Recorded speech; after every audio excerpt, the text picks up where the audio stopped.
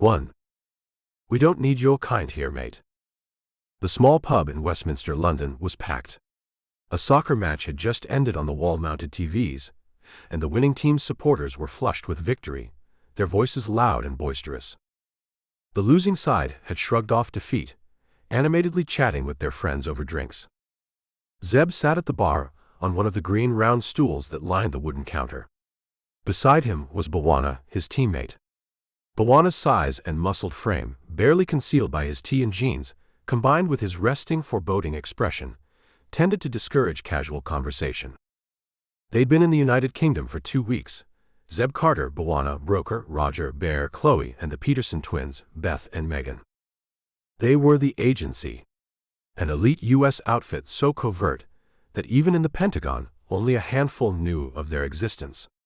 Around the world, even fewer. Zeb was the lead agent, but there was no hierarchy within their team. They operated as a unit. More than colleagues, they were close friends. Family. Zeb, Bwana, Roger, and Bear were all former Special Forces operatives. Broker had been a ranger. Chloe came from the 82nd Airborne. She and Bear were in a relationship that had endured and strengthened over the years. Beth and Megan didn't have a military background.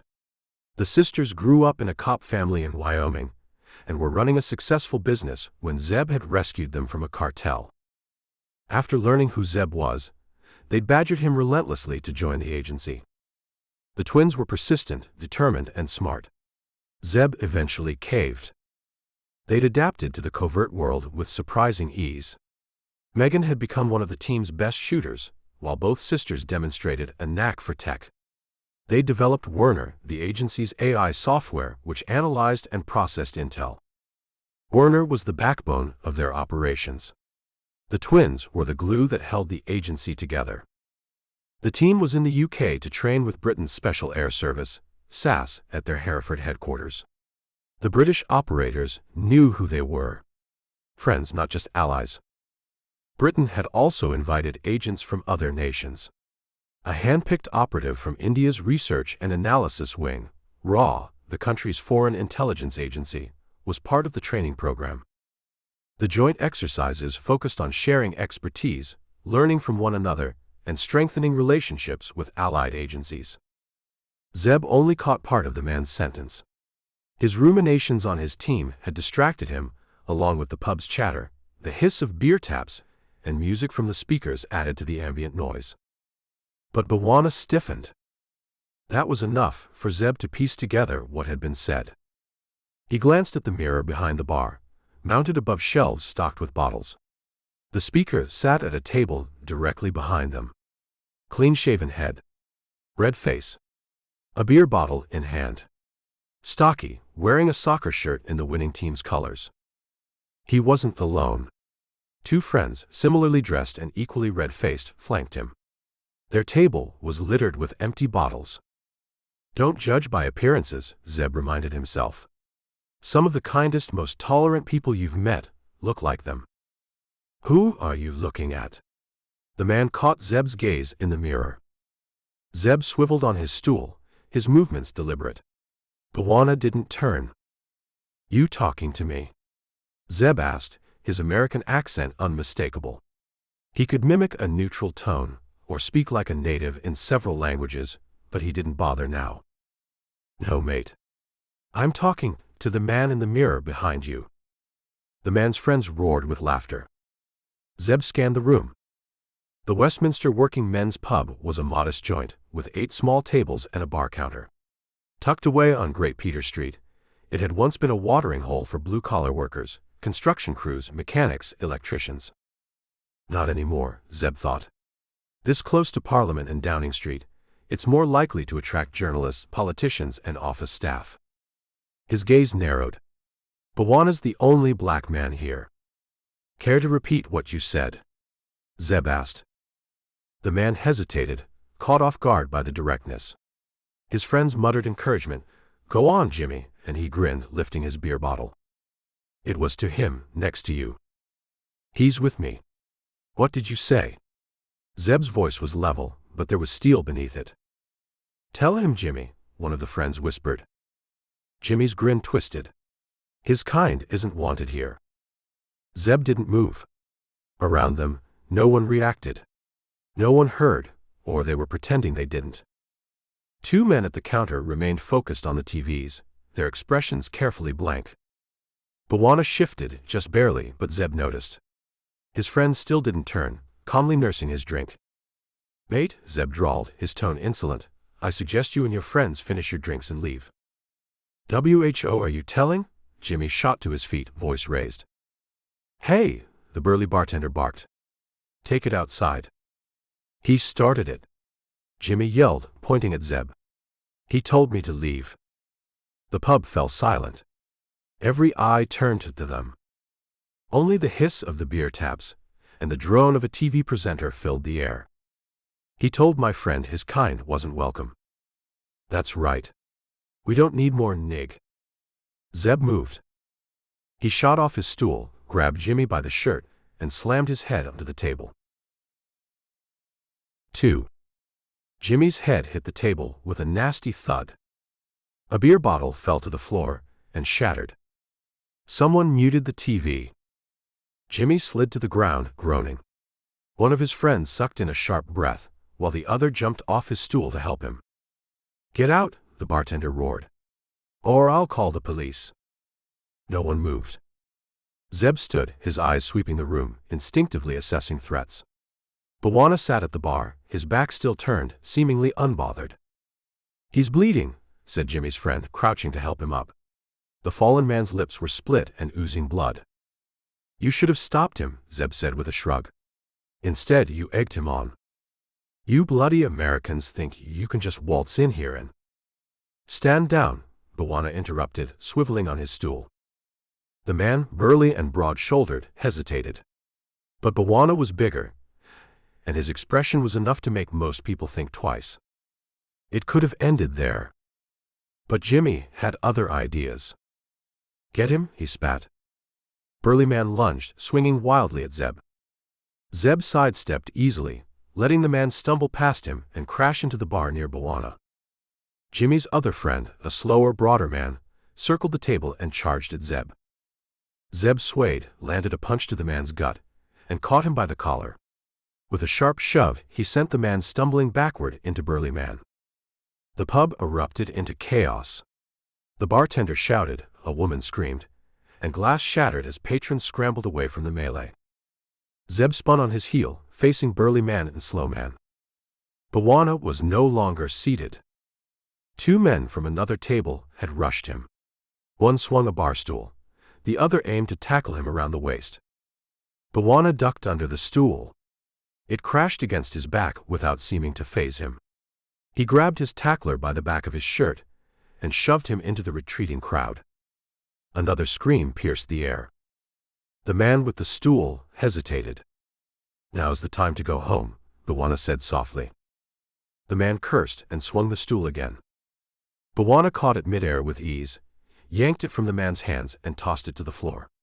He stepped forward menacingly, and the man stumbled back, tripping over a chair and landing flat on his back. Jimmy, still clutching his mouth, grabbed a beer bottle from a nearby table, smashed it against the edge, and lunged at Zeb. Zeb caught the movement in his peripheral vision. He turned, grabbed Jimmy's wrist mid-swing, and slammed it against the bar's edge. The broken bottle clattered to the floor. Jimmy howled in pain. The bartender's voice rose above the din, yelling useless threats. Burly man and stool man charged at Bwana again, while the rest of the patrons pressed themselves against the walls. Zeb's instincts kicked in. Years of training and experience took over. He twisted Jimmy's arm behind his back, pinning him face first against the bar. "You're done." "Let it go," Zeb said evenly. Jimmy groaned and lashed out with a kick. Zeb responded with a sharp knuckle punch to his thigh. The thug slapped the bar in surrender. Zeb released him and stepped back. Bwana was now holding both attackers by the neck. The men squirmed and struggled, raining punches on him that seemed to have no effect. With a grunt, Bwana shoved them away. They staggered, crashing into tables and chairs before collapsing in a heap. Outside, the bartender bellowed, "I'm calling the police." Zeb raised his hands in mock surrender and headed for the door. Bwana followed. They stood shoulder to shoulder on the sidewalk, ready in case the fight spilled outside. "You shouldn't have started that," Bwana growled. "There will never be a time when I, or any of us, don't respond to that. Aggressively. Not here, not anywhere." Bwana's lips twisted briefly. He bumped fists with Zeb. The pub door burst open. Jimmy, Burly Man, and Slow Man charged out, limping but determined. Zeb and Bwana stepped apart, a tactical move to split the attackers. Zeb curled his fists. None of them is in any shape to fight. This won't last long. The street behind them reflected in the pub's window. Cars passed. The sidewalk was momentarily empty. Just two lethal operatives against three thugs. Not even a contest, Zeb thought. "Stop." The sharp voice cut through the air. Jimmy and his friends skidded to a halt. Zeb saw the new arrivals in the pub window's reflection. Two men, casually dressed in t-shirts and jeans, both clean-shaven with buzz cuts. "You had to spoil the fun," Bwana muttered, turning to face them. Captain Jack Thornton grinned. Behind him, Sergeant Mike Harris gave Zeb a mocking salute. Zeb relaxed. 4 against 3 racist thugs. The odds had just become laughable. Jack and Mike were part of E Squadron, a British paramilitary unit as shadowy as Zeb's own organization. They were among the best of the best, drawn from SAS and the Special Boat Service. "We heard about the disturbance," Jack said, catching Zeb's raised eyebrows. "We were in Westminster. Not far from here." Zeb nodded. They must have picked up the bartender's call to the police. "Disturbance?" Mike chuckled. "That was a proper brawl, mate." "A proper brawl would have leveled the pub," Bwana said in a mock British accent. Before the Brits could respond, a police cruiser pulled up. A woman officer stepped out, followed by her partner. They surveyed the scene. "Sir," she began. "Officer," Jack interrupted, leaning in to whisper something in her ear. She frowned, glanced at Zeb and Bwana, and spoke into her radio. A moment later she hung up, her expression unreadable. "Sir, I could arrest you for a public order offense," she said sharply. "We apologize, ma'am," Zeb replied respectfully. "Arrest them," Jimmy shouted, pointing at Zeb. "He hit me." "You'll be arrested too, sir, for a hate crime. Do you want that?" Jimmy cursed under his breath, muttered to his friends, and limped away. "2 more men attacked us," Zeb said, recalling Stool Man and the other tackler. "They're inside. Doesn't look like they're with Jimmy." The officers went into the pub and emerged several minutes later. "You're lucky you have witnesses," the woman told Zeb. "No one wants to press charges. The bartender doesn't want to see you again." When the officers left, Bwana turned to Jack. "What did you tell her?" "Gratitude," Mike said, rolling his eyes. "You Yanks ever heard of that? You could say thank you." "Manners," Jack added, shaking his head. "Americans never had them." Zeb grinned and gave an exaggerated bow. "Thank you, Gov, for rescuing our sorry asses." Jack wasn't smiling when Zeb straightened. His eyes were on the pub's TV, visible through the window. "We heard it over our comms. Why the brawl started." The screen replayed footage of riots in Yorkshire. Masked men hurled flares at a South Asian-owned grocery store. "Riots escalate in Yorkshire," the banner read. "That's not us," Jack said quietly. "That's not the country we are." "I know," Zeb replied. 3. "You're heading back to base?" Mike asked. "Yeah. In a while." Zeb glanced through the pub window. It was back in business, the bar crowded with people who seemed unfazed by recent events. "Stay safe, mate." Jack clapped Zeb on the shoulder. "See you there." "We'll be in the bar." Zeb nodded. Bwana alongside him, as they left the pub and headed toward their parked SUV in Smith Square, just a few minutes away. Westminster was quiet. The few pubs and restaurants were busy, but the streets weren't as lively as London's main tourist hubs. Zeb zipped his jacket to his chin and shoved his hands into his pockets. Late winter in London. Cold. The morning drizzle had left puddles glinting under the streetlights, and damp leaves plastered to the sidewalk. Bwana moved silently next to him, a shadow in the dim light. The two instinctively stuck to the darker parts of the sidewalk as they walked. When they reached the SUV, Zeb unlocked it with his key fob. The vehicle was a converted Land Rover, fully electric. Its original engine and interior had been replaced with a state-of-the-art battery pack and custom modifications. Like every agency vehicle, it had an impact-resistant steel body, run-flat tires, armored glass, embedded cameras, wireless communication systems, and a host of other features hidden beneath its exterior. Beth and Meg did one heck of a job, Bwana said, sighing as he slid into the passenger seat. Zeb nodded. The twins, who handled the agency's logistics and equipment, had taken charge of the electrification of their fleet over the past few years. The agency maintained caches of vehicles in major cities worldwide, stored in garages run by trusted veterans. In cities like London, we've got multiple garages. Gas-powered options too, just in case. Zeb fired up the vehicle. I miss the growl, Bwana muttered, pulling a face. There are sounds. Zeb nodded toward the dashboard as he navigated them out of the street, following the map on the screen. Fake ones. This vehicle has speed, range, terrifying acceleration, and every toy we've ever built into the older models, plus some new ones. And you're hung up on sound. Bwana threw up his hands in mock protest, but said nothing more. The SUV glided silently through the damp streets. They passed Trafalgar Square, and then Piccadilly Circus, where brightly lit billboards illuminated the large crowds gathered around the central statues. London's Times Square. Smaller. Cleaner. Zeb slowed the vehicle as tourists crossed the street without a care for traffic. What's on your mind, Jimmy? Bwana asked, breaking the silence. Why did he pick on us? Zeb kept his focus on the road. Bwana grinned, flashing his teeth. He picked on me. You escalated it. He was drunk. Probably a racist. And like most racists, he'd deny it. People like him are everywhere. We've dealt with them before. What's bothering you? Zeb didn't answer immediately. They turned onto Regent Street, lined with upscale shops.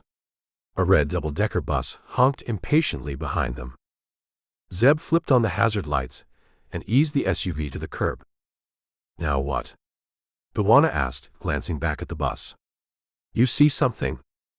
I'm thinking. He's thinking, Bwana said, rolling his eyes. About what? What if Jimmy wasn't random? Bwana frowned, considering it. You mean he specifically targeted us, me? Which would mean he knew who we are and was following us. No. Jack, Mike, and their troop know who we are. The rest of the training team thinks we're regular U.S. Army. Mira's the only other outsider in our group. No way Jimmy knew. Mira Ranganathan. The raw special agent. A close friend. The agency team had worked with her on missions in India. Maybe. Maybe not.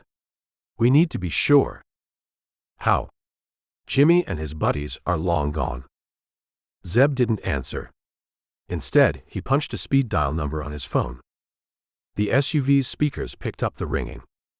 We're busy, Beth answered. Doing what? Zeb asked. Beating Mira, Terry, and Curtis at blackjack.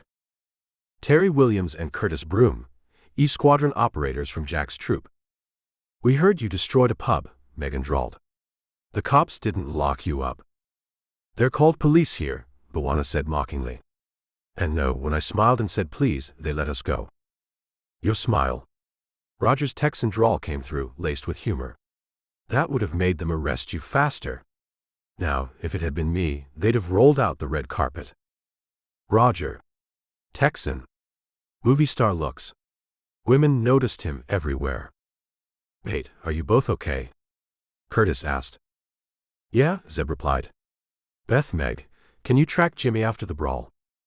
Why? Megan asked, suspicion lacing her tone. Zeb thinks it wasn't random, B'Wana said, exasperated. The twins went quiet. Murmurs filled the background before Megan's voice came back, louder. Beth and I are in my room. Hold on. Let's fire up our screens. Zeb scanned the street through the rearview mirror. Traffic flowed steadily past. An Apple store on their left was crowded with customers testing out devices.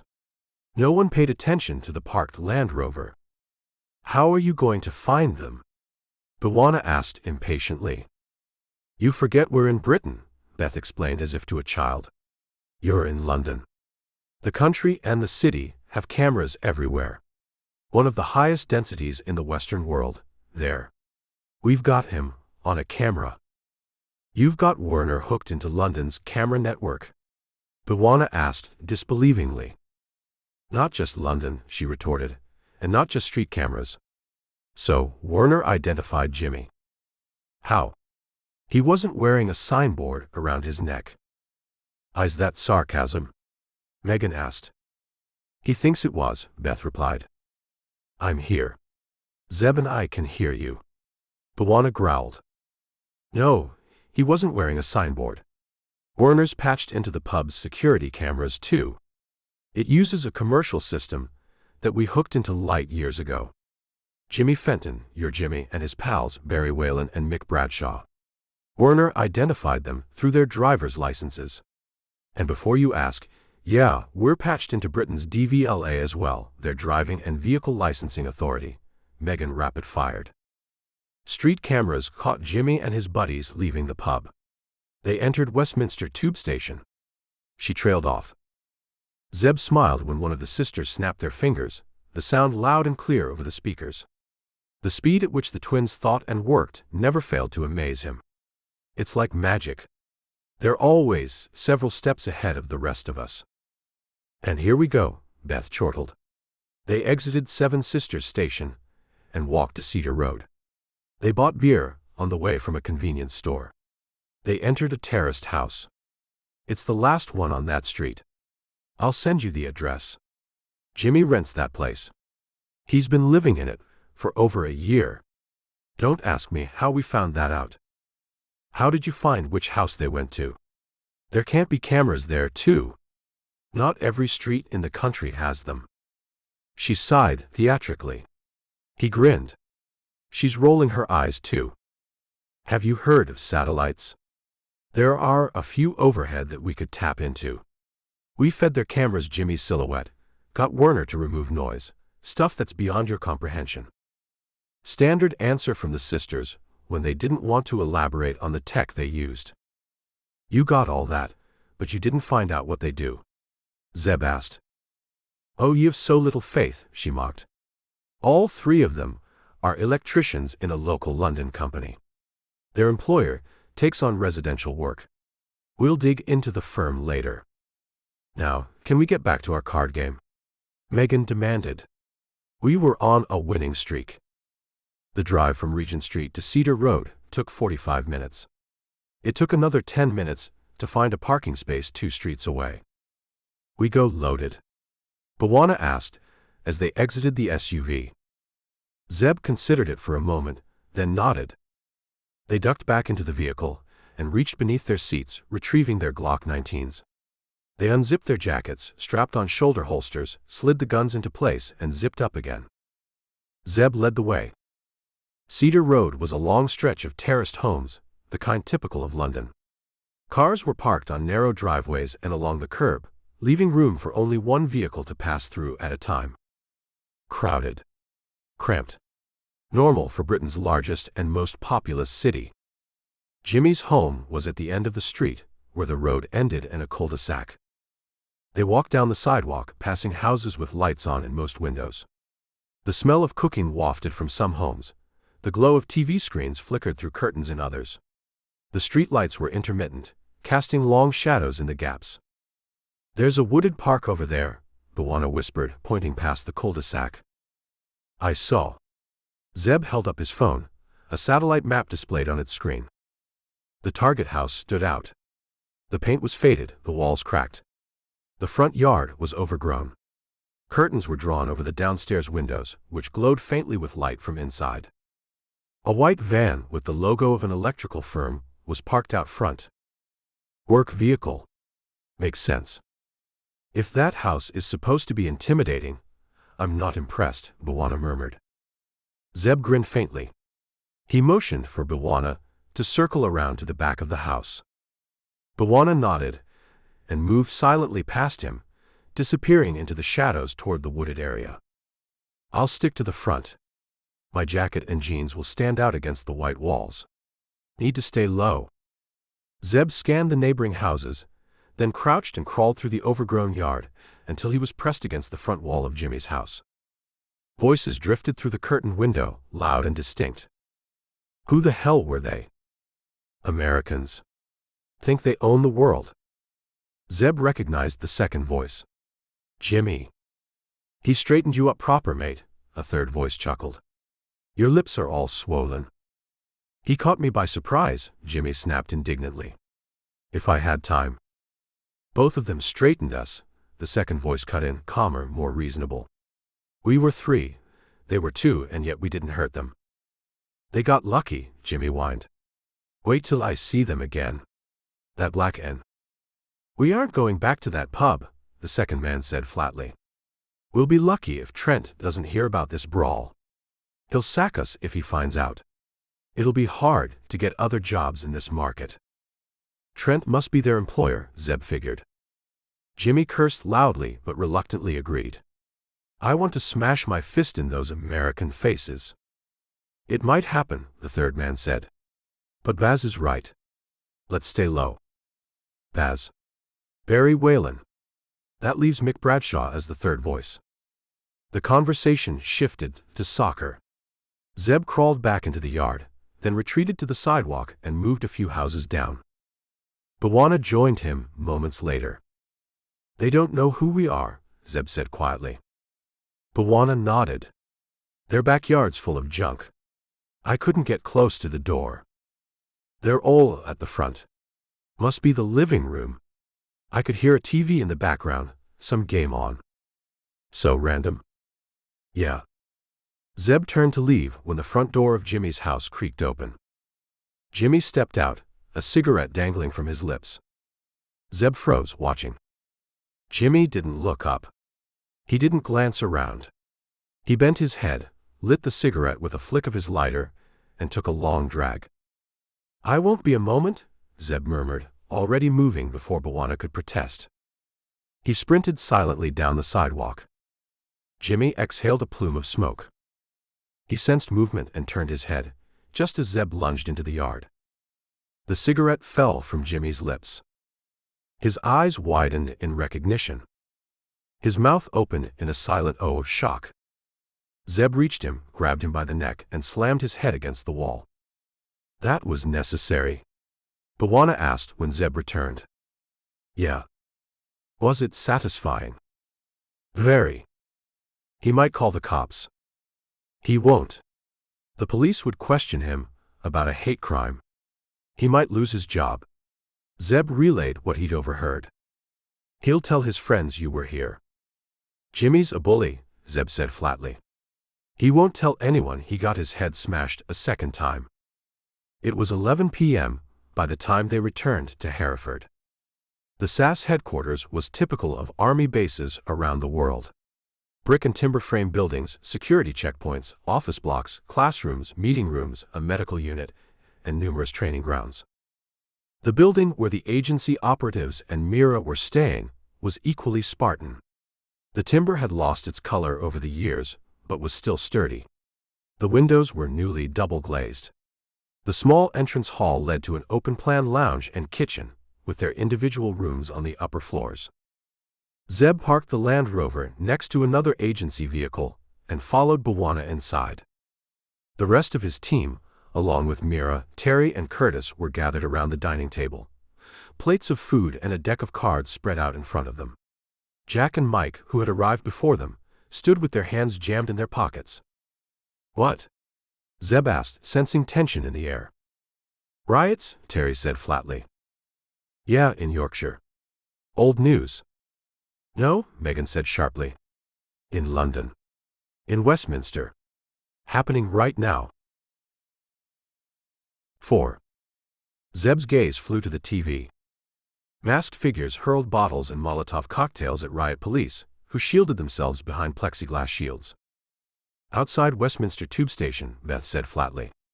Several groups came out dressed in soccer shirts and then started swearing, cursing the police, anyone who looked like an immigrant. A fight broke out when a woman screamed back at them, and then this. She nodded at the TV. Those bottle bombs, Bwana rasped. They didn't manufacture them on the spot. They came prepared. Scumjack snarled. They ought to be locked up and the keys thrown away. We don't have enough prisons for all of them, mate, Mike responded, no humor in his voice. These must have erupted on our way back, Zeb said, as he took an apple from a fruit basket, polished it against his thigh, and bit into it. Yeah. You were already on the way back, Chloe said, huddled next to Bear, a big silent presence. We didn't think it was worth warning you. Even as they watched, a woman police officer lost her footing, and rioters were instantly on her. Her thin screams were lost in the background noise. The other officers surged forward to rescue her, and the tight human barricade that contained the thugs at the tube station broke. Isn't the station closed? Zeb asked sharply when more men spilled out of the building to join the vandals. To the left of the station was Westminster Bridge across the Thames. The street in front of the station led down to the Parliament building. 10 Downing Street, the British Prime Minister's residence, was walking distance from the country's center of democracy. The police will try to contain these rioters before they get to those areas. Zeb crunched into his apple. It should be, Curtis said, his brow furrowed. Those men must have been hiding. Mira crossed her arms. Which means these people were organized. Don't the officers kettle rioters? Roger crossed an elegantly shod leg. Just because they were in the SAS HQ, participating in a grueling training course, didn't mean Roger had to ignore sartorial style. The Texan had on a white dress shirt, its sleeves folded neatly to his elbows. It was tucked into his jeans with a belt that sported a Texas Longhorn on its buckle. Somehow, it worked with the rest of his attire. Kettling, Zeb frowned. Police contain protesters in a narrow space. They use vehicles and barricades for perimeters. The practice had its critics, but it was used globally by law enforcement. They do, Terry said. They might not have had time. Look, they've blocked off the street. These goons can't get to the critical buildings. He pointed to a line of cruisers and tactical vehicles racing up and parking crosswise. What's behind these protests? Broker asked, filling coffee mugs from a bubbling kettle and handing them out. Thugs don't need a reason, Mike burst out. Looting and violence is all they know.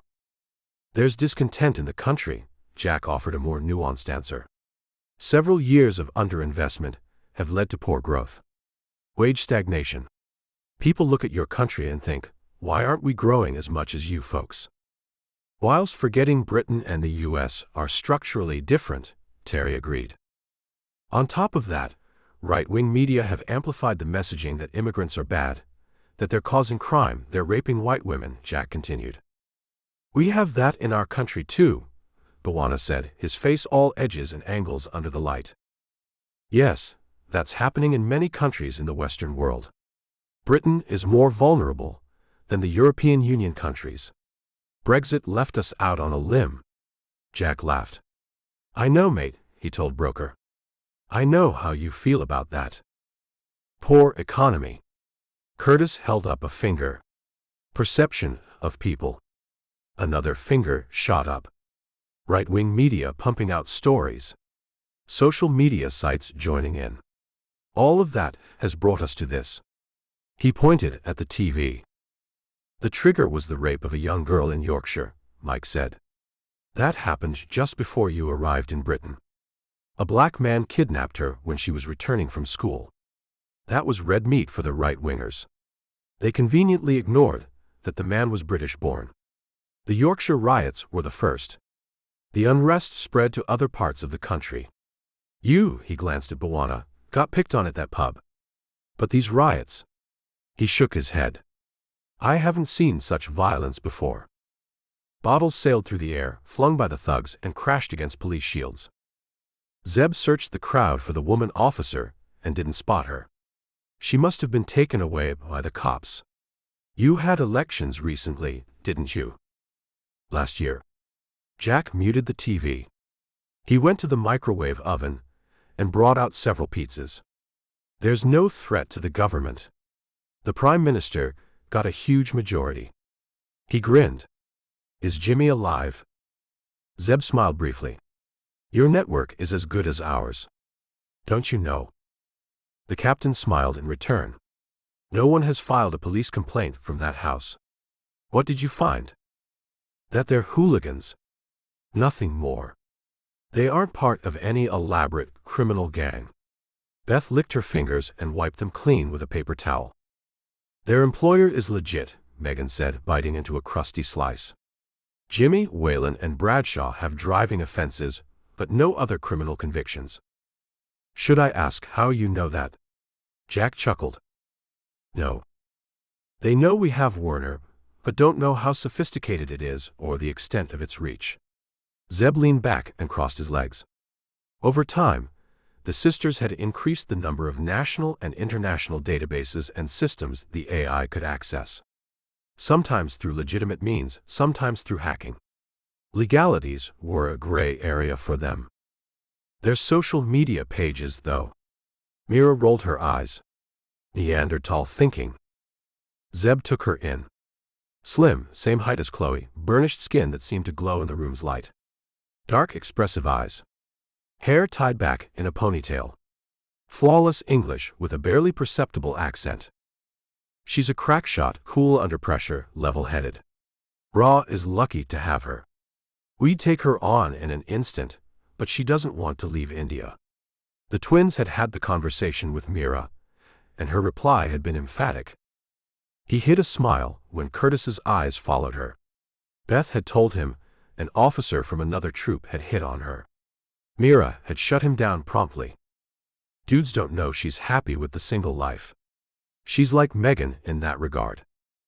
Zeb was washing his plate when his phone buzzed. He wiped his hands on his jeans and brought it out. He froze when he saw the message. Riots close by. Not sure if police can contain them. He hurried to the TV and raised its volume. More riots have broken out on Albert Embankment. Police are struggling to contain the violence. The thugs appear to be well armed with flares, tear gas. Zeb muted the TV after a moment.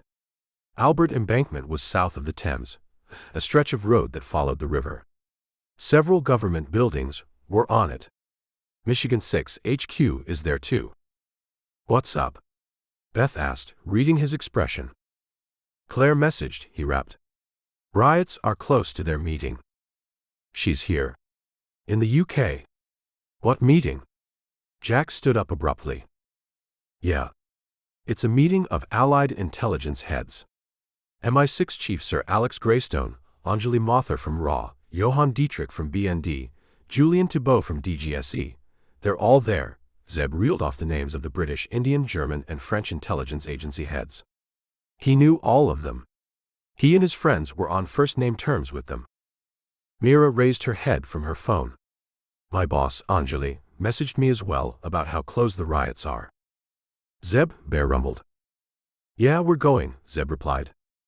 You can't go just like that, Mike protested. Where's this meeting? If it's in the MI6 building, that's one of the most secure ones in the country. That's the problem, Broker said, picking up all the dirty plates and taking them to the sink. He rinsed them quickly and placed them in the washer. It's in the one next door. Another government office. I know that one. Jack frowned. Civil services offices. Various departments in there. There's a shared alley. Why did they pick that? It doesn't have the kind of security MI6 has. Deliberately, Zeb said. Alex wanted to avoid any publicity.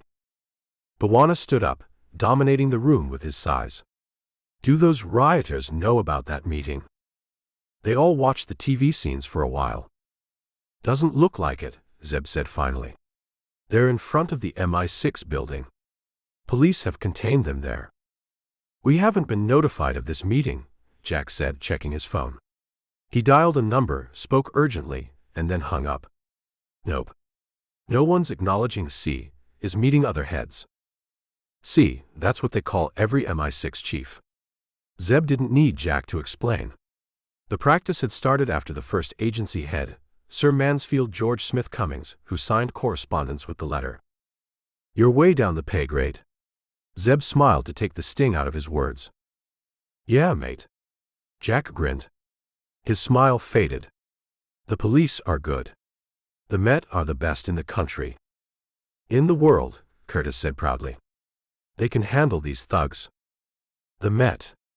London's Metropolitan Police. The largest police force in Britain. Many countries modeled their law enforcement organizations after it. I'm sure they can, Zeb said. But we'd like to be there. We can't risk telling the police about you, Jack warned.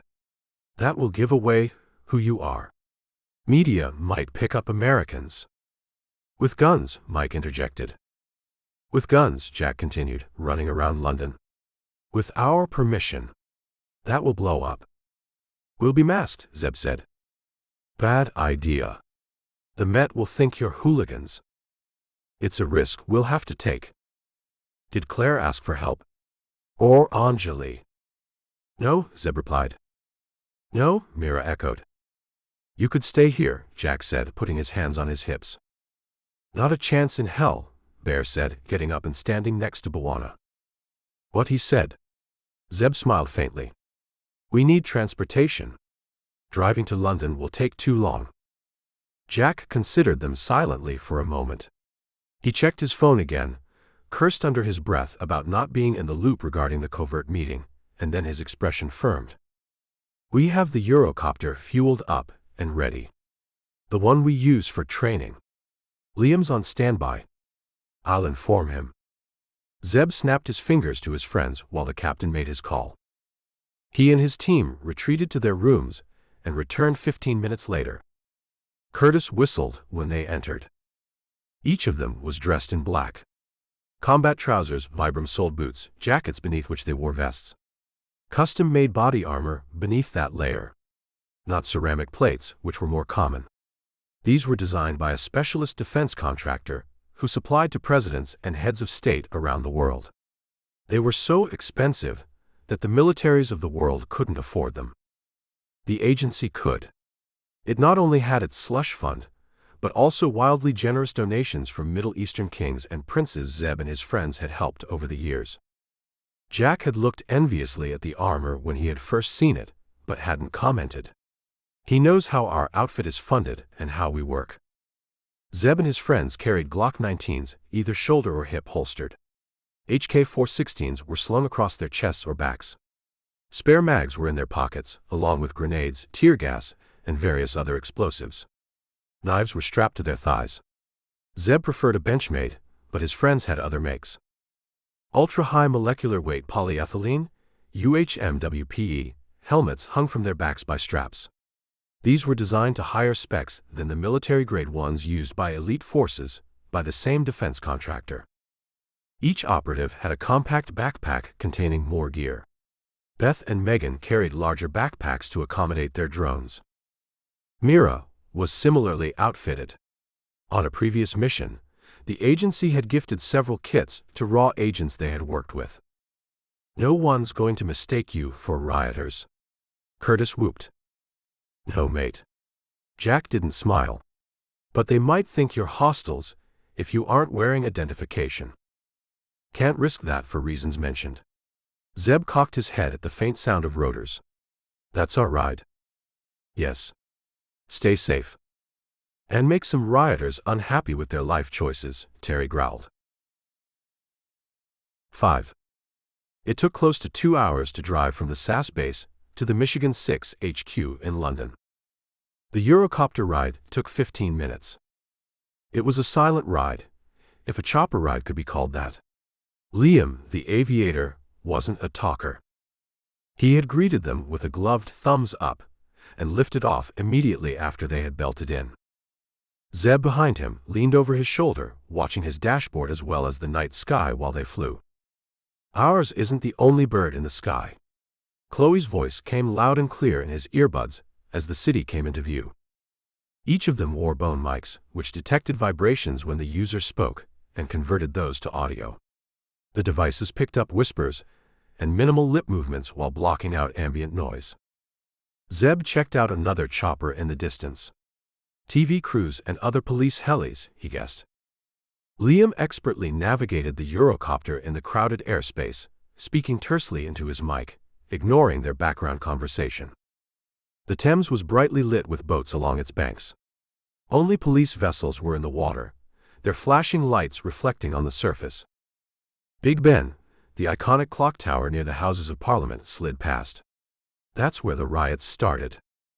And then Albert Embankment came into view. Masses of rioters, illuminated by flashlights, seething, heaving, flinging bottles, flares, and missiles at the police who had surrounded them and the buildings. The MI6 building had the maximum security. Zeb could see armed officers among the law enforcement cordon, and thought he spotted snipers in the building's windows. "I can't take you down." Liam pointed to the street. "Trees. We'll rappel down. It's just over 20 feet. No trouble." Zeb unbuckled himself and went to the sliding door. He uncoiled a nylon rope strapped to the helicopter's walls and fastened one end to the purpose-built hook. Bawana did the same with the second coil. Liam swore. Zeb glanced back as a flaming bottle arced up from the rioters. The missile didn't reach them. "I'm not going to risk getting hit," the aviator said tautly. "An E Squadron heli going down in the Thames." "A bottle will bring it down," Chloe challenged him. "It won't, but our bird is drawing attention." Liam gestured at his headphones. "We'll be out in a moment." Zeb swung back the sliding door, bracing himself against the rush of inward air. Liam was good. The Eurocopter stayed steady, despite the sudden buffet. Zeb got thumbs-ups from his friends, all of whom were standing. He gripped the nylon rope in his gloves and swung off and out into the dark. Air streamed past his face. Sounds and smells hit him. The continuous wail of police sirens. The roar of the rioting mob. The swap of the chopper's rotors, and then he was on the ground, landing nimbly, stepping back to guide Broker down. The second nylon swished as the twins slithered down fast and helped Mira. 5 seconds later, Zeb circled his forefinger in the air. Liam, a dark shadow barely visible in the cockpit, winched up the nylons, and the Eurocopter swung away into the night and disappeared. "Go." Zeb pulled a mask over his head and sprinted down Albert Embankment. They were 300 yards behind the police. The MI6 building was ahead of them, to their 11 o'clock. Other buildings to their left. The Thames on the right. A voice shouted at them. An officer from a police boat. Zeb ignored the command, his boots landing solidly on the pavement, finding purchase, powering him onward, his eyes taking in everything. The police cordon grew closer. A pale building next to the CIS one. That's where the meeting is being held. It was some distance away from the mass of contained rioters. There must be more than 200 thugs. But even as he watched, the mob surged, chanting, yelling, cursing, and broke through the human barrier. The police reacted instantly, using their batons and shields to capture and contain, but they couldn't control all of them. Several men scaled the gate to the meetings building. "Zeb!" Beth yelled. "I see it," he said tightly, putting on more speed. A pale-faced officer, a woman, looked around at their pounding and yells. The operatives were less than 20 feet away from the back of the police cordon. Which doesn't exist anymore, Zeb thought grimly as more rioters limped toward the tall gates. "No!" he shouted when a rioter loomed over her, bottle raised above her head. She sensed the danger and started spinning around. The bottle swung down. Zeb dove at the officer. He turned his head to flatten the side of his face against her shield. She went down under his weight. The bottle landed on his back. It broke against his backpack. He jammed his left palm on the ground and punched the rioter in the belly. He rolled away from the officer, took a second to confirm that she was rattled but unhurt, scrambled to his feet, helped her up, and shoved her back toward the other officers. "Stop!" one of them roared. "We are SAS." Zeb yelled back and lunged toward the gate where a burly man was swinging a leg over the fence. He yanked the man down and knocked him out with a punch. He zip-tied his hands to the metal gate while his team vaulted over it. "Stop. Identify yourself or we'll shoot." An armed officer, kneeling, his rifle pointed straight at the agency team. The marksman was surrounded by other officers, creating an oasis from which he could take his shot. "We are special forces." Zeb got to his feet.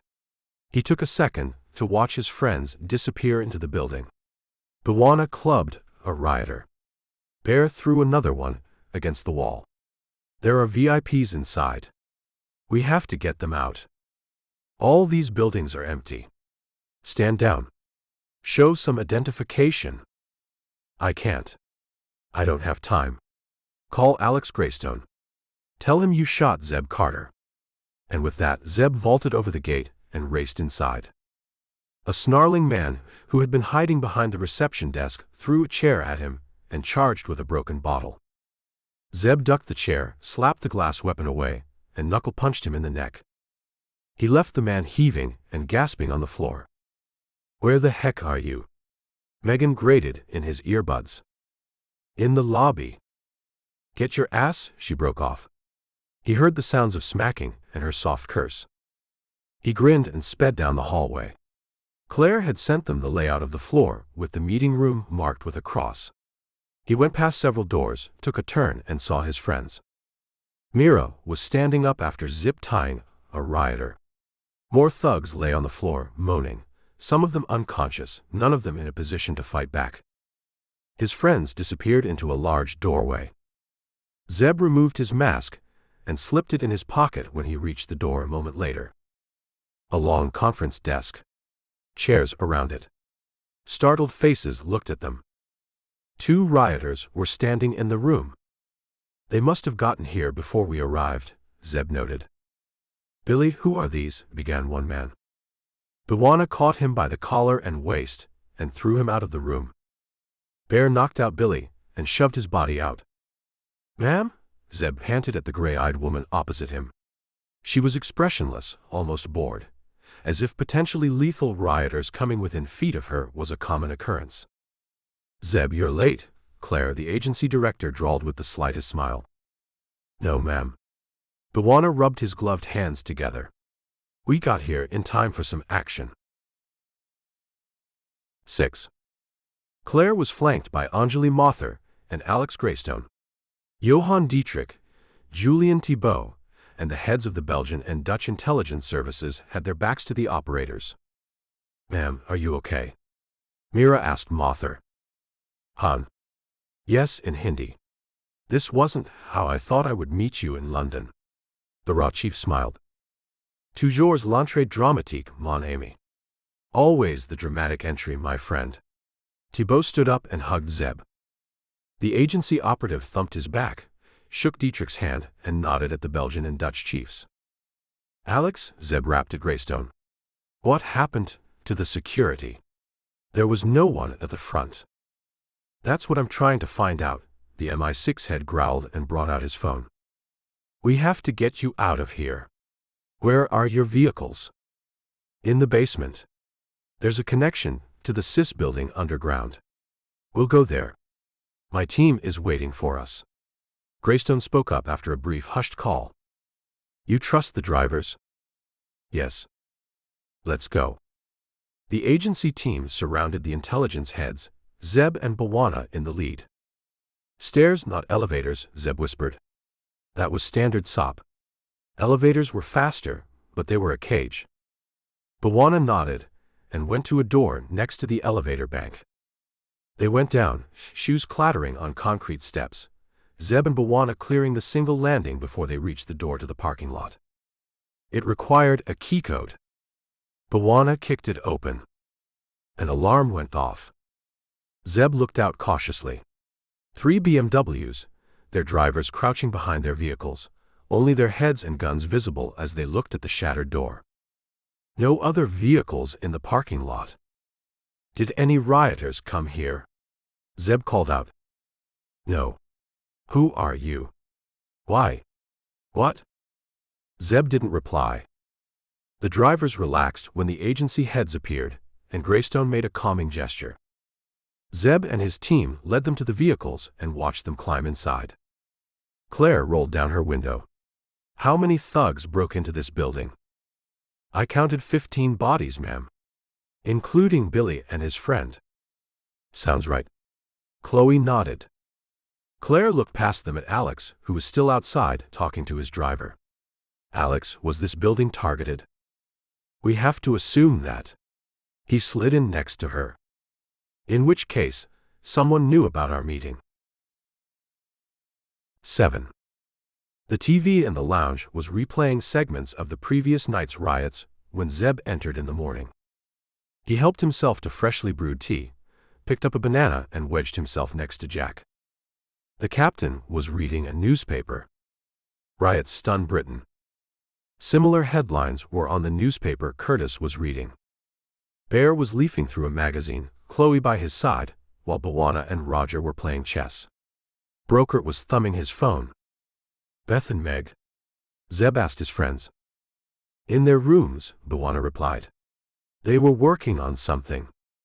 Anything new? Zeb asked Jack. That's going to play the whole day, the captain growled at the TV. Analysis, blame from politicians. Several thugs have been arrested. Their backstories will be on the front pages for weeks. Welcome to Britain. Terry raised his mug in a mock toast. We promise you riots. And gray skies and rain. Mike chuckled. How did you escape getting shot at? Curtis refilled his tea and sipped noisily. Luck. Chloe shrugged before Zeb could respond. Zeb said we're SAS, our gear checked out. Did anyone call you? No. Jack folded his newspaper neatly. Maybe the room got a verification call. No one bothered me. The room was the SAS command center in a nearby building. A high-security property from which operations were managed and monitored. It was permanently staffed by senior officers and several analysts, with a vast array of screens connected to various camera feeds, satellite images, and law enforcement agencies across the country. It had satellite comms to just about every country in the world, all powered by supercomputers. No windows. A permanent electronic shimmer from invisible sensors defeated acoustic surveillance. Drab paint on the outside made visitors think it was just another office. Webbing, camo covers, water tanks, and pump sheds on the roof hid arrays of antennas. Satellites and passing aircraft saw it as a rundown building from above. Even Beth and Meg were impressed by it when they first saw it, Zeb mused. He was rising to get a beverage refill when the twins burst into the room, Mira trailing behind them. Beth's eyes were sparkling. Her sister looked amused. Mira was smiling. The younger twin cleared the table of mugs and spread several phones on it. No thanks, Roger drawled. I'm not buying. I'm happy with my phone. No one laughed. What are we looking at? Zeb asked. Phones, dumbass, Beth snarked. We gathered these from Billy and his friends. And then they ran them through your Werner. Mira crossed her arms. Werner. Terry raised an eyebrow. Our AI software, Warner rumbled. Yeah. I was watching. I didn't understand what they were doing, but it looked cool. Mira grinned. And this phone? Beth held up one that was scratched. Guess where its last location was? 10 Downing Street. Jack asked. She made a rude sound. One more try. Just tell us, Broker groaned. Jimmy's. Zeb put his cup down. He frowned. That thug from the pub. Yeah. We checked him out. Bawana scowled. He seems to lack the smarts to organize riots. Zeb got up. Where are you going? Jack asked, surprised. To question Jimmy. Bawana broke into a grin. Bear cracked his knuckles, stretched, and rose too. Hold up, the captain said sharply. The police are already working this. They'll interrogate whoever they arrested at Westminster. They'll follow the trail. You could let them handle it. We sent them all the phone's data, Beth chimed in. Let them do their job, Mike agreed. We aren't stopping them, Zeb said. But we aren't waiting either. It can't be a coincidence that the rioters targeted the intelligence summit. How did they know about that building? Billy didn't know who the agency heads were, Roger reminded him. He didn't, but someone might have directed them there. The Met, Terry began. Are good. Very good. I accept that. But they have to follow procedures. Zeb trailed off. Can I tag along with them? Curtis asked Jack. No, mate, the E Squadron leader sighed. We don't operate the way they do. You know that. Zeb. Yeah, the American responded. Try not to kill anyone. Yeah. And let the police know. We will. After we finish. Zeb was in the lead Land Rover moments later, Megan in the shotgun seat, Beth and Broker behind them. The rest of the operatives and Mira were in the second vehicle. All of them were casually dressed, jeans, tees, shirts, and tops with their armor beneath. Custom tactical jackets designed to look like informal wear. Only their boots gave away that they were probably not on a London tour, but everyone in the SAS HQ wore boots, and no one gave them a second look. It was just over an hour from their base to Cedar Road. Broker hummed softly, occasionally pointing to the wreckage left by the rioters when they entered London. Broken store windows, discarded placards, police cruisers, shattered bottles that cleanup vehicles were gathering. War zone, he said. Not quite, Zeb thought, but for a city like London, close enough. He tried to make sense of Jimmy's connection to the rioters and how they had figured out the intelligence chief's summit, but gave up after a while. Jimmy will tell us. His lips tightened. The twins were on their screens, murmuring rapidly to each other, with Mira bobbing her head to a tune on her headphones. You can sense the worry. The raw agent pointed to an old couple huddled at a bus stop, reading a newspaper. No comment was needed. They parked 2 streets away and split up in 2s and 3s. Zeb and Megan were in the lead, Mira and Beth several feet behind, while the rest of the team were even farther back. Beth had launched a drone as soon as they parked. The UAV was unlike any commercial or military model. Stealth paint coated. Semiconductors that altered its surface color to match the background, blending it effectively with the surroundings. The motors and rotors were noiseless, even at very low levels. Ultra HD cameras, thermal imaging, cell phone signal detectors and jammers, infrared sensors. The drones were made exclusively for the agency by a small defense contractor in California. The design patent was held by the covert outfit. The UAVs had extra long-range batteries that gave them several hours of flight, and with Werner in their kernel, they had smarts that even very few military drones possessed. The younger twin had her phone in her hand, watching its feed, making it look like she was scrolling through social media posts. Looks empty, she called out in their comms. The curtains are drawn tight.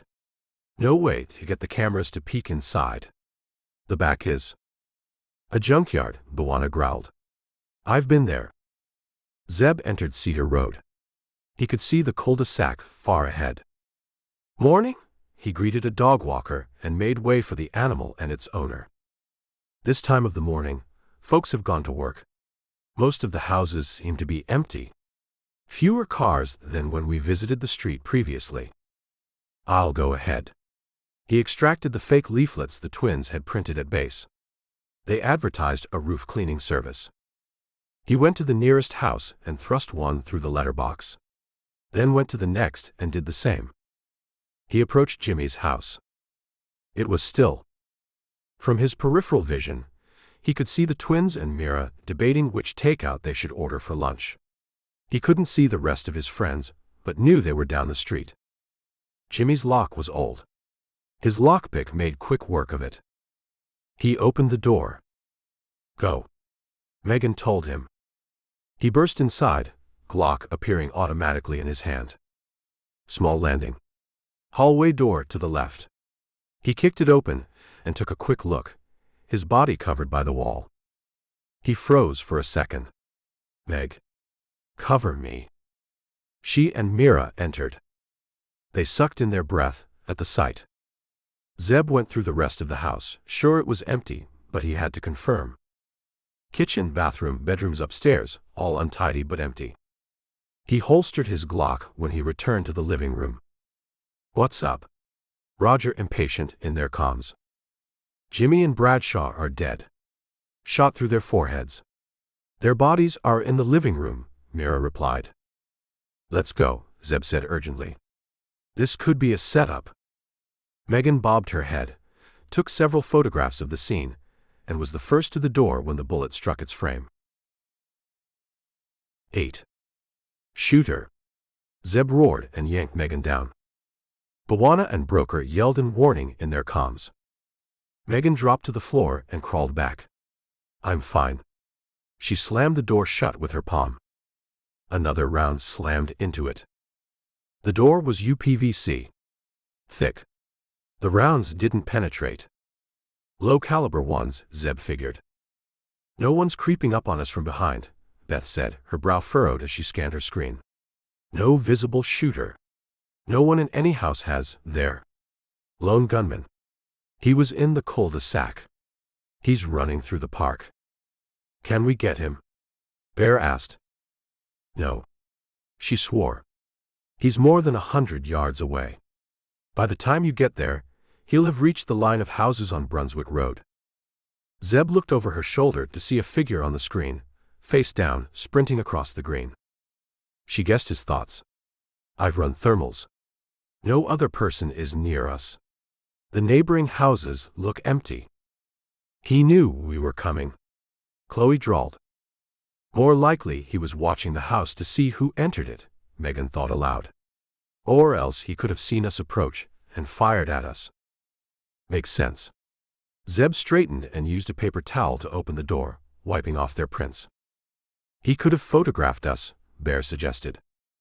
"We're all wearing our shades. Our collars are high. His photographs will be useless," Beth pointed out. Their Ray-Bans and custom jackets were counter-surveillance designed. The shades had LEDs that emitted infrared light to obscure facial features. Their jackets had strong anti-patterns that were visible only to surveillance devices and deceived them. Standard gear for them when they were out and about, designed to prevent their being captured and tracked by AI devices. Which are everywhere these days, Zeb thought grimly, as he led them out of the house, their heads down. "No police have arrived. Looks like no one heard the shots," Beth announced when they were in their vehicles. "Call them," Zeb suggested. Anonymous tip. Their forensic team might find something. "Could the shooter have killed the men?" Chloe queried. "Possible," he said as he drove out of the neighborhood. "But that gunman looked amateurish. The two men seemed to be killed by a professional. No signs of a struggle. Clean shots to the forehead." "Two men," Bear echoed. "Yeah. Jimmy and Bradshaw's bodies are in the house. Waylon is missing. He could be the shooter. He could be cleaning up," Mira said tightly. Zeb's lips thinned. "We won't know until we find him and ask him." 9. Back in Hereford by afternoon. They were gathered in the lounge. Jack and his team listening to Megan's breakdown. "I was monitoring the police chatter," the captain said. "The Met took over the scene. They have sealed Cedar Road. Initial reports." He shrugged.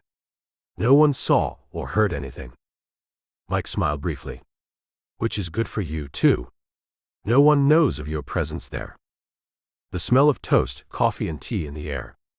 A chair creaked under Bawana's weight, while Bear chewed on an apple. Zeb looked out of the window. More buildings. A military truck passed, armed men jostling in its rear.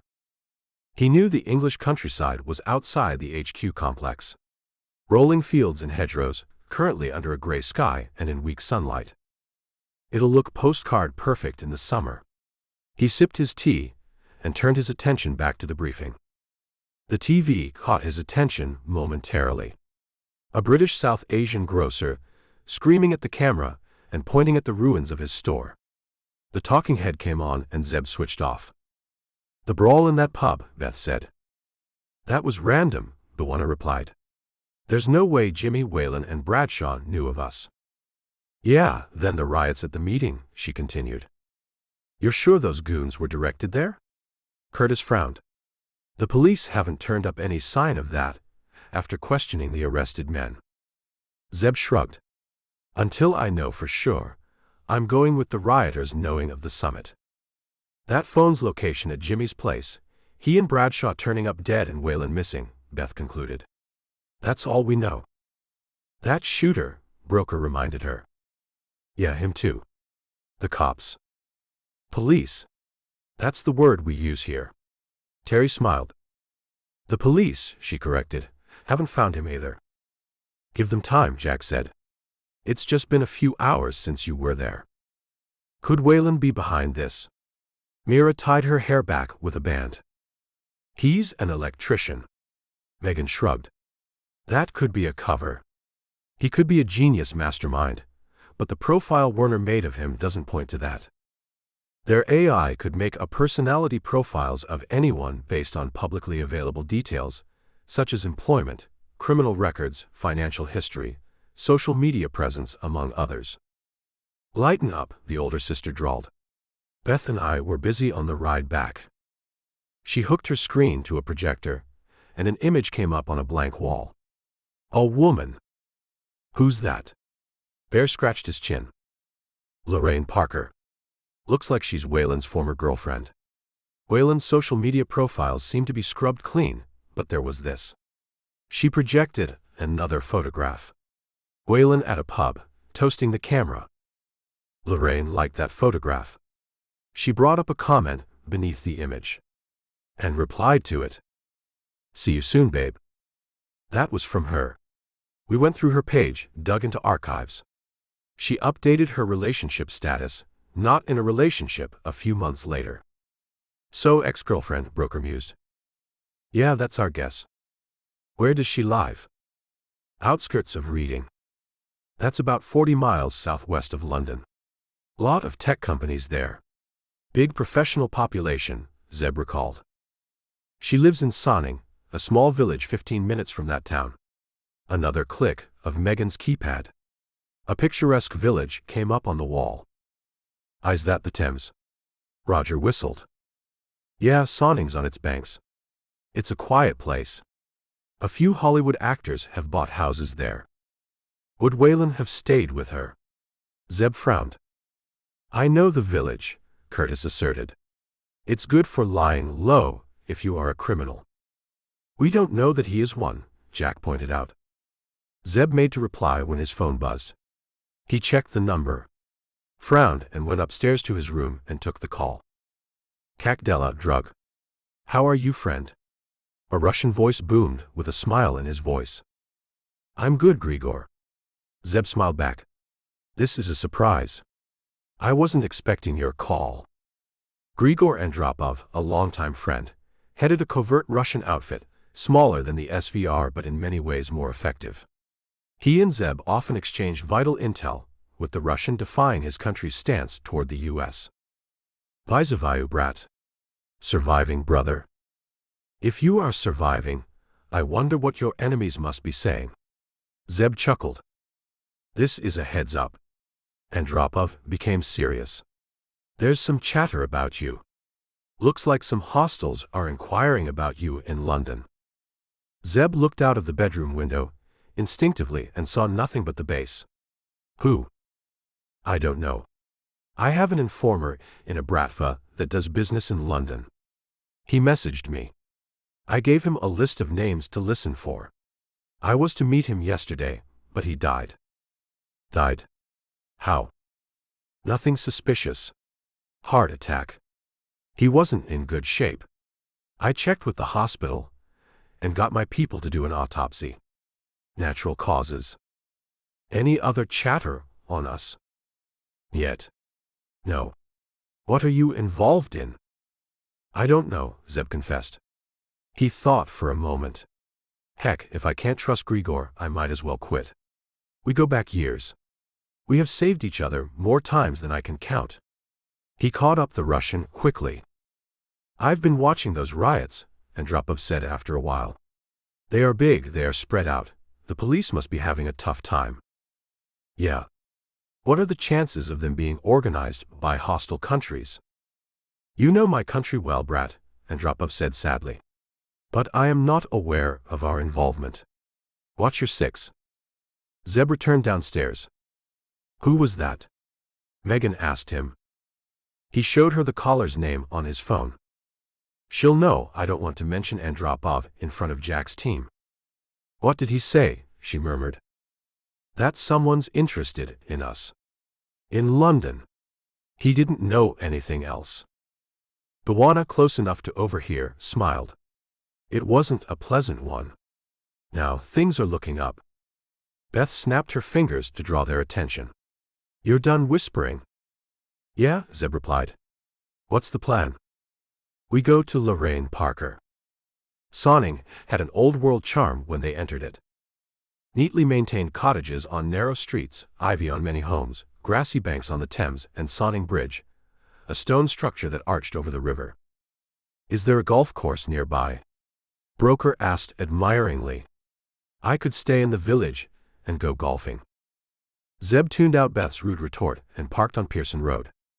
Tall hedges on either side of the street. Sidewalks that were empty of foot traffic in the late afternoon. Lorraine's house is the third on the left, Beth whispered. Zeb, the sisters, and Mira were proceeding to it. The rest of the operatives were in their Land Rover, 5 houses behind. Safer that way. If all of us went to her house, we would be noticed. Drones up, she continued. Her living room window is open. She's inside. Zeb unzipped his jacket for easy access to his Glock.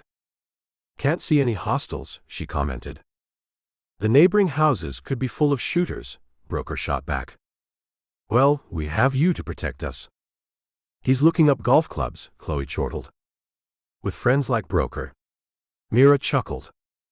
Zeb made way for the women to go ahead. Lorraine will be less suspicious of them at her doorstep. Megan went up the stone walkway in Lorraine's front garden and knocked on the door. Zeb stood behind the women and took the home in. Stone construction. Sloping tiled roof. Statues of owls in the garden. A dog barked somewhere in the distance. One of those villages where time stands still. A moment passed. Then another. The door opened. Lorraine Parker in its frame. Late 30s. Dark hair with purple stakes. A piercing in her left eyebrow. Yes. Lorraine Parker. Megan smiled. Who's asking? Her eyes swept over the twins, Mira and Zeb. We're looking for Barry Whalen, ma'am, Megan said. We're with the police. The older twin flashed an identity card that Jack had arranged for each one of them. Can we talk inside? Barry. I don't know him well. Has something happened? Incoming. Bear roared in their comms. Zeb heard the vehicle's growl. He pushed Mira, who slammed into the sisters. Megan stumbled against Lorraine, and then recovered. She got inside the house, shoved their host deeper in it, dragged her sister and Mira inside. Zeb spun around and dropped. Drew his Glock. A black van skidded to a stop in front of the house. Rifles protruding from its passenger window and sliding door. The shadows of masked men. Zeb landed on his left shoulder. He shot first. His round went wide, bouncing off the van's roof. A fusillade of shots slammed into the door, going over his head and kicking dirt in the garden. I've got to be their target.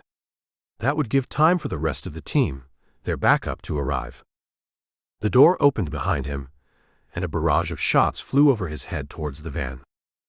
Get inside, Megan said tersely. No time. Zeb fired. A splatter of red on the windshield when the shotgun shooter jerked and slumped.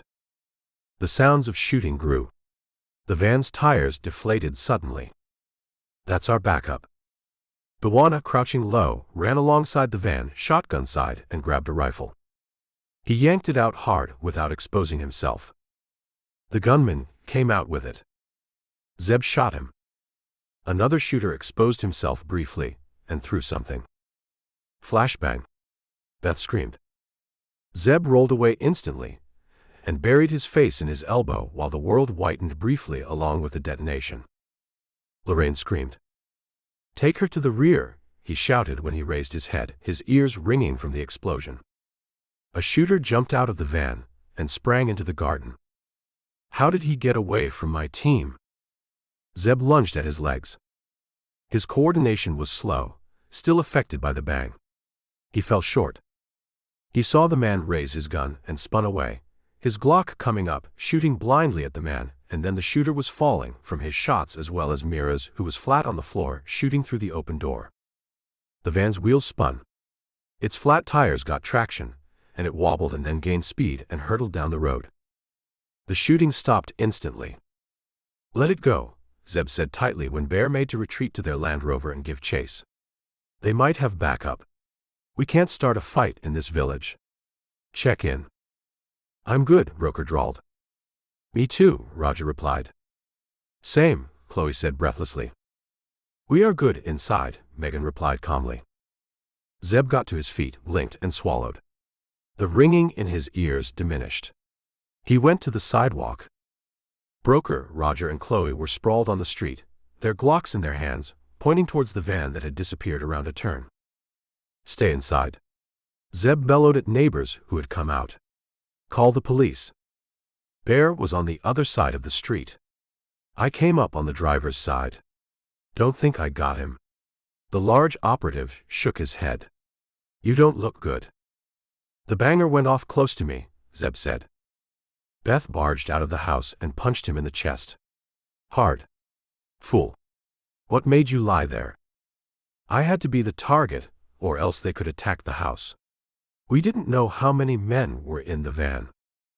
She punched him again and then hugged him hard. "Fool. It had lesser sting in it." "6, I think," Bawana rumbled as he eyed the man on the sidewalk. Zeb went to the man in the garden and kicked his gun away. "He's dead." "Where did the van go?" He wiped sweat from his forehead. "Out of the village. Out of range from our drone's cameras." Beth checked her screen. "How's Lorraine holding up?" "Let's check." Zeb followed her inside and gave a thumbs up over his head when Bawana said the rest of them would retreat to their rides. The inside of the house was cool. Mira was sweeping glass from the living room's carpet. From its shattered window, Zeb noted. Lorraine Parker was slumped on a couch, shivering, her hands jammed beneath her thighs. Megan brought her a glass of water. It splashed over her chin as she drank. "Who?" she stammered. "We don't know, ma'am," Zeb replied. "Lorraine, where is Barry Whalen?" the older twin asked urgently. "Those shooters might be connected to him." "I don't know. I'm not in touch with him. Ever since we broke up, we have no contact." 10. "How long did you know him?" Mira asked. Lorraine's shaking had subsided. She dabbed at her eyes repeatedly, her gaze flitting over each of them. "You are police?" "Yes, ma'am," Zeb replied confidently. "We've got to get answers out of her before the real cops arrive. They'll shut us out. They might even arrest us for impersonating police officers." He didn't know if the identities Jack had provided were genuine, and he didn't want to find out. More officers and the forensic team will be coming soon. "How long did you know Barry Whalen? Please tell us everything you know about him."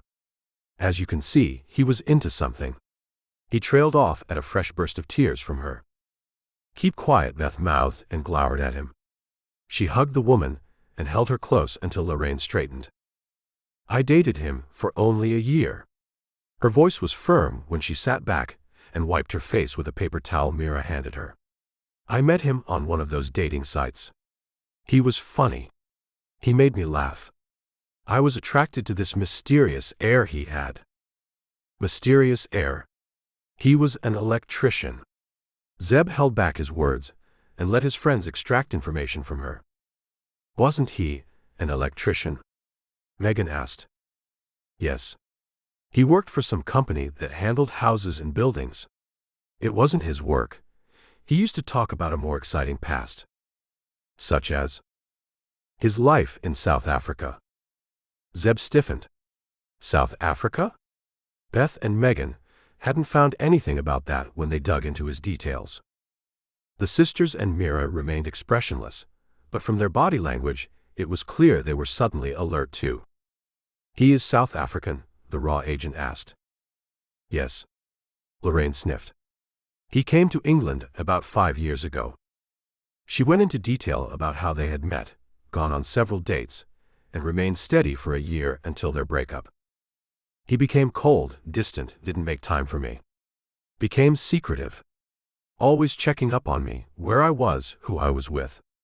He used to check his mirrors when we went driving. One time, I asked if he was worried about being followed. I thought he would laugh. He didn't. He made some comment. It became too much for me. How did he take it? Like he was expecting it. She burst into tears when sirens sounded. Was he there, outside? We don't know. The gunmen were masked. Were they going to kill me? Maybe, Zeb thought. Or they were waiting for us. We doubt that, Megan said reassuringly.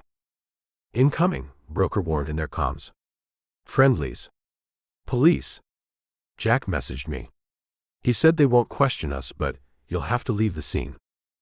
Lorraine, Beth said as officers raced up the garden and pounded on the door, we'll be outside.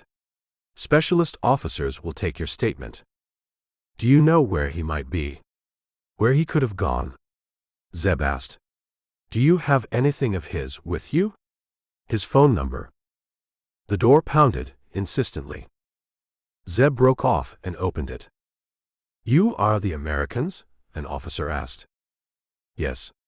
Jack must have alerted them about us. Please wait outside, sir. We will question you. You'll have to clear the scene. Americans? Lorraine exclaimed in confusion. They will explain everything, Megan smiled at her. Zeb cursed softly when they were outside. We didn't get enough from her. Jack will share what the police find out, Beth said tightly. We'll have to hang around until they take our statements. They went onto the sidewalk and watched as the officers erected screens to block the garden from outside view. 2 officers took their individual statements and interviewed the rest of the team too. Zeb could see they were curious about their real identities, and glanced several times at the Land Rovers but didn't comment. We'll have to take your gun, sir, one of them said almost apologetically. Zeb unloaded the magazine from his Glock and handed both over to the officer. We have enough spare weapons. We have drone footage of what went down. Beth unzipped her jacket, gave her weapon, and zipped it up again. Drone? The officer looked at the sky. Yeah. That will help us, the other man said. Can you get it to us? We'll send it to you through official channels. Americans with guns, the first officer began. I'm sure those official channels have explained the circumstances, Zeb interrupted him and led his team out. Jack was at the door when they arrived at the SAS base 2 hours later. Initial police reports. The dead men are unidentifiable. They aren't in any system. There was a listening device and camera at Lorraine Parker's door. That's how they must have known about you. No, not about us, Zeb said. We said we were the police and were looking for Whalen. They must have heard that. I figured that, mate, but why do you think they didn't know you? If they knew who we were, the agency team, they would have known the rest were around somewhere. He had worked it out on the drive back to the SAS base. Jack thought for a moment, then grinned and stepped aside to let them enter. Smart. What did you tell the police about us? I didn't do anything, the Brit drawled. C passed it on, that you are some kind of covert FBI team and should not be detained. I'll thank Alex when I meet him next. Zeb went to the kettle, poured tea for his friends, took his mug, and started for his room. Where are you going? Megan asked sharply. To call South Africa, he responded, and smiled at the astonished noises from the E Squadron team. He went to his room and dialed a number. The call connected. Broer, dit is een terriblik na die verleed. Brother, this is a blast from the past. A gruff voice answered delightedly in Afrikaans. Zeb laughed. Ek het you jemmies, oh you pal. I miss you, old buddy. I miss you too. When are you coming here? Colonel Dion van Rensburg, Director General of South Africa's State Security Agency, SSA, replied. SSA was the country's secret service. We go back a long way, Zeb thought as they caught up. We met when I was still in Delta, and he was in the South African Army. The friendship had grown stronger when Zeb joined the agency, and Dion rose to head SSA. Tell me, Dion said finally. This isn't a social call, is it? I wish it was. What do you know about a Barry Whalen? He's South African and could be a criminal, serving in the military, a vet, a civilian, anything. All I have of him are a few photographs. Check your phone. Zeb sent the images the twins had gotten of Whalen. He's a person of interest in some shootings, as well as the riots in Britain. That's some real bad stuff happening there, broer, Dion said. He lapsed into silence. Zeb heard keys clicking. Dion came back on the phone. His voice was sharper. Person of interest, you said. Yeah. Why? Is he one of yours? Dion sighed. In a way. He was a mercenary. Former military intelligence. You know our country's history during the apartheid years. Yeah. He became a mercenary when Mandela came to power. My agency hired him a few times. Before I took charge. I cleaned up my agency when I joined and decided not to use him. Why? Unwarranted killings. Cruelty. Don't ask me anymore, broer. Beth and Meg couldn't find anything on him. That's because he got everything scrubbed by us. He has a lot of secrets. On important people. Many of them in power. Yeah. Yes. You erased everything in return for his silence. Not me, broer, Dion sighed heavily. My predecessor. But I can't undo that. You knew he was in Britain. We have a network. We have eyes and ears in many countries. Yeah. My people knew he was there. But he wasn't active, or else I would have found a way to alert MI6. It says here, he is an electrician? Yeah. I thought you didn't have a file on him. We don't. That doesn't exist anymore. My case officer has handwritten notes on him I'm going through. No, before you ask, I can't send that to you. Do you have anything at all that you can share? A contact number? An address? Friends? Hangouts? I can send you some addresses. They might be outdated, but it's a place to start. Zeb, he said after a pause. The work Whalen did, identifying dissidents, organizing them, inciting them to violence, providing weapons training, teaching them to kill, the British riots. I know where you're going. We'll find him. He's smart. Smarter than the twins. No one is. Dion smiled. Tell my daughters I love them. The South African had mock-adopted the twins during an earlier mission. And Zeb. Yeah. If you kill him, keep his remains there. We don't want anything to do with him. 11. Dion sent 5 addresses. An apartment in Birmingham, a farmhouse in Yorkshire, a pub in Manchester, a townhouse in Brighton, and an apartment in East London. Mike brought a large map while Broker cleared the table and helped the captain spread it out. Manchester and Brighton. Terry inserted pins in the locations. Mate, Whalen has been busy. Northwest and the south of the country. Britain is small, but it isn't that small a country. Mira leaned over the table and inserted a pin in the Birmingham location, while the twins put pins in the last 2 locations in Yorkshire and London. Zeb, hands on his hips, watched Jack finish a call on his phone. That was the room, the captain said when he had finished. They'll send the addresses to the police. They wanted to know if the information is reliable. It is, Zeb said. He had briefed his team and the E Squadron troop after returning to the living room. That's what I said. We'll get there quicker, Bwana growled. Normally, I would disagree. Curtis picked up a cricket bat that was on a chair and practiced a swing. But you're right. The room would have passed the intel to the Met. The Met will prefer to handle it themselves.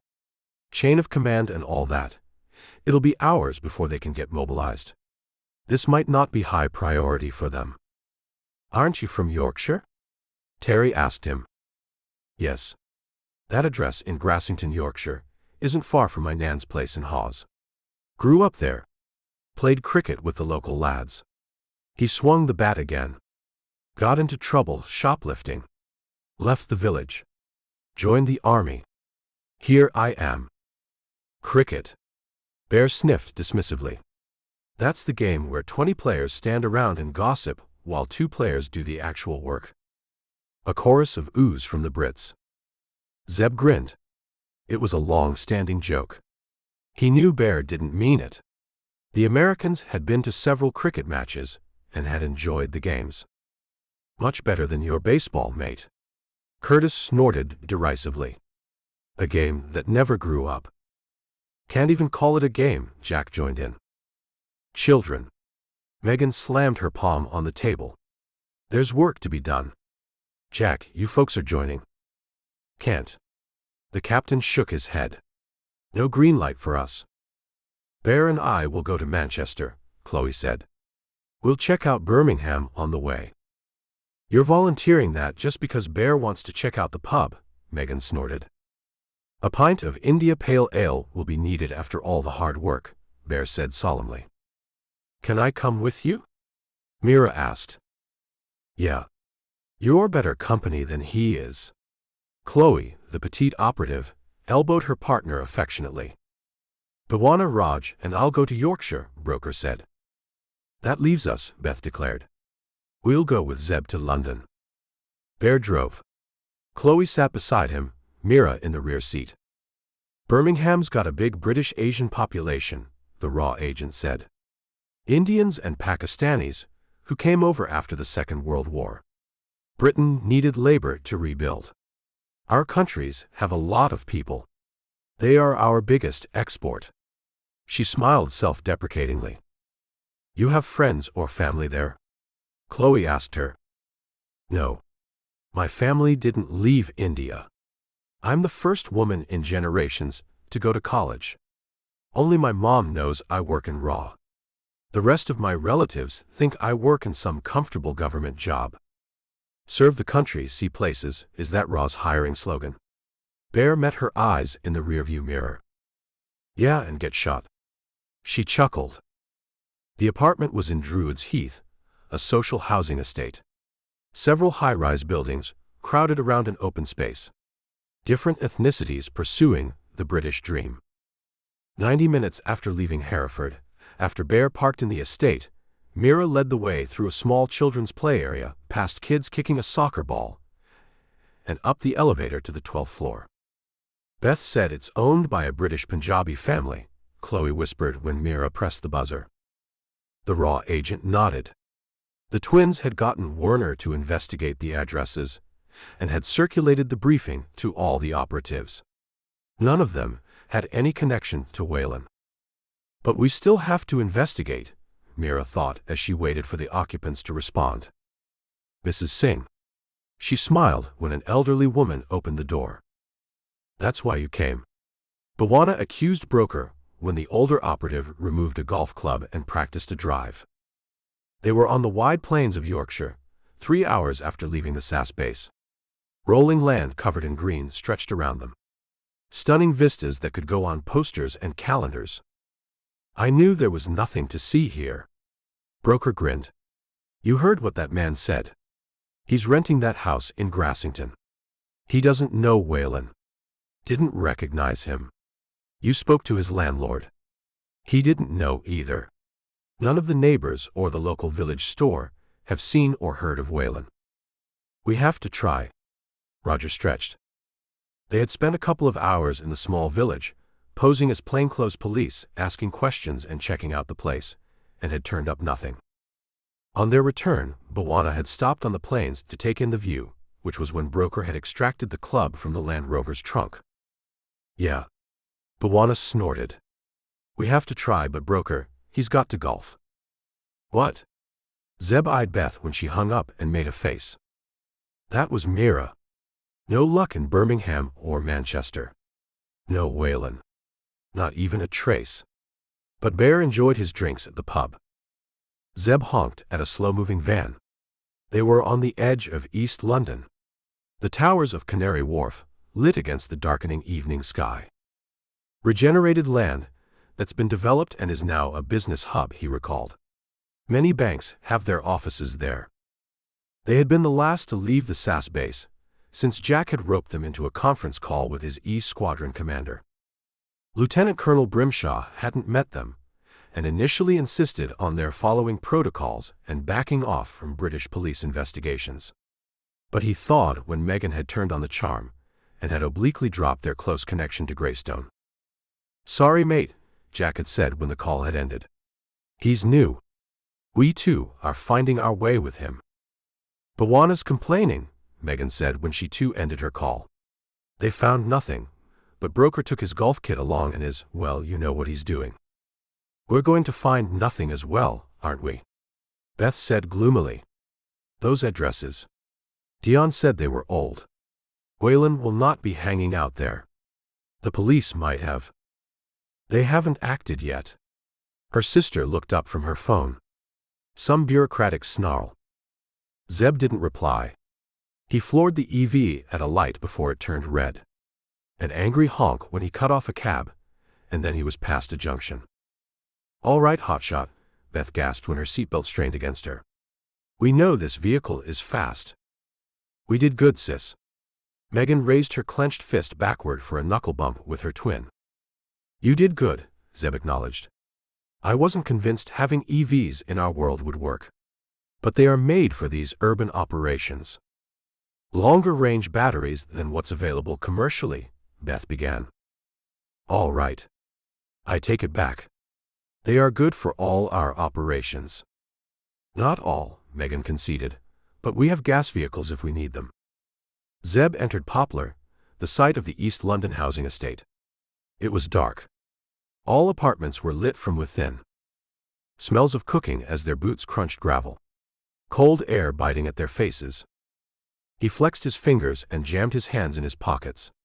Scanned the neighborhood automatically, checking the shadows. Drones in the air, Beth whispered, her eyes glued to her screen. No guns, no one looking like a hostile in any parked car. Whalen's address was on the 5th floor. They took the stairs. A Nigerian song on a radio from an apartment. A child laughing. Their easy breathing in the stairwell, whose walls were covered with graffiti. The metal door to the floor creaked when they opened it. 10 apartments spread out in a rectangle, surrounding the central space deep down. Zeb went to Whalen's door. It was wood. Scarred. No light beneath its edge that he could see. The place is empty. Its registered owner is a company in the Cayman Islands that pays the council tax.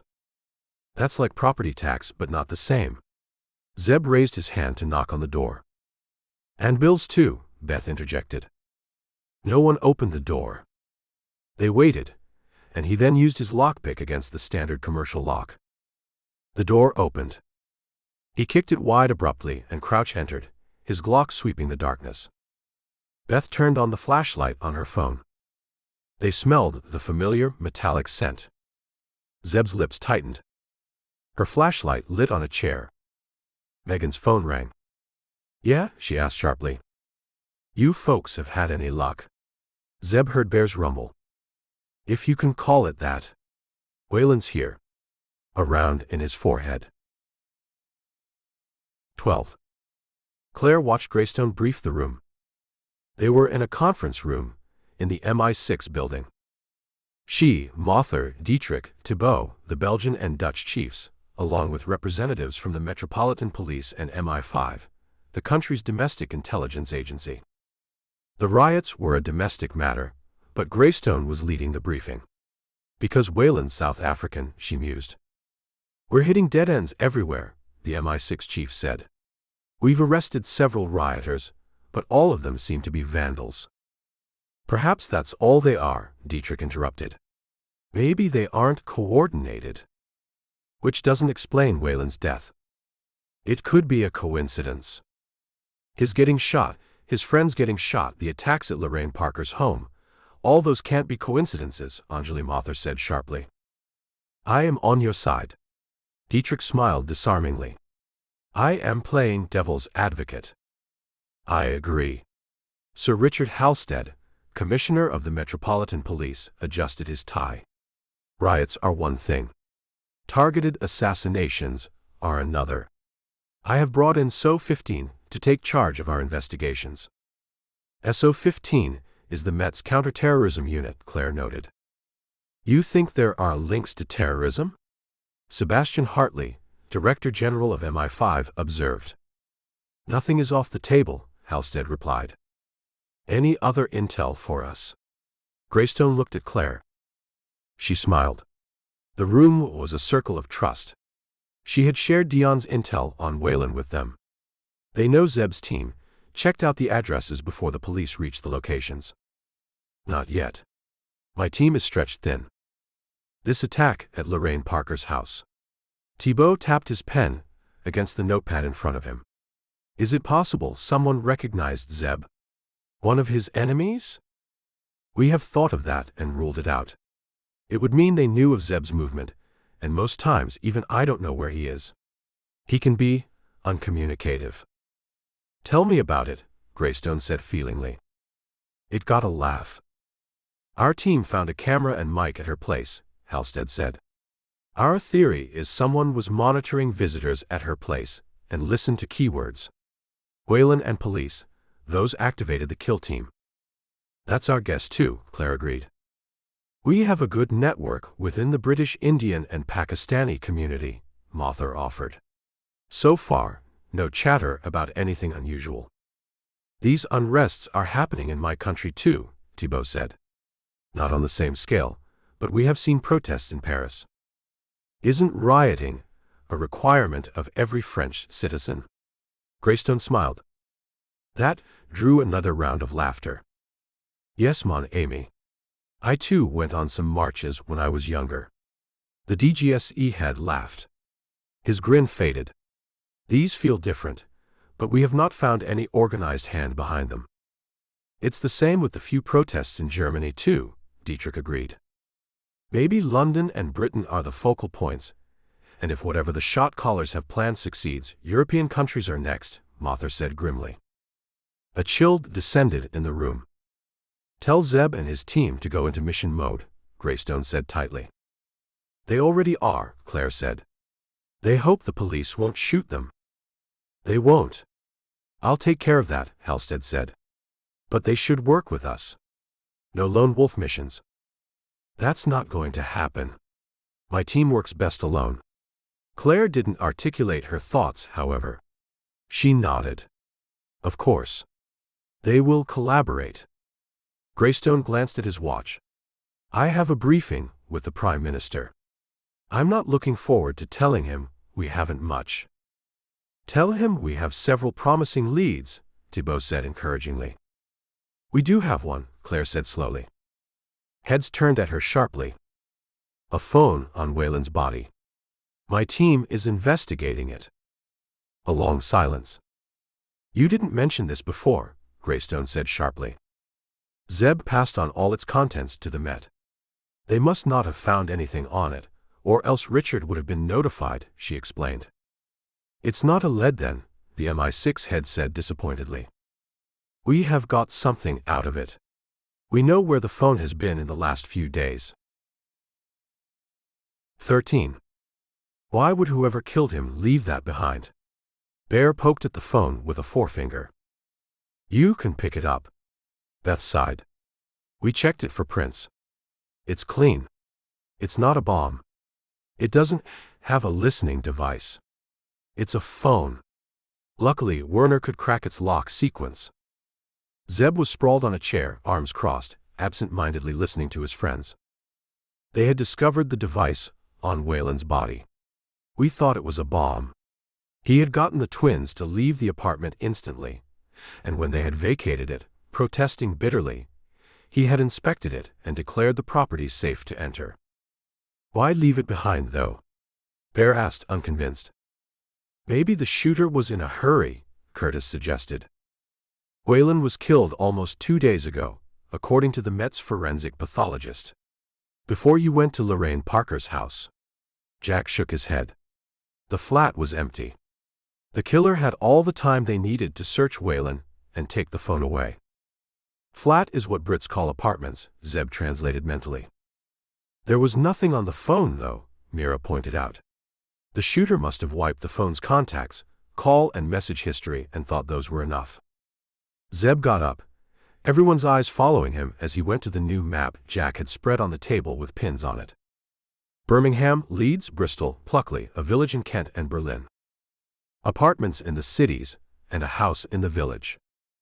Those were the only locations we could track on the phone. Megan joined him. We got that because Whalen downloaded the addresses and saved them as files.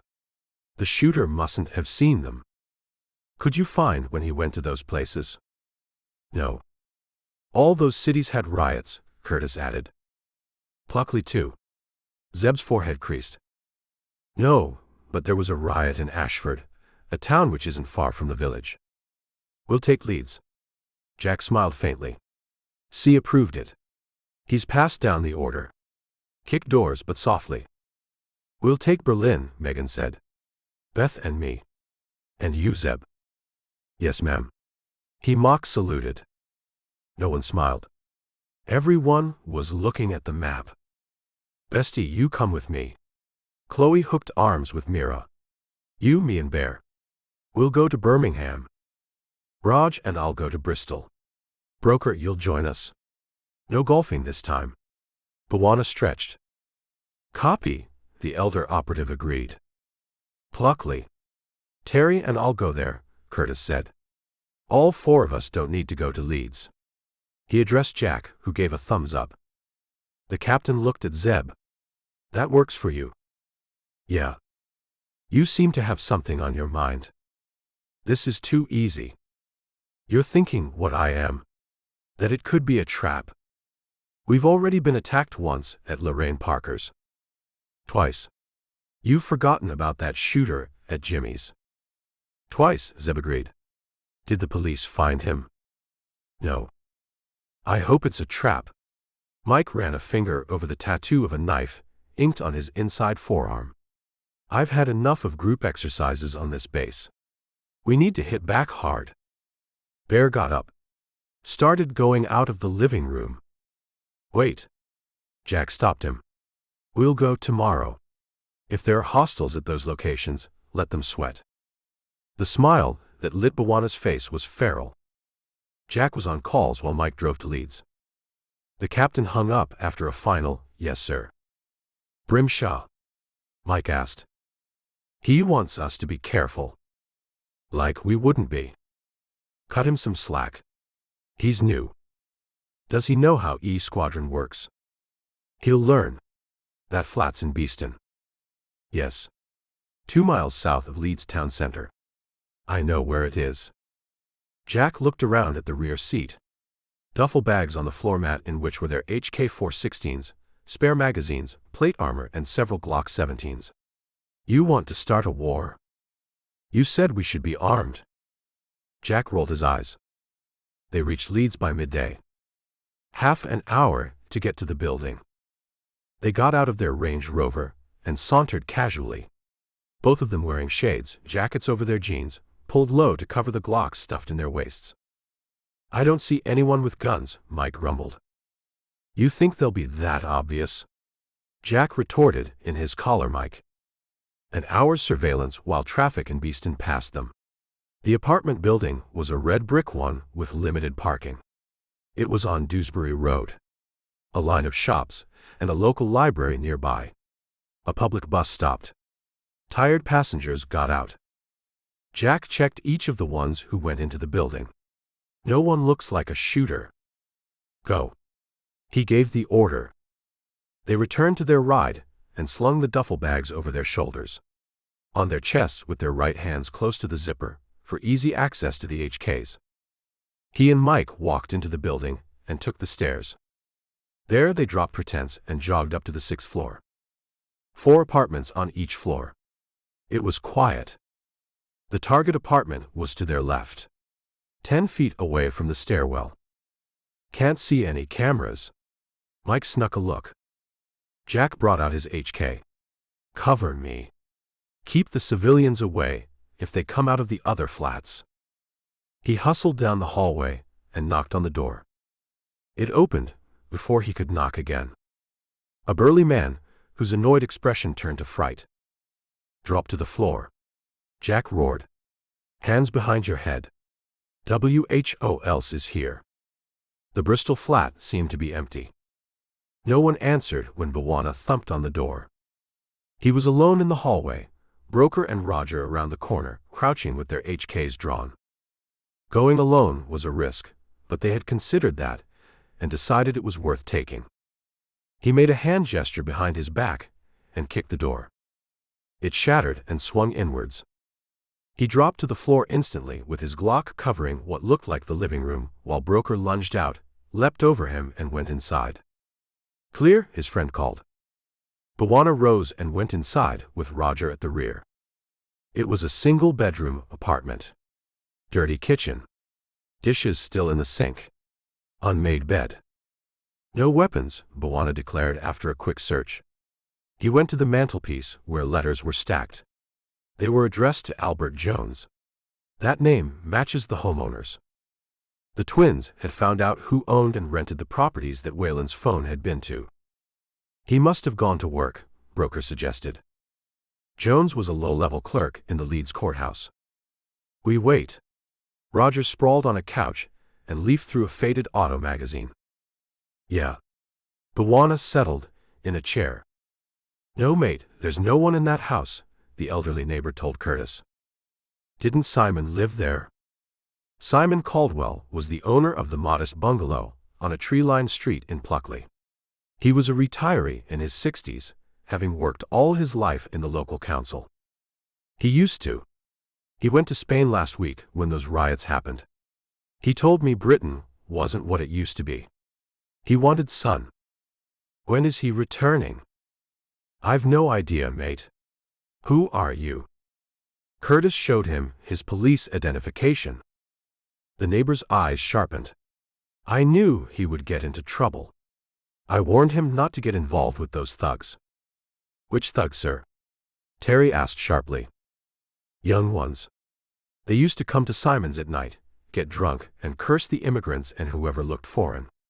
My daughter is married to a black man. They harassed him a few times. He stopped coming. I told Simon I would report him to the police. He apologized, but he didn't stop those men from visiting. Would you recognize any of them, sir? They look the same. The neighbor threw his hands up. I want a quiet life. I don't want trouble. I never looked them in the eye. Did this man come to the house? Curtis showed him Wayland's photograph. The neighbor squinted. He shook his head. I don't remember. I didn't pay attention to every one of them. Would you be able to identify them from photographs? I don't want trouble. What would your son-in-law say to that, sir? The neighbor straightened. Will I get some protection? That can be arranged, sir. Show me the photographs. We'll have a team come with them. Aren't you the police? We are, sir. But we don't carry all photographs with us.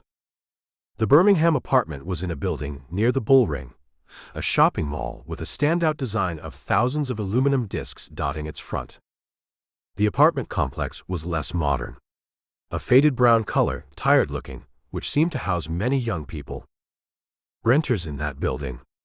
Mira recalled the twins' briefing before they had dispersed from the SAS base. They are mostly professionals working in the city. A few students. Our target, Victor Marks, what does he do? Chloe frowned. They were in a cafe across the street, which had a direct view of the building's entrance. 3 of them huddled at the small table with their steaming drinks in front of them. He works in a car dealership. Bear finished his beverage and wiped his lips. Correct, Mira said. There's CCTV footage of him returning home one of the nights there were riots. That's not proof he participated, Chloe said doubtfully. No, but the timeline works if he was returning after it broke up. He should be home. It's his day off. We checked with the dealer. Let's go. Chloe got up. They crossed the street, each one of them watching for surveillance, vehicles that stopped abruptly, and for anyone taking an interest in them. They had their Glocks beneath their jackets, their hands loose and close to their body. No one's going to shoot us in broad daylight on a busy street, Mira figured. They were discreetly cautious as Chloe led the climb to the second floor. She knocked on the door. It opened. Mr. Marks. She held up her police badge. Marks was lean, in a vest and dark pants, with unkempt dark hair and shadows beneath his eyes. His mouth dropped open. I didn't do it, he stammered and stepped back. Do what, sir? Two more men got up from couches, both of them looking like they had been sleeping. Bear and Mira stepped inside. The agency operative sucking up space in the small living room. The raw agent kicked the door shut with her heel. Don't move, Bear snapped at the other men.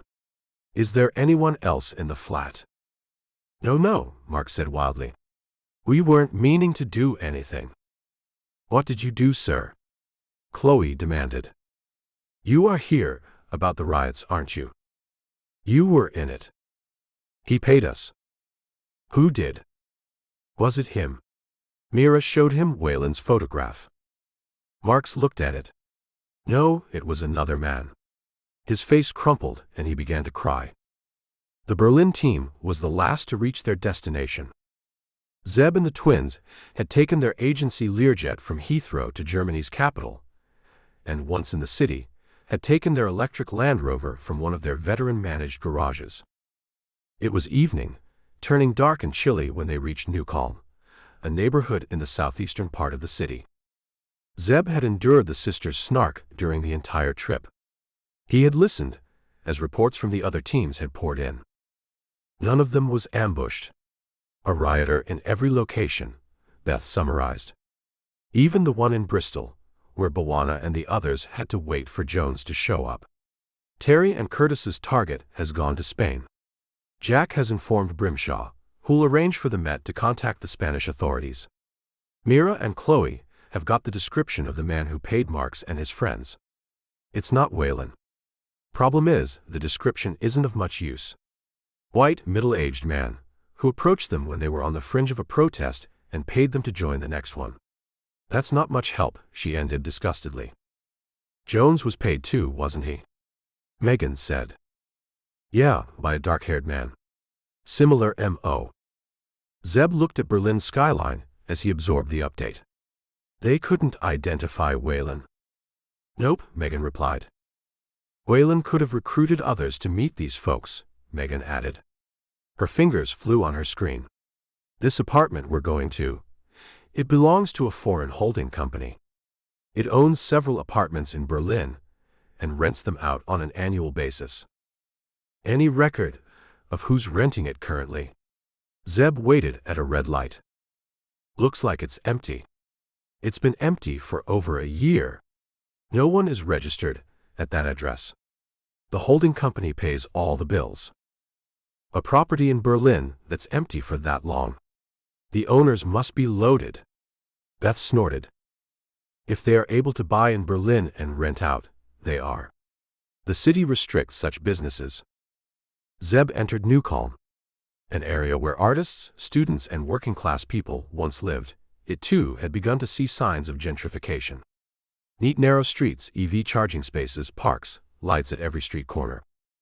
He saw the sign to the U-Bahn station, Berlin's subway system, went past it and got into Selkweg. It's the gray building in the middle, on the left. Megan peered through the windshield. The street was the narrowest they had been on. Cars parked on either side. A bicycle delivery driver whizzed past, barely avoiding their side mirror. Zeb saw an empty parking space and slid into it smoothly. A draft of air hit his neck. Beth, who had opened her window to casually launch a drone. People, child, she murmured as she followed its rise and saw its feed on her screen as its camera scanned homes. That apartment feels empty, she stated after a while. Zeb peered up at the building. Dark in the night. A revolving glass door to the lobby, which too seemed to be unoccupied. Apartment windows lit on many floors. 7th floor. Yeah, those white curtains that you see in the middle, that's it. That door has a keycard lock. I can get Werner too. No.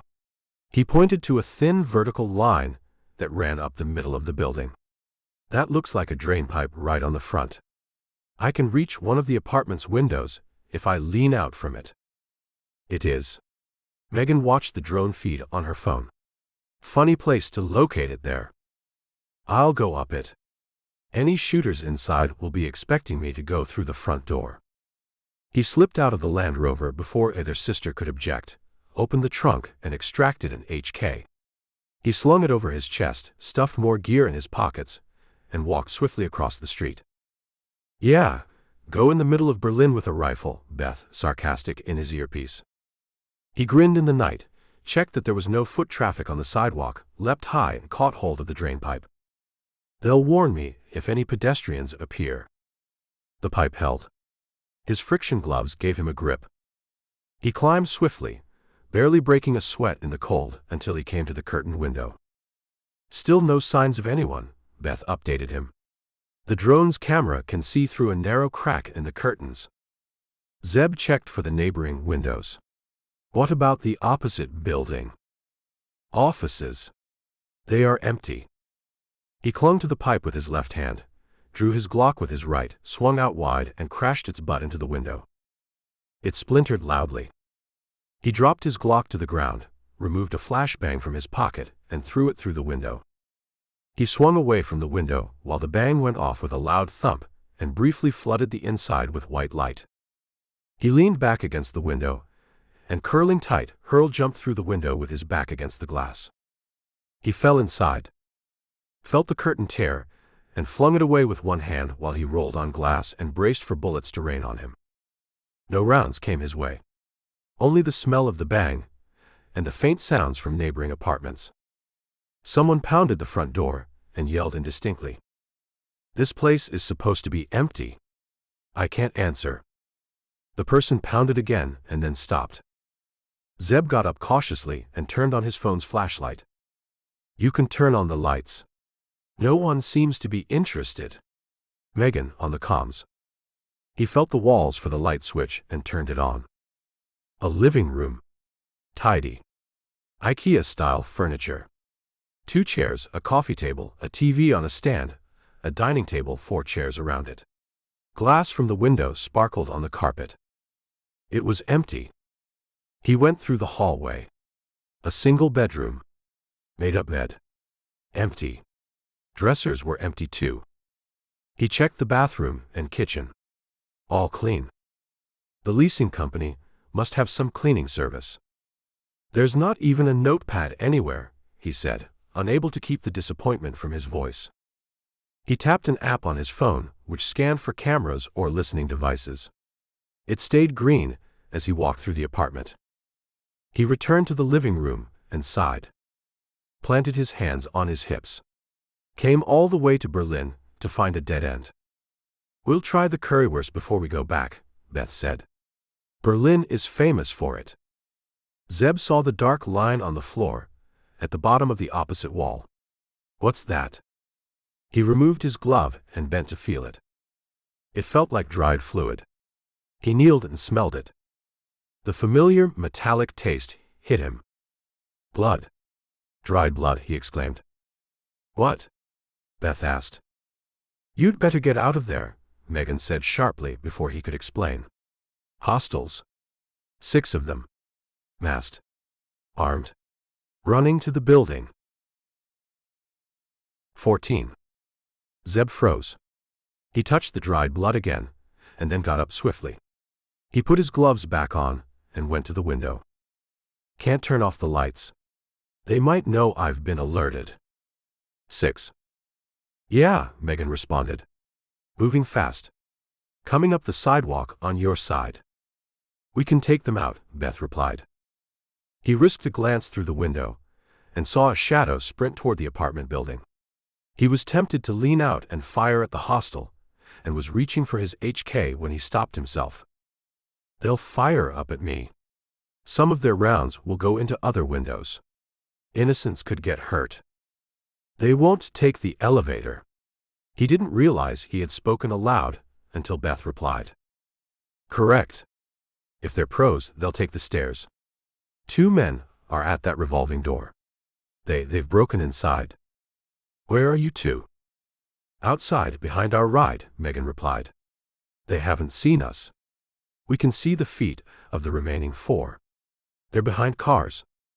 Pros but not that good, or else they would have checked out the street before going inside, Zeb commented as he searched the living room swiftly. I can't stay here. Wer bist du? Who are you? He heard a voice shout. Shots sounded instantly. A neighbor. Apartment beneath yours, Beth panted. Poked his head out. They shot at him. Don't think he was hurt. He heard the twins open fire.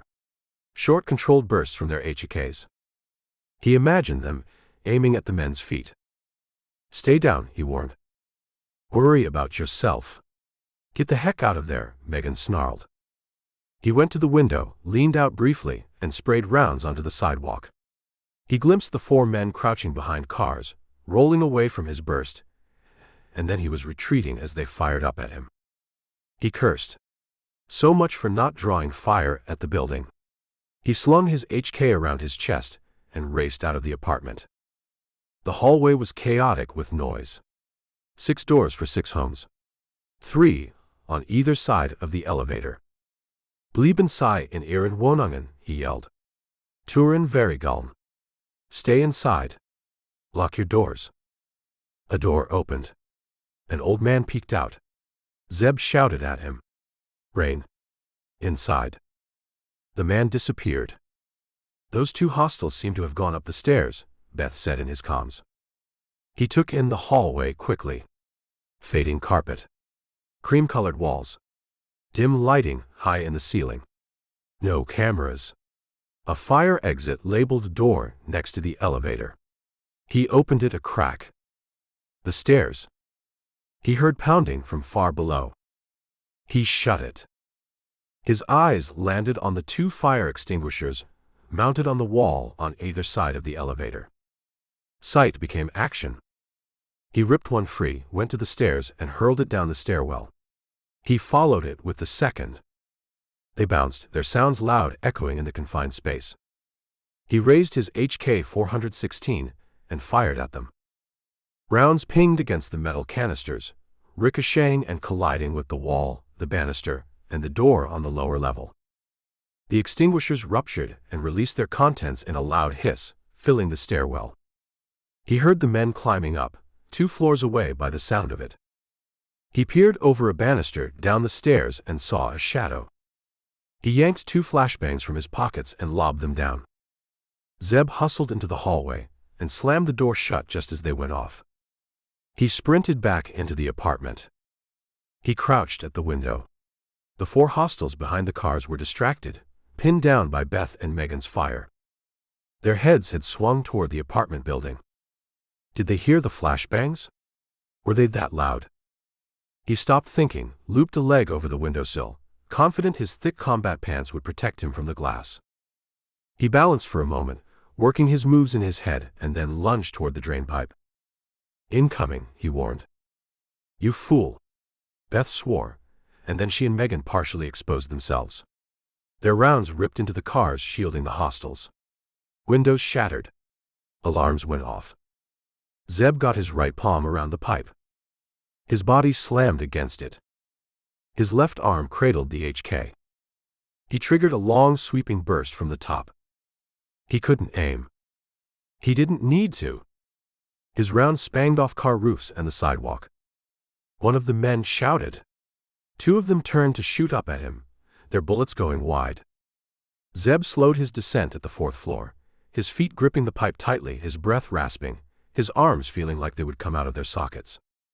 He kept firing. Banger, Beth warned. He turned his head away and closed his eyes, still sliding down. The flashbang went off. The men shouted. Van. Megan yelled. He opened his eyes, ears ringing, and saw a fast-approaching dark vehicle on Selkweg. Saw barrels thrust out of its windows. The twins shot at it. 2 men burst out of the building. Zeb emptied the last remaining rounds of his magazine at them and dove away from the pipe, spinning in the air. He landed on a car's roof. His breath escaped in a gasp as his left shoulder took the shock. He rolled off the vehicle, its alarm going off, and slid to the sidewalk. He grimaced at the wrenching pain from the fall and bent low when he heard the van race past. A few rounds sought him, smacking into concrete, and then the vehicle was gone. Zeb. Beth's voice, urgent. I'm fine. He stood unsteadily. He was 20 feet to the right of the building. The car he had been hiding behind, a Volvo, was bleeping its alarm. The sisters came toward him, their faces grim tight, their HKs ready to unleash death. Warriors. The younger twin came close, assessed him, and then punched his chest with a closed fist. Dumbass. That's the stupidest move I've seen you do. Coming down the pipe. I had no choice, he protested. I couldn't stay in the apartment and risk a firefight. You were exposed on the pipe. It was a risk I had to take. You had pinned those men down, but they had pinned you as well. Stop arguing, Megan ordered. Those men are getting away. They escaped in that van. All 6. He looked down Selkweg. Yeah. We can chase it down. We're in the middle of Berlin. Our gunfight's already drawn attention. If we chase them, civilians might get caught in the crossfire. Let the police handle it. He heard sirens and saw blue lights flashing down the street. This could go bad fast. Armed Americans involved in a shootout in Berlin. They won't ask questions before shooting, or, if we are lucky, cuffing us. He speed-dialed a number on his phone. Johann. I need your help. He briefed the BND head swiftly, nodded several times, and then hung up. He and the sisters went onto the street and stood with their hands well away from their weapons. Armed officers rushed out of the approaching vehicles and entered the building. People thrust their heads out of windows and shouted at the police. The officers didn't respond. An officer approached them. Lucas Hartman was inscribed on his nameplate. You're the Americans? He asked in accented English. Yes, Zeb replied. The officer took them in and then looked at his phone. Probably comparing us to photographs Johann sent. Okay, Hartman said, putting away his phone. This is a lot of work. Paperwork. Explanations. Lot of it. But okay. His teeth flashed. How many people are dead? No one. No one. Yeah. They escaped. I don't think any civilian was shot, but your officers should check. My superiors? They told me not to ask you questions, only to take your statement and let you go. This is unusual. You understand, yeah? Yes. Yeah. Zeb felt the sisters relax. Hartman seemed to have a sense of humor. Doofus, Zeb told himself, that's a lazy and wrong stereotype, that Germans aren't funny. The officer broke away and shouted instructions. A cop ran up with a Glock in his gloved hand. That's mine, Zeb said. I dropped it from the pipe. Hartman looked at the drain pipe and then at Zeb. You were on that? Yes. Maybe you should tell me what happened. Hartman had a buzz cut and stubble that the streetlight caught, making his chin appear silvery. He was in fatigues with an HK strapped to his back, a holstered handgun at his hip, and looked lean and competent. He's probably from an elite police unit, Zeb figured, as the man absorbed his words and considered them. You are lucky, you know that, yeah? He's a fool, Beth scoffed. Yeah, if one of my men did that, I would call him that. More police vehicles arrived. Hartman broke off to give more instructions, and then returned to them. Shall we go up? Shall we take the lift, instead of climbing up that pipe? Zeb grinned and followed him. He waited for Hartman to check out the apartment, and when the officer joined them, Zeb pointed to the stain. "That looks like blood." Hartman kneeled. He rubbed a gloved finger across the surface and brought it to his nose. "Yeah, feels like it." He shouted an order. An officer brought a flashlight.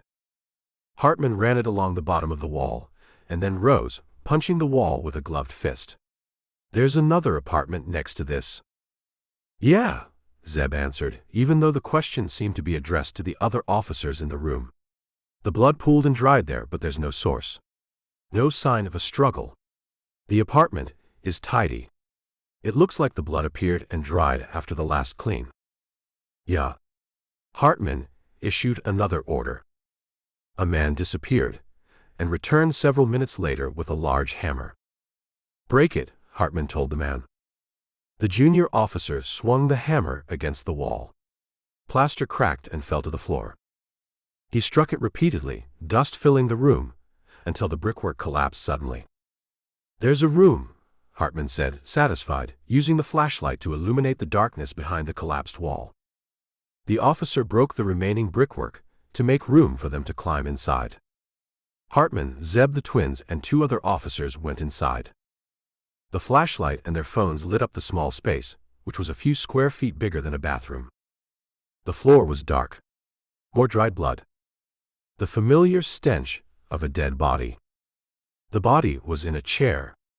A man tied to it. His chest and belly were torn open, his sightless eyes staring into the distance. There must be some way to open that wall, maybe a door. Hartman gestured at the broken remains. "We will investigate it." His voice was loud in the sudden silence. Zeb watched as Hartman approached the body carefully and inspected it. The officer photographed it from several angles and then looked up from his phone. "We know who he is," Hartman said, his tone surprised. My phone matched his photograph. Klaus Brenner. His employer filed a missing person report. Who's his employer? Brenner was a cybersecurity engineer. He had security clearances from the police. He worked for SEFE. The Americans looked at him blankly. SEFE, Securing Energy for Europe, is a government company.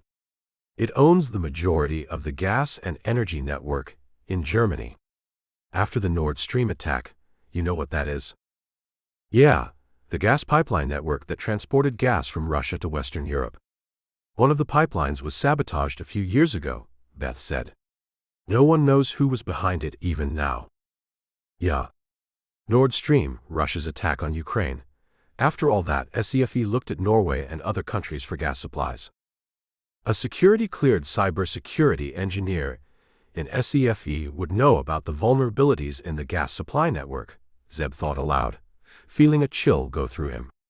First the riots in Britain, and now this. Yeah. Megan nodded. You're forgetting something else. What? How did those men know of our presence? 15. It is time for you to leave us, Hartman told them. Let us do our job. Yeah. Zeb led the sisters out. They took the stairs, stopping briefly to roll the fire extinguishers into a corner and kick the spent bangs away. Yeah, Beth said. Yeah, what? He countered. You couldn't have come down the stairs. She pointed to the bullet marks on the walls. He grinned. That's her way of saying, I was right. She and her sister were on their screens the moment they were on the street.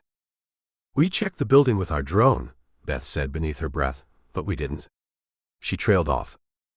He looked over their shoulders at her screen as she navigated the drone around the neighboring buildings. The UAV's camera panned, gliding past windows, scanning rooftops. Then she sent it across the street. There. She pointed to a small device attached to a lamppost. Werner analyzed it and declared it was a camera. Beth zoomed in. The lens was tiny, the casing painted to blend with the post. Cabling shielded it. A casual glance wouldn't catch it. Most people don't look up at poles. No one would notice it. Any way to know when it was planted? Zeb studied the device. No, Megan said reluctantly. There aren't many cameras here. That's how they knew of our presence. Someone was monitoring the feed, Beth added. Zeb enters the apartment, they move in. We don't know if they identified us as agency operatives, he said. Could be they just had the place under surveillance. Either way, someone was watching. Megan tapped on the tablet, capturing images of the device. We should pass this on to the police. They waited for Hartman to emerge and showed him the camera. He studied the screen and looked up. Where's your drone? You won't be able to see it, even in the daylight. Megan smirked. Are you CIA? No. The German officer studied them. Those men underestimated you. Either that, or they weren't that good. Any luck with finding their van? Zeb asked. No. Hartman shrugged. I am sure we will find the van somewhere. They will have switched vehicles. Yeah. Hartman shouted at another officer, pointed to the lamppost, and issued instructions. They will know we have found it, Beth cautioned. Does it matter? He asked. No. Our cyber unit will try to track the feed, but, he shrugged again. I am not hopeful. He planted his hands on his hips. We will investigate that apartment. We will look into Brenner. You are telling us to go home, Megan drawled. Yeah. He smiled back. Americans with guns in Berlin. That story won't be good for us, the police. Can you not mention us? I have ordered my officers to forget you. Hartman's grin broadened. My superiors will take care of the rest. How do you know Johann Dietrich? We know him, Zeb said blandly. Yeah. I understand. He shook their hands firmly and returned to his officers. The sisters retrieved their drone discreetly and stowed it back in the Land Rover. Zeb drove it back to the veteran's garage, and from there they took a cab to the airport. The Lear soared through Berlin's dawn sky. Beth and Megan sprawled in its leather seats. Zeb was in the pantry brewing coffee. He served it and took a seat opposite them. We all thinking the same thing? Beth asked. If you're thinking that Whalen, or whoever was using his phone, tortured Brenner for information, then yeah. Zeb sipped. I've got Brenner's file. Megan pointed to her screen. He had the highest security clearance. He was something of a hotshot cybersecurity expert. He was known in several online forums. He would know the energy system's vulnerabilities, how it could be hacked. This isn't good. If someone took control of the network or even caused major outages, chaos. Panic. Beth nodded. Zeb's phone buzzed. Broker. He accepted the call and put it on speaker. You're up early. You seem to have been active in Berlin. Reports of a shootout in the city. We guessed it was you. Beth briefed the rest of the team quickly. You're saying Whalen was targeting Germany's gas infrastructure? Broker asked. We don't know, Zeb said. Someone wanted what he knew, Megan said. We know that for sure. Whalen's phone was there. We know that too. Let's assume Whalen was there, Mira drawled. Why? Was he backed by the Russians? They've got the most to gain from destabilizing Europe, Chloe interjected. They have been actively influencing social media and trying to manipulate elections in different countries. And the riots? Roger asked. How are they connected?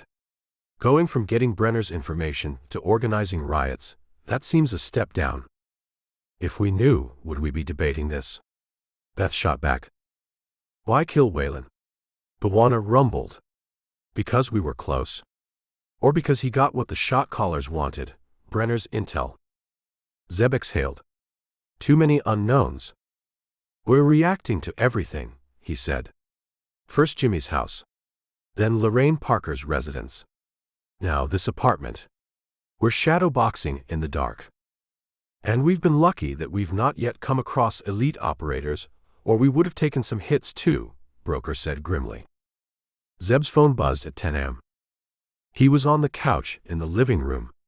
They had caught up on sleep after their return from Berlin, and then had assembled to brief Jack's team. Yes, ma'am. He recognized Claire's number and took the call. Get to London. 4. A briefing at the Met, she said. You should be there.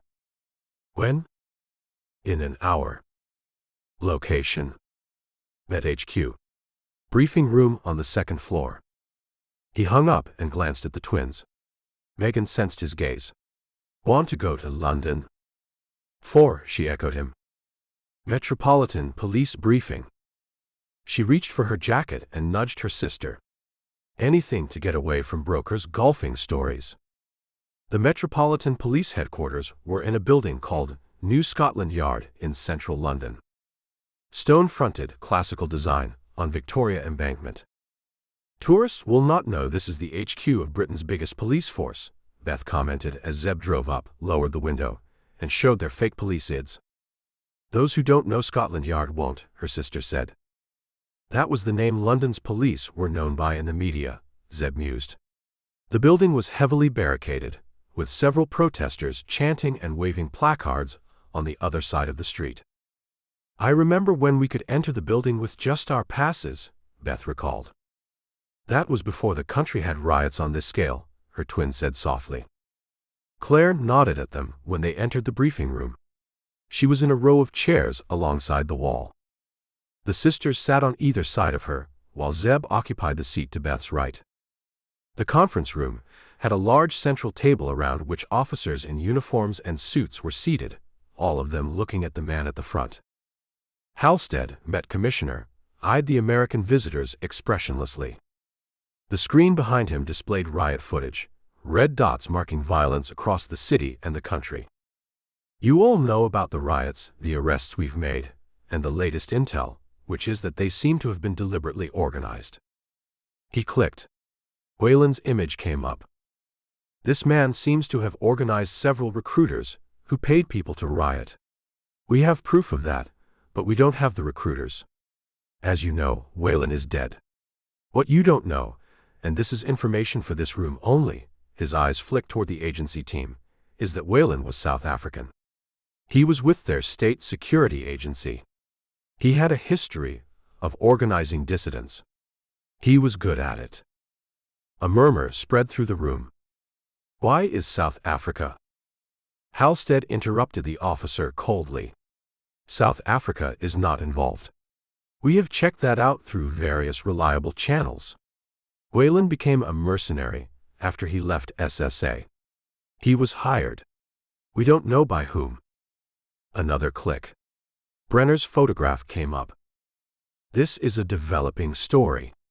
It has not yet reached your inboxes. Klaus Brenner. Cybersecurity expert. German. Employed by SEFE, the country's energy company. He smiled humorlessly at the blank expressions on the officers' faces. You are thinking, what's Brenner got to do with us?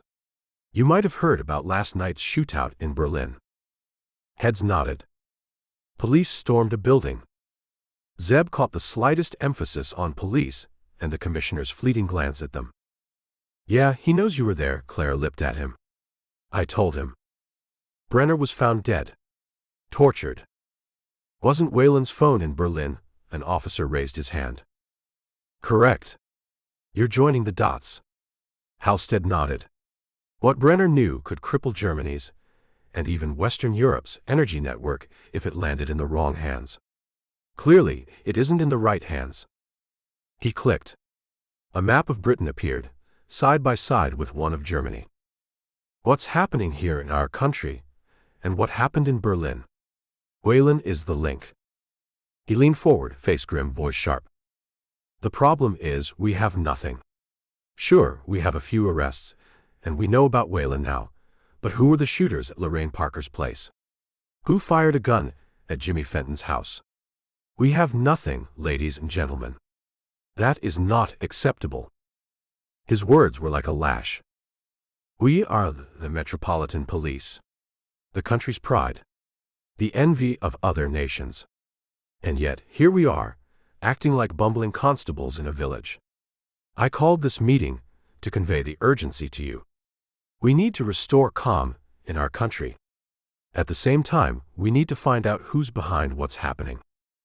No one spoke for a while. A throat cleared. An officer, at the back of the table. Could the Russians be involved? Nothing in our intercepts has shown that, another officer countered. If they are involved, Halstead said, why? What do they have to gain? The Russians are occupied with Ukraine. Do they have the resources for this? He stabbed his pointer at the maps. Get me answers, or we might not recognize our country anymore. Halstead waited for the room to clear, and discreetly motioned for the Americans to stay back. Claire told me about you. He nodded at Zeb and the sisters. She warned me not to ask any questions. She said you found out about Brenner. The German police found out, sir, Megan smiled. We happened to be there. I can imagine. Halstead snorted in disbelief, but he didn't press. How long will you be in the country? Richard, Claire said, they will be here for as long as needed. They are in mission mode. The only request we have is, let your people not shoot them by mistake. I have put the word out. The entire police force is aware there's an American team assisting us. They think you are some shadowy FBI team. So the Russians? We don't know, sir, Zeb said. It could be them. Why beats me? Or it could be someone making it look like them. 16. The cafe in Mayfair was the kind that attracted either the super-rich or those who valued their privacy. It had large, darkened windows that overlooked the street. Those outside couldn't see into the cafe, but the patrons had a great view of the quiet Mayfair street in central London. It didn't have a signboard. It didn't advertise itself. It was well known among the clientele it served, and that gave it sufficient business to continue providing its services in privacy. No paparazzi stood outside the outfit, since the media weren't aware of its existence. The place didn't have cameras, and relied on its staff to respect customer privacy. It was Rostov's favorite joint in London. He sat by a window in a tailored navy suit, his dark hair neatly combed back as he read the folded newspaper in front of him. He was clean-shaven and had the air of someone important. He sipped from the small cup of espresso and turned the page slowly. He read the reporting about the riots, the statements from the Met and the Prime Minister, and the panicked and angered interviews from civilians. He checked the stock market and noted in satisfaction at how much the British pound had fallen against the US dollar. Yes, things were progressing as he expected. Except for Barry Whalen. He gazed absent-mindedly at the street outside. A Rolls-Royce stopped in front of the cafe, and an elegant woman climbed out of it and entered the joint. I had to kill Whalen. He made too many mistakes. I don't tolerate mistakes. Carter. It was the American who was closing in on Whalen. It was a matter of time before he found the South African. Rosttov forked up one of the delicate pastries and ate it, feeling the flavor spread deliciously in his mouth. Whalen shouldn't have let Brenner die. We could have gotten the German to finish his software. He didn't even tell us about its architecture. It was an inconvenience, but one Rosttov could work with. He knew someone who could take Brenner's algorithm and finish what he wanted. In my field, one has to adapt. And he, Rosttov, was a master at that. He thought of Carter. He had heard of a secretive American team training with E Squadron. There were very few matters that Rostov's intelligence network couldn't find. He hadn't given it much thought. There were many such American outfits, and training with the Brits was normal for them. His radar had pinged, however, when Whalen had told him of the skirmish in the Westminster pub. The South African had identified Carter when Rosttov had shown him a rare photograph of the American. Rosttov had stilled at that. Carter was in London, in England, and he was very much involved in the hunt for the rioters. From then on, Rosttov had set traps for the American. Nothing very obvious, but he had laid the trail to Lorraine Parker and had left Whalen's phone on his body. His mercenaries hadn't been successful at either location. He hadn't known of the shooter at Fenton's place. Whalen did that. He planted that man after killing Jimmy and Bradshaw. The shooter was an amateur. Rosttov had gotten Whalen to kill the man and dispose of his body, and had told him to focus on his tasks. You don't send a single shooter after Carter. You send an entire team. The best team money can buy. Rostov's teams had failed at Parker's Place and in Berlin too. He wasn't worried about those. He had gotten both sets of shooters killed and disposed of. He had more killers at his command. He wasn't worried that Carter would work out that he was being played. Let him. Let's see how far he gets. He smiled. A woman at the opposite table smiled back. Rosttov ignored her. He enjoyed toying with the Americans. It wasn't in his brief. His paymasters wouldn't approve of it. He didn't care. He would kill Carter, but if his team got that job done, he wouldn't mind. He was confident that even if his shooters got Carter's team, the man himself would escape. He's that good. And then, I'll be waiting for him. Rosttov checked the stock market index and the exchange rate on his phone again. Both were heading in the desired direction. Downwards. He finished his espresso, paid the bill, and went to a nearby garage where he had parked his SUV.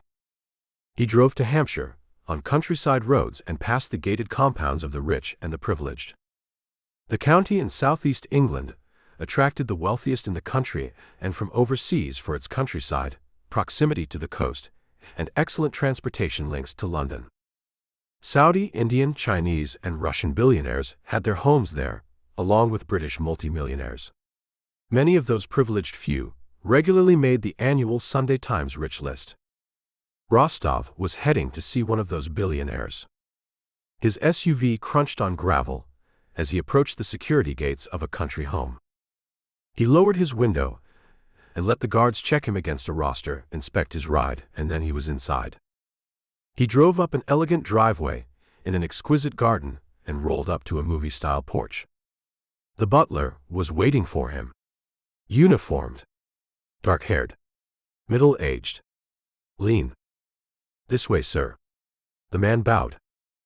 Rosttov followed. The interior of the house was as opulent as the exterior. Vaulted ceilings, gleaming chandeliers, and walls adorned with priceless art. The butler led him up a grand staircase, the thick Persian carpet muffling their steps. At the end of a long corridor, he opened a pair of mahogany doors and stepped aside. The drawing room was warm and richly decorated. A man at the window, drinking coffee. He turned as Rosttov entered. He was in his 60s, his silver hair neatly combed, his business suit elegant. Nikolai. Rosttov shook his hand. Rosttov. The billionaire returned his shake. This is about the delays, isn't it? It is. It's not that simple. The British government is watching everyone right now. A new administration, new scrutiny, especially on foreign nationals. Every transaction is being dissected. Why do I get the impression you aren't interested in what I am offering? I am not. I thought you would understand that from. I didn't expect you to play games with me. If you weren't interested, you should have told me. Nikolai wasn't used to being talked to in such a manner. It showed in the hardening of his eyes. Rosttov didn't care. Billionaires were a means to accomplishing his goals. He had the right set of tools to use on them. Do you know how many assets I have to liquidate to raise that kind of money? There are others who are doing that. I am not them. I think your plan is foolhardy. The British government isn't stupid. There are smart ministers and civil servants who will find out about all this. Stop. This is my house. The walls don't have ears here. I am not going to discuss this anymore. You have decided. Yes. I won't be part of it. You know how unhappy that will make some people? Nikolai's eyes flashed. That life is behind me. It never is. Rosttov shoved the man without warning. A hard push against his chest that sent the older man flailing, crying out and crashing out of the window. Rosttov leaned out and watched him fall. The billionaire's body landed heavily and didn't move.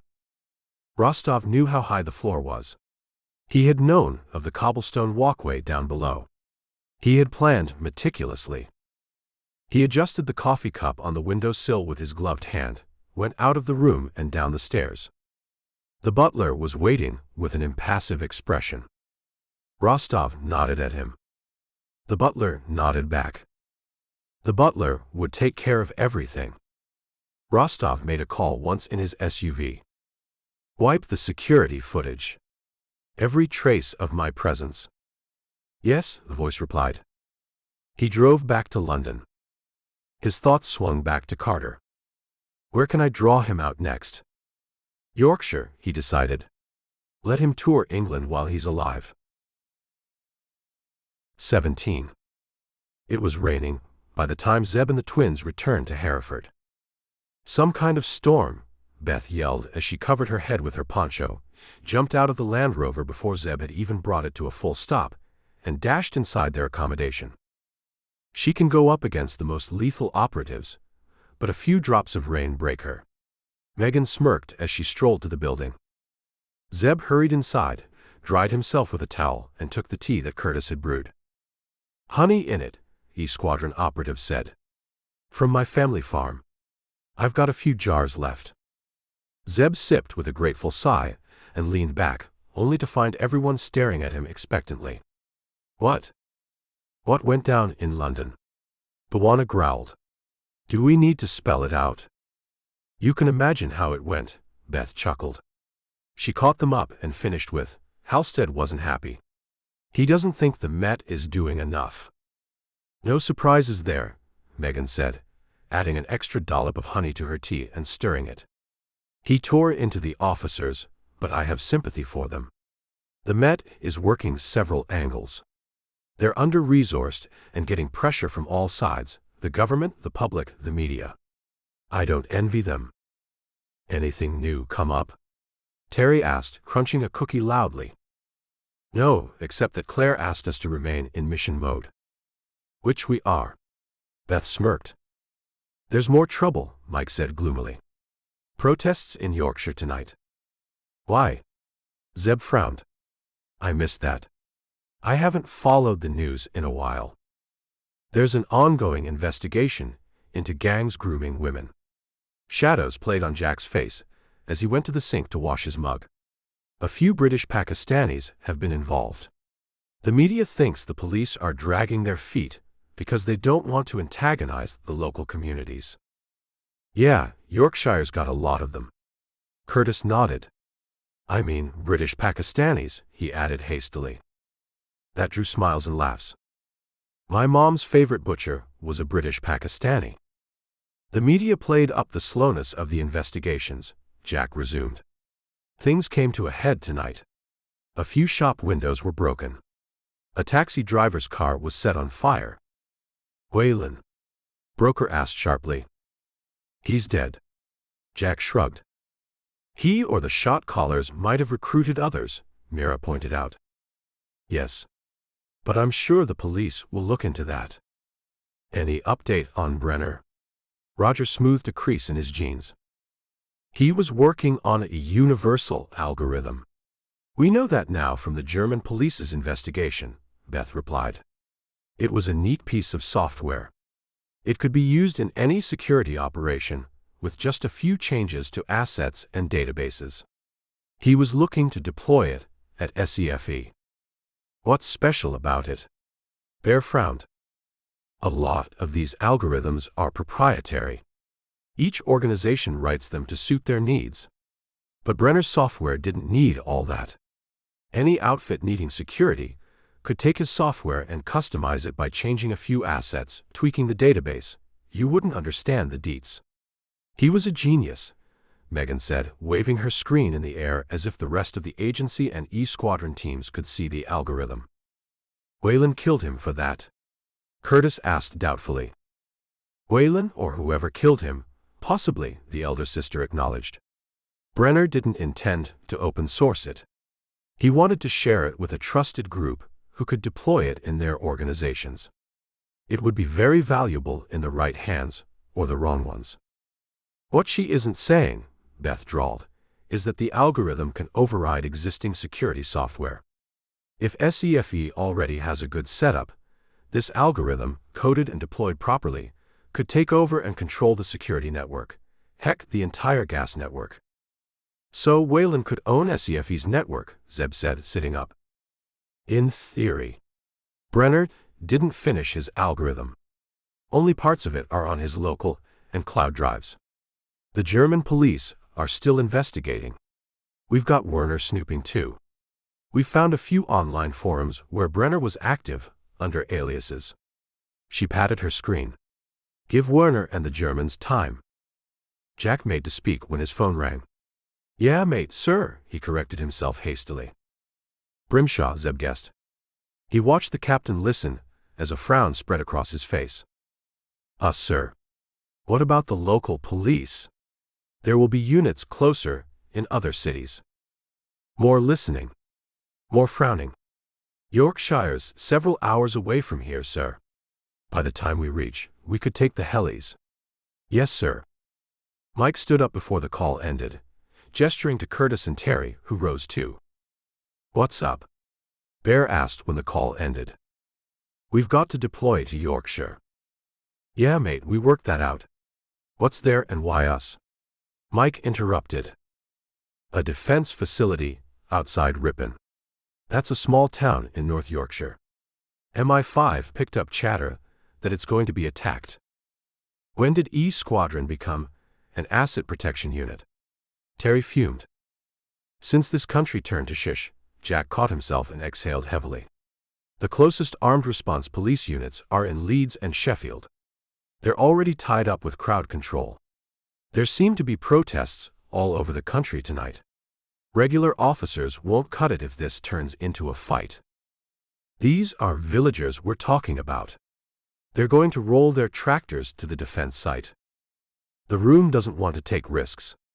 I can see their point. What about the military? RAF Menwith Hill is the nearest base, but they don't have ground teams ready to deploy, Jack said.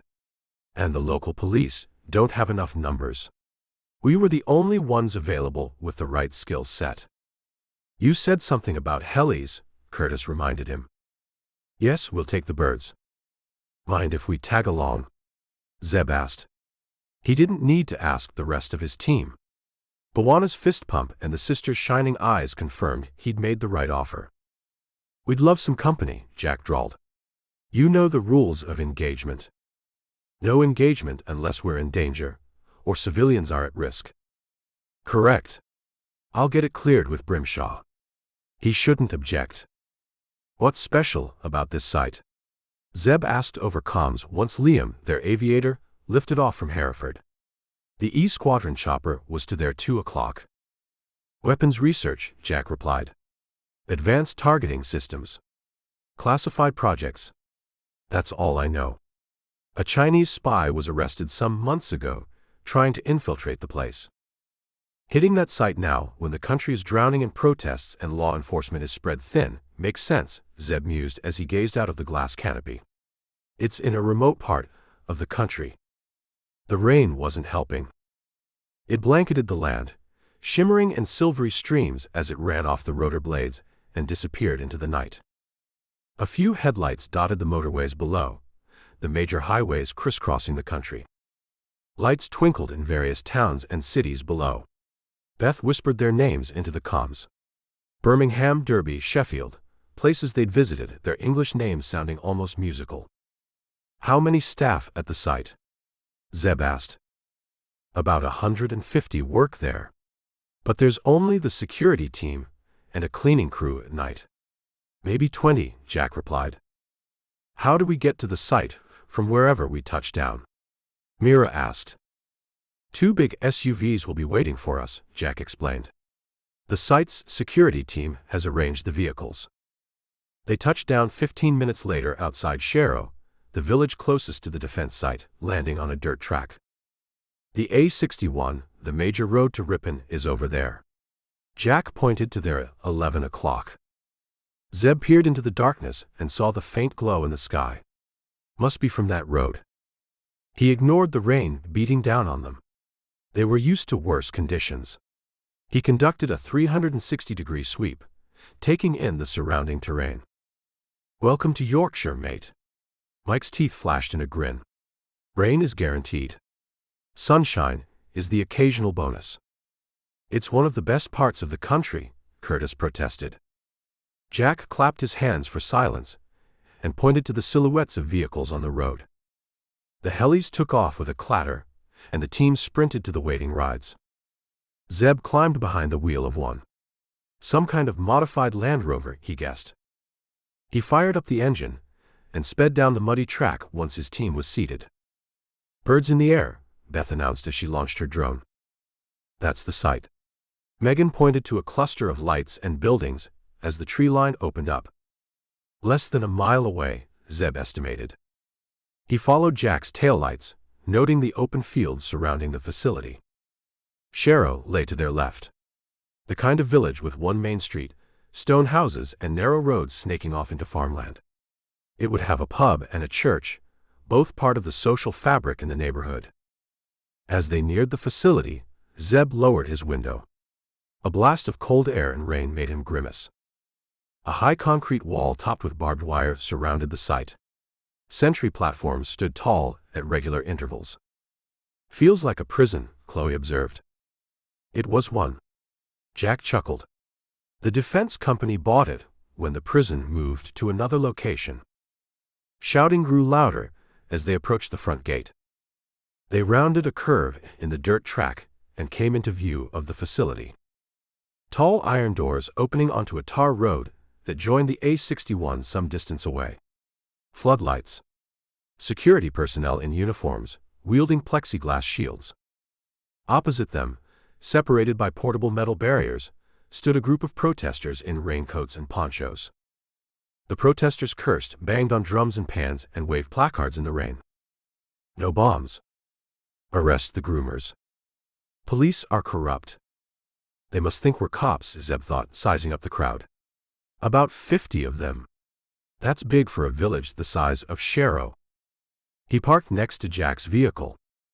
"I don't think they're all from the village," Megan guessed his thoughts. "Wayland's recruiters at work." "Possible."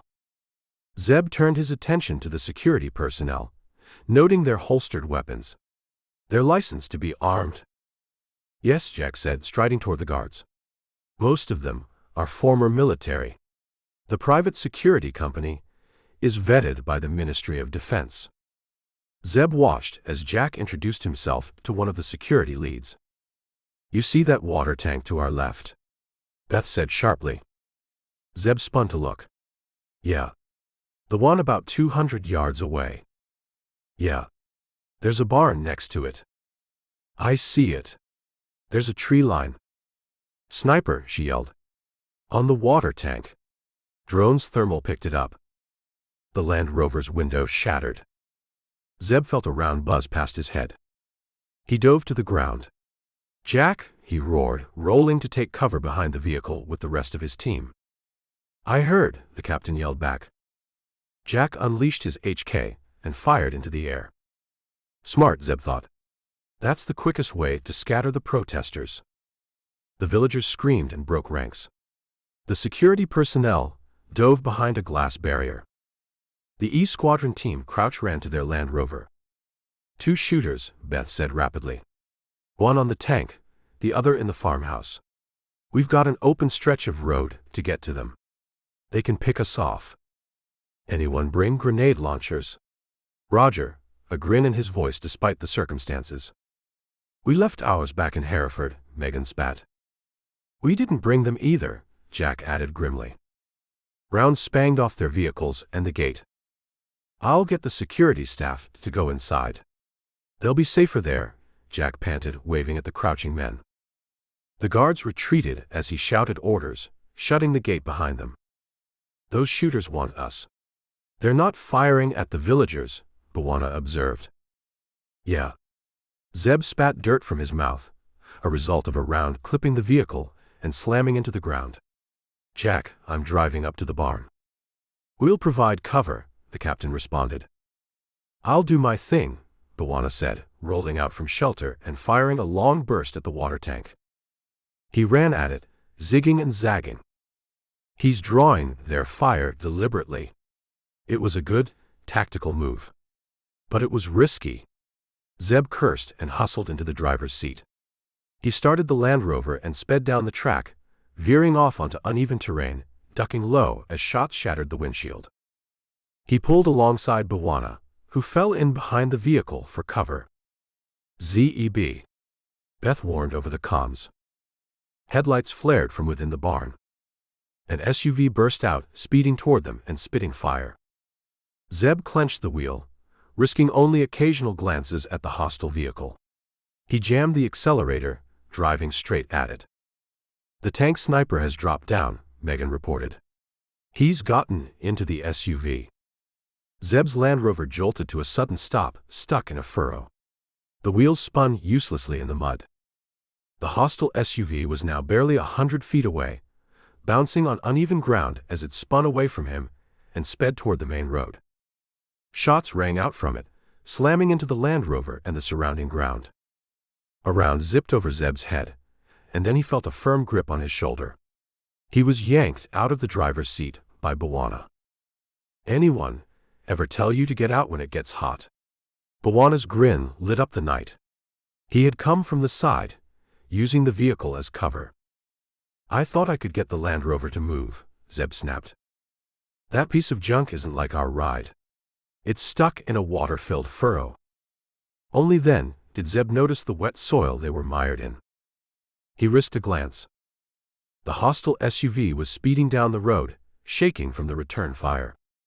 Jack's vehicle gave chase briefly, then turned around and returned. No point chasing them, the captain said over comms. I've alerted the police. Their escape might be a diversion to lure us away. They'll disappear into the night, Zeb thought grimly. That's what's happened every other time. The police haven't been able to track the shooters. Can't blame them. These hostiles aren't elite, but they know their tradecraft. His boots squelched in the mud as he and Bwana trudged back to the tar road. Broker, Roger, Bear, Chloe, and Mira split into two teams, clearing the barn and the water tank under the twins' direction. Their ride was covered with this, Mira panted when she returned, holding up a piece of fabric. Camo protection, Megan said, examining it. That's how the drone's thermal cameras didn't pick it up. Anyone hit? Zeb asked, scanning the approaching E Squadron team. A chorus of no's answered him. We don't know about the villagers, Jack snarled. He broke away to speak urgently into his comms, then pounded on the gate, shouting at the security staff and the few police officers inside. They don't have much to tell us, he said tersely when he returned. The protesters showed up around 7 p.m. They seemed harmless. The guards didn't see the snipers or the SUV. Brimshaw will contact the local police to check on the villagers. What about the rest of the complex? Zeb gestured toward the high wall. I didn't see any patrols or guards while we were driving up. They've got cameras all around. They didn't see the need to patrol it. This is Britain. No one attacks defense companies with guns. Until tonight. Curtis wiped his face. Yeah, Zeb said thoughtfully. They could have gotten me, or Bwana. My ride was stuck in the mud. No, they couldn't. Mike wiped his face with his hand. The rest of us were shredding their vehicle. If I was them, I wouldn't have wanted to risk getting stuck in slush. Turning tail was the right decision. Zeb nodded. They wanted us. They didn't seem to shoot at the villagers. Anyone count how many were in that SUV? Next time I'll hold my palm up to stop them and count, Roger promised dryly. 18. Roger's remark barely raised a smile. Jack bent his head, touched his earpiece, and stepped away to take a call. The rain had eased to a drizzle. They were drenched, their combat clothing sticking to them, their hair plastered to their heads, but none of them, either the agency operatives or the E Squadron troops, moved for shelter. Rain dripped off the captain's chin as he listened intently, his cheeks hollowed. Trouble? Zeb asked when he returned. Brimshaw. Police are picking up movement. More villagers are heading this way, even in this weather. They're angry. There's chatter about a riot at the site. The cops have watchers. Chloe frowned. Police, Mike corrected her absently. Yes. In a way. These are small communities. They have trusted sources in the villages. Besides, with the riots, the police stations will be fully staffed. Zeb glanced at his watch. 10 p.m. The dark sky, drizzle and the floodlights from the defense site made for a surreal scene. The barricades had fallen sideways. Placards and water bottles littered the road, abandoned by the villagers in their desperation to escape. This doesn't make sense. He shook his head. How large are these villages population-wise? Sherrick has around 500 people. Most of the villages nearby are that size. Ripon is a town. About 16,000 folks. Curtis scratched his cheek. I see where you're going. This many people at this time of night, in this weather. We know the rioters are being paid, Bear growled. I know, mate, but why here in the middle of nowhere? Was the site breached? Zeb cocked his head at Jack. No. The captain shook his head. One of the security staff carried out a physical check when they were inside. Vehicles. Beth called out. Our drone sees several vans and cars coming this way, through Sherrick. They glanced at the road. Chatter says the villagers think we fired at them. Jack adjusted his HK behind his back. Someone is spreading false information. Mira slicked her hair back. The protesters might believe it. They didn't have a clear picture of what went down. Jack swore. That's all we need. A bunch of raging villagers out to attack us. Get our rides. Zeb sprinted to the mud where his Land Rover was stuck. We'll use them to form a barricade. Your ride is stuck, Bwana panted. Help me. He got behind the wheel. Bear joined Bwana, and the two of them pushed the vehicle until it finally got traction and lurched out of the soft ground onto the tar road. Jack had brought his ride and parked it sideways. Zeb navigated his to face the captain's. Two Land Rovers stretched facing each other, but their lengths weren't enough to block the road. Can't do anything more, Zeb thought as he hurried back to join his team. Here they come, Chloe murmured.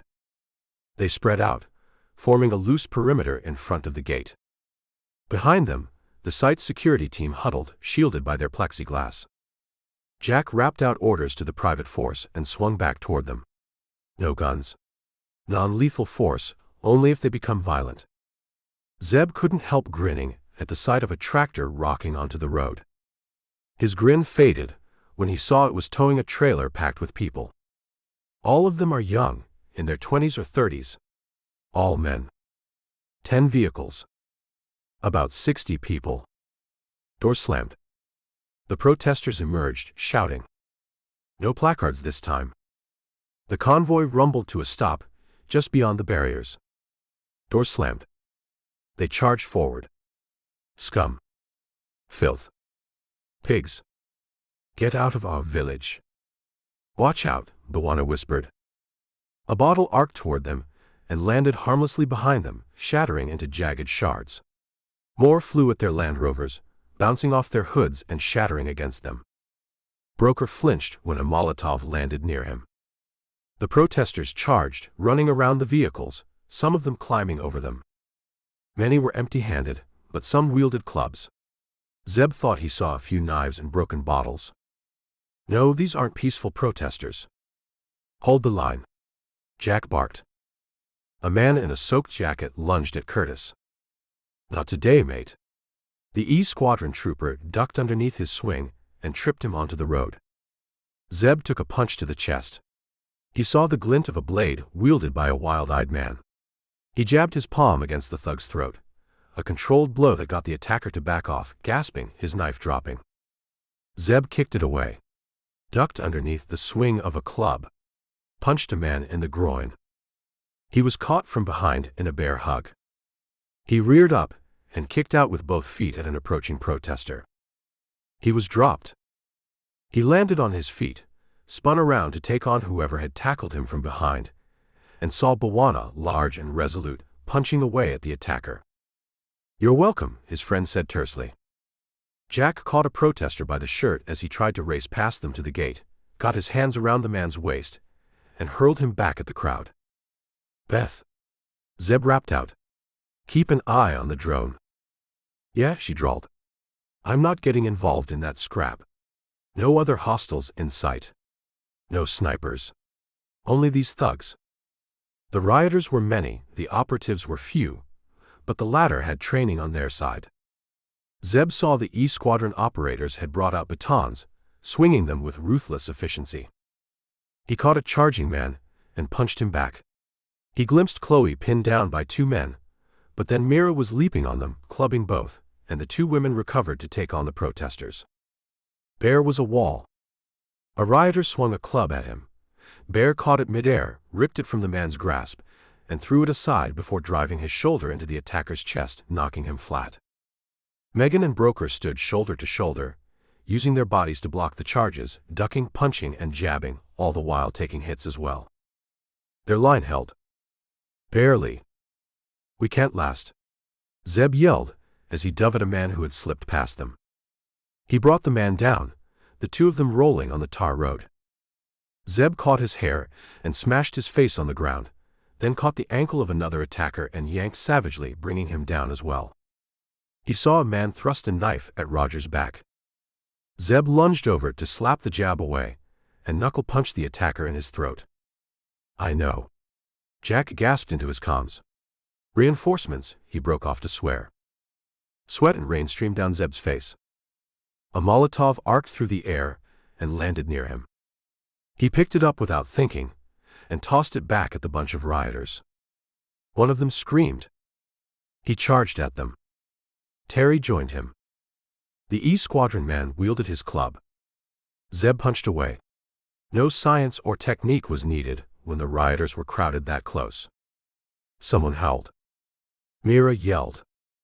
He swiveled his head to check on her. She was holding her ground. He took a punch to the face, rocked back from its impact. Kneed the attacker in the groin.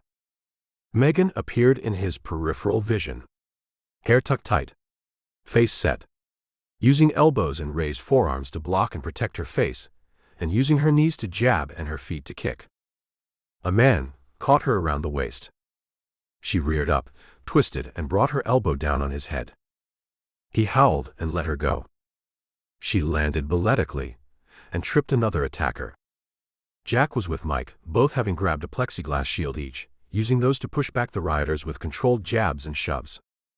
A rioter lunged at them with a broken bottle. The captain blocked it with his shield and kicked the man in the groin. The rain made everything slick, turning the road slippery. "We can't fall. They'll be on top of us if we do," Zeb thought when he was shoved. He turned to see a heavy-set man barreling toward him with an iron bar. He barely had time to react before the man swung. Zeb ducked and slammed his shoulder into the attacker's belly, driving him backward. The man stumbled. Zeb shoved him to the ground and stamped hard on his wrist. The man howled and let go of the bar. Zeb kicked it beneath a vehicle. "Where the heck are the reinforcements?" he snarled. "On the way," Jack panted.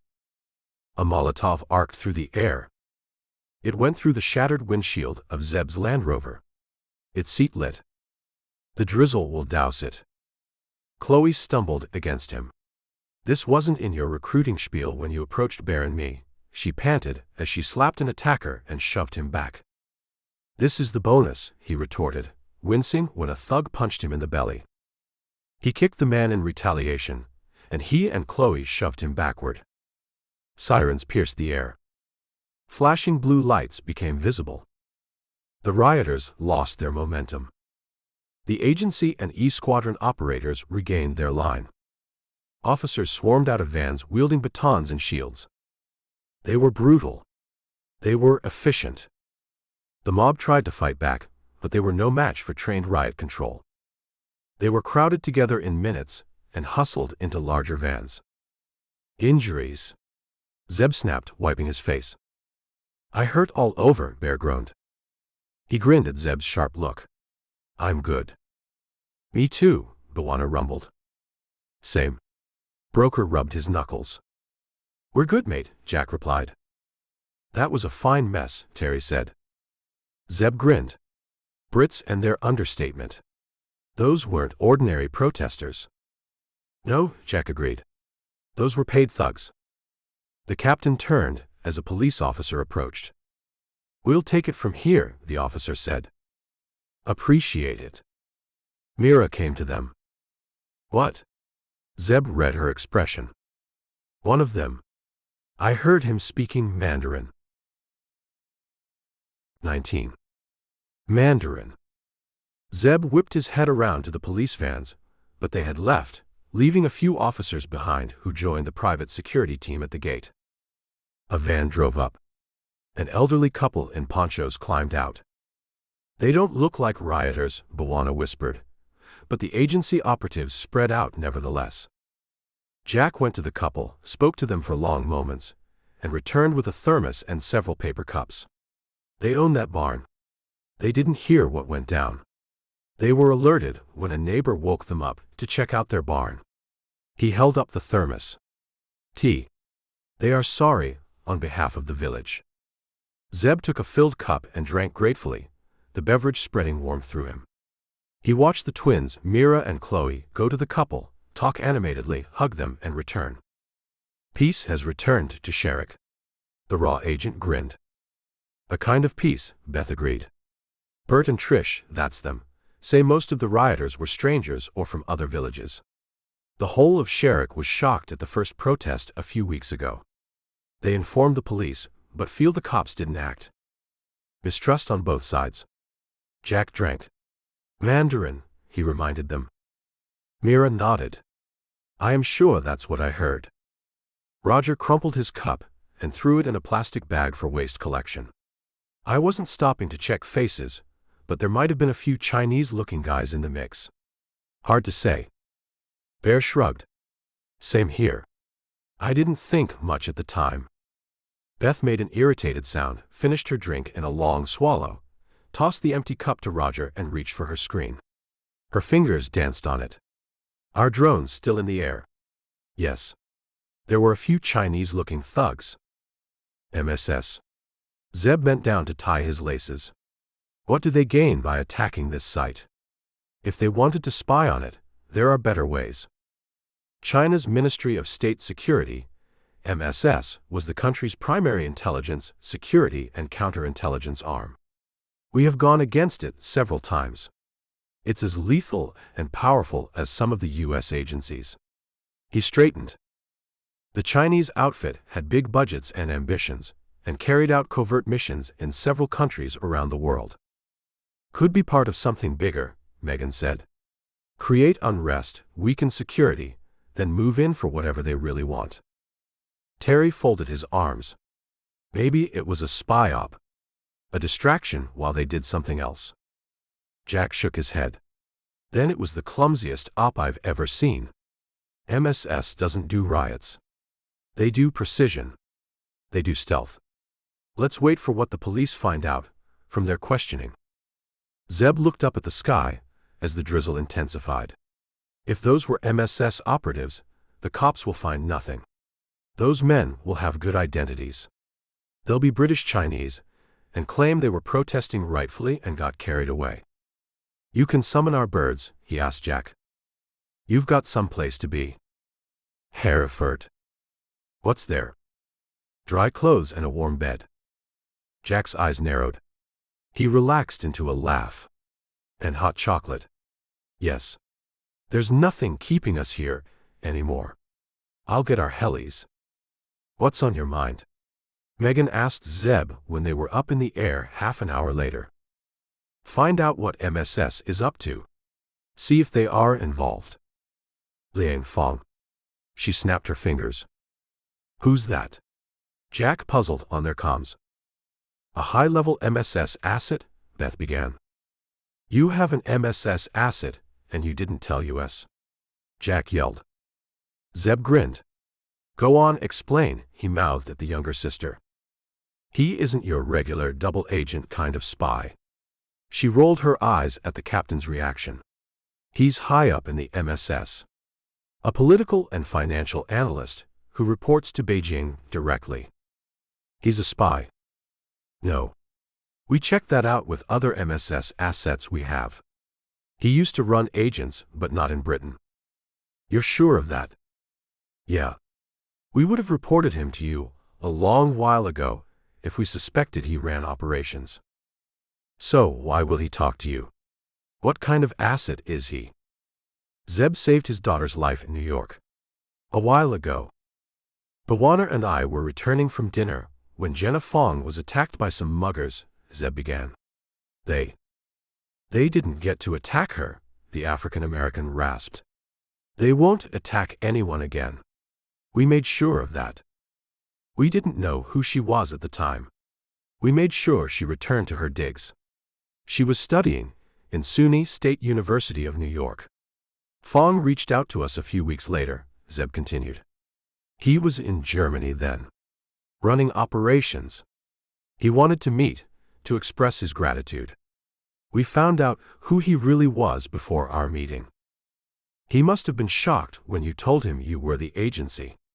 Curtis chuckled. Yeah. He thought we had set his daughter up. It took some convincing on our part. It finally got through to him that if we wanted to use her as leverage, we could have done that ages ago. We told him we could expose him and get him arrested, or he could cooperate. He said he was getting out of the missions business and was going for a desk job in Britain. An analyst. He doesn't have a wife. His daughter is his only family. He wanted her safe. We got her a job. We fast-tracked her citizenship. The condition being he shares intel with you, my guest. Yeah. He does, whatever comes across his desk. We share it with you folks and our European allies. Happiness all around, Terry snarked. Zeb laughed. Fong has become sort of a friend. I think he wants out of MSS. Not yet, but in a few years and will be looking at us for help. We'll see. We'll cross that bridge when we come to it. Why can't this meeting happen over the phone? Jack asked. Safer in person. Fong's paranoid about electronic surveillance. He's in London. In Manchester. Zeb drove out of Hereford the next day by himself. He took the A49 to Shrewsbury, and then joined the M6, a motorway which then led to the M60, another motorway that reached into Manchester. The fourth largest city in the country, on its northwest coast. A city once known for its textile mills and engineering. It had been devastated after World War II and had regenerated since then. Its skyline was now a mix of red brick warehouses and sleek towers. A city of soccer, he thought as he entered the city. Football, he corrected himself. That's what it's called in the rest of the world. Two major clubs in the city, dividing its people on their support, and at the same time uniting them through their love for the sport. He pulled onto Deansgate, the long stretch of road cutting through the city center. His meeting was at the Jade Lantern, a small Cantonese tea house tucked into Faulkner Street in Chinatown. He didn't go in right away. He parked, drew his jacket collar up, donned his shades, and window shopped. He pretended to take photographs as he sauntered in no hurry. The rain had stopped overnight, but the streets were still slick, shining, reflecting the colorful windows of hospitality joints and stores. Zeb checked out Faulkner Street for more than half an hour, ignoring Fong's calls. He returned to the tea house and lounged against it, making a show of checking his phone. The joint was small, less than 10 tables. It had large windows through which he could look in. The MSS agent was at the far end, looking impatiently at his phone. He got up and was making for the door when Zeb entered the joint. You took your time. I was making sure neither of us was being followed. No one is following me. I am sure. Zeb studied the agent. He was in his 40s. Silvery gray short hair. Narrow face. Restless eyes. Veined hands and fingers that tapped the table. An empty cup of tea in front of him. He gave his order to the server and slid his phone over, screen up. Fong studied the photograph. Scroll right. There are more men.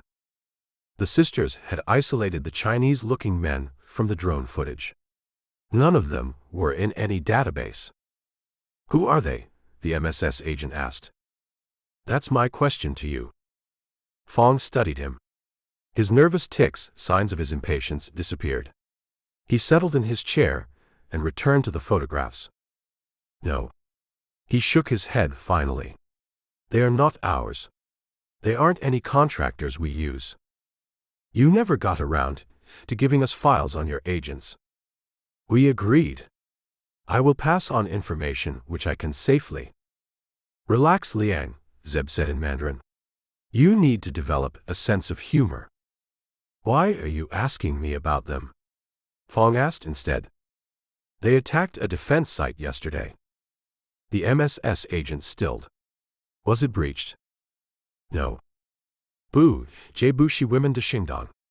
"No, this isn't our operation," Fong said softly.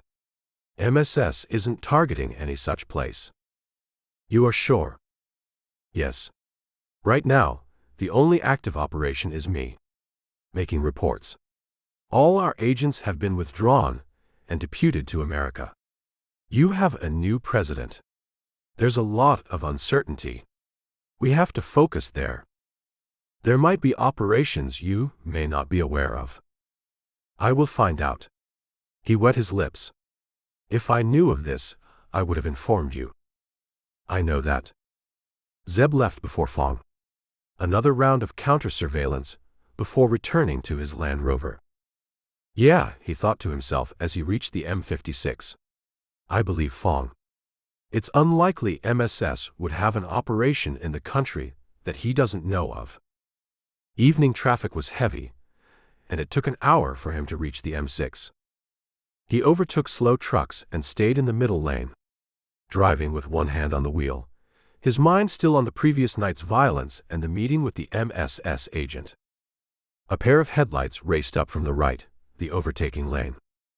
He glanced at it and focused on the road.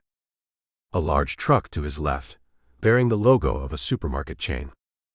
The usual mix of traffic. Commuters. Delivery vehicles. Families. The car on his right was a black sedan.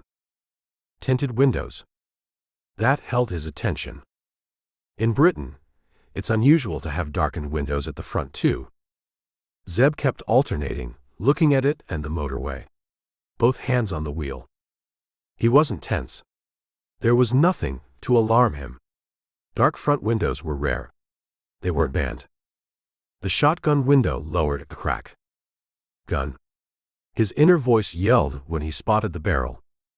He slammed the brake and spun the wheel hard. "Truck to your left."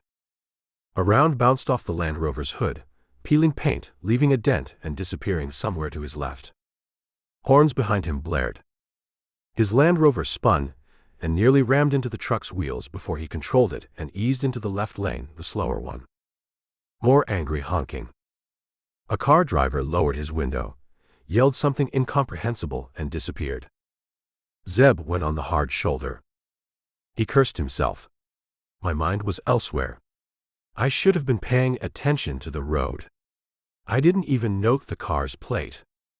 He checked the mark on the hood. Yeah, that definitely was around. He hadn't imagined it. He straightened suddenly. Fong. He dialed the MSS agent. No response. He kept trying as he returned to the motorway and accelerated. Took the next exit and got back on the M6, back to Manchester. Still no response from Fong. Beth. He got the younger sister on the first dial. Can you track down Fong? None of the usual snark from her. She sensed the urgency in his voice. Keys clicked. He's in a Chinese supermarket on Cheetham Hill Road. Phone's showing. That he's shopping, yeah.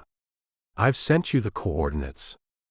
He got the message an instant later and punched it in the navigation system. The Land Rover surged forward, the battery pumping out more power to the wheels.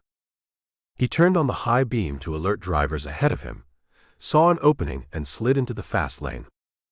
What happened? She asked. I was shot at. He briefed her swiftly. Get to Fong. Megan came on the line. We'll keep trying him as well. We'll also check if any traffic cameras captured the hostile vehicle. Back in Manchester, fighting traffic. He forced himself to stay calm. Tore through several red lights. I'll get Jack to deal with my traffic tickets. Reached Cheetham Hill Road. Parked illegally on double yellow lines and sprang out. Sprinted down the street, his right hand close to his jacket. Entered the supermarket. Aisles of food on shelving on either side of walkways. The smells of incense and soothing music on speakers. He rushed past shoppers, checking them swiftly. Reached the end. His lips tightened. No Fong. A toilet flushed. A discreet door opened. The MSS agent emerged. What are you doing here? Whom did you inform? Zeb hissed. Inform about? Our meeting. No one. Why are you asking me that? Zeb snatched the phone from his hand and scrolled through it. Only one call on it since his meeting. That's his daughter's number. He recognized it. You were talking to your daughter? He handed the phone back. Yes. Is that a problem? Zeb wiped sweat from his face. His breathing returned to normal. You didn't see my calls. I had my headphones. My phone was in my pocket. I was shopping. He jerked his head to a basket on the floor. What's this about? I was shot at when returning. Fong took a moment to register the words, and then he wet his lips, a nervous gesture.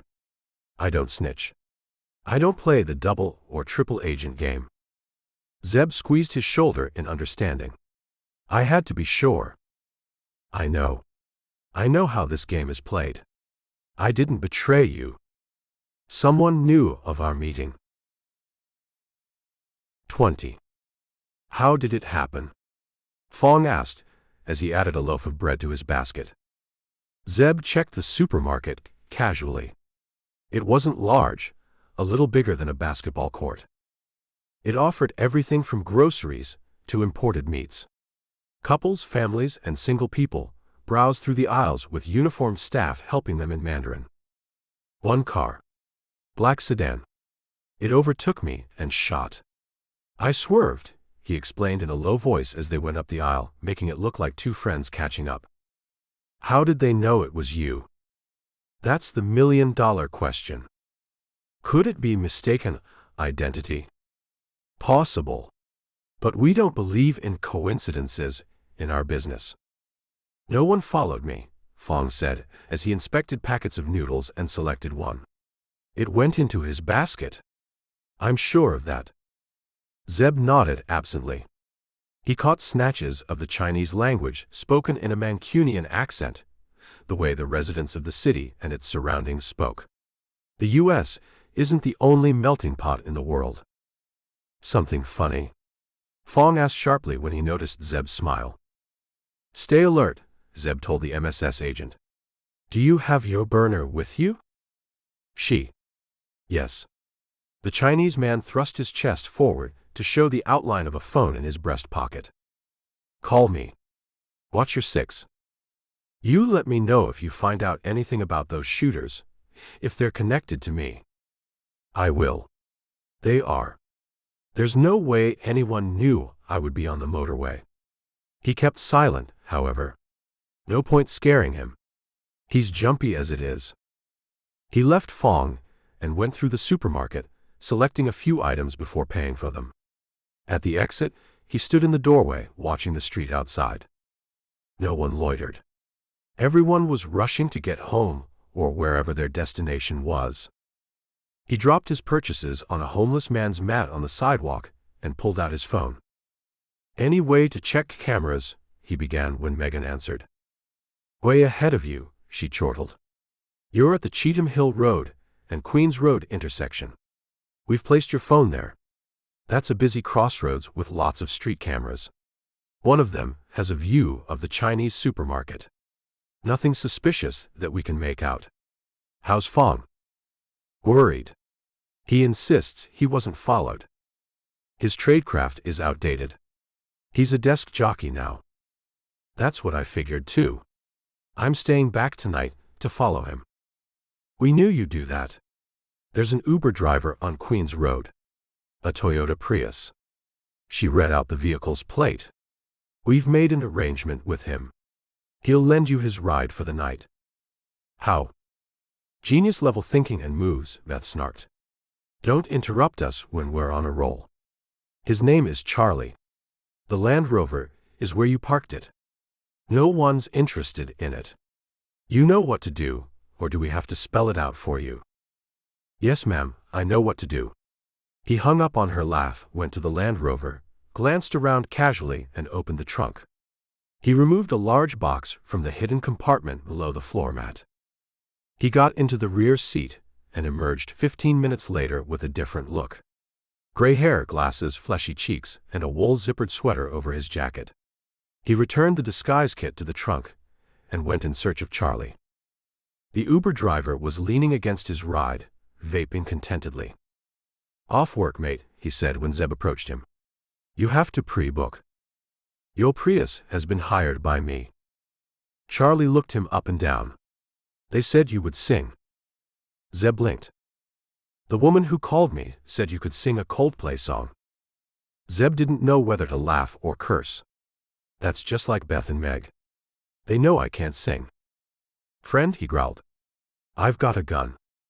Yeah, they said you'd say that, Charlie grinned. He straightened and took Zeb's photograph with his phone. Driving license? Zeb produced the one from the disguise box. Peter Turnbull, huh? Charlie photographed the ID as well. Can't be too careful. I've gotten some weird passengers, but this, he cocked his head at his car, beats them all. The woman paid me well, though. We can't turn down money, can we, mate? He tossed the key at Zeb. No scratches, no dents. I want a full tank when you return it. Yes. Is it for some fun stuff? Charlie's voice dropped. His eyebrows waggled. A pretty friend. I've got a gun, Zeb said coldly. Right, mate. Enjoy. Charlie whistled as he sauntered away. Zeb got behind the wheel. He crawled forward until the Chinese supermarket came into view. Fong's still in there, or else the twins would have warned me. The MSS agent emerged 45 minutes later, talking, his headphones wrapped around his ears. He glanced up and down the street, then hurried to a car parked on Cheetham Hill Road. He stowed his purchases in the trunk and got behind the wheel. He circled the neighborhood several times. Zeb kept 2 vehicles behind, checking his mirrors. There must be a multi-vehicle watch on him if he's being followed. Fong finally drove to his apartment, a second-floor residence on Palatine Road in West Didsbury, 4 miles south of Manchester city centre. Victorian and Edwardian houses line the street, their trees stripped bare of leaves for winter. The MSS agent parked in a residence permit space and went inside. Zeb parked in a vacant space well behind and waited. Zeb spotted the surveillance just past midnight.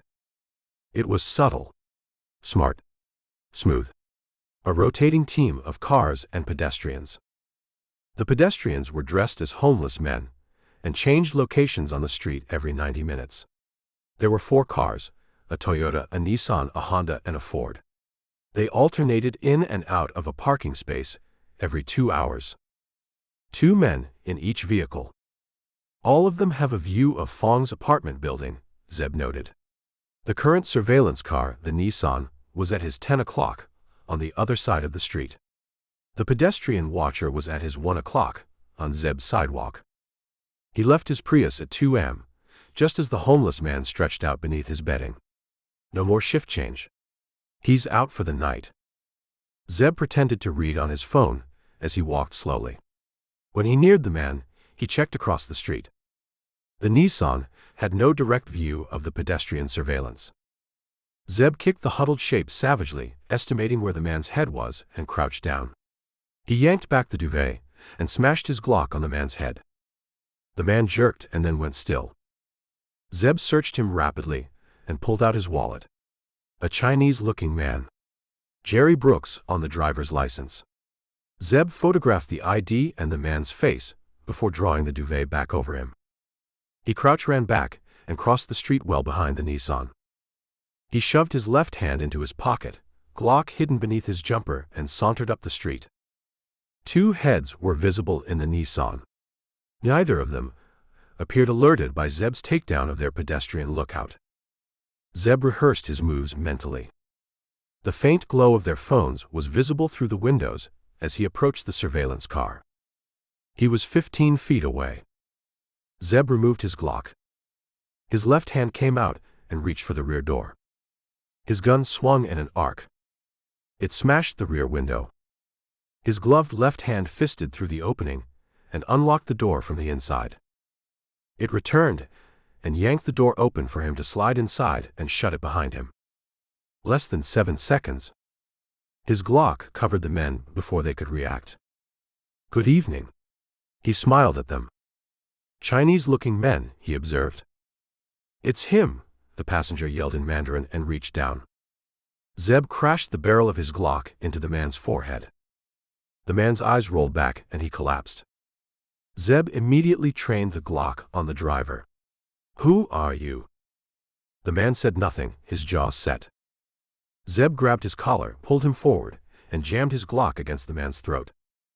The man smiled. "You won't kill me. You want me alive." "You're right," Zeb said and shot his ear. The round punched into the car's dashboard. The man flinched and howled, the sound deafening in the car. "Who are you?" Zeb repeated. The man opened his mouth. "You will never guess." Headlights filled the street. A car raced down from behind them. Zeb didn't wait. He dove out of the Nissan just as the Toyota came abreast, and the shooters inside opened fire. Zeb landed on the sidewalk and rolled behind another car as rounds tore into the Nissan. Windows shattered. Car alarms screamed. The Toyota roared down Palatine Road, turned a corner and disappeared. Zeb hurried to the passenger of the Nissan. He was dead. The driver was dying. "Who are you?" Zeb asked urgently. The light in the man's eyes faded. "Never." His body stilled. Lights were coming on in nearby apartments. The car alarms were still blaring. Zeb sprinted to Fong's apartment building. He shot the door lock and burst inside. He raced up the stairs, Glock held out, ready for more shooting. "Get your go bag," he yelled at the MSS agent when Fong opened the door to his pounding. "Who are you?" "It's me. Zeb Carter." "I'm in disguise," he snarled. "Heard the shooting outside. You were being followed. You need to leave. Our backup plan." Fong took one look at Zeb and the Glock, then ducked inside. He returned with a small suitcase. "Is my life over?" he asked as they went down the stairs. "This one is." Zeb peered cautiously out the door. Several residents were on the street, inspecting their damaged vehicles. A small crowd had gathered around the Nissan. "Do you recognize either of them?" he murmured to Fong. The MSS man stepped forward like a curious resident and returned after a quick look. He shook his head discreetly. Zeb hustled him to the Prius and dialed Beth as he drove out of the neighborhood. "Fong needs to be evacuated." 21. Tenem. Claire checked her phone. Liang Fong is safe in Germany. She nodded imperceptibly at the message she had received from her team. The MSS agent, now a formal defector, had been extracted from Manchester from a hotel that Zeb had driven to the previous night. Her evac teams were on permanent standby in major countries. She had activated the exfil operation as soon as Megan had called her. Resettlement in the U.S., funds for a new life, a new identity, those were part of the extraction program. "Let me know when he's in the U.S., she messaged her team, put her phone away, and focused on the briefing. She was at a COBRA meeting. Cabinet Office Briefing Room A briefings, held by the British Prime Minister to address security threats and national emergencies. What's unfolding in Britain would fit either of those labels. She smiled grimly. The meetings were in Whitehall, a street running from Trafalgar Square to Parliament Square. Key ministerial offices lined it. The Ministry of Defense, MOD, and many other departments were on it. Downing Street, home to the Prime Minister's residence and office, branched off Whitehall and ended in a cul-de-sac. Robert Henshaw, the British Prime Minister, sat at the head of the table. He was one of the youngest leaders to hold office. He was in his 50s. Slim. Graying hair slicked back stylishly. Dark blue suit, tie, white shirt. He was sharp, witty, and had led the opposition to the largest win in the country's history. The previous government's party had ruled for over a decade. He's inherited an economic mess. Stagnation. Austerity. The rise of right-wing parties. A lack of foreign investment. Prime conditions for riots. Social unrest. Whalen and his paymasters provided the spark. Clare sat in a back row, along with advisors and specialists. She sat behind Greystone. The public is scared. Riots. Shootings in residential areas. Attacks on a defense site. A conflagration of events that's never happened before. Henshaw addressed the room. Victoria Sloan, the Home Secretary, Marcus Ellis, the Defense Secretary, Halstead, the Met Commissioner, Hartley, the MI5 Chief, and Richard Taverner, the Mayor of London, were in attendance. We have to give them real answers soon. There might be a Chinese connection, sir, Hartley said quickly. Clare and Greystone had agreed that the Mandarin lead that Zeb and his team had identified would be credited to MI5. Henshaw looked shocked. The Home and Defense Secretaries looked angry. Why are we hearing of this for the first time? Sloan snapped. We had to be sure, Victoria, Hartley said firmly. Those shootings in Manchester last night. Greystone stepped in to help his colleague. We believe the shooters were of Chinese origin. 2 dead men. Both seem to be from that country. We are working on identifying them. And the shooters? Henshaw fired. They're missing. Alex. The PM slapped his palm on the table. That's all I have heard since the first riots broke out. The shooters disappeared. The rioters won't talk. We have one of the best police and intelligence forces in the world. Why aren't we getting answers? Because this is a new war, sir, Clare said. The enemy isn't in the trenches. The hostiles don't wear their country's flags. They are in the shadows, hidden behind elaborate cybersecurity. They use proxies, deniable operatives. And you are, the PM shot at her. Clare, sir. Advisor to Alex Greystone. She was with us when I hosted an intelligence chiefs meeting, the MI6 chief added. The one that was attacked? Yes, sir. You don't know who was behind that one either. Working on it, sir. Alex, let me remind you. I made a promise when I was elected that I would restore growth to this country, improve people's lives. I did not promise them riots and shootings in the street, Henshaw said forcefully. I am aware of that, sir. Sir, if the Chinese are behind this, we need to summon their ambassador. Demand answers, Taverner said. It's early to say MSS, the Chinese security agency, is involved, Richard, Halstead interjected. I wouldn't rush this diplomatically. Not with the media, either. We need more proof. What about that German gas cybersecurity man? Alex, didn't you tell me there was a connection to our riots? The PM swiveled and stared at the MI6 head. There is, sir. We have definitive proof. Barry Whalen recruited rioters. He was in Berlin. We believe he tortured Brenner, the German, but you don't have anything conclusive, the PM stated. For God's sake, man, the public needs to feel we are making progress. If foreign nations are involved, we need to be decisive, Ellis glared at the MI6 head. We need time, sir.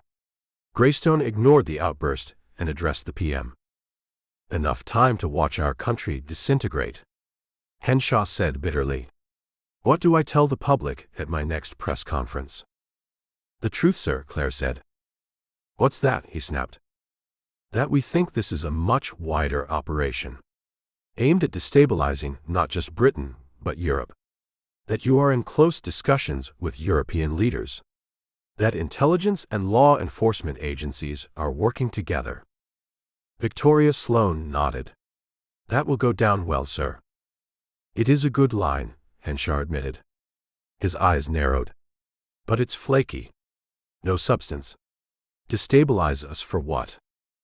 We are working on that too, sir, Greystone said. A brief grim smile. Clare stayed back when the PM left, along with his ministers. She joined Hartley, Greystone, and Halstead. I can understand his impatience. The MI6 head referred to the Prime Minister's outburst. I would be hacked off if I was in his position. You get the feeling we are being played, Hartley said. Clare nodded. Those were Zeb's words when he briefed me after Manchester. By unknown parties and for unknown reasons, she said grimly. 22. Zeb grunted as he listened to Clare debrief after the Cobra meeting. His friends huddled around him. Jack and his team prepared dinner. The Prime Minister is properly bothered, she laughed, as the Brits would say in their understated way. I spoke to Johan.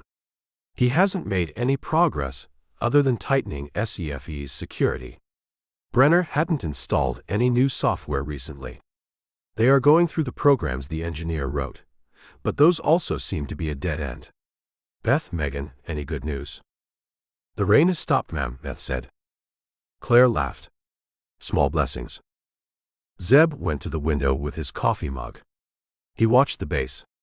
Military vehicles moved on slick roads, leaving backsplash behind. A bunch of troops jogged with their gear, their faces set. They train in the worst weather. It's one reason SAS and E Squadron are such an elite force. He heard bickering behind him. He turned. Jack argued with Mike about the oven temperature. They're takeout pizzas, Megan exclaimed. Not high cuisine. Heat them up before Bawana and Bear get involved. They'll leave nothing for us. You're very quiet. Mira sidled up to him. What are you thinking? We already worked out how that Toyota returned. The driver had a panic number on his phone. Those shooters could have stayed around to shoot me, he said, frustrated. Why didn't they? They tried. You're regretting you don't have holes in you. Chloe picked up a slice of warm pizza and bit into it. He's wondering if we're being played, Megan mumbled with her mouth full. Newsflash, Zeb. We are. I know that, he retorted. But why? No one had answers. He finished his pizza, listened to his friend's joke with the Brits, downed a glassful of water, and wiped his hands when his phone buzzed. He frowned at the number. Who is it? Bear rumbled from across the room. Dion. He took the call, listened, and grinned. I'll be there. What's up? Bawana asked. Dion's in town. He wants to meet. He's got anything more on Whalen for us. Beth helped Mike collect the empty pizza boxes and stuff them in the trash bin. He didn't say. Admit it. Jack pointed his forefinger at him. You want to get away from us. Who wouldn't want to get away from you lot? Zeb grinned. His eyes sought the twins. You want to come? He'll love to see you. Nah. Megan waved. We've got work. Zeb reached St. James Square in the evening. He circled the streets, his hands loose on the wheel, his eyes flicking to his side and rear mirrors. No tails. Not any that I can spot. If there are rotating teams behind me, I won't know. He parked his vehicle and walked to his meeting. It was around this time of day I first met Dion. The dry, baking heat of the South African veldt. He had been in Delta then. A joint operation between American forces and the South African National Defense Force, SANDF. Their target, an arms smuggling outfit linked to the Angolan rebel group National Union for the Total Independence of Angola, UNITA. UNITA had our government's backing. He smiled faintly, almost feeling the South African heat in cold, wet grey London. But that arms outfit supplied weapons indiscriminately. Gangs.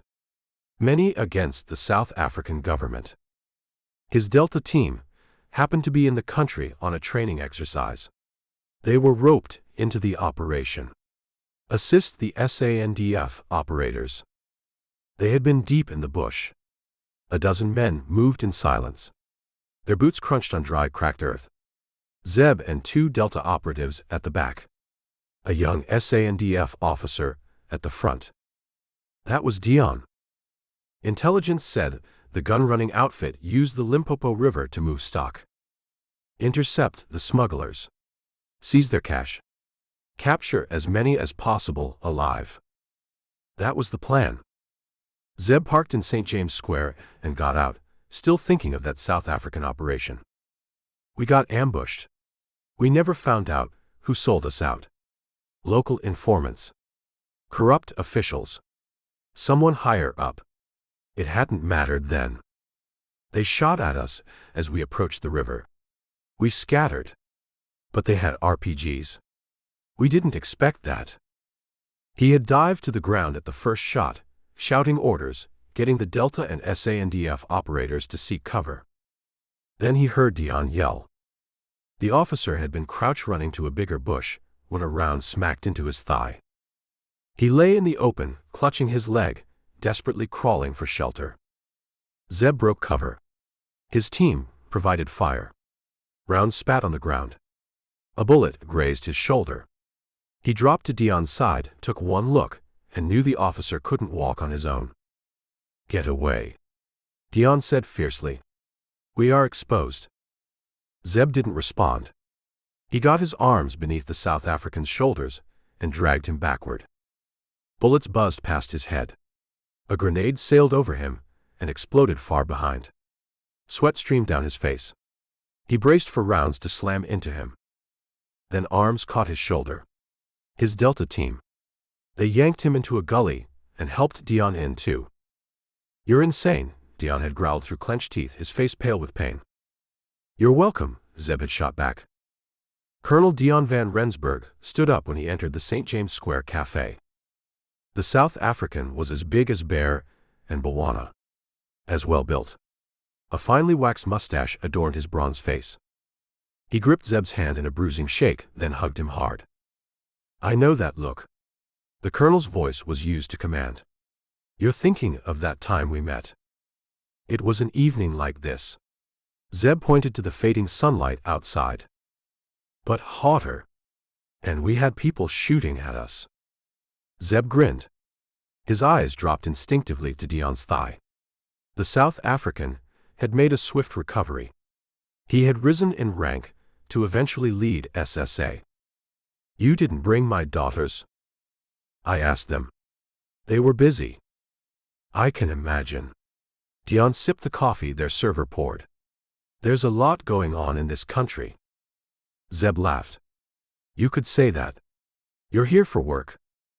On my way to Scotland. Scouting training locations for my troops. Whalen. Zeb straightened.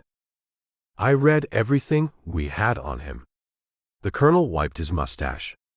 Did I say he was an organizer? You did. What's happening here? He would be good at it. But he isn't the shot caller. This seems deeper. He's not capable of big-picture thinking. Was not. Dion frowned. You got him. He's dead. Zeb caught him up rapidly on all developments. You kept the news away from the media, the colonel stated. Yeah. Not my decision. But it was the right one. Too much panic out there. A South African SSA operative turned mercenary organizing riots in Britain. That would add to the chaos. Even in the police, very few know he was from your country.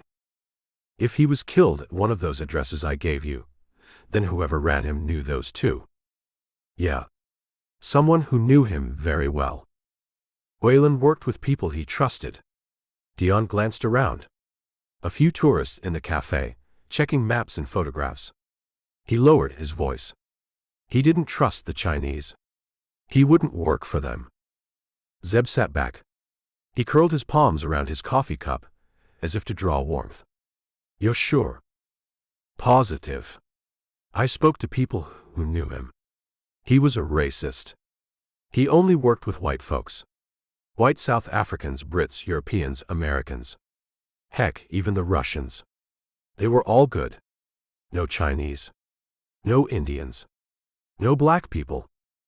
Would he recruit them? He would hire anyone useful to him. But he wouldn't work for them. He reached into his pocket and brought out a slip of paper.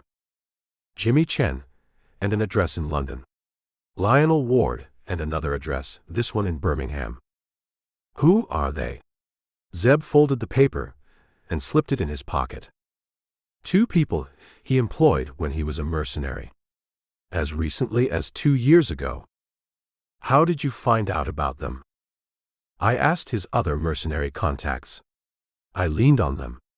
One of them gave up these names. He didn't have anything else, except to say Whalen employed those men often. Chen sounds like a Chinese name. I said he will employ them, not work for them. Dion leaned back. His eyes flicked around the cafe. I love this country. I do too. It is resilient, which many hostile agencies don't realize. You are planning to stay until we find the shot callers, Zeb rasped. Who aren't Chinese, Dion said. Whalen wouldn't. Who might not be Chinese. People can change. 23. Mira was quiet as she listened to Zeb recount his meeting with Dion. She had made curry for dinner, assisted by Terry and Curtis. Desi style with spices. She smiled to herself. Naan from the supermarket that she had heated in a pan. The Americans and the Brits had dug into her food with relish, with Bawana and Bear licking their fingers and complimenting her continually. She knew it wasn't false praise. I cook well when I want to. So nothing, she said when Zeb finished his report. Whalen may or may not have worked with MSS. Yeah, Zeb agreed.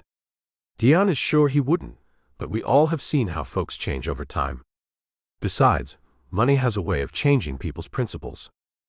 Who knows what I might do if someone threw a few mil my way? Bawana sighed with a wistful look. Eat more, Bear suggested. Besides that, the African-American grumped. Mira smiled. The Americans had become family, as close to her as her raw team was. I feel comfortable with them.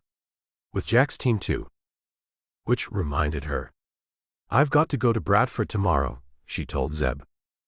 You don't need our permission. He smiled. Nor mine. Jack burped politely and excused himself. She went to her room, felt a presence behind her, and turned on the stairs to see Megan. You've got an operation there. I know.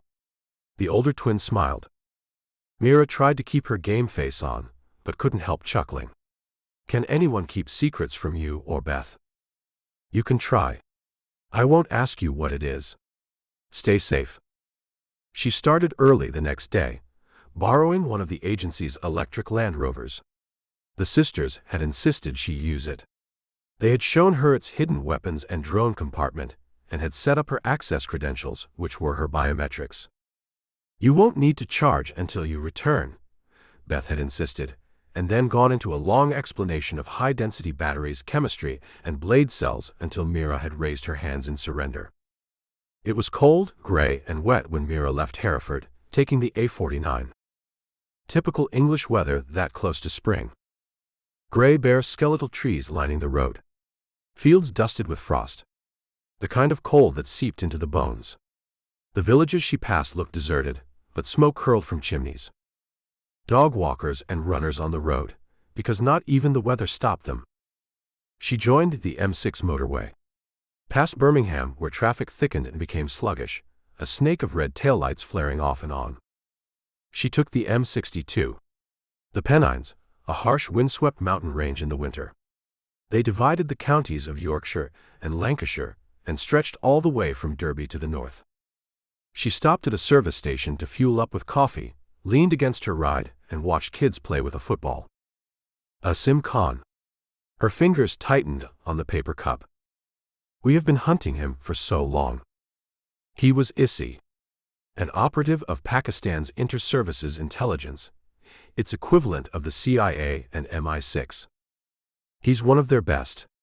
He's been radicalizing British Pakistanis, getting them to fund Kashmiri separatists, creating unrest among British Sikhs, getting them to support Khalistan fighters. Kashmir was an Indian state to the north of the country. Pakistan laid claim to it. China occupied a part of it. My country. Our state. Other countries want it. She blew on her coffee and took another sip. Khalistan separatism was a movement that wanted a separate Sikh state, Khalistan, in India's state of Punjab. The movement had grown violent in the 80s and 90s and had simmered since then, but had reared up again. Support from Canada, Britain, and America, she thought, where people like Asim Khan stir up the local Sikh population. Asim Khan was good at more than inciting unrest, organizing protests and fundraising. He had also carried out wet work and was believed to be behind the assassination of several raw agents, both in India and in the United Kingdom. We want him. The raw operatives based in Britain had been hunting Khan for years. We almost got him a few times, but he slipped away. Intel, credible information from trusted snitches, had come their way finally.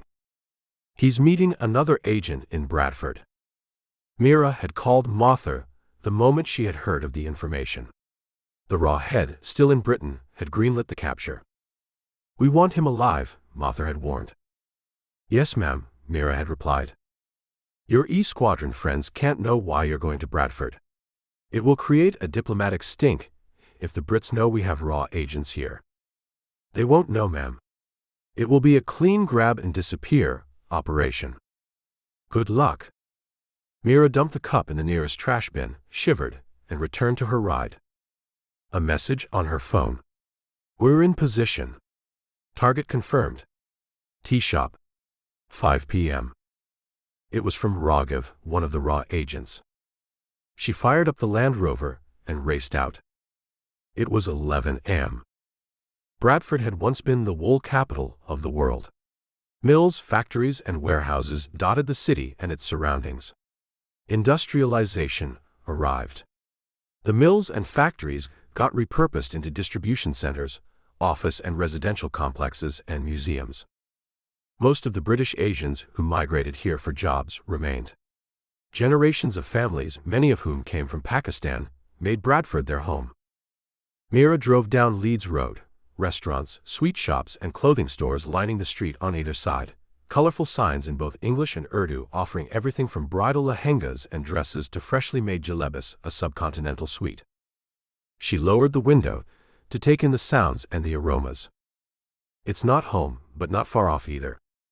She took a side street and searched for parking. She found a space behind a van from which a Sikh man was selling clothing. Main Yahan Gadi Park Karun Baya. May I park my vehicle here, brother? She spoke fluently, in a Hindi-Urdu combination, her Indian accent coming off strong. Lagadu bayan. Ticket nahi lagega. Park sister. You won't get a parking ticket. Mira had changed into a salwar kameez at the service station. Light pink. The kameez, a long tunic from neck to mid-thigh, had heavy embroidery on it, with the salwar, the trousers, coming to her ankles. She had custom-made trainers on her feet that accessorized with her clothing. She adjusted the dupatta, the long scarf around her head, to cover her hair. Caught herself in the Land Rover's mirror and smiled. She looked like many of the British South Asian women on the streets of Bradford. None of them will have my satellite encrypted phone or my Glock and spare magazines. The phone and the weapon were in her bag, hanging off her left shoulder, the zip partly open for easy access. She casually adjusted her hair, and in doing so, inserted her earpieces firmly. Her comms were set up. Raghav Kahan Ho. Mine Leeds Road Pe a Rahi Hun. Raghav, where are you? I am approaching Leeds Road. We're in a white van, Mira, he responded. In front of a jalebi stall. He's eating jalebis. I'm the one watching, Priya, the second raw agent, said with a smile in her voice. Information Puka high. Information is good. Puka, Raghav confirmed. Our informer has been working with us for a long time. He has never set us up. His intel has always been accurate. We pay him well. We also have compromat over him. Please don't tell me he's a criminal gang member. No. We would report him to the police. He's a landlord in Bradford. He houses immigrants, legal ones. But his homes are illegal. They don't have the right permissions. He heard of Asim Khan through his tenants. Yes. Many of them are British Pakistanis. Khan is meeting another operative at that tea store. We see you, Mira, Priya announced. Nice. You brought that dress from India? From Delhi. I see your van as well, and the tea shop. She placed it at her 10 o'clock. 100 feet away. Leeds Road is busy. How will this go down? Go past our van. She went past it. Raghav, lean, black hair, sharp eyes, and a loose shirt, was behind the wheel. His elbow rested on the window. Mira raised her hand to smooth her dupatta, and when lowering it, took the thumb syringe from beneath his elbow. Jab him in the neck, or anywhere on the body. He'll turn compliant. We'll take over from there, Raghav whispered. Will he be armed? Yes. But if you dose him with that syringe, he won't be violent. What about whoever he's meeting? We'll play it by ear. Mira nodded discreetly. We can't plan for everything. She entered the tea shop, which was small and unassuming. Its windows were fogged up. Bright lights inside. Bollywood songs playing on the speakers. The smell of tea and samosas. 10 tables. She took the one nearest to the counter and ordered a chai. Half an hour to go. She pretended to browse her phone, her head bobbing to the beat. She sipped and made a face. The tea was sweeter than what she was used to. An Indian, complaining about sweet tea. She imagined Beth scoff and smiled absently. Asim Khan entered at 5 p.m. She recognized him instantly from their file photographs. Nahi Nusrat, main tere shadi mein nahi aa sakungi. No, Nusrat, I can't come to your wedding. Mira spoke audibly. Khan, in a dark sweater and slacks, his eyes sweeping the room, took a table near the entrance and shook his head when the waiter approached. The ISI agent was slim, 5'7", looked fit, and the shape at his waist. I bet that's a gun. Copy, Raghav said alertly in her comms at her coded warning. Mira turned on an app on her phone, which converted it into a medium-range listening device. Embedded software cleaned the ambient noise. Captions ran at the bottom of the app, transcribing overheard conversations in real time. A younger man joined Khan. He too was dark-haired and was in a jacket and jeans. We got the funds from Pakistan, the younger man said softly in Urdu. You know where to distribute them? Khan asked. Han. Yes. I'm organizing a free Kashmir demonstration. Don't mention the name, Khan hissed. What about the police? We have got clearances for the protest march. What about these other riots that are happening? None of our people are involved in those. Any news of any raw agents? No. I don't think they are operating here. Don't underestimate them, Khan said tersely. They discussed the logistics of the march, and then Khan rose while the second man remained seated. Asim. Mira cried. Heads turned to her. She had eyes only for Khan. Asim. It's you, aren't you? I was trying to place you, we went to school. Bradford Academy. You were in my class all the way to A levels. You helped me with my chemistry assignments. Mira rushed to them, beaming, waving excitedly, her phone in her left hand, the syringe hidden between her fingers in her right palm. I don't know. You haven't changed. She patted Khan's cheeks. I'm a woman. I can take that liberty. Men can't.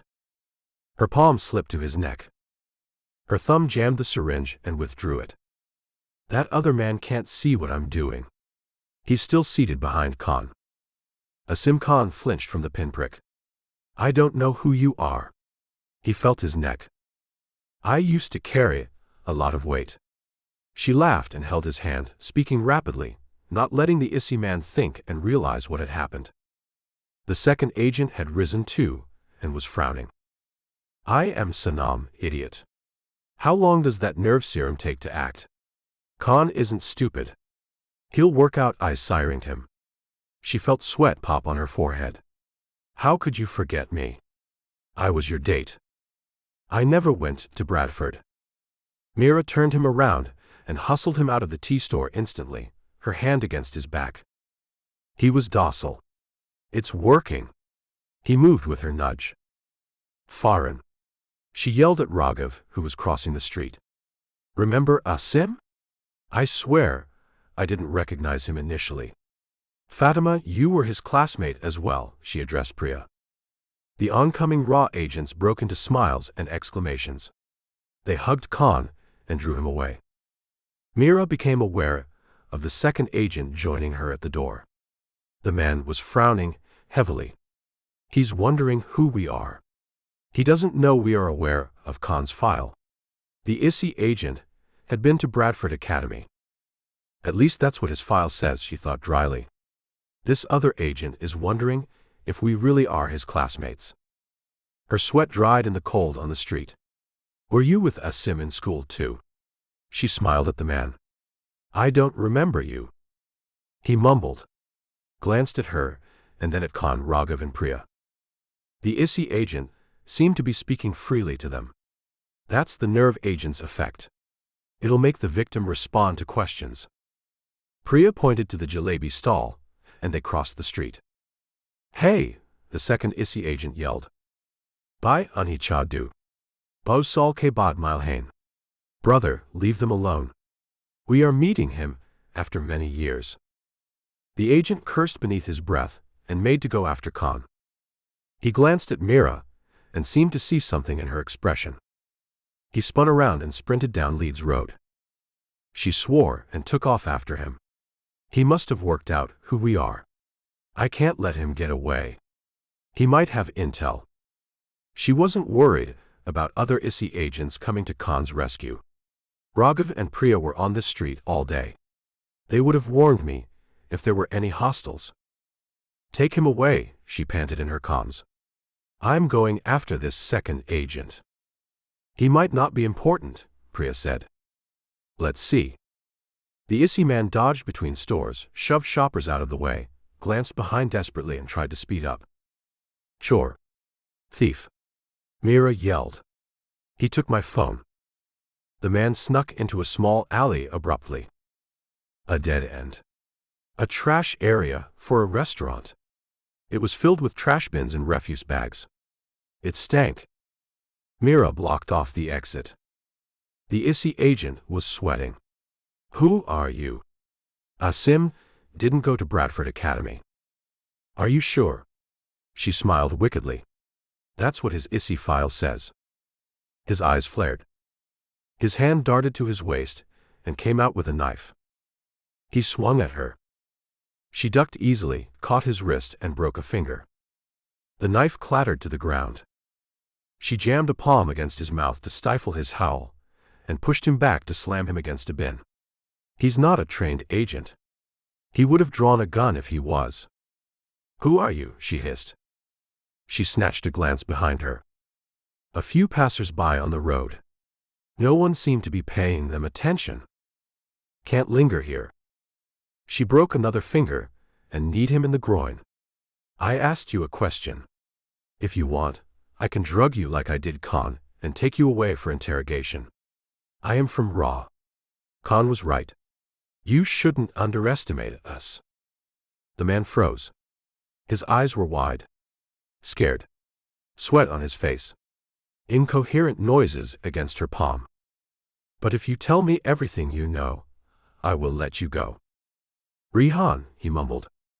You work for Asim Khan. I don't. She twisted his wrist, her body jamming him back against the waste container, leaving him no room to maneuver, her left hand trapping his against his body. Raghav, come and get this man. She pretended to speak in her comms. Take him to our black site. Waterboard him. I organize marches and protests for him. Rihan mumbled. She took her palm away from his mouth. "I'll kill you if you scream," she said harshly. "I joined him last year. I spread leaflets, distribute the money I receive, and recruit people for the marches and protests. I don't know anything else. Please. You have to believe me. If the police find me, they will deport me. I have a sister in Pakistan. I need money for her marriage." Recruit people. That triggered her memory. Is there anyone else recruiting in Bradford for riots and marches? I don't know anything. She broke a third finger. His shriek was muffled against her palm. He tried to shove her away, but she was raw. Highly trained. Lethal. Subduing a civilian was a walk in the park. I heard of a Chinese man.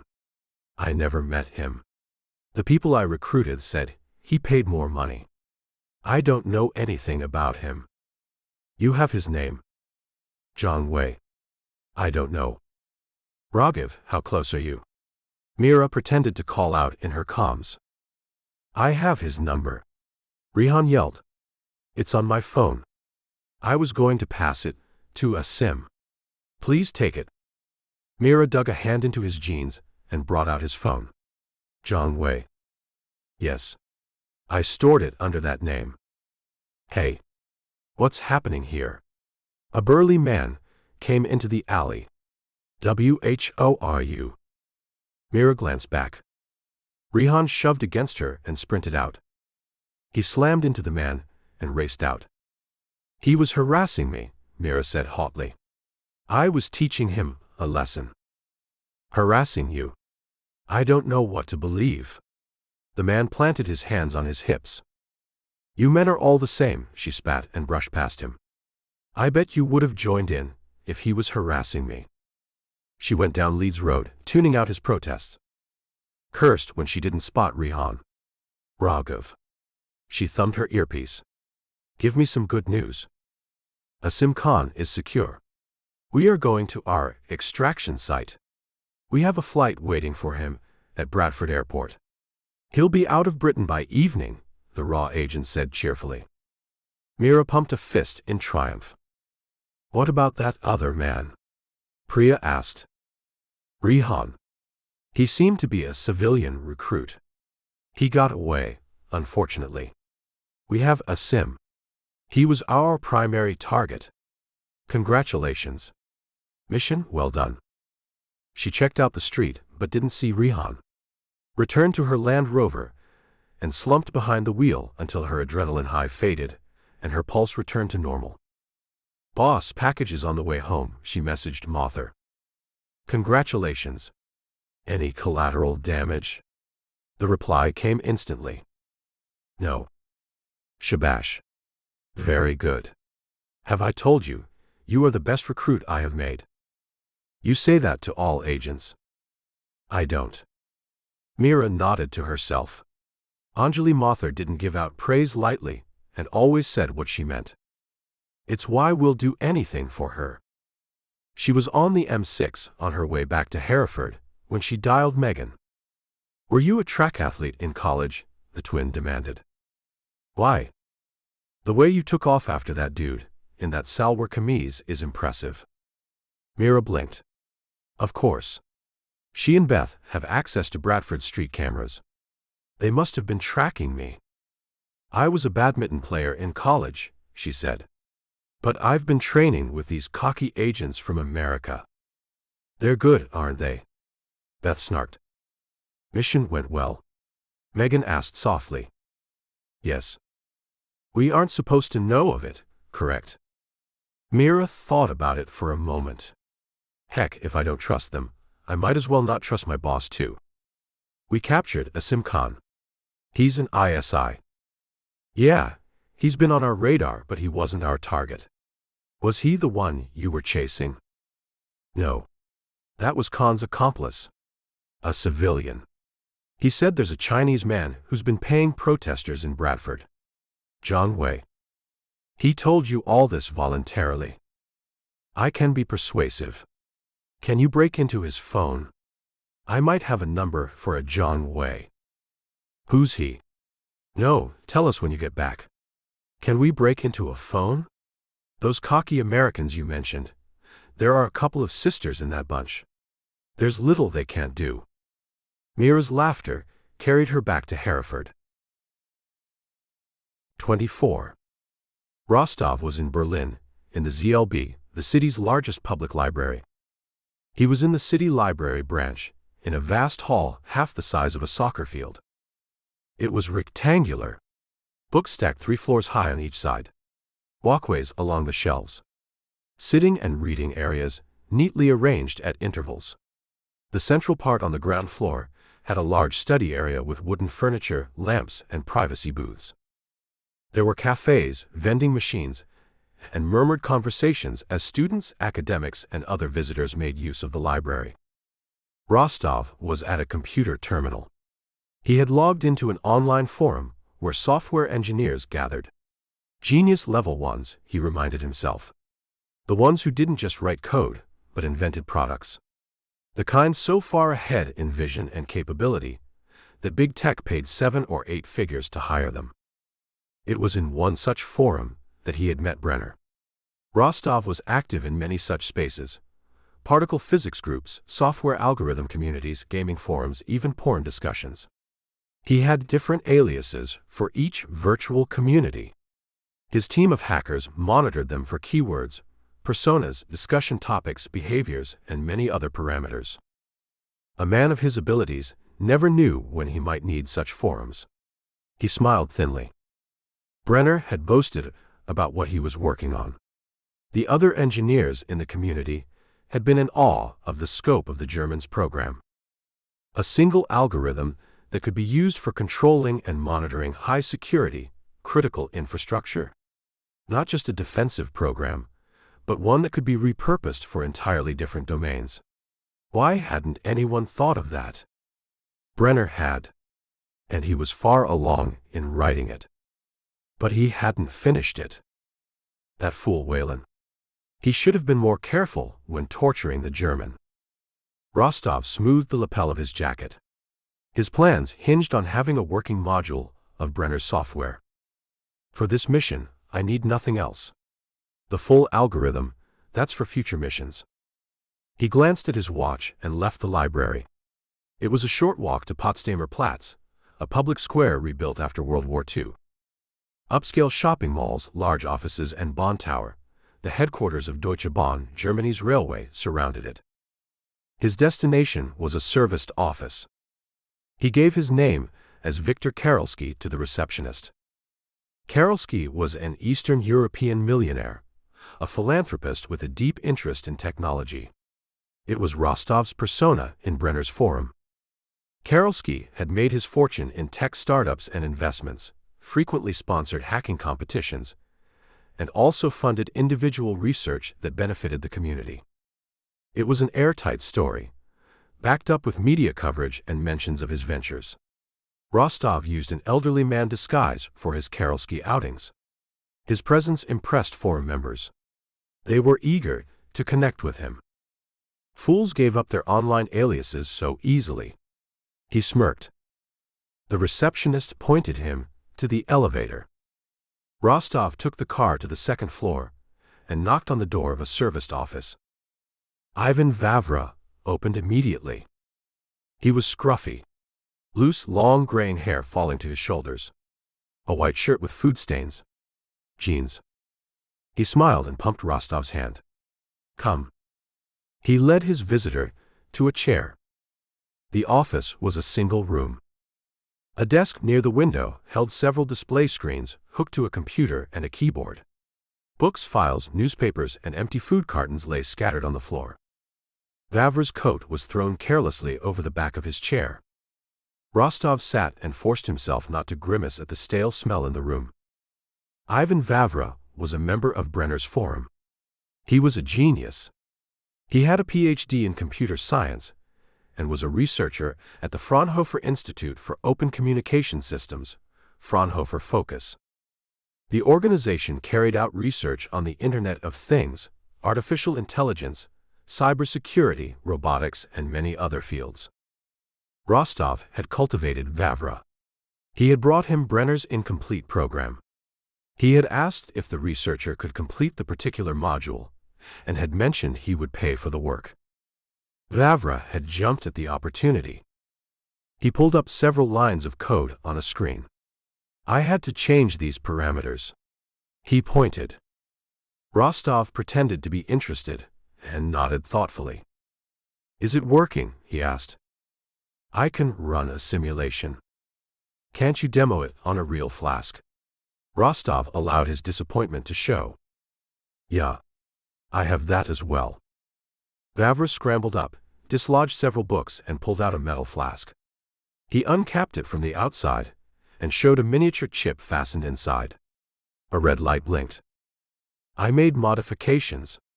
That semiconductor is battery-powered. Long life. He held up the cap and pointed to barely visible holes. I turned this into a nozzle. He went to his bag and retrieved a small air pump, the kind used to inflate balloons. He filled the flask with air and quickly tightened the cap. His eyes gleamed as he rummaged his desk and brought up his smartwatch. It's running in that? Rosttov asked. Yeah. Hold the flask to your face. Rosttov held the flask to his face. Vavra tapped his watch several times. He looked expectantly at Rosttov. A blast of air hit Rostov's cheek. He nodded. Vavra chortled in delight. See. I tested it several times. It will work. His smile grew wider when Rosttov handed him a check. The researcher dropped it carelessly onto the table. You didn't need that algorithm for what I did, Vavra said. I could have designed a smaller program for that flask. Yeah. But that algorithm already had some code written for the smartwatch control module. You had something to start with it. It saved you time. Yeah. Vavra agreed. That module, once it is properly written, can control the algorithm once it is complete on a watch. Lambda Explorer is a genius. He frowned. I haven't seen him in the forum for a long time. I don't know how he's getting along with the program. He's not getting along, Rosttov thought dryly. He hadn't revealed the German's real identity to Vavra. The two men knew each other only through their forum names. He knows I worked on this. Vavra frowned. Yeah. I assured you of that. Why couldn't he make this tweak himself? He's focused on completing the algorithm. Will you tell me who he is? No, Rosttov said regretfully. I have to protect confidentiality. He doesn't know who you are either. His algorithm, Vavra said admiringly, has many applications. He tugged his hair. But in the wrong hands, it could be dangerous. I am a philanthropist, Ivan, Rosttov said disarmingly. I help European countries. Why do you need this program and the modification I made? Rosttov smiled. He had hoped Vavra would ask. He explained. The researcher's face drained of color when he finished. He stammered, words tumbling over themselves. You can't. This is unfortunate, Rosttov said. For you. He shot Vavra. 25. Mira was in the training ground the next day with the agency team and Jack's operatives. The captain had secured the area and closed it off to other SAS operatives. They were training.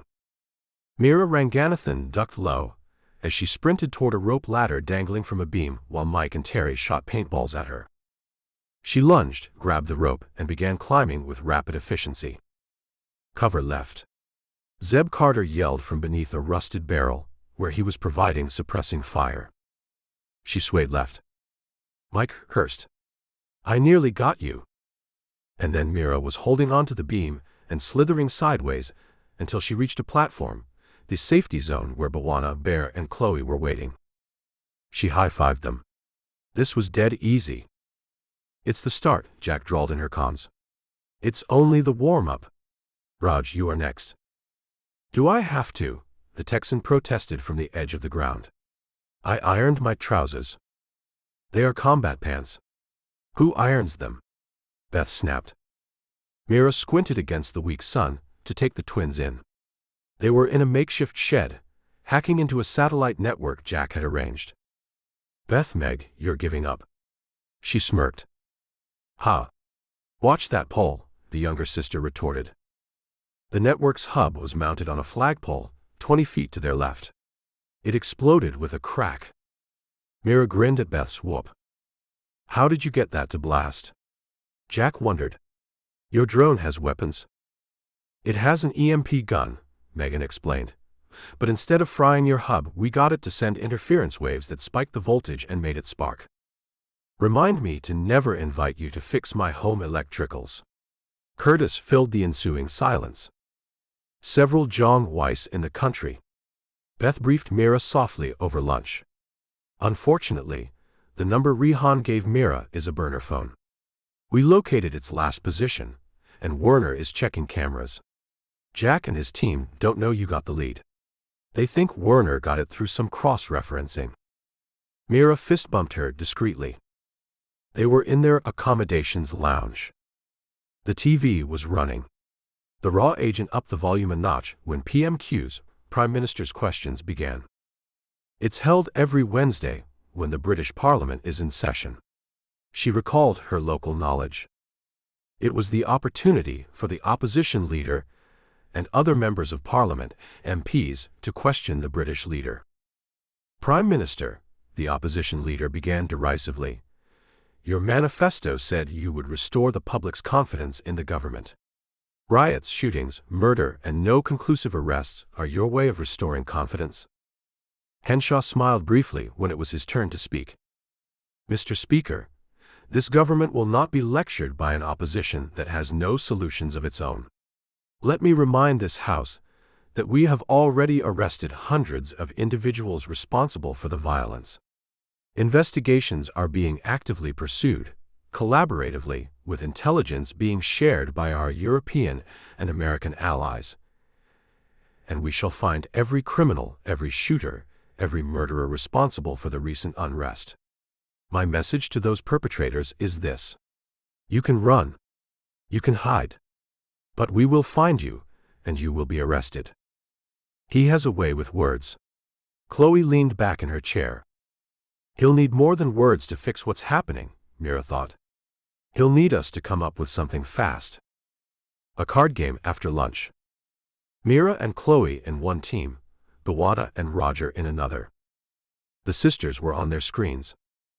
Zeb reclined on a sofa, his eyes half closed. Mira knew he wasn't asleep. "Well done," he had said when she and he were going up to their rooms the previous night. He had said nothing else. He hadn't asked about her operation. She knew the twins would have told him about her mission, but he hadn't even hinted at it. He was a close friend, and yet his praise made her feel appreciated. "Still no posts," Beth murmured. "What posts?" Mira asked. "From Lambda Explorer." The raw agent looked at the twin. Zeb opened his eyes. Everyone in the room focused on Beth. "He's a programmer we've been following in a forum," Megan explained. "What's special about him?" Mira raised an eyebrow. "He's working on an algorithm that has complex security applications and can be controlled by a smartwatch." "I don't get the connection," Roger drawled. "There isn't one," Beth said exasperatedly. "We had been talking to him about getting a smartwatch to emit an EMP blast, and the smartwatch control modules he was working on could be used for that, but he's gone silent. He's Lambda Explorer, could be a woman." The Texan surrendered. "They," he said elaborately, "have anything to do with what's going on here? Not that we know of." "Then why do we?" "Geez," I made a comment to myself. "Pluto Charlie, from the same forum, has been missing as well." It was an observation. Don't you have something to do, like ironing your pants or checking out the latest high-fashion style? Mira grinned and returned to her cards. "When are you leaving?" she asked Chloe. "In an hour," the petite operator replied. Bear drove to London, Chloe in the shotgun seat. "Nothing much on Jimmy Chen." She glanced up from her phone. "Beth found he's a chauffeur and works for a Russian billionaire who has recently settled in the UK. Why would Whalen employ a chauffeur? Bear grunted. Maybe, to get close to the billionaires. How do they fit into the riots? Doofus. She elbowed him. If we knew that, wouldn't we be going after the billionaire? Chen lived in an apartment in Belgravia, an upscale neighborhood in London. No poor people here. Bear whistled at the row of cream-colored townhouses and homes on wide streets, many of them behind iron gates. How does a chauffeur afford to live here? Chen's living in one of the billionaire's apartments. One of them. Bear freed his hands momentarily to make air quotes. They located the building easily. A townhouse with a glass entrance and a key code. That's his Merc. Chloe discreetly pointed to an E-Class black sedan parked on the road. Beth got its plate from some website. He parks it on the street. Bear frowned. Only when he's going to a store. She jerked her head at Chen, who emerged from a small shop with a paper bag in his hand. Chen was in a business suit, looked to be in his early 40s, trim, and moved purposefully to his ride. He got behind the wheel and drove off.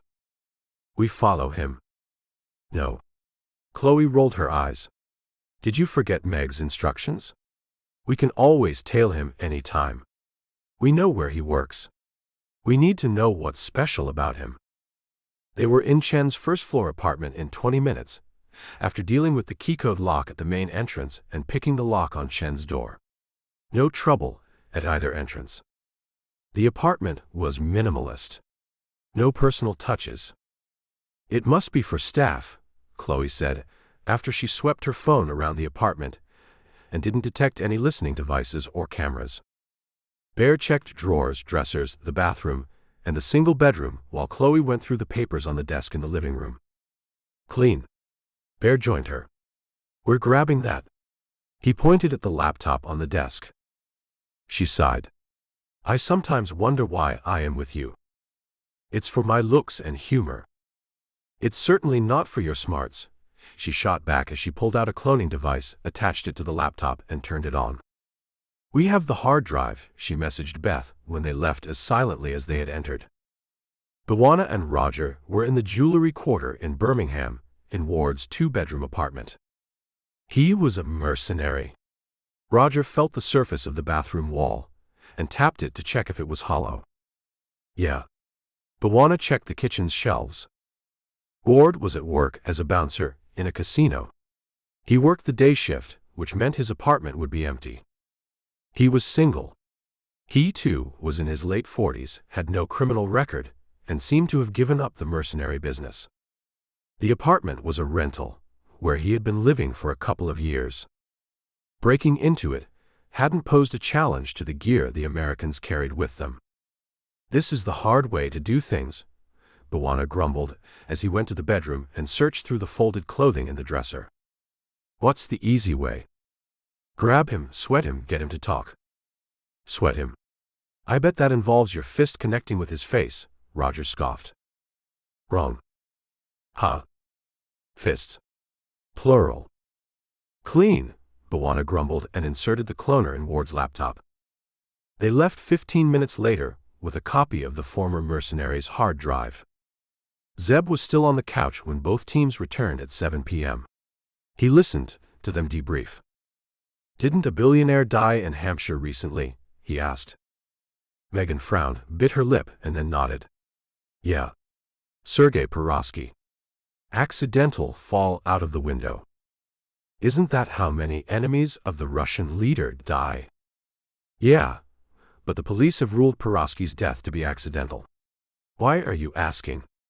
He's got nothing to do with our mission. Zeb lay there. A billionaire died. Chen works for another one. Whalen used to employ Chen. He tried to see the connection, but the dots wouldn't join. 26. He's in Manchester.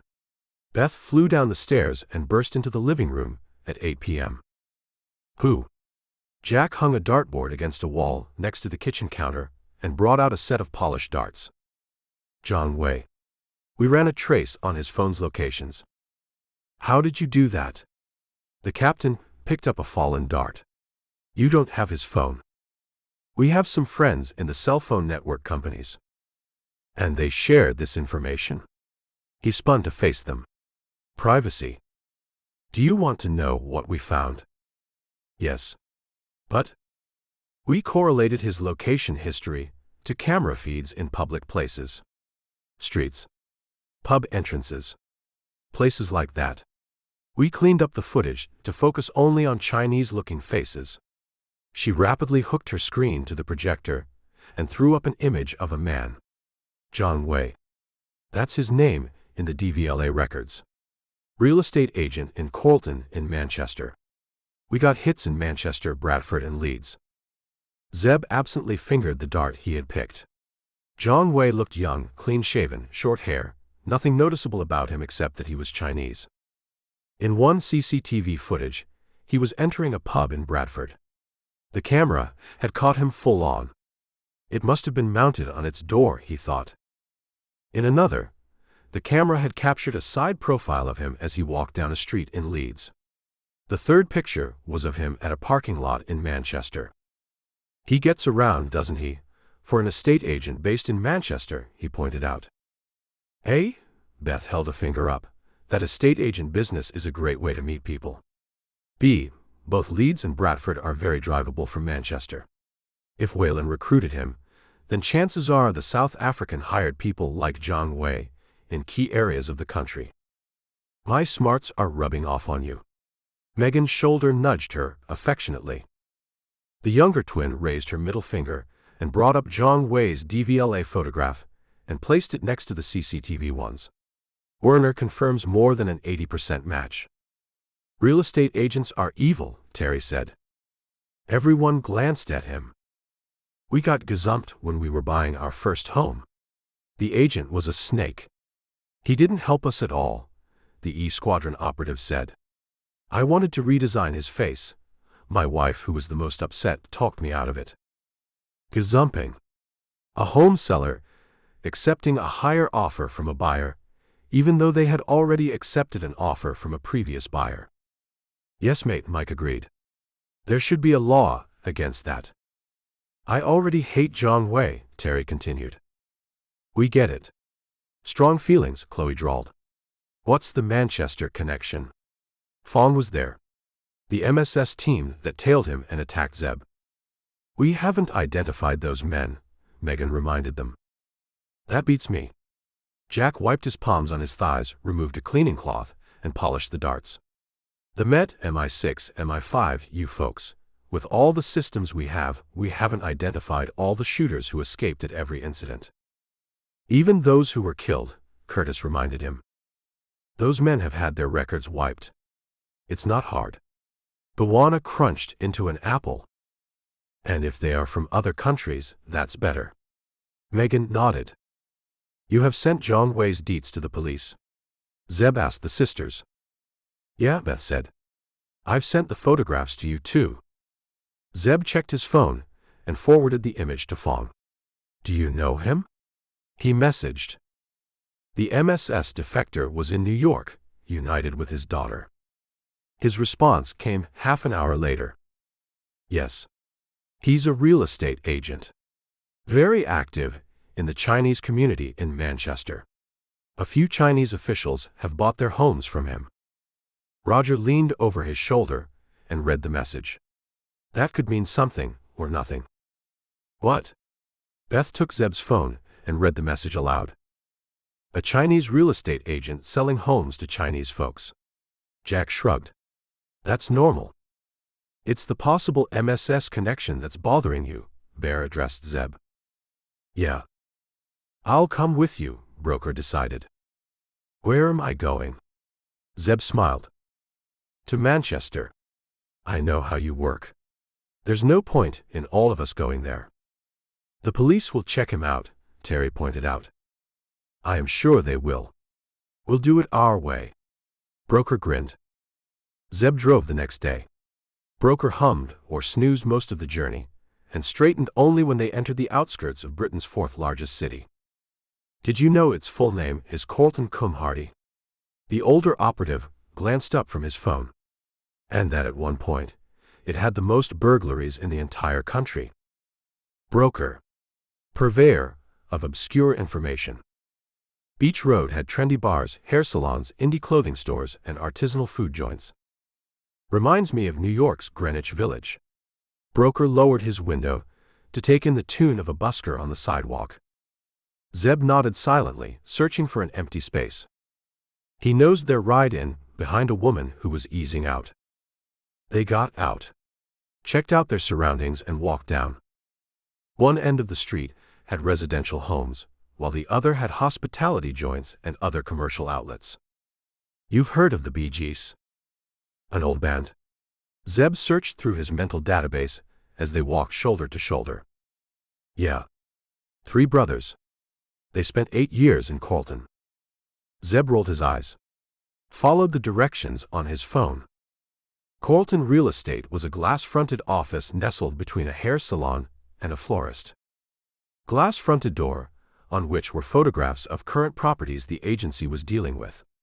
Inside were 2 tables with computers and chairs. The office was closed. He's not been in for a couple of days. A young woman came out of the florist's and arranged pots. 2 days ago. That's when Mira confronted Rihan. Did the ISI agent alert Zhang Wei? Zhang Wei, ma'am? Zeb asked. Ma'am. She smiled and straightened her reddish hair that was blowing around her face. You aren't from around here, are you? From London, ma'am. Even Londoners don't use that word. You got us. Broker bowed slightly. We're from New York. Zhang Wei's an old friend. He frowned. Strange. He didn't say he was going anywhere. He's not answering his phone. I don't know anything about him, she said. We greet each other, that's all. But his office has been closed for 2 days. He works alone, ma'am? Zeb asked. As far as I know. You could try his flat. He lives upstairs. She pointed to a window above the office. That's what we were planning to do, Broker breathed when she went inside. The door to the apartments was discreetly to the right side of the estate agent's office. A keycode panel on the frame. Zeb sprayed it with a pocket-sized aerosol, and the most used keys glowed green. He tried them. The door unlocked. Why do Beth and Meg ask us to use their hacking app if your way works? Broker grumbled. My way works sometimes. Their way works almost all the time on standard commercial locks.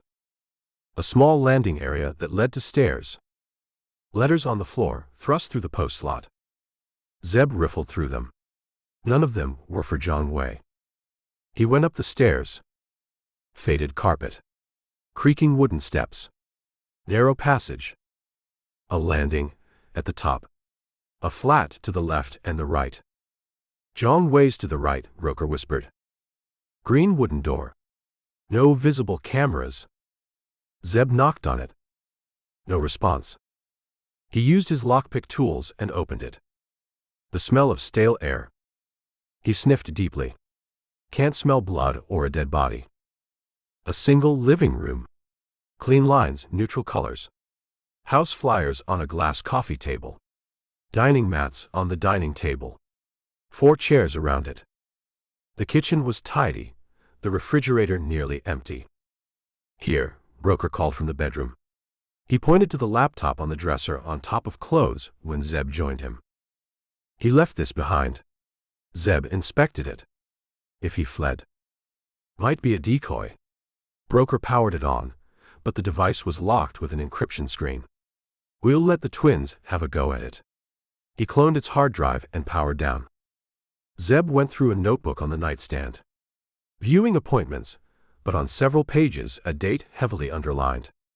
15th of March. That's just over a week away, Broker said. What's the significance? Don't know, Zeb said. Could mean anything. They searched the rest of the apartment but found nothing else. Back in Hereford in the evening.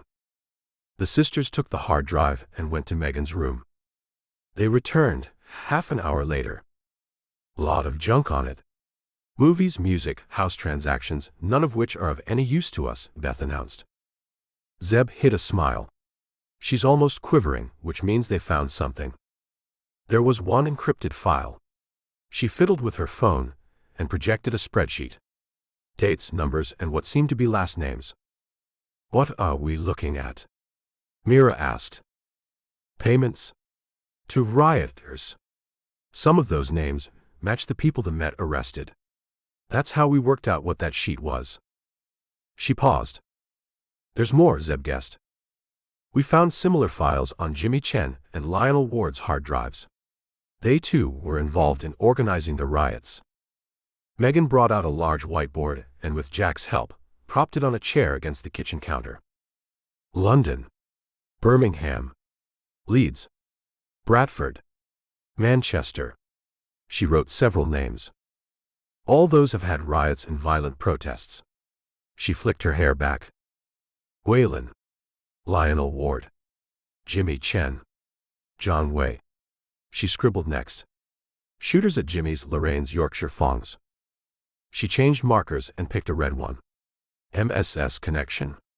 She wrote and circled all the previous names. Now list the unknowns, Beth told her. Aren't they all unknowns? Roger grumped. She shushed him. Megan wrote a name under the new category. Klaus Brenner. Add Sergei Perovsky to that list, Zeb told her. You are obsessed with him, Bawana said irritatedly. Quiet. Megan wrote the billionaire's name. Zeb gets these hunches. He's rarely wrong. Why would MSS kill a billionaire, even if his death wasn't accidental? The African-American protested. We don't know. We don't even know if MSS is involved. Fong said it wasn't, Beth explained as if to a child. Which is why we're classifying all those as unknowns.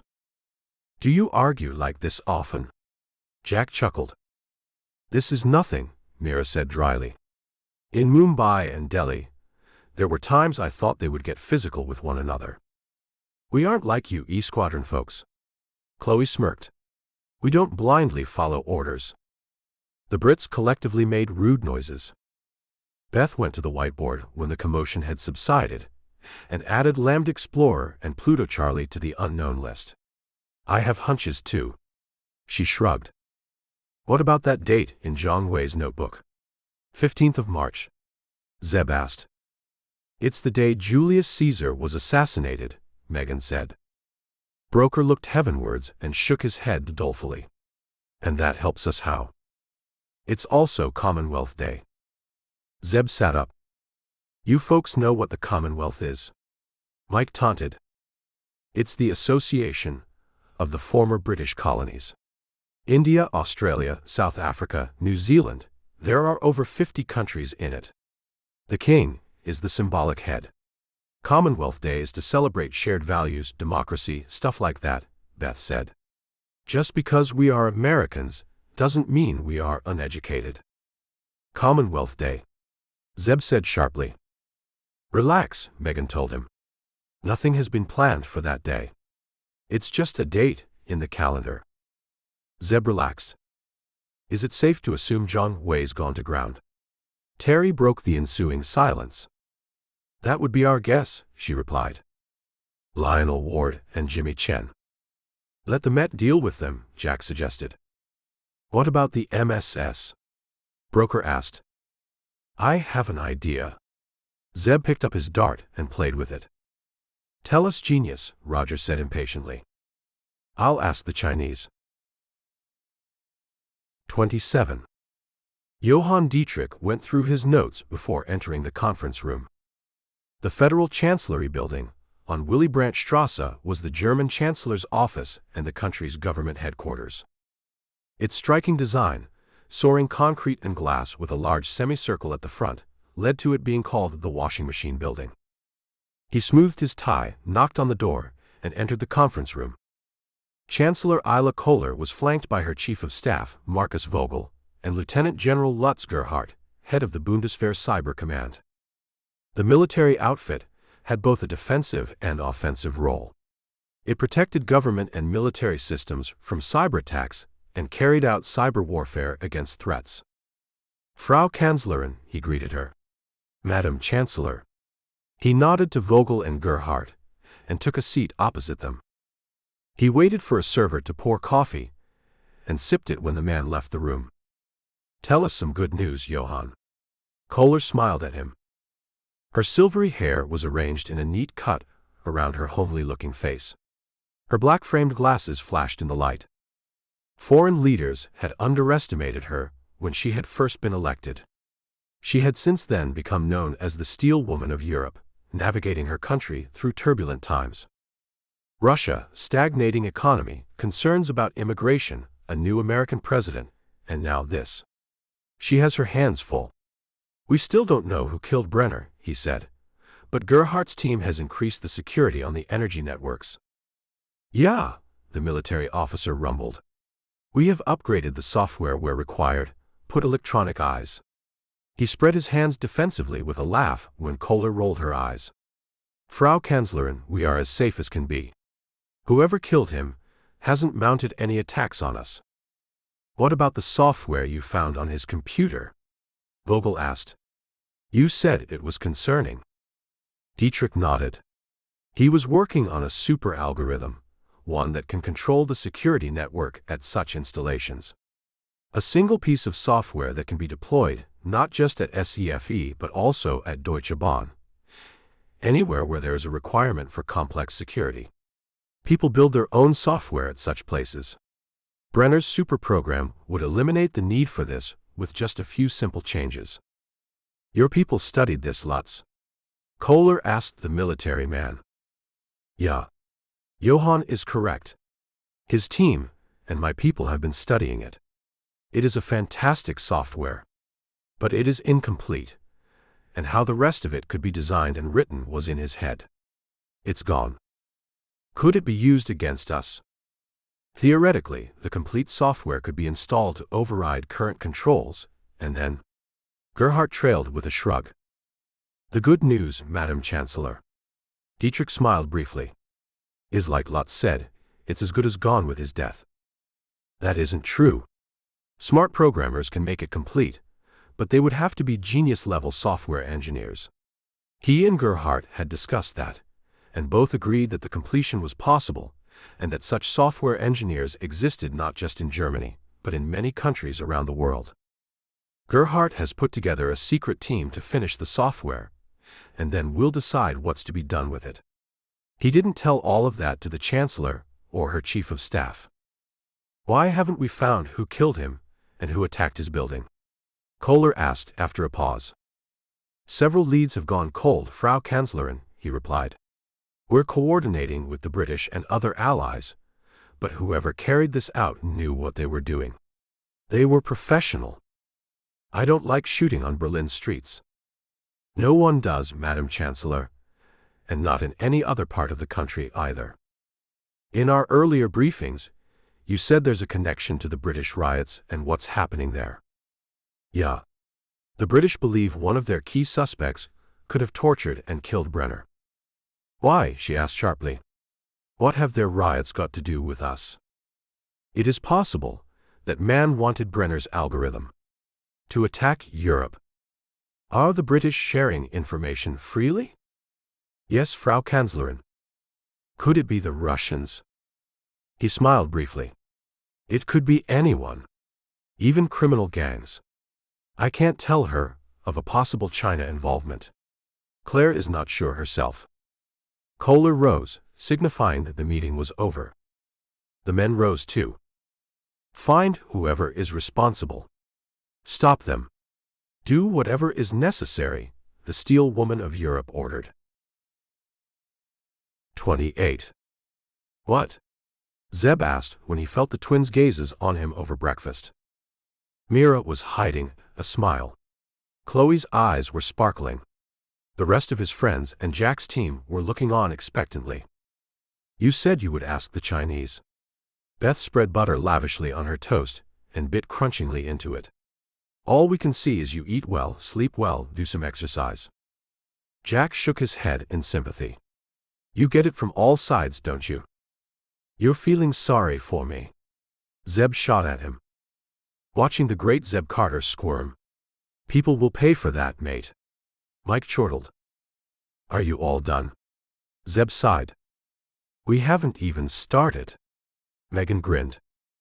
Has anyone worked out how these shooters aim to find us?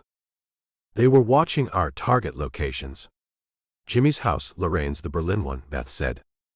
What if they were watching us? Outside this base?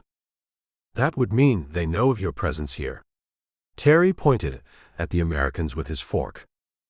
MSS and Russia's SVR were highly capable outfits. It wouldn't be impossible for them to find out we're in Britain. Here in Hereford. Even though you are covert. Terry frowned. My mates and other troops don't know about you.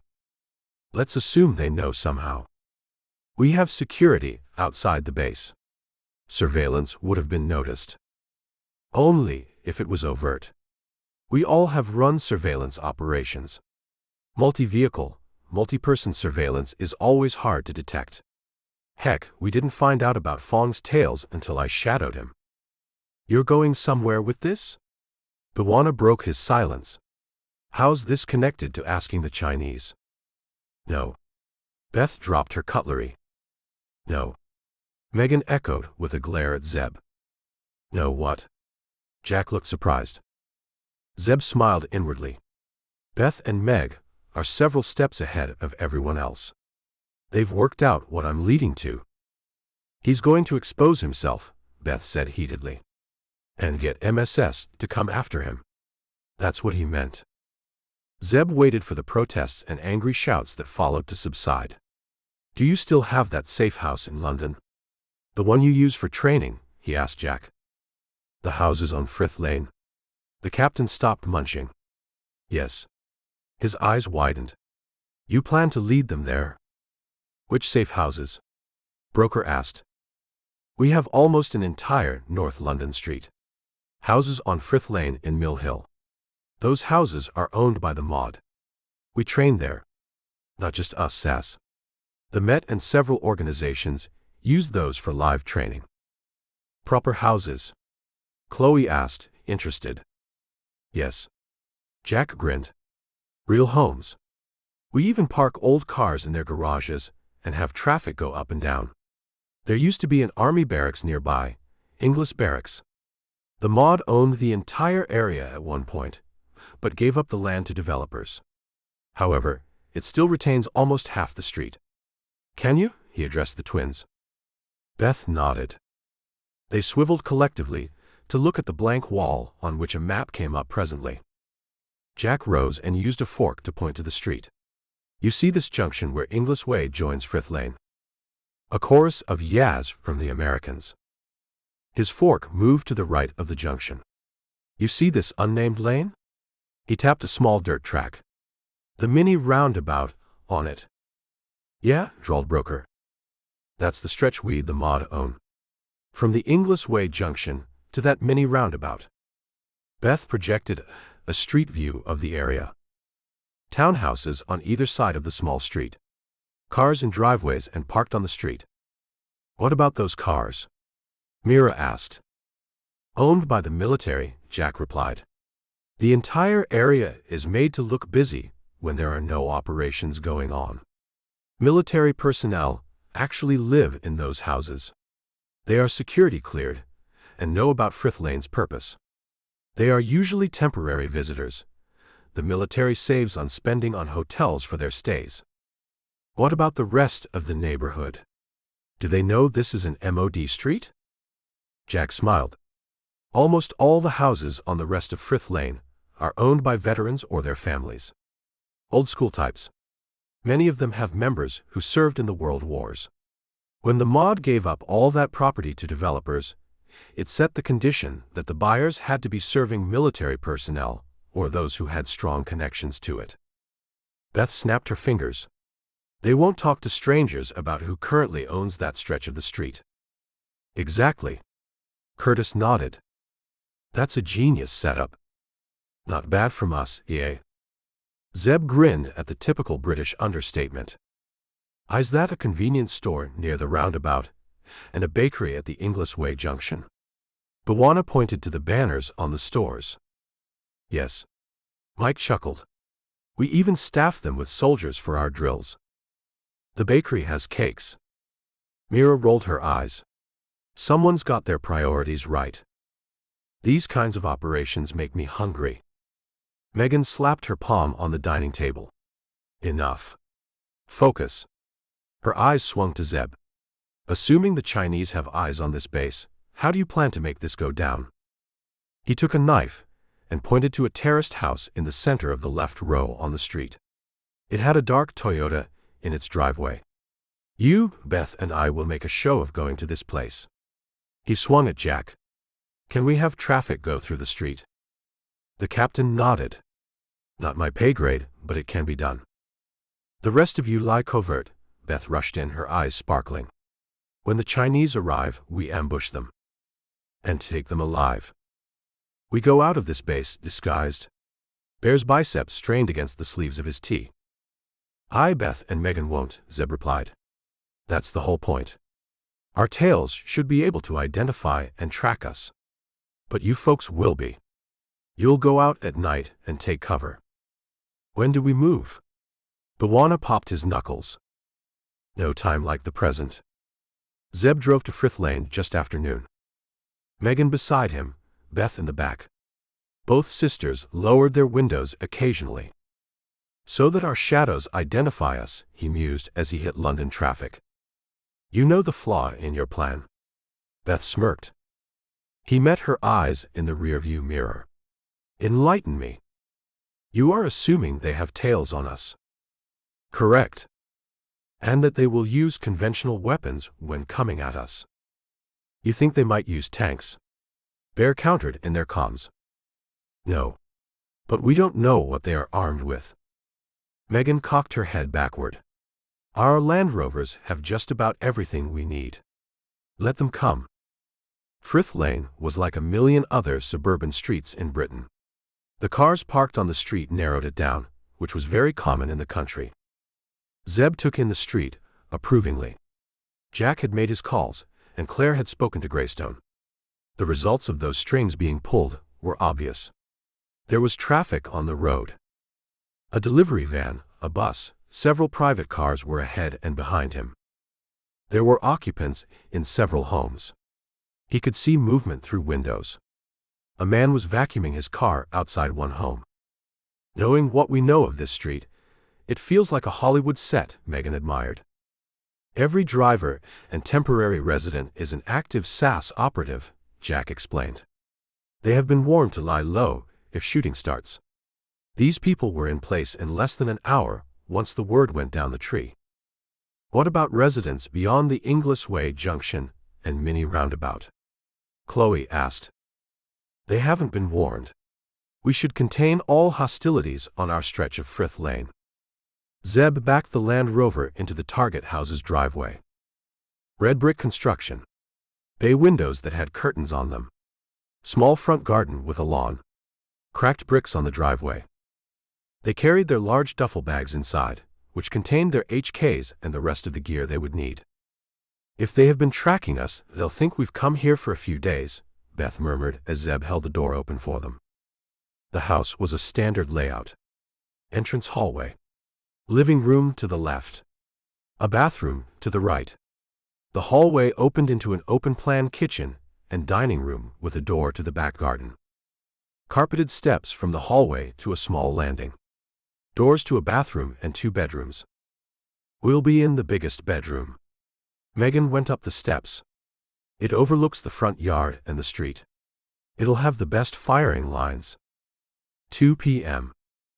The twins had launched their drone as soon as they had set themselves up in the bedroom. In position, Roger whispered. Same, Bear confirmed.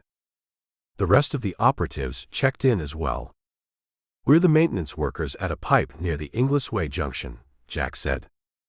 Beth and Megan had dragged the bed to the curtained window and were stretched on it, their screens in front of them, which showed the drone's feed. Their HKs were to their side. They had all changed to their tactical outfits.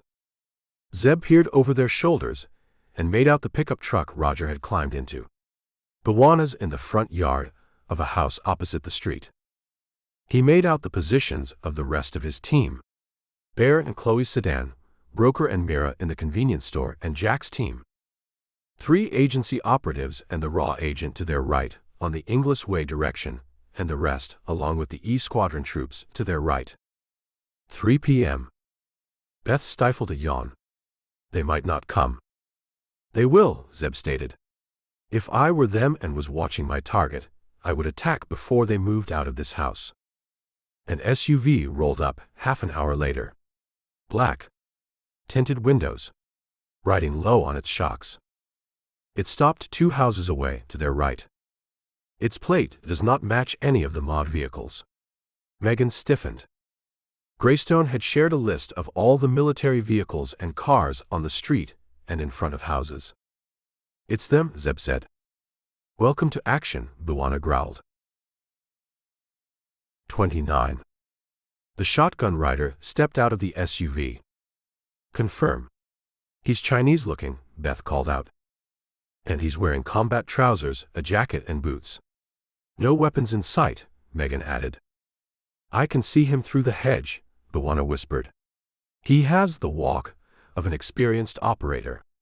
He's checking the street and the parked vehicles. He's sharp. There's a bulge at his waist. It might be a gun. He's going to the bakery, Beth warned. Jack, is it operational? It is.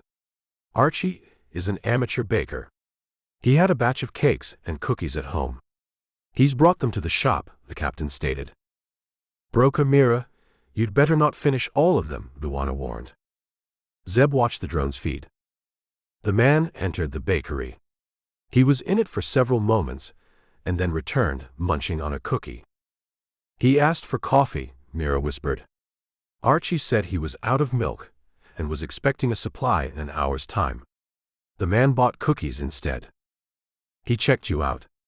Zeb asked sharply. Broker and I are doing a newspaper crossword. We didn't look up at him. Archie. She raised her voice.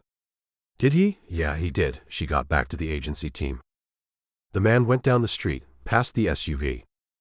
He's checking out the rest of the street. Zeb watched him through the curtain crack. The man didn't pause or slow down as he crossed to the safe house, still munching on the cookie. He skirted Jack's team, who were in coveralls, went to the Inglis Way junction and returned. He climbed into the SUV. He emerged moments later with a device. Can you see what he's holding? Zeb frowned. Hold up. Beth navigated the drone to get a clearer view. Signal jammer. Zeb winced at her yell. Those are hostiles for sure. No civilian carries those around. He doesn't know our drone has jamming suppression and also signal boosting, she said comfortably. The UAV kept broadcasting its feed while their comms network was still up. They don't know of the drone, Megan pointed out. We launched it from the backyard. Hold up. Movement. 3 more men have come out. All of them armed. Zeb watched as the first hostile, the one who had done the recon, raced down the driveway and slammed a battering ram against the door. The house shuddered from the impact. Zeb went to the landing and dropped to the carpet. He snatched a glance. Another slam. The door shook. A crack appeared. 3, 2, 1, he counted in his head. The door crashed open. For a brief moment, the hostile was silhouetted with dust enveloping him. Zeb's HK swung to cover the man. He triggered a long burst. The man dove out of view. He's rolled into the garden. Unhurt. Beth kept up the commentary. Brace. Second man has a grenade launcher. Zeb crawled back to look into the bedroom. The twins rolled off the bed, dragging their screens to the floor. The grenade tore through the living room. Another burst through the bedroom window and wrecked it. A ceiling tile fell on his back. He shrugged it away. Blinked rapidly from the dust. We're good. Megan coughed. Zeb slithered forward to cover the stairs when the sisters joined him on the landing. 2 men are racing at you, Buwana alerted them. Grenade man and recon man are where they are, backing them up. Shall we take them? Not yet. Zeb shouted. You are our pincers. They should not know of you yet. He snatched a look. A shadow at the door. He fired, another burst. Incoming fire came in return, spitting into the steps, blowing up carpet and concrete and wood shrapnel from the walls and the banister. A voice shouted indistinctly. "He's loading another grenade," Bwana warned. The missile tore through the open door and shredded the stairs. The house trembled. Windows shattered. "They're coming in." The African-American kept up his commentary. "Have you come out on the street?" Zeb snapped. "How are you able to see all this?" "Yeah. I'm behind a parked car. Watch out. 3 men preparing to breach. Grenade man's at the back. I'm going to take him out." Zeb risked a look. Saw shadows bunched at the door, indistinct in the smoke and dust. He emptied his magazine. Megan got to her knees behind him and shot methodically. They ducked back when another grenade tore into the house and shredded the bathroom to their right. "We can't hide out here for long." Zeb slapped in another magazine and kept shooting down the wrecked remains of the stairs. "We have the height advantage. We're on the landing. We can look down. They don't have eyes inside the house with those grenades." "Bwana's running on the street," Beth whispered. "Get back," she yelled. "More hostiles." 30. Pickups coming fast. Another SUV behind it. "I can see guns," she warned. "I see them." Bwana panted. They heard a heavy thud. "I'm good," the African-American panted. "That was me diving for cover." The shooting suddenly intensified. "Looks like war has broken out on the street," Beth breathed. "Yeah," she confirmed after a while. "Our folks are shooting back." Zeb rose and was slammed back when a new grenade tore into the house and wrecked the second bedroom. "Stay down," Megan said furiously. "Bwana Bear, we need cover." "You're getting it." Bear lunged out of the sedan and fell onto the street, his HK coming to his shoulder smoothly. He wasn't worried about more incoming traffic. "Broker, Mira and Chloe have my back. They won't let any more vehicles come down the street." His rounds tore into the incoming SUV. He saw Bwana rise from behind his vehicle and pour shots into the pickup. And then the rear window of the SUV shattered and several rifles thrust out. Bear swore and rolled away just in time as rounds spat into the street, throwing up tar and stone chips. "They've opened up. Every single hostile in those rides is shooting around them indiscriminately," Rogers said. No inflection in his voice, which was raised over the rapid shooting of his HK. "They're using grenades as well," Jack shouted. "Lobbing them everywhere. They're coming our way." Zeb risked another glance. "What about the hostiles at the house?" "They've gone into the pickup. It's speeding down toward the roundabout," Beth said rapidly. "The other SUV is behind it." "Jack," Zeb called out as he leapt down the stairs and landed on the ground floor. He slammed into the wall, regained his balance, and then held his hand out to steady Megan, who had followed him, and she helped her sister. "Yes, mate. Alive and well here. The pickup's less than 20 feet away. Do you want to talk about the weather?" "Take it down." "That's more like it." Zeb ran to their Land Rover. Fired it up. Sped out even before the sisters had buckled in. His HK on the floorboard hit his shin. He ignored it. Saw the SUV far ahead. Saw it swerve and brake hard. Saw smoke beyond it. "Pickups turned into a wreck," Jack said, satisfied. "That's what happens when we use our grenade launchers." "I don't think there are any survivors. Cover," he yelled. The hostile SUV climbed the sidewalk to the left to get around the wrecked pickup and got back onto the street again. "The SUV has opened on them," Megan said urgently. "They had to dive." Zeb. "I see it. I get it." He floored the accelerator. The sudden G-force thrust them back against their seats as the Land Rover shot forward. "If it gets past the roundabout, that's civilian country. We have to stop it before it gets there." His hands were steady on the wheel. He was aware of Megan glancing down at the screen and then reaching back. Wrecked yards and front doors on either side of them. Roger waved lazily from behind a car and then was out of sight. The ruined pickup ahead of him. The speeding SUV beyond it. "Brace," he warned, and swung the wheel hard to climb on the left side sidewalk past the smoking ruins of the pickup and rocked back on the street. The SUV was now 100 feet away. The roundabout can't be far ahead. The first civilian house is close to it. If those hostiles lob a grenade at it, we'll have to stop to check for casualties and they'll get away. The sisters seemed to read his thoughts. Beth passed on their vehicle's grenade launcher. Megan rolled down her window. "I need an angle or else it will go through their ride and onto the 5th lane ahead. And onto civilians." "Got it." He swerved suddenly, this time to the right. The Land Rover turned savagely and climbed onto the sidewalk. 2 wheels on it, 2 wheels on the street. He held the wheel firm and straightened the sudden yaw. "Geez, give us some warning," Beth gasped from behind. He grinned briefly. The hostile SUV was now at their 10 o'clock.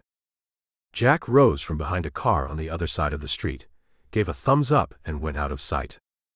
"Keep it steady," Megan said. He kept it steady as she leaned out. The MK-13 grenade launcher was mounted on her HK. She reached behind, took the grenade that Beth placed in her palm, and loaded it. She took aim. A round from the SUV slammed into their Land Rover. She didn't flinch. "She's our best shooter," Zeb thought proudly as the older twin took her time and triggered. "Bullseye." Beth yelled triumphantly when the grenade crushed through the SUV, just beneath its roof, shattering windows, buckling its body, making it swerve violently. But it kept going, even though it was erratic. "Get inside," Zeb rasped. Megan slid back into her seat. He left the sidewalk and got onto the street, the Land Rover bouncing on its shocks. Narrowed the gap to the SUV. Saw a large tree on the left side sidewalk ahead. Calculated in his head rapidly, and rammed into the SUV from behind, right into the right side fender. The vehicle careened wildly, climbed the sidewalk, and crashed into the tree. Zeb was out of their ride in an instant. He crouched at the Land Rover's hood, using it as cover, and shot the driver who was making to emerge. The man slumped. Beth dropped to the ground behind him, raked the SUV from beneath their ride. "Sis, get the drone down," she told Megan, who was still in the Land Rover since she couldn't risk opening the shotgun passenger's door. "On it." "No movement from inside," the older twin called out. 5 bodies. Their thermal signatures are low, fading. Zeb took a step forward, exposing his head and chest. The rear passenger door shot open. A bloodied man stumbled out. He had a metal water bottle in his left hand and a Sig Sauer in his right. "He must have been beneath one of the bodies," Megan said softly. "Drone didn't pick up his signature." "Drop the gun," Zeb called out. The man shot wildly at him, his bullet splitting the air. Zeb's round burst his head. His body fell. The water bottle clattered onto the street. Zeb made to go forward. Beth yanked him back. Why would he carry a water bottle to a gunfight? 31. Zeb froze when her implication set in. His HK was steady on the wrecked SUV. His eyes on the dead man. The water bottle was 20 feet away, on the street. Dull black in color. A light breeze against his face. "Jack," he snapped, "seal the street from both sides." "Mate, way ahead of you. I've already given the order. I've asked for specialist help. We're the only people here." "Yes, and these shooters. Anyone alive in the truck?" "Not a single one," Jack said bitterly. Feet pounded behind them. He turned to see Bawana, Roger, Bear, Chloe, and Mira racing up, with Broker behind them. "Stand back," he ordered. They read his tone and halted. "What's up?" "Possible chemical attack. That water bottle Beth mentioned." "Yeah." Megan came out of the SUV from the driver's side. "Get away from Beth and me," Zeb told her roughly. Pshaw. She tossed her head. That's not going to happen. Meg, Beth began. Stop. I know you're worried about what's inside that flask. But if it was some kind of nerve gas or any chemical weapon, you both would have already shown signs. Or would be dead. B'Wana, ever cheerful. The older twin navigated the drone and watched her screen as it hovered over the flask. She pursed her lips. There's an electronic circuit inside. How can you tell? Terry asked, surprised. The E Squadron team was to their 8 o'clock. Spread out.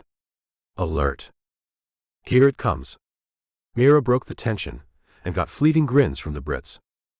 Our drone has a frequency scanner that can pick up radio waves. Since the circuit is inside metal, its detection can be iffy. We have ultrasound and electromagnetic field detectors on it, however, and Werner analyzed their output. There's a circuit inside that bottle for sure. All that in such a small drone. Mike said, admiringly. Yeah. We don't have chemical sensors in it, unfortunately. We'll add those in the next model, Beth said brightly. Zeb looked at the younger sister suspiciously. You don't seem worried about a chemical attack. Nope. She punched his forearm lightly. We wouldn't be still standing if he had triggered something. Megan got the drone to inspect the inside of the hostile SUV. No one's alive. Great. Roger threw his hands up dramatically. We offer ourselves up as targets. Zeb, Meg and I did, Beth corrected him. You were admiring the creases of your pants. They laughed. The tension further lowered. Zeb wiped sweat from his face with his elbow and leaned against his Land Rover. Sirens in the distance. There was a crowd of people beyond the mini roundabout, held back by the E Squadron's gestures. You see anything special about Water Bottle Man? Megan asked. All their eyes were drawn to the body. Mira got it first. He's the only one who doesn't look like a hostile. He's flabby. The cavalry arrived half an hour later. A convoy of police cruisers, ambulances, and command vehicles with flashing lights and sirens.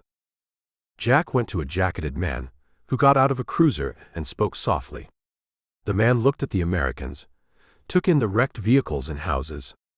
He spoke into his radio and got officers to erect barriers at the roundabout. Masked and gloved EMT specialists came to Zeb and the twins, swabbed them, and took their blood samples. They returned to their mobile lab, while another team of masked staff mounted a barrier around the SUV, the dead hostile, and the water bottle. That's Detective Chief Superintendent Robert Hayes. Jack spoke in their comms, gesturing to the man he had spoken to. SO-15. That's the Counter-Terrorism Command, CTC of the Met. Zeb wiped more sweat from his face. The sun was fading, but there was still light. They must have gotten into the act when Jack mentioned the water bottle. A loud slurp from behind them. B'Wana held up his cup of coffee and munched on a cookie. Archie got his milk supply. Yeah, go on, rub it in. You folks can coffee up while Zeb, Meg and I have to wait here for the results to come in. Beth Mock swore at him. She stood on her toes and flicked at Zeb's hair. Her palm came away full of dust. From the ceiling in that safe house. Those grenade attacks, those men could have gotten us if they had kept firing. No, they wouldn't have, Mira said. We would have shredded them by then. The twins exchanged an aerial fist bump with the raw agent. The masked EMT specialists returned 15 minutes later. Clear. A woman removed her mask. She was middle-aged. Reddish hair tied in a bun. A flowery tat on her neck. You haven't been infected with anything. We're good to go. Zeb asked. You are good to leave. Hayes came to them. He was in a white shirt over casual trousers. An identification card dangling around his neck. Short hair neatly styled. Gray eyes, an unhurried manner, and an air of command. There are 15 dead shooters. You started a war. No, mate. Jack came up. We finished one. Hayes didn't smile. Return to your base. This is our scene. Zeb saw Jack hesitate. He knew the Brit could override Hayes's orders with a phone call. The captain didn't. That's the right decision. We aren't the police. The twins were silent when he drove back to Hereford.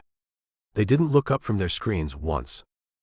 Once back in Hereford, the Americans and the Brits freshened up and gathered in the living room. The sisters still didn't speak. Mike ordered pizza, and when it arrived, arranged them on the table. Terry brought out beer and soft drink bottles. They clinked, bit into the warm food, and settled back. Zeb stretched out on the couch. The day had been long. The adrenaline high had faded. We still haven't figured out how they found us. We can work that out later. Megan wiped her mouth with a paper towel and balled it. The shooters are more important. One of them in particular. We couldn't identify the hostiles. The usual. None of them in any database. But Water Bottle Man. She got up, retrieved her screen, and brought up a photograph of the dead man. We identified him. She brought up another photograph. The same man, but in what looked like a large concourse. Yeah. She read the question in Zeb's eyes. That's an airport. Heathrow, to be specific. Meet Matthew Wong. Chinese passport holder. MSS. Bear exclaimed. We knew it. It's not conclusive, Megan said. Why not? Because Wong arrived from Minsk, Belarus, 2 days ago. 32. 8 a.m. the next day. They assembled in the room for a video conference. Hayes on the screen. He was still wearing the same shirt and pants and didn't look like he had slept. That water bottle is actually a pressurized aerosol flask. He brought up a photograph. It contains a nerve agent that we haven't come across. Portone Down is analyzing it. Portone Down is the MOD's Defense Science and Technology Lab. We know, Beth interjected. You know a lot, he said without missing a beat. Yes. They should have something for us later today. But they have confirmed that Flask's contents could kill everyone in a 50-foot radius. Mira rubbed her forearms as if she felt a chill. Zeb remained impassive. What about Matthew Wong? Megan asked. Hayes blinked. You identified him. We know he came to Heathrow from Minsk. We couldn't track him any further. Hayes smiled briefly. In that case, I have some news for you. He brought up several images. An industrial-looking complex. Drab squat buildings and warehouses. Broken concrete roads. That's west of Druzhny, near the Puhavichi forest. Druzhny is. He trailed off. An industrial town, 25 miles southeast of Minsk. It has a lot of chemical factories. Abandoned Soviet-era military sites. Megan rolled her eyes. Robert, Jack said, assume that these Americans are knowledgeable. You already know that they have security clearances. Knowledgeable Americans might be an oxymoron, Hayes said impassively. Roger grimaced dramatically and held his chest. It lightened the atmosphere. You are correct, Hayes resumed crisply. Belarus was part of the USSR and became an independent nation in the 90s. However, it is closely allied with Russia and supports that country's Ukraine invasion. TLDR. Broker made air quotes. Not a country NATO considers an ally. Correct, Hayes replied. So this site, he pointed to the industrial complex, is an abandoned military site. Back in the days of the Cold War, the Soviets stored military equipment in such locations. Once we identified Matthew Wong and where he came from, you can imagine the calls that were made, diplomatic, and also at the intelligence agency level. The Belarusians were surprisingly cooperative. Alex Greystone spoke to the State Security Committee's chief. That's their KGB, Zeb knew. Their equivalent of our CIA and Britain's MI6. Apparently, the SSC still monitors many of those abandoned sites. They sent us these. Photographs of a man entering a vehicle outside a warehouse came on the screen. Wong. Chloe breathed. That's a chemical weapons factory. An illegal one? Beth's voice rose. That's our best guess. SSC doesn't know what it is. I said monitor, but that's not true. They have cameras at those sites, but no one ever looks at their footage. It was only when Greystone called their chief and was forceful in his language that they got some analysts to search for Wong and got those photographs. Bottom line, we don't know what's in that site. I sense a bit coming, Bear said. They have offered to let us witness their takedown, Hayes nodded. Why? Zeb asked. Belarus is fully allied with Russia. But that country is also reading which way the wind is blowing. The European Union is growing more powerful. It is more united, especially after the recent U.S. elections. No politics. Jack stopped him. Right. Hayes didn't look repentant. Belarus does not want to be treated the same way Russia is, ostracized by just about every Western nation. They want to play it both ways. Suck up to Russia, but also be nice to Europe, Bwana said bitterly. Keeping politics aside, Hayes pointed to the photograph, the Belarusians are watching that site. There is no activity being reported. They intend to go in today, but will wait for the witness team from our side. Zeb checked his phone. He had gotten a message from Clare early in the morning. A single word. Go. It hadn't made sense at the time, and he hadn't had the time to call her. Now I know what she meant. Jack swiveled towards him. It has to be you. I know Alex will want that. 33. They made swift arrangements. No weapons were needed, since they were observers. Yes, mate, Jack said irritably when Zeb confirmed with him again. We are fine with your going. An American team will go down better politically than us, even though Wong brought that flask here. Alex said, it is a message to Belarus that even the U.S. is watching them. No weapons, Mike said when the Americans changed into their combat suits and returned to the lounge. No drones either. Yes, Governor, Bear said. No one talks like that. Only you Americans think we speak like that. Zeb sighed, bumped the East Squadron troops' fists, and went to his Land Rover. He drove his out with the sisters and Mira in it, while Bear took the second one with the rest of the team. Mira, you are an American for this purpose. He met her eyes in the mirror. She saluted. They reached Heathrow in 1 hour. Their Learjet, fueled and ready, took off instantly as soon as they boarded. It landed 3 hours later. 4 p.m. in Minsk. An armored truck was waiting for them. A uniformed officer climbed out. Fit. Young. Clean-shaven. Sharp-eyed. Carter. He compared them to photographs on his phone. Zeb stuck his hand out. Major Ivan Sazonov.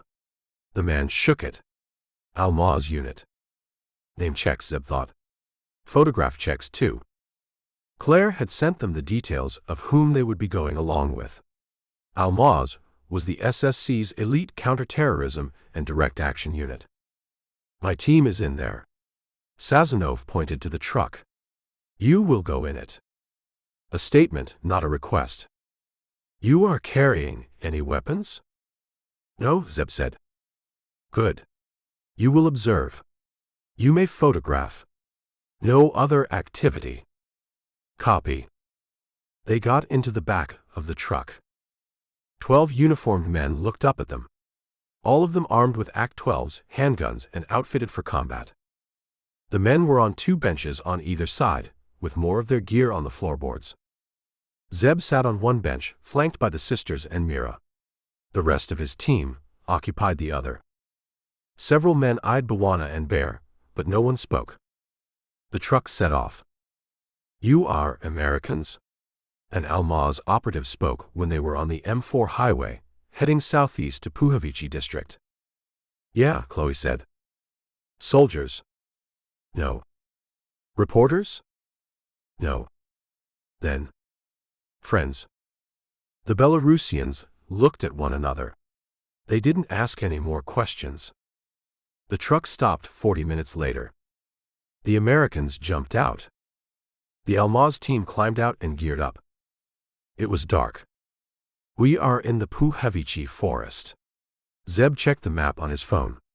The lab is about a mile away, to the southeast. We have spare gas masks. Sazonov barked an order. An operative went to the truck and returned with them. The Americans strapped them to their backs. We will jog, the major said. Less than 2 kilometers. You can keep up with us. Yes, Mira said. He glanced at her. Made to speak, but restrained himself. Zeb suppressed a smile. They think we are some kind of inspectors. That's what Alex conveyed to SSC. No noise, no talking, no phones, nothing, Sazonov rapped out. His men nodded. They began jogging, the visitors in the middle, the Belarusians at the front and the rear, with the major at the lead. It was dark, but the Almaz team had red light flashlights to illuminate their way. They followed a dirt track. Soldiers passing down whispered warnings at shallows in the ground or overhanging branches. It was cold. The visitors had dressed appropriately. A layer of sweat-wicking thermals beneath their clothing. 10 minutes of fast jogging, after which they came to the clearing. A larger dirt track ahead of them. Buildings outlined against the sky. Dark. No lights from within. Zeb made out the dim outline of a road, leading from the dirt track and going to a metal gate. Sazonov whispered. An operative assembled a drone and launched it. It hovered in the air and disappeared into the night. No one is there, the major said in English. He signaled. His men raced to the gate. One of them brought out a metal cutter and wrecked the lock and chains around the gates. They swung open noiselessly. Greased. Which meant they were being maintained. The inside of the complex was vast. Several buildings, one with a chimney in the air. You can sense the Cold War here, Roker whispered. Yeah, Zeb agreed. Tanks, bombs, fuel, food, all of those must have been stocked here. Maintenance shops for broken-down vehicles. There are places like these all over the former countries of the USSR. Sazonov made a hand gesture. His troops wore their gas masks. The visitors took their cue and donned theirs too. The Almaz operatives fanned out and raced to a warehouse-like building. Building checks out, Megan whispered as they hurried to keep pace. That's the one in Hayes's photograph. Where's the CCTV camera that captured him? At the gate. Her teeth flashed in a grin as she held her phone up. Our app spotted it. An operative crouched at the warehouse's entrance and held up a device. Some kind of monitor to detect chemicals in the air, Zeb guessed. At Sazonov's nod, he and another operative attached breaching explosives at the door and drew back. A brief flash and dull explosion. 6 men kicked the shattered door, threw light flares and burst in, shouting orders loudly. That's the right way to breach and enter, even if the drone didn't detect any people. Zeb stayed outside the warehouse with his team until Sazonov came to the door and beckoned them. The warehouse was the size of a basketball field. It was empty. Some chemicals, the major said grimly. Very little. Trace, Beth supplied the word. Trace. He nodded. Not enough to harm us, but please wear your masks. An operative called out. They went to him in a corner where broken glass, broken cartons, and crates had been neatly gathered. Someone has cleaned up, Chloe whispered. Zeb looked around the place while the Almaz operatives searched it. The sisters, Bawana and Bear, photographed the warehouse on their phones. This wasn't a large lab. Maybe, just maybe, there wasn't a lot of nerve gas manufactured here. But even a few flasks are too many, he reminded himself grimly. 34. Back in Hereford the next day. Early morning, in the room. Hayes in person this time. He helped himself to coffee and cleared his throat. You can say the threat levels went up overnight, he said dryly. You have anything new for us? Beth asked impatiently. Instead of stating the obvious, her words were unsaid but hung in the air. Hayes was unruffled. The Belarusians are investigating the warehouse. Megan held her hand up. One finger shot up. Who owns that place? Another digit straightened. Who was renting it? A third finger pierced the air. Where's the camera footage? Yes, we have asked several more questions as well, and are demanding answers. His stubble rasped when he scratched his chin. The problem is corruption, Zeb guessed. Yes. The current leader has been ruling Belarus for more than 3 decades by election manipulation, force, bribery. We were lucky they shared Wang's photograph with us. Best guess? Zeb asked. We have put together a task force. The best analysts from MI6, the Met, MI5, and various other agencies. We have ruled out this being an operation sponsored by the Belarusian government, which leads to Russia. That's a possibility. But why would they employ Matthew Wong? We think some entity hired that warehouse, set up a lab, and bribed the heck out of just about everyone to keep it secret, Chloe finished. They didn't know of the camera probably, but once they did, they got it scrubbed, and several people have been made wealthy overnight. That's our conclusion as well. That was smart. We are still hiring analysts. Not interested. Any estimates on how much nerve gas was manufactured? Zeb couldn't help the chuckle escaping him. Going by the broken glass in cartons, we think very small amounts. You saw that flask. A lot of chemicals are needed to manufacture that nerve gas, maintain controlled conditions and all that. But, his lips thinned, our assumption is based on what you saw. There could be more waste that was taken away, which means more gas. You have any good news for us? Bear asked bitterly. The flask. There was a semiconductor circuit inside it. It would activate the release mechanism, which would then spray the gas. How would it get triggered? Megan asked, interested. Through the wearer's smartwatch. There was an app on it. The tech folks are taking it apart to see how it works. Zeb saw the sisters exchange glances. They sat straighter. Beth raised her hand in the air. Yes. Hayes asked her. Can you share the circuitry with us? And the smartwatch's contents, including all the apps. Better, can you hook us up with your tech folks? They are busy. We could help. Hayes paused. These are genius-level programmers. Robert, Jack drawled. Are these programmers security cleared? Yes. They have the highest clearances. Give me one of your online aliases, the one you use in an online forum these programmers might be familiar with, the captain addressed the sisters. Beth messaged him on her phone. Jack forwarded it to Hayes. Send that alias to your programmers. Ask them if they would like to talk to the twins. I don't think. Do it, Jack said. No change in his voice, but it was obvious he was using his authority. Zeb silently thumbs up Jack. He knows the twins frequent many forums. They are highly respected in the tech community, under their aliases. Hayes checked his phone, turned away, and made a call. He spoke softly, read out the alias, and then straightened. You want to talk to them? You're sure? Yes, I can arrange it. He looked surprised when he looked at them. They are eager to talk to you. I will arrange introductions. They want you to visit. Introduce us, Beth beamed. We'll take it from there. Is there a proximity angle to that watch? Megan asked. Yes. The trigger and dispersal work only if the watch and the flask are within about 5 feet of each other. The tech folks say this is a safety mechanism. The flask can't be accidentally activated by someone wearing an unconnected watch. The sisters looked at one another again. They're onto something, Zeb thought. But they'll tell us only when they're ready to share. There's one more development, Hayes said soberly. Good news and bad news. The good news is the Belarusians shared that a small amount was moved about 2 weeks ago. They are interrogating the driver and don't have anything else for us. The van delivered the carton to a ship in Minsk. That carton was offloaded in Felixstowe in Suffolk. There could have been 100 deliveries from that place, Zeb objected. No. They checked the cameras. Only one delivery ever happened. Where did that carton go after Felix Stowe? Mira prompted. Hayes said grimly, we don't know where it went.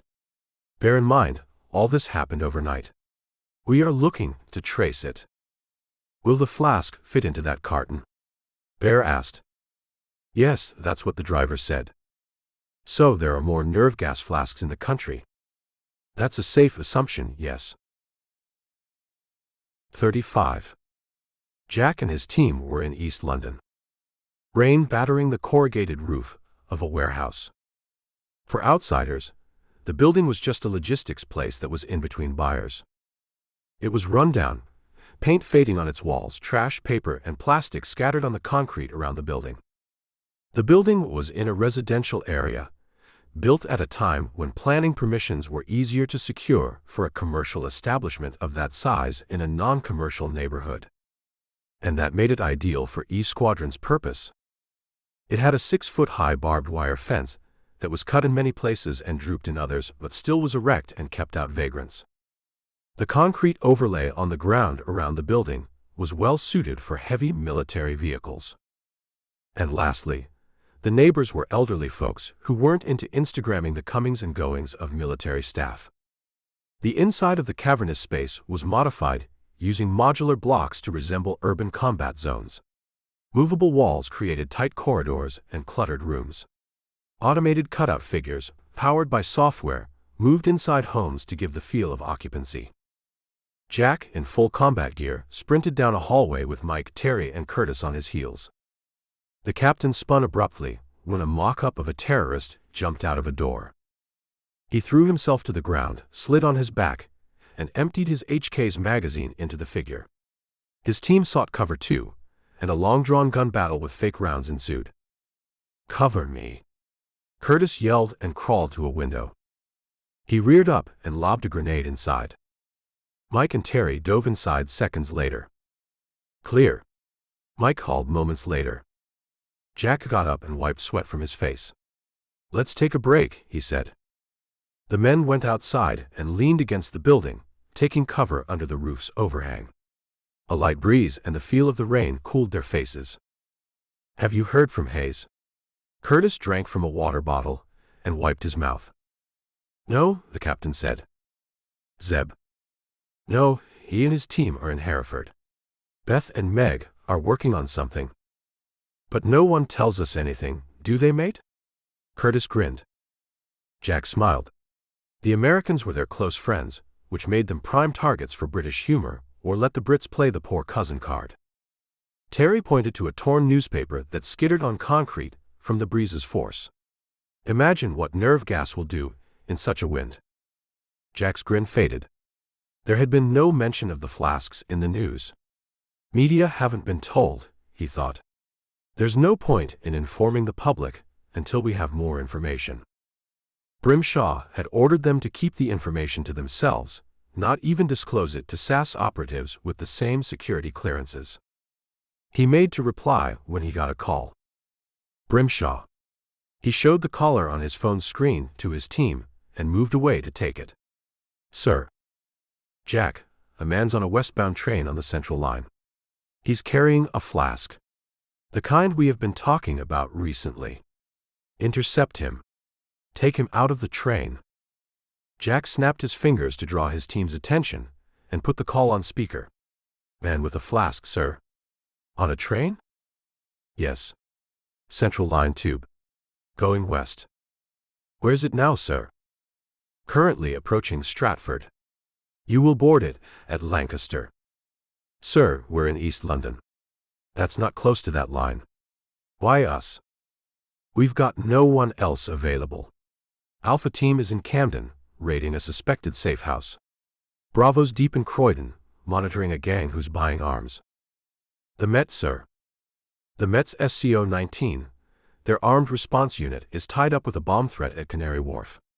Even the CTSFOs, the Met's counter-terrorist specialist firearms officers, are out handling a coordinated sting operation at Heathrow." "What about the Met's regular officers?" Mike asked. "Mike, that's you."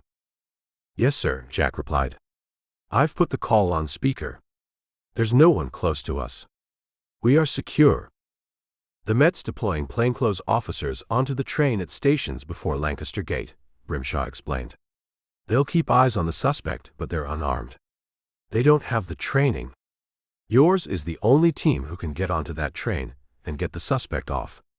I discussed this with the logistics team in the room. It's been bounced up and down the tree. C has green-lighted it. Your team is the most capable. You are fully geared up today for your training exercise. You are a go. It's not that easy, sir, Mike protested. What happens if he gets off before Lancaster Gate? Unarmed Met vehicles are stationed at every stop between Stratford and Lancaster Gate. They'll tail him, but they can't engage. He might be a civilian, sir, Terry objected. He might be. Which is why you need to be on that train. Assess him with your eyes and take appropriate action. What happened to all the fancy AI software we've got, sir? All trains have cameras these days. I'm sure the AI software we have can run body language recognition. That same software has flagged the man as a risk. He's carrying the flask in his hand when he's got a backpack with a visible pocket. The flask is an exact match for the one Wong was carrying. The train's not warm, but he's sweating, he's fidgeting, he's showing the classic signs of a possible bomber. A nerve gasser. Curtis's attempt at droll humor fell flat. Suspect's profile? Jack asked. South Asian or possibly Middle Eastern, Grimshaw replied. We can't be certain from the CCTV footage. He could be of Mediterranean origin as well. Sir, what exactly are you asking us to do? Jack asked and got approving nods from his team. I want you to board the train. Check the man out. Get him to leave the train peacefully. And if he doesn't, take whatever action you have to take. That sounds like a kill order, sir. It is. Let me be clear, Grimshaw said tersely. This is primarily a capture mission. But if he turns out to be uncooperative, subdue him. If he is looking to trigger the flask, shoot him. Jack's face set. Copy that, sir. We have never been deployed in country against a possible civilian, Mike said harshly. He was behind the wheel of their SUV as they sped out of the warehouse. Jack in the shotgun seat kept silent.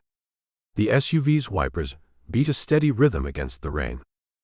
We have never been deployed to the tube with a kill order either, Terry said. There's always a first time. Curtis shrugged, phlegmatic Yorkshireman that he was. London whizzed past. Residential neighborhoods, office skyscrapers, traffic snarls at red lights, cars, taxis, and vans scattering whenever Mike turned on the flashers and the siren. I'll be the shooter, Jack said after a while. He raised his forefinger to silence Mike when his deputy made to protest. It might not come to that, Curtis said. He could be a jogger or a fitness guy, wanting his water bottle with him at all times. Jack checked his phone. It'll take 45 minutes to get to Lancaster Gate, and we are the only people C can call on. You heard what Grimshaw said, Terry replied. Everyone else is busy. These riots and all that's happening. He cursed beneath his breath. Is the train still on time? Mike asked, honking loudly when a delivery driver tried to overtake him. Yes. Grimshaw's sending me updates. How many police on the train? 6. 2 in the suspect's compartment. They have eyes on. They reached central London. Jack slapped a new magazine in his HK. Masks when we get out. Our police identifications around our necks. A chorus of copy greeted him. The police identifications had the Met seal on them, announced them as special police, and had a phone number in case any civilian wanted to verify their identity. We don't give out our names or remove our masks if we get deployed in this manner. Mike drew to a squealing stop in front of Lancaster Gate Underground Station. Jack was out in an instant, his boots clattering on the concrete flooring. Police, he roared from beneath his mask and vaulted over the turnstiles. A few passengers screamed and exclaimed at the sight of the 4 heavily armed and masked operators, but most people gave way. They ran down the escalator 2 at a time, everyone on it leaning away from them. Tiled walls, curved ceiling, and then the westbound platform. Jack used the force of his presence to make way through the waiting crowd. Checking people out, assessing threats automatically, ignoring shouts and questions, ignoring the cell phones that came out to record them. The special police identification bounced on his chest as he held his HK with both hands. Since when did London become America? Someone called out. 1 minute, he whispered into his throat mic. 5th compartment from the front. Copy, Mike replied. Men and women in suits, gym-goers, college students, shoppers, and tourists, the usual mix of people on the platform. The station speakers announced the incoming train and asked people to stand back from the platform's edge. Jack saw the train's light in the tunnel, felt the oncoming rush of air, and then the train, white and red in the tube's signature style, blasted in. Stay back. Don't board the train, he told the travelers who crowded forward. There will be another behind this. People protested. Some cursed, but no one came near the 4E Squadron operatives. The train stopped. Doors opened. Passengers streamed out. Many of them shouted, and a woman screamed at the sight of them. Jack shoved through the crowd and got inside the compartment. Mike and Terry blocked the door. People seated on rows on either side of the compartment. Many leaning against the central columns. Bright illumination, and there, not even 10 feet from him, was the suspect. Bearded, sweating, leaning against a metal column, clutching the flask in his left hand. Sir, you need to come with me. Jack met his eyes. Everyone else, stay where you are. This train will be moving soon. 2 men met his eyes with an insistent gaze. Those are the 2 Met officers. He recognized them from the descriptions Grimshaw had sent. Does the suspect have a watch? He scanned the man, who was wearing a jacket. He has. He saw the popular brand of watch when the man raised the flask, the movement making his sleeve's cuff ride up from his wrist. Sir, did you hear me? Please get off the train and come with me. The man's eyes looked glazed. His hand shook. The flask wobbled in his grip. His right hand moved to his left wrist. Sir, Jack barked. Do not move. Lower your hands. Everyone else, brace position. Look away from us. His command voice filled the compartment. Police officers crowded the platform. People were recording the goings-on. Jack had eyes only for the suspect, who still hadn't spoken. Sir, I have to warn you for the last time. Do not touch your watch. He gripped his HK, but kept it aimed at the floor. A woman moaned. Someone started praying. The suspect didn't stop. His trembling right hand neared his watch. A foot away from his wrist. Jack went into the zone. The compartment and its occupants faded, except for the suspect. The passengers behind the man bent low. Someone started sobbing. Sir, please stop, Jack thundered. The man didn't stop. His fingers were an inch from his smartwatch. Jack's hands twisted the HK up and pointed it at the suspect's face. He triggered once. 36. Zeb and the sisters were in the room. They had been alerted by Grimshaw as soon as the lieutenant colonel had green-lighted Jack's team. Yes, I know what you are thinking, but they are the most competent team and the closest, Grimshaw said when he had finished briefing the Americans. The room had wall-to-wall monitors, each one of which could show a different feed. It had analysts at workstations, headphones over their ears, eyes and hands busy as they scanned their screens and ran commands. A desk commander in the background. Grimshaw in the central pen in front of the monitors, all of which were showing the train's compartment. Our AI says that flask in his hand is a match, Grimshaw said. Zeb didn't reply. He took in the suspect, whose sweat could be seen even over the feed. Beth and Megan were on their handheld screens. Werner confirms he's a high-probability suspect, the younger twin murmured. Grimshaw overheard her words. You have access to our feeds. Yes, she replied. How? Never mind. We've more important things to focus on. Your AI agrees with ours? Yes. We don't have human analyst verification, though. We have. He pointed to the men and women at their screens. There are behavioral experts among them. They agree with the AI. Grimshaw sounded almost relieved. It's the weight of the event. He's authorized the shooting of a suspect based on very little information. Our confirmation that the civilian might not be an innocent helps him square it with himself. Don't second-guess yourself, Zeb told him. Grimshaw nodded. He straightened when half the monitors showed a shaky video. Jack. He has turned on his body cam. He's on the platform. Zeb watched the feed. The civilian's reaction. Heard the captain's command. His harsh breathing. A sheen of sweat on Grimshaw's forehead. An analyst bit his lip and watched wide-eyed. A woman mumbled something. The train pulled into the station. Jack's orders to the travelers on the platform, and then the video shook as he boarded the compartment. The suspect was square in the frame. Zeb felt Beth grip his forearm tightly as the captain ordered the man to step out of the train. The suspect didn't move. Can you see a smartwatch on his wrist? Zeb asked. His jacket sleeves are covering his wrists, Megan said tautly. Go man, do what he says, an analyst prayed aloud. Don't make this worse. He's going for it, the woman who had mumbled earlier cried. Jack shot. Screams and chaos in the compartment. Zeb heard Mike and Curtis yelling at the passengers to evacuate the compartment. Flask is secure, Jack rasped, his voice echoing in the room. Look away. The analysts looked away. The captain positioned himself to show the dead suspect and then turned off his camera. Grimshaw cleared his throat and turned to the analysts. Our job is to save lives, sometimes we have to take some. What you saw will linger in the minds of many of you. We have a counseling facility on the base. I urge you to use it if you need it. Those sessions are private, they do not go in your file, and there will be no impact on your ratings. Lastly, he said, raising his voice, you might wonder if we did the right thing. We made our decision based on the information available to us. That's all we can work on. If any of you need to leave, go home early today.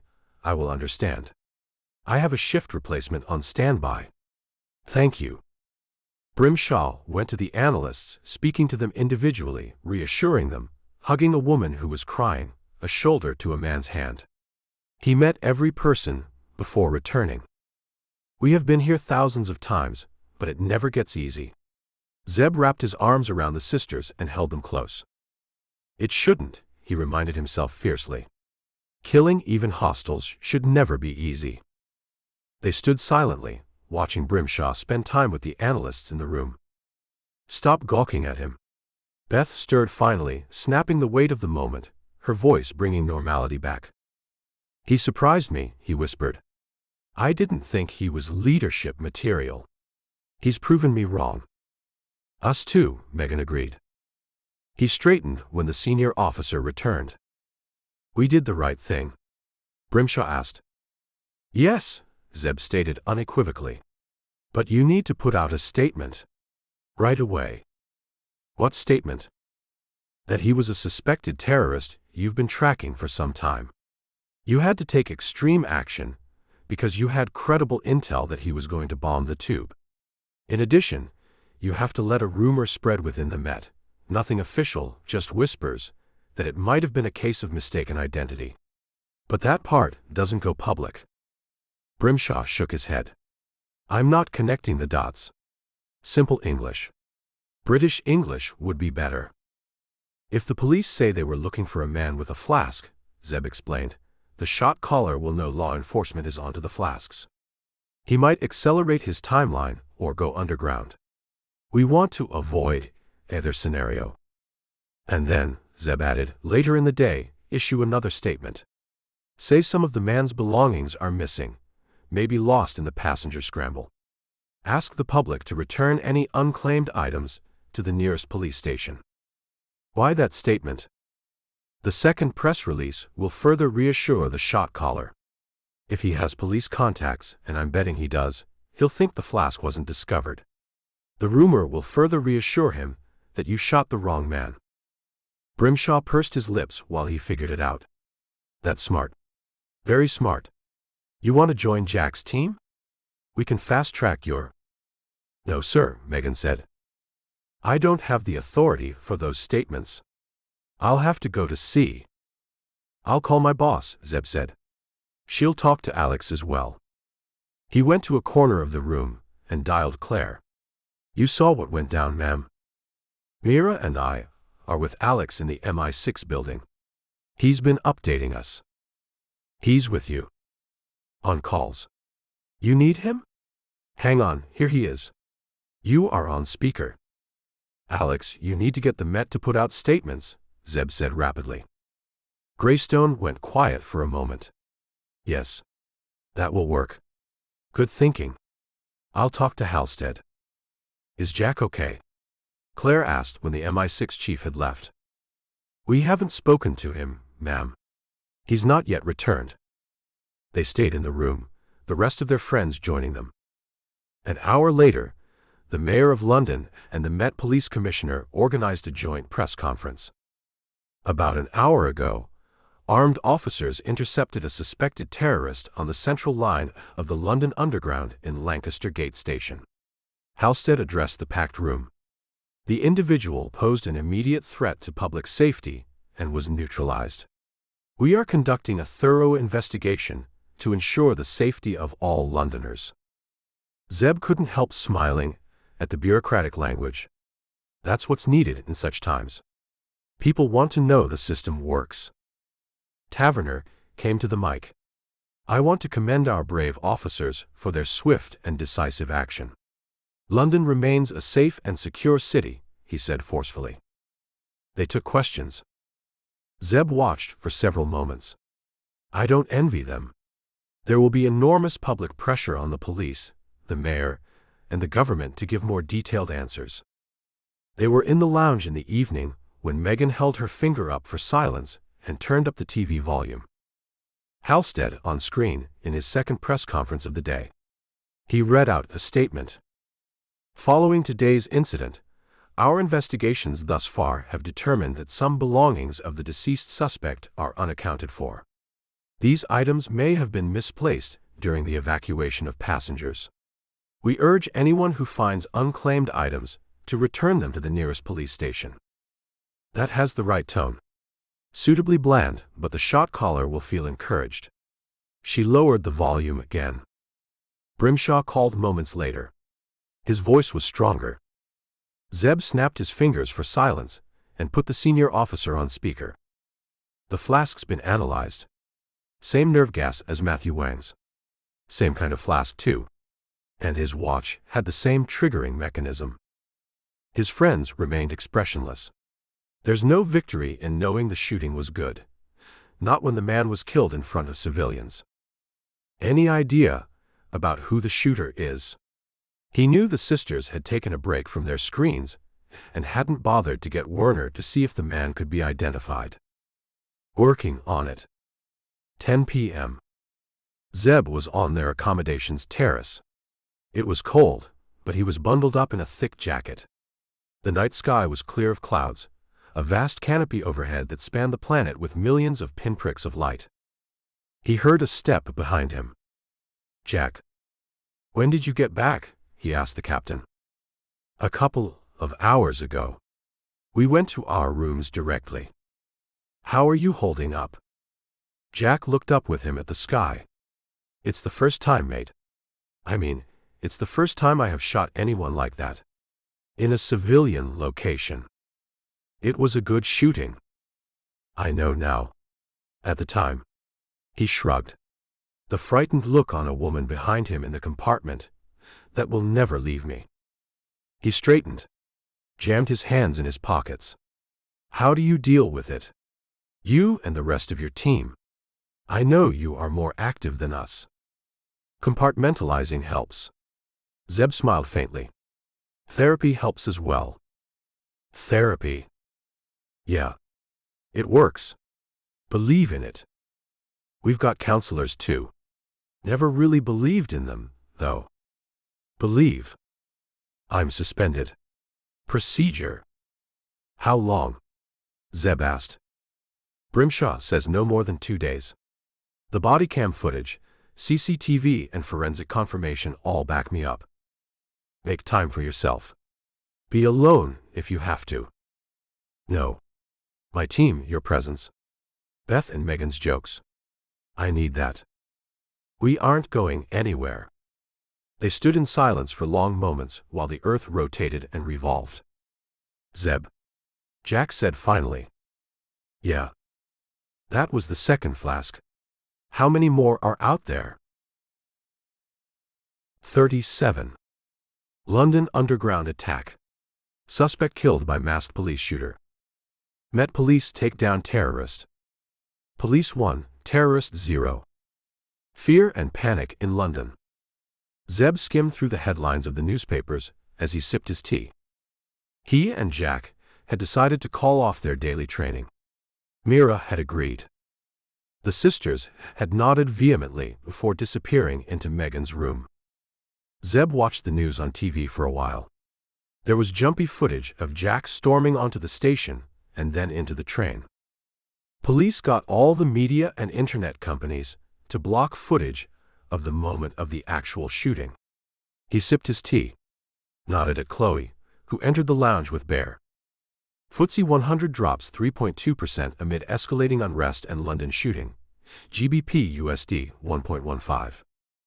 The rolling banner registered on him. Financial markets usually take a beating when a country goes through this much. He tuned out when another caption rolled in about yet another British company being acquired by foreign investors. Jack entered the room. Don't look at me like that, mate. I am fine. I was just looking, Zeb said mildly. Look at me instead. Curtis struck a pose. Your best by date has long gone, Mike snarked at his teammate. Mira entered. A simple white shirt over jeans. Dark hair loose. A glowing smile on her face. She hugged Jack and helped herself to the tea Zeb had brewed in a kettle. What's on for today? Beth and Megan burst in. Assemble and settle down. The younger twin clapped her hands. Where are Bawana Bear, the rest? We're not going to repeat this again. Present, ma'am.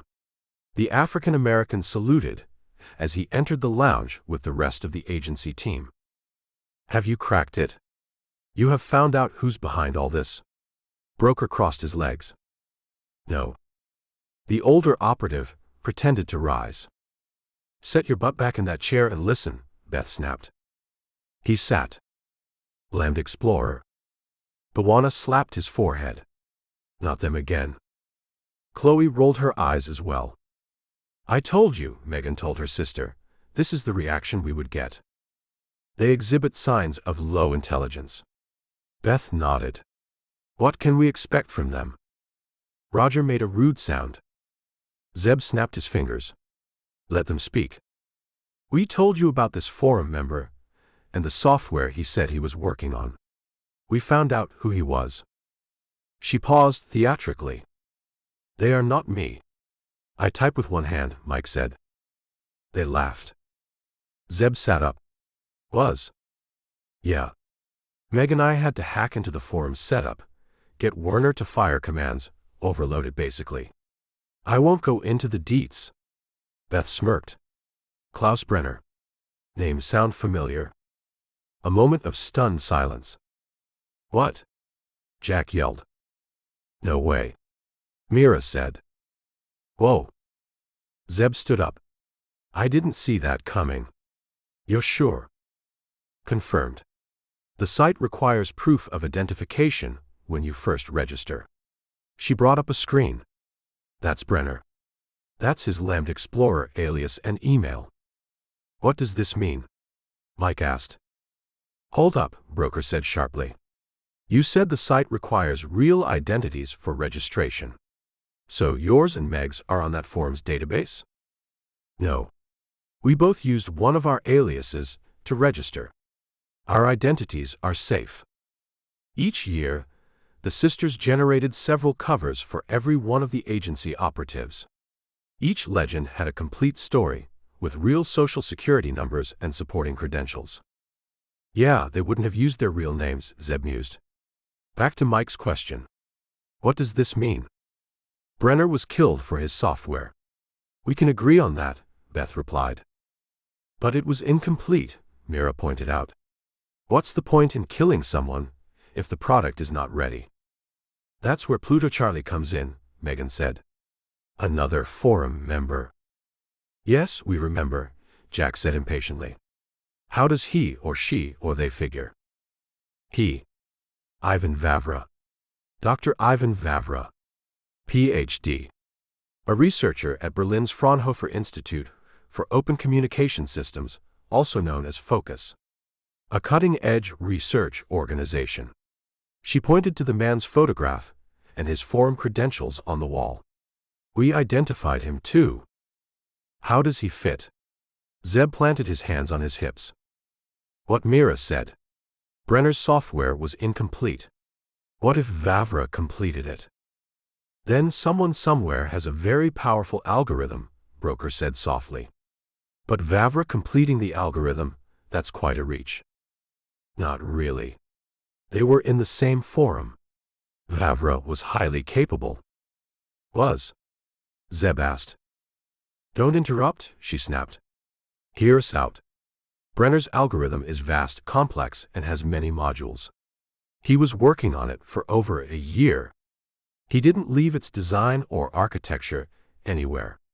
It would take several months to study and complete it. Even for you two, he asked. Yeah, even for us, and you know we aren't slouches at this programming thing. They aren't. He nodded to himself. All this is fine, but I don't see where it is going, Roger protested. What if only one module of the software was completed? Beth's eyes gleamed. The most important one, in our circumstances. Which one? Jack leaned forward, intrigued. The smartwatch control module. Curtis shot up so fast his chair toppled over. The one in Wong and that tube guy's watches? Yeah, we believe so. Beth's grin widened. Brenner had that module in his algorithm. He had done some work on it, but it was nowhere near complete. How do we know those watches had that very same module? Hold up. Zeb asked before she could reply. Didn't you say you were talking to Brenner about some smartwatch, something to do with EMP? Yes. Megan smiled. You remembered. We didn't know who he was at that time. He had talked of this particular module, the smartwatch one, and it interested us. We reached out. He replied. We were going to schedule a call, but all this, she waved, happened. Also, Beth chimed in, while there's no way of knowing for sure whether it was Brenner's software in those watches, we can make a guess. She paused for breath. Going by how much code Brenner wrote, the apps on Wang's watch and the tube guy's watch have the same functionality. Also, get this, no one else has written such a specific, high-security program before. No organization or individual has done that.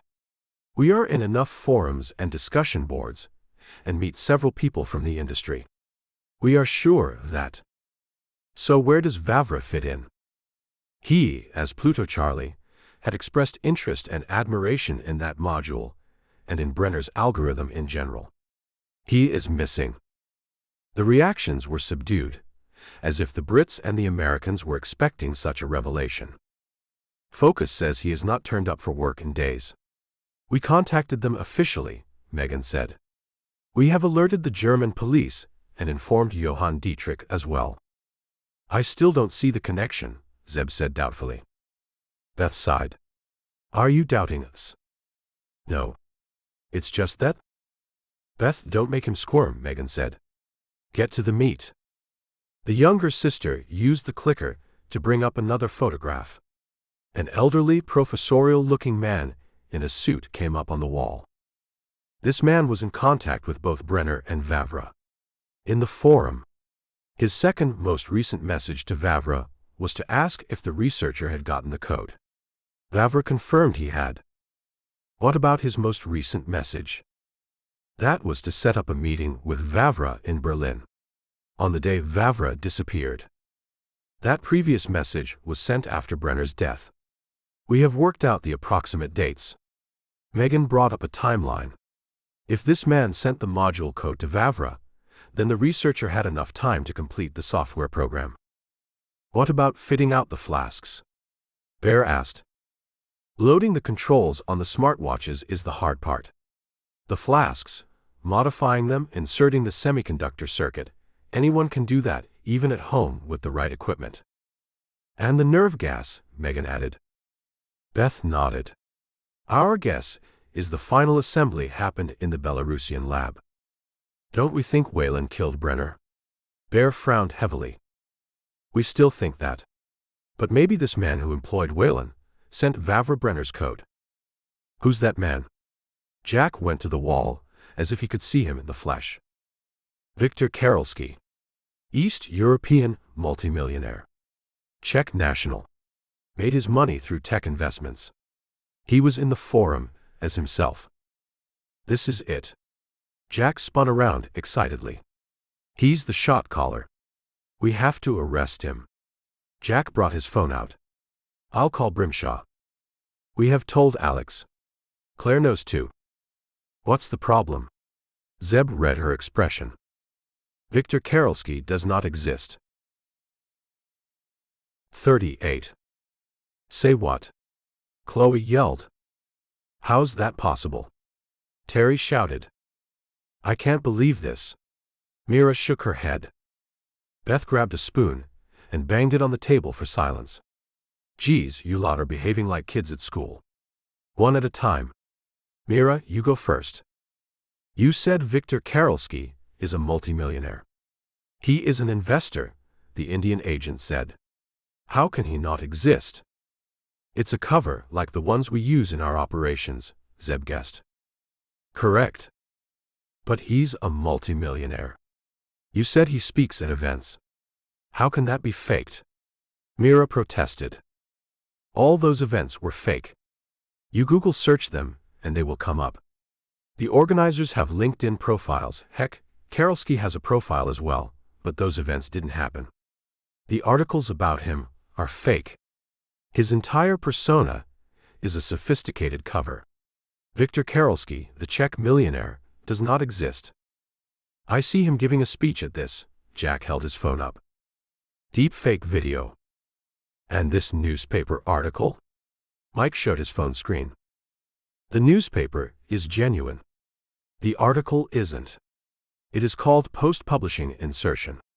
Once the edition is out there, someone with the right smarts can create a link that will look like the write-up belongs to that edition. That can be done. Terry stared at her. Yeah. We've been doing it for years, and AI has come a long way. Karolsky, let's go with that name, said Zeb, must be our shot caller. He recruited Whalen. The South African tortured Brenner, and got whatever code he had before the German engineer died. Karolsky went with the code, that module, to Vavra and got it completed. Karolsky hotfoots to Druzhny. He wouldn't expose himself, Beth said. It has to be someone else, a cutout. But yeah, that's the way we have pieced it together too. If he wanted to nerve gas London or Britain, why the riots? Mira asked. A question for which we have no answer for now, Megan replied. Why was Wong there, at the Frith Lane attack?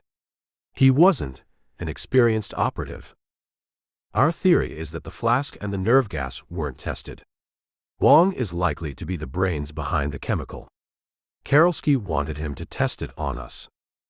Zeb nodded thoughtfully. Makes sense at an evil level. And what about Tube Man? Tariq Hussain, Beth said triumphantly. British national, born and raised in Birmingham. A clerk in a law firm. No criminal record. We found out his identity yesterday. The Met knows too. Jack's jaw dropped. You knew who he was when he was on the tube? Yeah. A handful of people know. Identifying him wasn't hard. DVLA records and all that. Why's his name not plastered on all the newspapers and on TV? Bawana growled. Think. Zeb smiled. He had worked it out. Chloe answered. Because of his name. The police don't want to stoke tensions, hate, and racist crimes against the Muslim community. Correct. Beth gave her an aerial high five. Both Alex and Claire asked us to keep the name to ourselves. You could have told us. We've just told you. The rest of the world doesn't know. Zeb knew there was no malice in Chloe's remark. We've been friends for so long, we know how the sisters work. Does Brimshaw know? Yes. None of the analysts do, however. The newspapers would have found a way to get his identity. I think the Prime Minister's office must have called media organizations and used some persuasive language to sit on Hussein's identity for some time.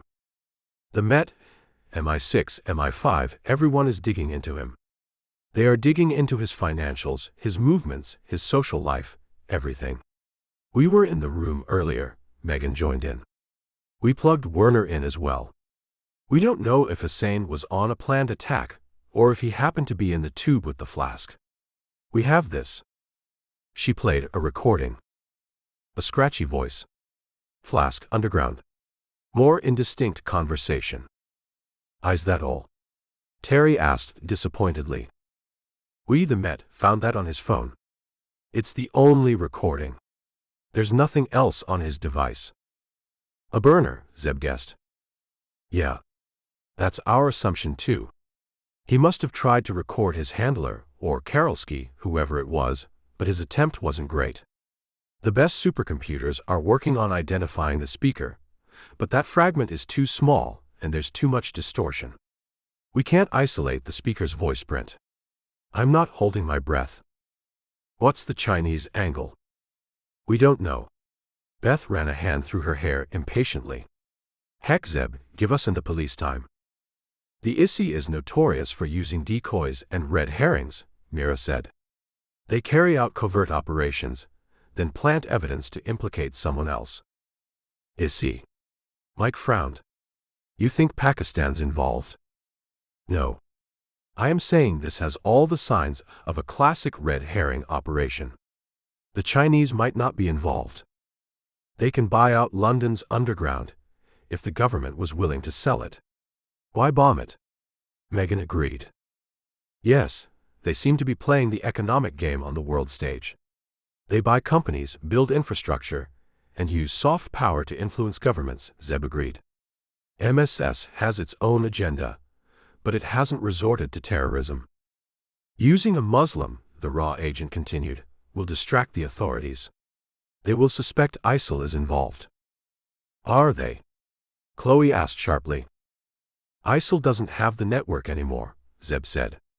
They're fractured.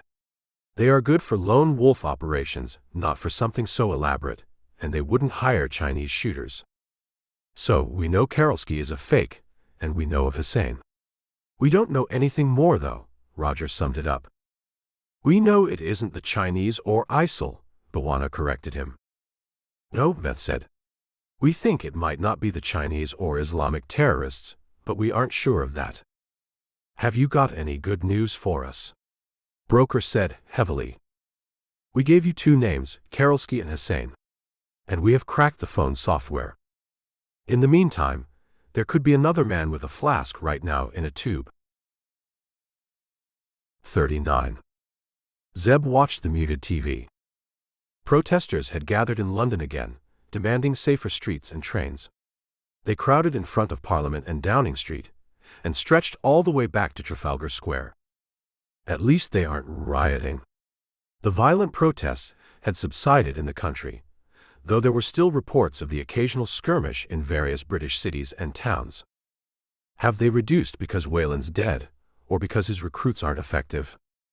Or, a thought struck him with a chill, because the plan has moved to a new phase with the nerve gas attacks. Yes, ma'am. He took the incoming call from Clare. His friends, huddled around the twins and Jack's team, glanced at him. Carry on, he motioned at them. You heard of Hussein and Karolsky.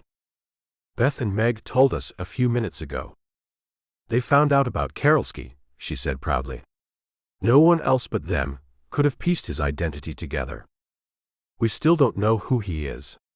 He didn't offer the comment, however. Claire knows that too. Alex wants them to join MI6.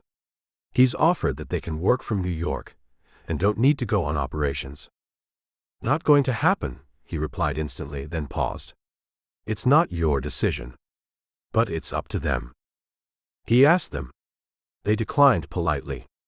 They said they are as good as helping MI6 currently, and that wouldn't change. Zeb grinned. I am sure he was charmed. As if he needs any more reason to not like them. Hayes asked them to join his team. Grimshaw, too, made an offer. What did they and Hughes say? You have to ask, ma'am. She laughed, and then her tone changed. I came out of a Cobra meeting. The Prime Minister is still insisting on summoning the Chinese ambassador for explanations, but Alex and Hartley have convinced him to stay put for now. What's your take? I don't have a view, ma'am. I am not close to British politics. She clicked her tongue impatiently. About MSS involvement.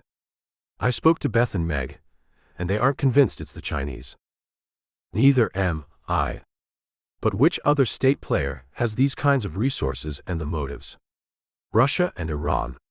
Inciting unrest is Russia's playbook, but nerve gas attacks. They have carried out chemical attacks. Yes, ma'am. But those were targeted assassinations. In any case, what's the end goal? And they are spread thin. Ukraine is keeping them busy. Iran can carry out an operation of this scale, but I don't see an end goal there either. Me neither. I've been called into another meeting. A financial one. The PM wants to discuss why critical British companies, energy, electricity, logistics, defense manufacturers, are being bought by foreign investors. There's been a rise in acquisitions recently. The British pound has dropped drastically. They had something similar happen after Brexit, didn't they? Could that be the goal? Buy out Britain, basically. Even Russia or China do not have those kinds of resources. Zeb stood for a moment when she hung up, thinking over their call. Liang Fong was sure there was no MSS involvement. Other than the Chinese shooters and Wong, we haven't found anything to connect MSS to these events. His eyes fell on Megan's whiteboard, propped against the wall. You need me. He went to the sisters. Rarely, Beth said, straight-faced. Bear chortled. No. Megan read his expression and didn't join the levity. You're going somewhere. Porosky's residence. Her brow furrowed. Porosky. The dead billionaire. Yeah. I don't know who's in his country home now. Can you get me in somehow? We'll work out something. You still think there's a connection? That's what I want to find out. Zeb set out to Hampshire at mid-morning. Hereford to Hampshire took 2.5 hours. He wasn't in any hurry. He had a dark raincoat in the shotgun seat with the identification card of Craig Whiteley, a building regulations inspector employed by Hampshire County Council. That was the cover the sisters had made for him. They had ensured that a Whiteley did exist and was employed by the council. His friends had told him he was going on a wild goose chase. Curtis had put it more colorfully. You're tilting at windmills, mate. But while you're there, any way you can nick a gold sink? It will go well in the small terraced house I have. The missus will be right pleased with me. I might even get extra bacon in my sarnie. Nick was steel. Sarnie was sandwich. Zeb grinned in his ride. They had gotten used to British slang over the years. He drove through small roads, past villages and rolling countryside. Hampshire introduced itself with its vast private estates hidden behind high walls. He caught glimpses of big houses through the trees. County of the rich. He shook his head. His tires crunched on gravel as he approached the private track to Porosky's country home. The billionaire's solicitors had locked it, while a dispute among the dead man's heirs was being resolved. I need to inspect the windows, he told the bored-looking guard at the large gates, and showed his Hampshire County Council credentials. The man was from a security company that the solicitors had hired. No one told me of this. Your choice. I can go back and order this place to be sealed until a full inspection is carried out. The previous owner fell out of a window, didn't he? We have to check the window's foundations. I have never heard of that before. Do you have any experience in building construction? No. Then I suggest keep your opinions to yourself. The police aren't experts either. We checked our records and found the building hasn't been inspected in a long while. My house has never been inspected. Is your home like this? No, it is a. Such constructions have to be regularly inspected for subsidence, for foundation wall cracks. Zeb allowed impatience to creep in his voice. You are wasting my time. Are you going to let me in, or not? The guard hesitated. How long will you take? An hour. You are busy? Zeb asked sarcastically. The guard muttered something beneath his breath and went to a console to open the gate. What about the front door? Is there anyone inside the house? I'll unlock it. I'm the only one here. You are here throughout the day. No. My shift ends at 5 p.m. Another guard comes in then. You were there the day he died. I know the answer, but I want to hear from him. No. We were appointed a few days after he died. What happened to his staff? Dunno. I heard they went back to Russia. Zeb drove slowly behind the guard, who ran over the driveway and opened the enormous door. Who maintains this? He cocked his head to the lush garden once he too was at the door. The solicitors have appointed some company. They come once a week. Zeb entered the house, admired the high ceiling, the wall art, and the furniture briefly before making a show of inspecting the windows, measuring them with a tape, and making notes. The guard left after a while. Zeb went up the grand stairs and eyed the Monet on a wall in the drawing room. This is how Russian oligarchs live. Ornate couches and sofas around several coffee tables. Thick soft carpet beneath his boots. He had read the police report before arriving and knew which window Perovsky had fallen out of. He opened it and leaned out. Police surmised the billionaire was leaning out as he drank his coffee, lost his balance and fell. It was a probable theory. The presumed lack of foul play made it believable. Zeb found nothing incriminating in the house. He went out to the cobblestone track where Perovsky had fallen. It had been cleaned up. Done? The guard asked when he drove out of the gate. Yes. Who is responsible for the security cameras? I have a monitor here. The man bobbed his head to his hut. It is backed up somewhere. The solicitors will know. Thanks. Zeb drove back down the private track and joined the public road. He noticed the camera mounted high on a pole and dialed Beth. Found who killed Perovsky. A grin in her voice. He smiled. Did you find who Karolsky is? Working on it. But I have a feeling we'll find out before you identify Perovsky's killer. If he was assassinated. Any way you can hack into the camera feeds at that country home? No. Meg and I looked it up. There are no architecture drawings for that place. Nothing is in the public domain. Russian oligarchs take their privacy seriously. There's a camera on a public road, at the intersection to the approach to Perovsky's place. Hang on. Keys clicked. Yeah, I see that one. What's on your mind? Comings and goings at the country home around the time he died. You aren't giving this up, are you? I want to confirm if falling out of windows is normal for Russian billionaires. He reached the SAS base at 5 p.m. Beth greeted him by bowing elaborately. Remind us to never doubt you again. He was bemused until Megan brought her laptop to the dining table, flicked up the screen, and brought up a video segment. An SUV turning into the private road to the country home. Clearly a man, but other than his build, nothing else could be made out due to the glare on the windshield. This entered Perovsky's place about an hour before he died. She brought up another video of the same SUV departing. Maybe 15, 20 minutes from his time of death. Werner failed to identify him. Face is too blurred. You can see from those videos The camera didn't get the vehicle's plates. Unfortunately, there's no other camera nearby. That vehicle's arrival and departure, it can't be a coincidence. He replayed the first video. No, Zeb Carter. She punched his forearm lightly. It can't. He really is a genius, Jack said mock-admiringly. No. Beth frowned. If he was, he would have gone to that mansion a long time ago. Zeb shook his head. There was no winning with the twins. That still isn't proof Porosky was killed. No. Megan traded glances with Beth, who nodded and typed rapidly. The online edition of a Russian newspaper came up. She zoomed in on it and expanded an article. They were all fluent in the language. Oleg Radinsky found dead in his apartment building in Moscow, he read aloud. He skimmed through the article and froze when he came to a section. His voice rose. He fell out of a window. Yeah. Police think that was accidental too. Zeb read it again. He looked at the twins.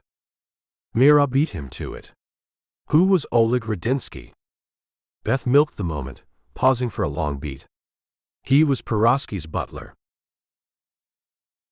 40. Zeb led his team to an early morning drill with the E Squadron troops. They assembled outside their building, while Jack paused to take a call. Yes, sir. He hung up. Drill's off. Why? What happened? Mira asked. That was Brimshaw. He wants us in the room right away. He says there's been an overnight development. Zeb glanced at the sisters. Beth shook her head. Not that we know of.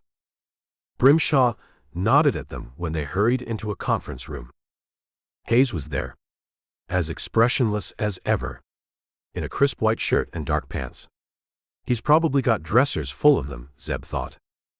The So-15 officer let them take seats and went to a screen. You all have been busy. I believe we are now looking for a Czech billionaire. Millionaire. We don't know who he is, Beth said. He could be anyone. I stand corrected. He could be our shot caller, though. Yes. Congratulations. That was a big breakthrough. The twins hadn't informed the room, or the Met, or anyone else of the Porosky development. Because it might be unrelated, Zeb thought, as he took the cup of coffee that Beth passed down the line.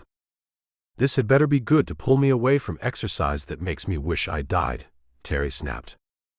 Hayes didn't smile. This is a warehouse in West Tilbury, Essex.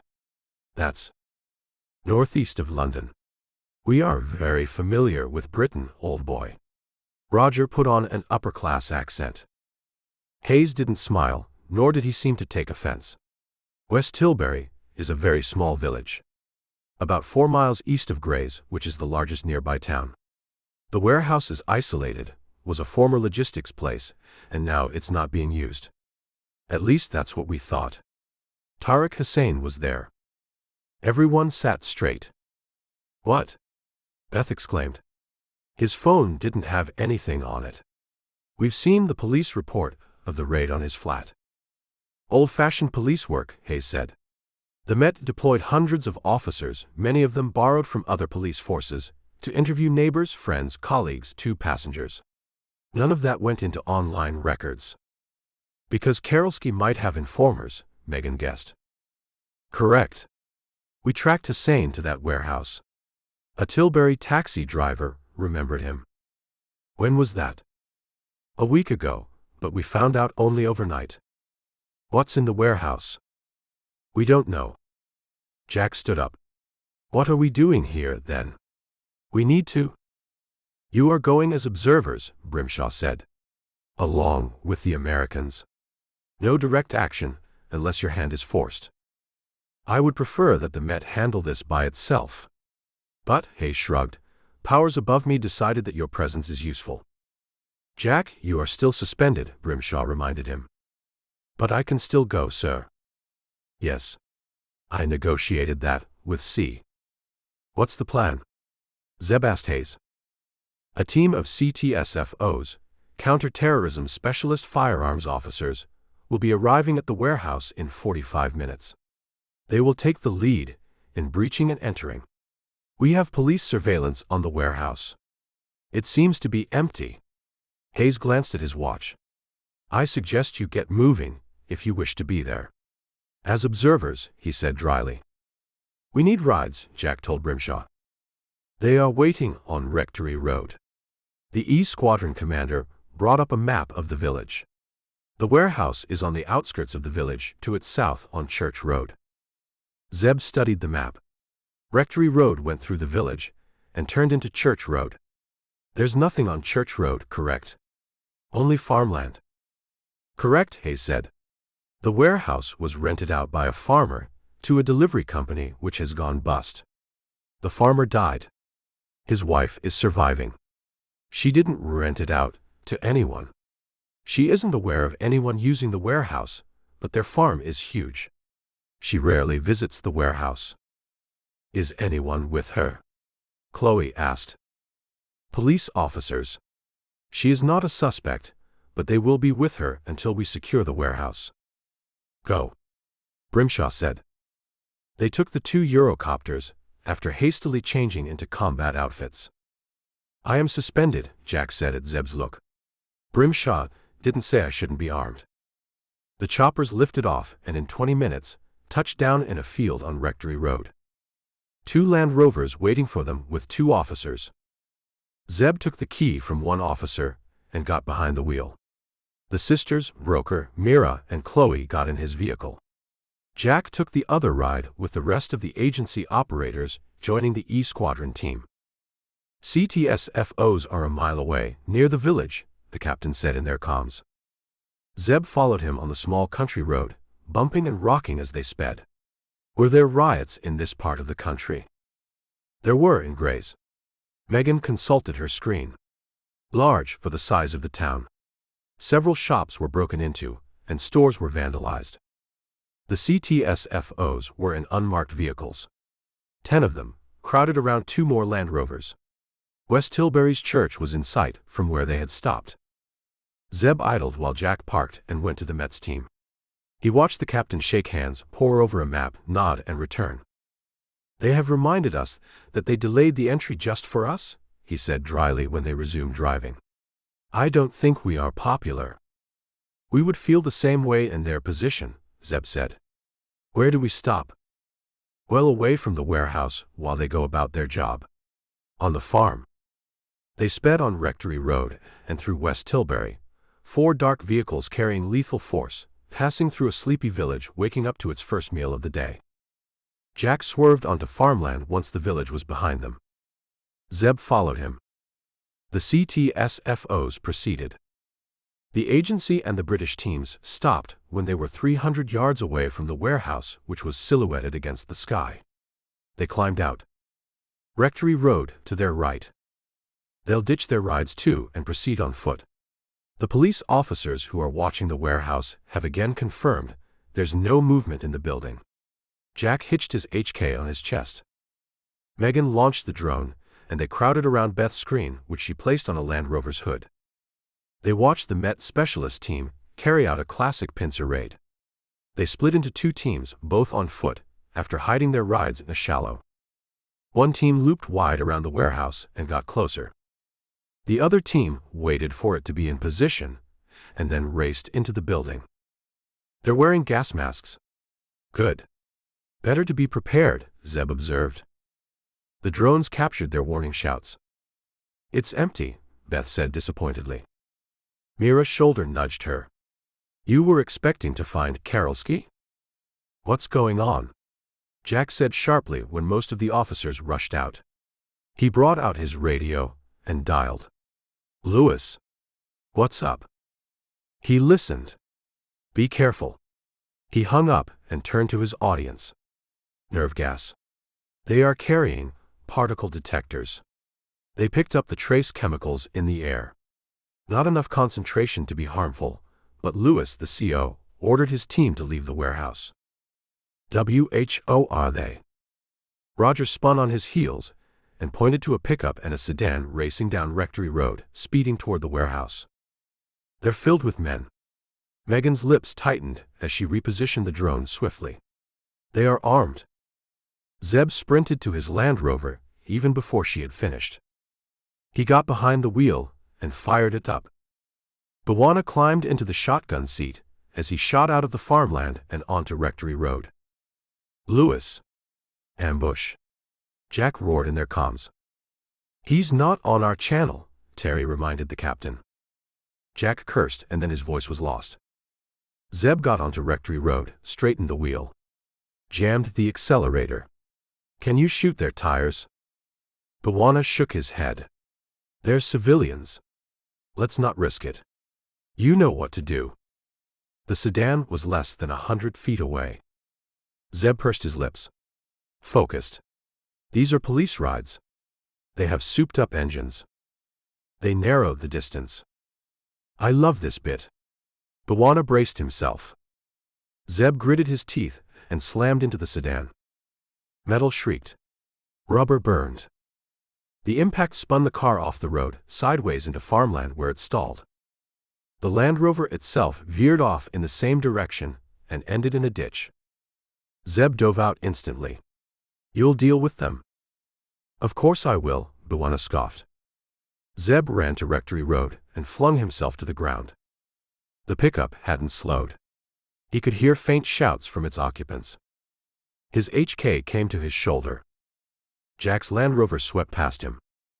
Keep to the right, he told the captain in his comms. I need a clear firing line. Copy. The pickup was going in a straight line, and then it sank abruptly on its shocks when his first burst shredded its left tire, and his second burst wrecked the right one. It slowed. Jack's Land Rover neared it. Terry, Curtis, Mike, Bear, and Roger dove off it and spread around the truck.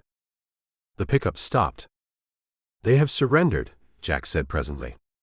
Lewis and team are safe. We have an update, Beth said. What is it? Zeb asked. Come to the warehouse. You're there. We ran at it after we found our development. Zeb rose and checked with Bwana, who thumbed up that he had zip-tied the car's occupants. They seemed to be thugs. They had cricket bats, knives, and Molotovs, his friend panted as the African-American joined him on Rectory Road and they ran toward the warehouse. Any of them injured? I wish, Bwana said savagely. A bruise. Nothing more serious. They reached the CTSFOs, who were with the rest of the agency team and the E Squadron troops. An unkempt man on the ground, his hands cuffed behind him in a dirty shirt and jeans. Who's he? Zeb asked. He was hiding beneath a thermal blanket in a trench to the side of the warehouse. He wasn't near it, which is why the Met team didn't see him, Megan said. What was he doing there? Zeb frowned. He ran when the police entered the warehouse. He must have had a ride hidden somewhere. I don't get it. Zeb shook his head. Our guess is he's a watcher. Sent out to keep an eye on the warehouse and warn whoever's paid him. He was making a call. We're too late in that case, a CTSFO said sharply. That's Lewis, Zeb read his nameplate. No, Beth drawled. We signal jammed him. Megan and I reached him first. His call hadn't gone through. 41. We'll question him, Lewis said, but before that you need to see the warehouse. We have spare gas masks. Zeb took one from him and put it on. The warehouse was the size of a residential garage. A thick film of dust in it, on which their boots got imprinted. There was only one door to it, a sliding one that the CTSFOs had breached. Against the opposite wall were crates. We got out of the warehouse to air the place, Lewis said. We didn't get time to open these crates since you folks rolled up fast and furious style. I like him already. Zeb watched one of the officers run the particle meter over the crates and then pick up a crowbar. Wait, he warned. He pointed to the outline in the dust next to the stack of crates. There was something there. Bootprints as well. Good spot, mate. Lewis circled cautiously without disturbing the prints, photographed the floor and then crouched. He took a tape measure from one of his officers. A little longer than a shoebox, he said after measuring the outline. Can you estimate its size? Zeb asked. I am sure the tech team can work something out based on how deep that outline is and compare it to weight of these crates. Ali, open the topmost one. Ali, the crowbar officer, jammed the implement in the crate and cracked it open. Cigarettes. He dipped his hand in and came out with several packs. Ali, you and the rest open the other crates. Carefully. Lewis then turned to the observers. Shall we interrogate our prisoner? The man gave his name as David Milligan. He was sullen, uncooperative initially, and then when Lewis told him about nerve gas attacks, he lost his resistance. Zeb and the agency team drew back when Lewis requested privacy. Probably to avoid having witnesses if he's going aggressive. The Americans retreated to their Land Rover, where Beth typed rapidly on her screen. He's in the system, she said without looking up. 46 years old. He's been arrested for cigarette and alcohol smuggling a few times. He spent a year in prison. He's not Karolski, Mira summed up. No, he isn't. Lewis and the E Squadron team joined them an hour later. He was contacted by someone over a month ago to keep an eye on the warehouse. He met this someone in a pub in Graves, the CTSFO explained. The man seemed to know who Milligan was and promised him easy money. Let me guess. Watch the warehouse and alert that bunch of thugs if police arrive, Chloe said. Yes. The number he tried to call matches the number on a phone one of those rioters was carrying. Lewis looked at the thugs from the pickup and the sedan. Those are paid troublemakers. Their job was to attack the police if they arrived in the warehouse and make it look like a riot. Who hired them? Zeb sized up the arrested men, many of whom were sitting on the ground, cursing in defiance. Same person who hired Milligan. I have reported it in. We'll check out the pub and see if they have cameras. We might get lucky and identify the man. What about this warehouse? Who stashes that? Lewis brightened. A local criminal outfit who smuggle contraband from Europe and distribute it all over the country. They have been on our radar. But his smile faded. From what I know of them, they wouldn't touch nerve gas flasks. Not many British gangs will. They were paid to store that carton, Broker said. Yes, that's my guess too. Karolski could have even hired them to move his carton from Europe to this place. Zeb wrestled with the information. Can you check with Hayes if any of these cartons were offloaded at Felixstowe as well? He asked Jack. I've asked already. He'll check and get back. An officer called out. Lewis and Jack hurried to the CTSFOs, bent over Milligan, and straightened several moments later. Jack was on his phone when he and Lewis returned. The Met officer was beaming. Milligan confessed to something else. One of my officers might have told him that he was looking at a long prison time unless he had more to offer, and no judge would go lenient where nerve gas was involved. He grinned and went through his phone. Milligan wanted something on that man, the one who recruited him, some kind of compromat. He followed him out, but had the brains only to photograph the man's car. He held up a license plate on his phone. I got that off him. I've informed Brimshaw and Hayes. Jack hung up. Beth spun to her screen and punched the plate in. She raised her fist triumphantly, and then her hand fell to her side. What's up? Zeb asked her.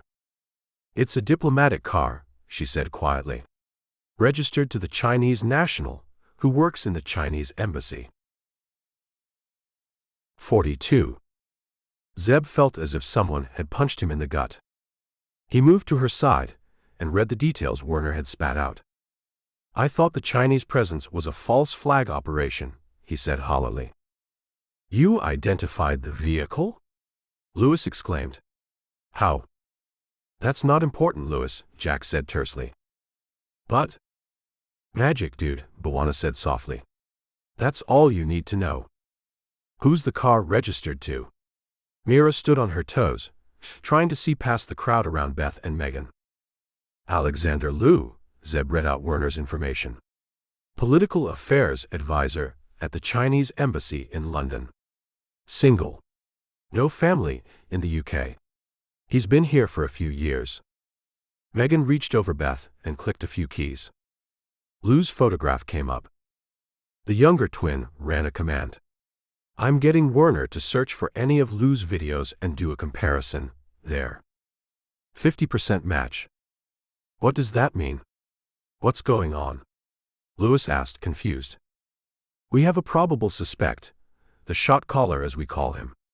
Our AI software has compared Lou's size and build to what we have of this man and come up with that match. It is not conclusive, but not an outright reject either. Let's grab him. Jack raised his phone. Or, Zeb said, let's search his place. Chances are high he'll be at work. Let's see. Beth typed furiously. I'm running a search on London's CCTV cameras. Yeah, he went to the embassy. Oxford Circus Tube Station's camera captured him. She pointed to a side profile of Lou with the date and timestamp on it. Good idea, I'll call Grimshaw, Jack said. Put him on speaker, Zeb suggested, then grinned at Louis' glazed expression. We'll catch you up when time slows down. Jack paused from dialing, drew the Met officer away and spoke softly. He's not security cleared for what happens next, he explained to the Americans when Louis rejoined his team. Grimshaw came on the line and listened to the captain. I'll call C. Getting authorizations might take time. Not for us, sir, Zeb said. E Squadron paused for so long that Zeb had to check if the call was still connected. It was. If you mean what I think you mean, this could backfire, and the fallout would be a pretty mess. There's the British understatement again. Zeb smiled. We'll do our best to make no mess, sir. You are really doing this? Jack asked when the call ended. Zeb nodded and called Clare. Updated her swiftly and smiled when she said do it. We'll deal with any fallout later. We'll need to borrow that Land Rover, Zeb told Jack. The one we came in. Take it, the captain said. You need firepower? Bear asked. No. This has to be a small team. You, Beth, and Meg. Mira guessed. Yeah.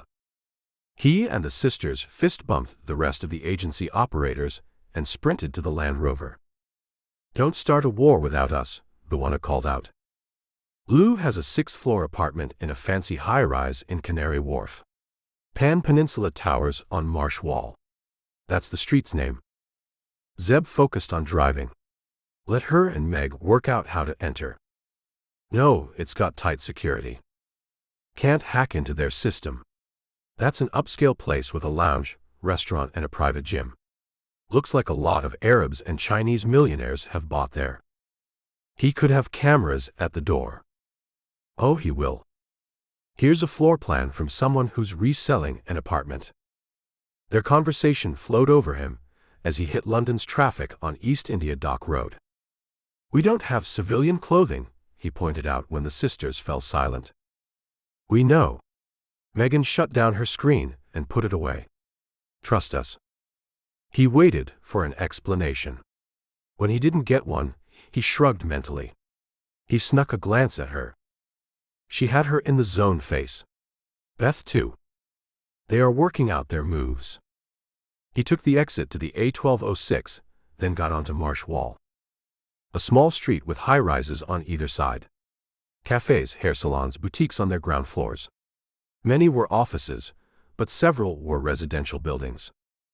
Don't stop, Beth told him when Pan Peninsula Towers came into view. A glass-fronted building with a front courtyard. Several tables and chairs. How many floors is that? He asked when they passed it. 20. There's an alley somewhere, there on the left. Megan pointed. Park behind any of those trash bins. What's here? He got out of the Land Rover and stretched. The alley was a dead end, filled with waste bins. These kinds of alleys are where the rich occupants of such buildings keep their trash for collection. Lucky for us, it's where the building has its delivery entrance. She pointed to an aluminum door. No cameras. No cameras, Beth confirmed, her eyes glued to an app on her phone. Megan went to the door. A biometric lock. A keypad next to it. She pulled out a signal emulator. Rolling encryption. She spoke to herself. The key changes every 30 seconds. Predictable security for such a building. Can you beat it? Zeb asked. She unlocked the door in reply. A hallway that opened into a large room. Stank of waste. A bank of washers and dryers. Those are for the security and maintenance staff. Perks of working in such a building, Beth mumbled, snapped her fingers to get his attention, turned into another hallway, and unlocked yet another biometric door. A server bank.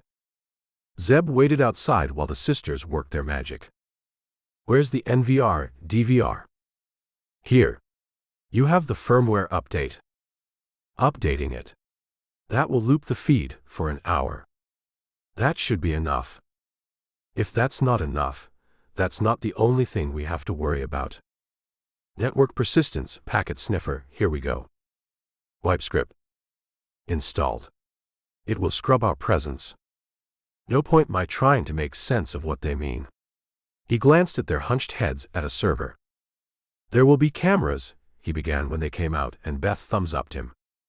What do you think we've been doing? We put them on an auto loop. We have an hour.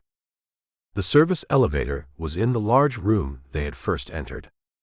Why does this building need a service elevator? He asked, then instantly regretted his question. Neither of them gave him a hard time, however. Both were in the zone. It's for maintenance, Megan said absently. Masks? Beth said before they got into the elevator. We've taken care of the cameras, but let's be safe. Zeb pulled a balaclava over his head and followed them into the car. The fourth floor had 2 apartments. A ceiling camera. Lou's was to the left of the elevator. Megan brought out her signal emulator. He should have gone with a traditional lock and biometric combo. She shook her head in disgust when the door opened. This is too easy. She threw a ball inside the room before entering and fired an app. A rolling EMP device that fired off low-intensity rays and fried nearby electrics. That door is thick, she said. It'll shield us. They went in 15 minutes later. Large living room. Windows overlooked the south dock. A view of Canary Wharf's high-rises. A kitchen. 2 more rooms.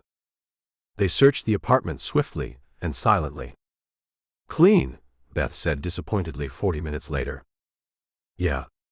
Megan too joined Zeb in the living room. His clothing is there, nothing else. Funny. His shirts and pants look new. Maybe he's one of those people who wear clothes only once, Beth said despondently. There's nothing else here. No connection to his work, either. This apartment feels sterile. Zeb didn't let his disappointment show, but couldn't help sighing. He idly flicked through the Chinese calendar on the wall with his gloved fingers, and then stilled. What's it? Beth went to him. He pointed to a barely noticeable asterisk drawn with a pen next to a date. That asterisk. It's the date, dummy. 15th March. Megan said triumphantly. That's the same date that was in Zhang Wei's notebook. 43. Zeb was silent on the way back. He was trying to piece the jigsaw together, but the pieces didn't fit. I first thought it was MSS. Then figured it was a false flag operation to implicate them. Now, turns out it could be them again. Your brain will hurt with all that heavy lifting, Megan drawled. He smiled despite himself and carted his fingers through his hair. Sighed. None of it makes sense. You can keep saying that a million times, but what are we going to do about it? Beth asked sharply. Shall we grab Lou? No. He dialed Jack and updated him. Can you arrange tails on him? It will have to be multiple teams. Yeah, you get the picture. He glanced at the clock on the dash. 3 p.m. New York will be awake. He punched another number. It rang several times and then a voice answered. Zeb. I thought you were out of my life, Fong yawned.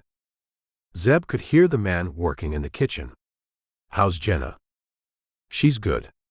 I am not sure she's glad to have her father this close to her, inquiring into her life, but she seems happy. We are doing a lot of catching up. He paused. You're back in New York. Still in Britain. This isn't a social call. It wasn't a question. No. I need to know who's the senior-most MSS operative in the UK. Someone who will know of every ongoing mission in the country. I told you. We aren't running any active missions there. And while I believe you, I have information that makes me suspect you weren't cut into everything that was happening. A pot clattered. Sounds of liquid pouring. This wasn't the agreement we had. I would pass you information that I felt was a threat to your country, no more. We had an informal arrangement, Zeb grated, and honked loudly at a truck that refused to budge from the middle lane. Only I and my team dealt with you. I didn't pass on your details to the CIA, Michigan 6, DGSE, or anyone else. If I had, they would have treated you way differently. They would have sweated you for every little piece of intel. They wouldn't have extradited you to New York and arranged a fancy life. I had to leave Britain because of you. No. You were already being followed. Those shooters at your building, we still don't know who they were. They could have been MSS, they could have been anyone. In any case, what are you griping about? You're safe. You're with your daughter. She's safe as well. You're out of the game. You no longer have to look over your shoulder. I need a name from you, Zeb ended with a hiss. Why are you so invested? Zeb's palms curled on the wheel. What you see on TV about the recent politics in my country, on the ground, at the intelligence agency and military level, nothing has changed. Europe and Britain remain as close to the US at those levels as ever. And even if the politics had altered the equation, we, my outfit, don't desert our friends or forget those who helped us. Never. If we did, you wouldn't be sitting in New York pouring coffee and talking to me. A long silence. Beth sniffed. He met her eyes in the mirror. That made me emotional. She made a show of wiping her eyes. He chuckled reluctantly. It's true. What I said about the relationships? We know, dummy. She squeezed his shoulder. They'll send a hit team after me, Fong said reluctantly. It didn't look like he had heard the conversation in the car. You have protection. Jenna's got security as well. She might not see the team, but they are there.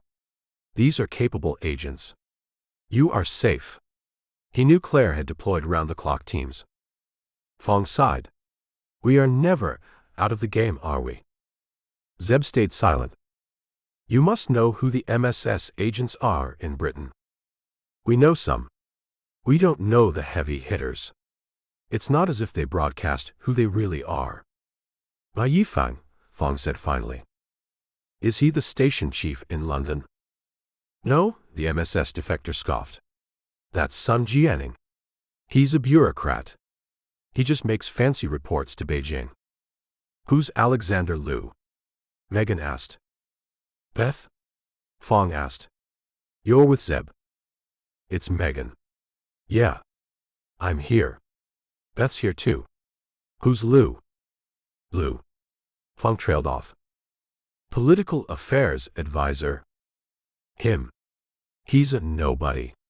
His dad is high up in the party and arranged for him to have this London posting. You're sure? Zeb asked sharply. He's not involved in any MSS operation. No. I heard he goes to parties and lives the high life. He's got nothing to do with MSS. So who the heck was using his car? And why's that date on his calendar? Zeb met Megan's eyes and knew she was thinking the same. Where's my Yifang in London? He asked. Yifang is in Manchester. Manchester? Zeb asked, surprised. Why there? Because MSS is smart. They know every intelligence agency will be focused on Chinese agents in London.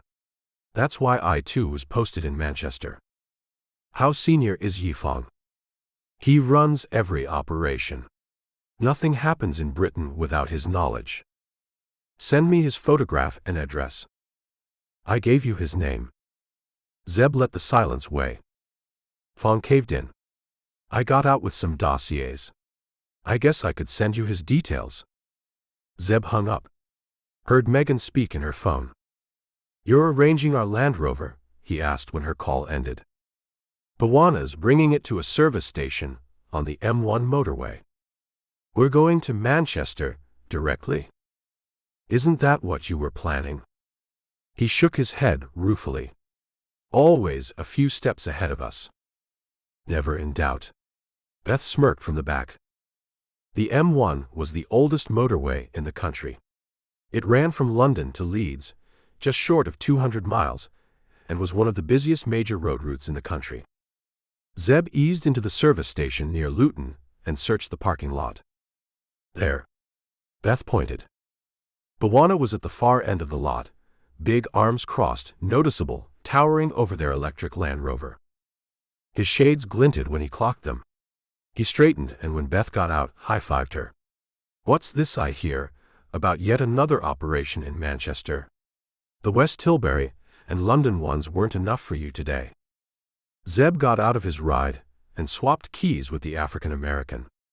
He got behind the Ev's wheel and nodded. Nothing like having our own rides. You're coming with us? He asked, surprised when Bawana joined Beth in the back. Of course. Y'all need to learn from the experts. Zeb grinned. What about that other Land Rover? Jack will arrange for it to be collected. You have the key. You've heard of a spare key. Zeb couldn't win against his friends. He swung out, enjoying the instant acceleration of the EV. He joined the motorway. Passed his phone to Megan. Fong's come through. She unlocked it and checked. Nodded. Yeah. She showed him a photograph. Zeb glanced at it briefly. Early 40s, trim man, short hair. Fong had sent several photographs of Yi Fong. He's got his family in Manchester. His wife and daughter, she said. He's got an office? He asked. No. Where's his home? Young Street in Spinningfields. He placed the neighborhood. That's a fancy place. Not far from Manchester's city centre. I thought it was mostly office buildings. There are a few residential buildings. Penthouses, high-end apartments. Looks like MSS is happy to splurge on their key agents. We can't go into his home, Beth cautioned. He nodded. Don't involve the family. It was an unwritten rule most Western intelligence agencies shared.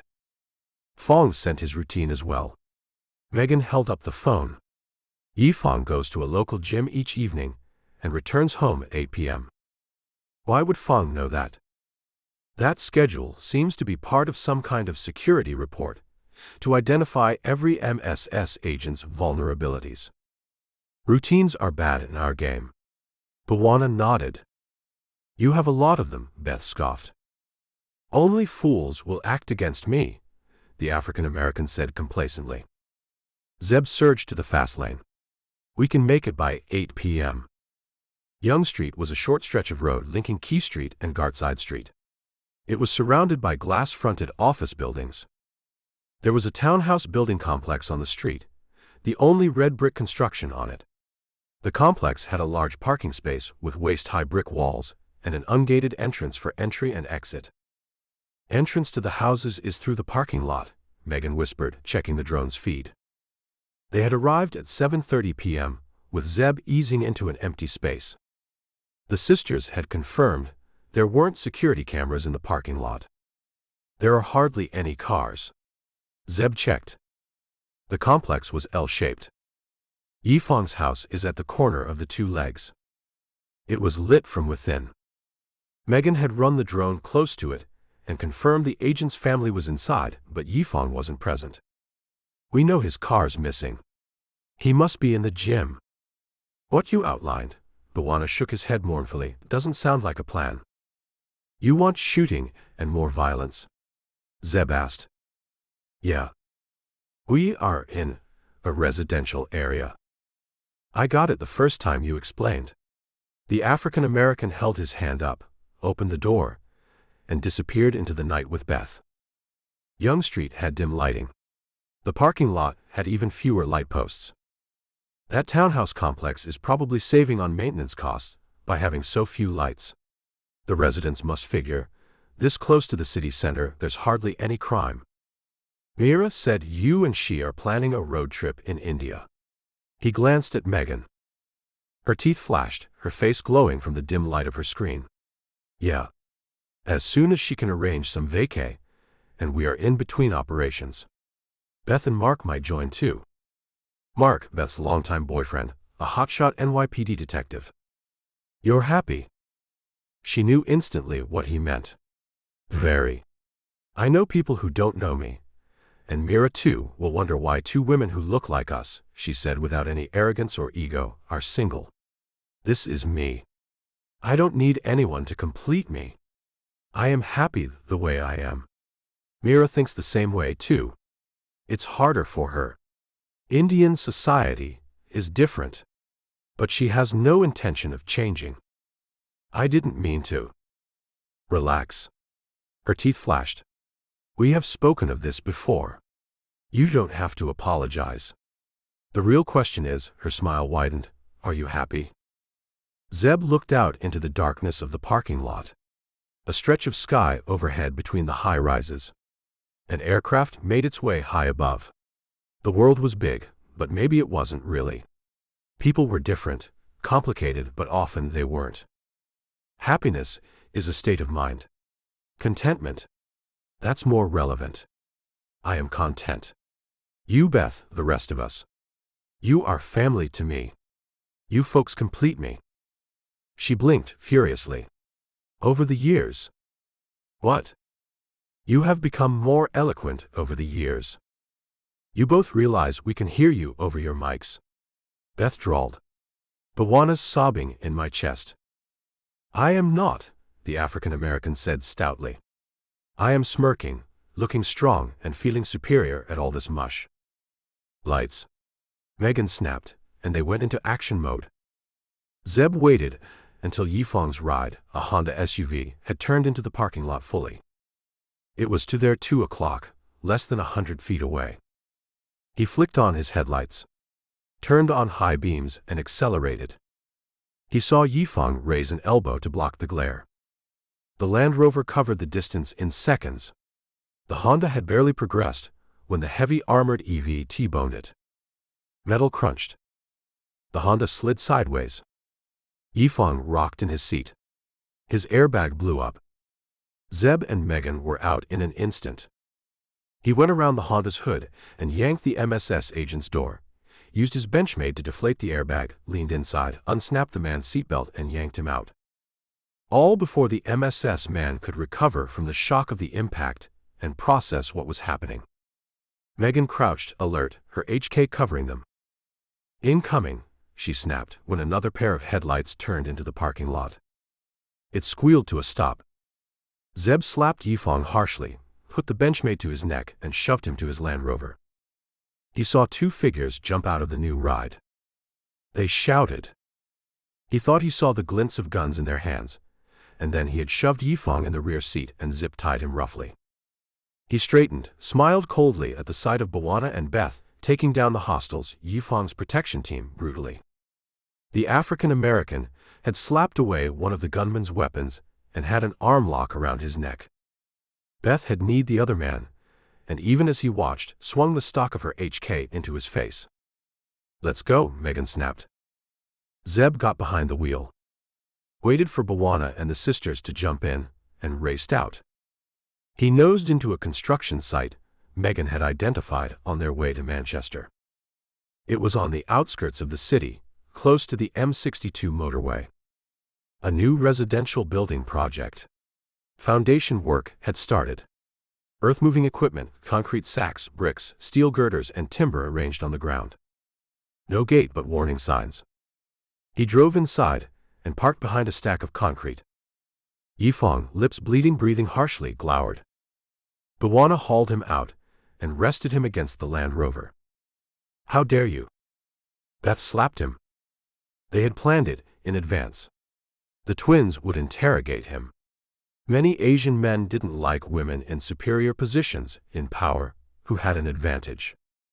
They didn't know if Yifang was one of those men, but they would use the gender and power dynamics to infuriate the MSS agent. Furiously angry men spill their secrets quicker, Zeb thought dispassionately. You are my Yifang, Beth said coldly. You run all the MSS operations in Britain. We know everything about you. We know which school your daughter goes to, which charity your wife works at. Talk. MSS? What's that? Do you know how much trouble you are in? Yifang blustered. The police. Beth slapped him again. The MSS man's nose started bleeding. The younger twin brought out a paper towel and wiped his face. Yifang tried to draw away, but she caught his hair and held him fast while she cleaned him up. She and Megan then flanked him. Smile, she told Yifang while Bawana snapped several photographs. What are you doing? The MSS man said hoarsely. Taking photographs. What do you think? Beth cut his zip ties. You are free to go. Yifang stood uncertainly while he rubbed his wrists, confusion on his face. We will share these photographs with the MSS station chief. We will use AI to generate more photographs of you with Alex Greystone. I am sure you know who he is. We will send all those photographs to London and to Beijing. She crossed her arms. I am sure you know what will happen next. We won't torture you. No more slapping. We won't kill you. Heck, we will do nothing to your family, Megan drawled. Why should we? Bawana growled. His own agency will do all of that. MSS will figure he has betrayed them. Ma Yifang and his family will disappear. Poof. He snapped his fingers. Never to be seen or heard of again. Beth, what's the weather in Qishan? That brutal labor camp in Hunan province where China sends its dissidents? It isn't healthy, she laughed. Let's go. Wait, Bawana said. What about the photographs? I'll mail them to Beijing and London. By the time Yifang sits down to dinner with his family, MSS will be going through them. Zeb hid his smile and went to the Land Rover. Megan went to the shotgun side. Wait. Yifang said desperately. Sweat on his face. Who are you? What do you want? He seems to be willing to talk, Bawana hesitated. Nah. Beth said dismissively. He's not MSS. He said that. What does he have to say to us? She got in the rear of the SUV. Wait. Yifang's voice cracked. What do you want? Which operations are you running in Britain? Zeb got out of his ride and leaned against it. Yifang licked his lips. Zeb made to get behind the wheel. No operation. We are in information gathering mode only. There's nothing active happening, the MSS agent said quickly. That checks with what Fong said. We don't believe you. We heard you made Liang Fong, an MSS analyst, disappear. You had shooters. That was not US. We don't know where he has gone. Those were not our men. Tell us about Alexander Liu. Liu. Yifang looked puzzled. In the London embassy.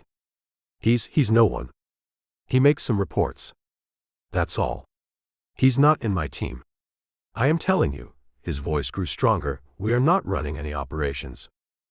Liu is involved with the British riots. He is organizing them.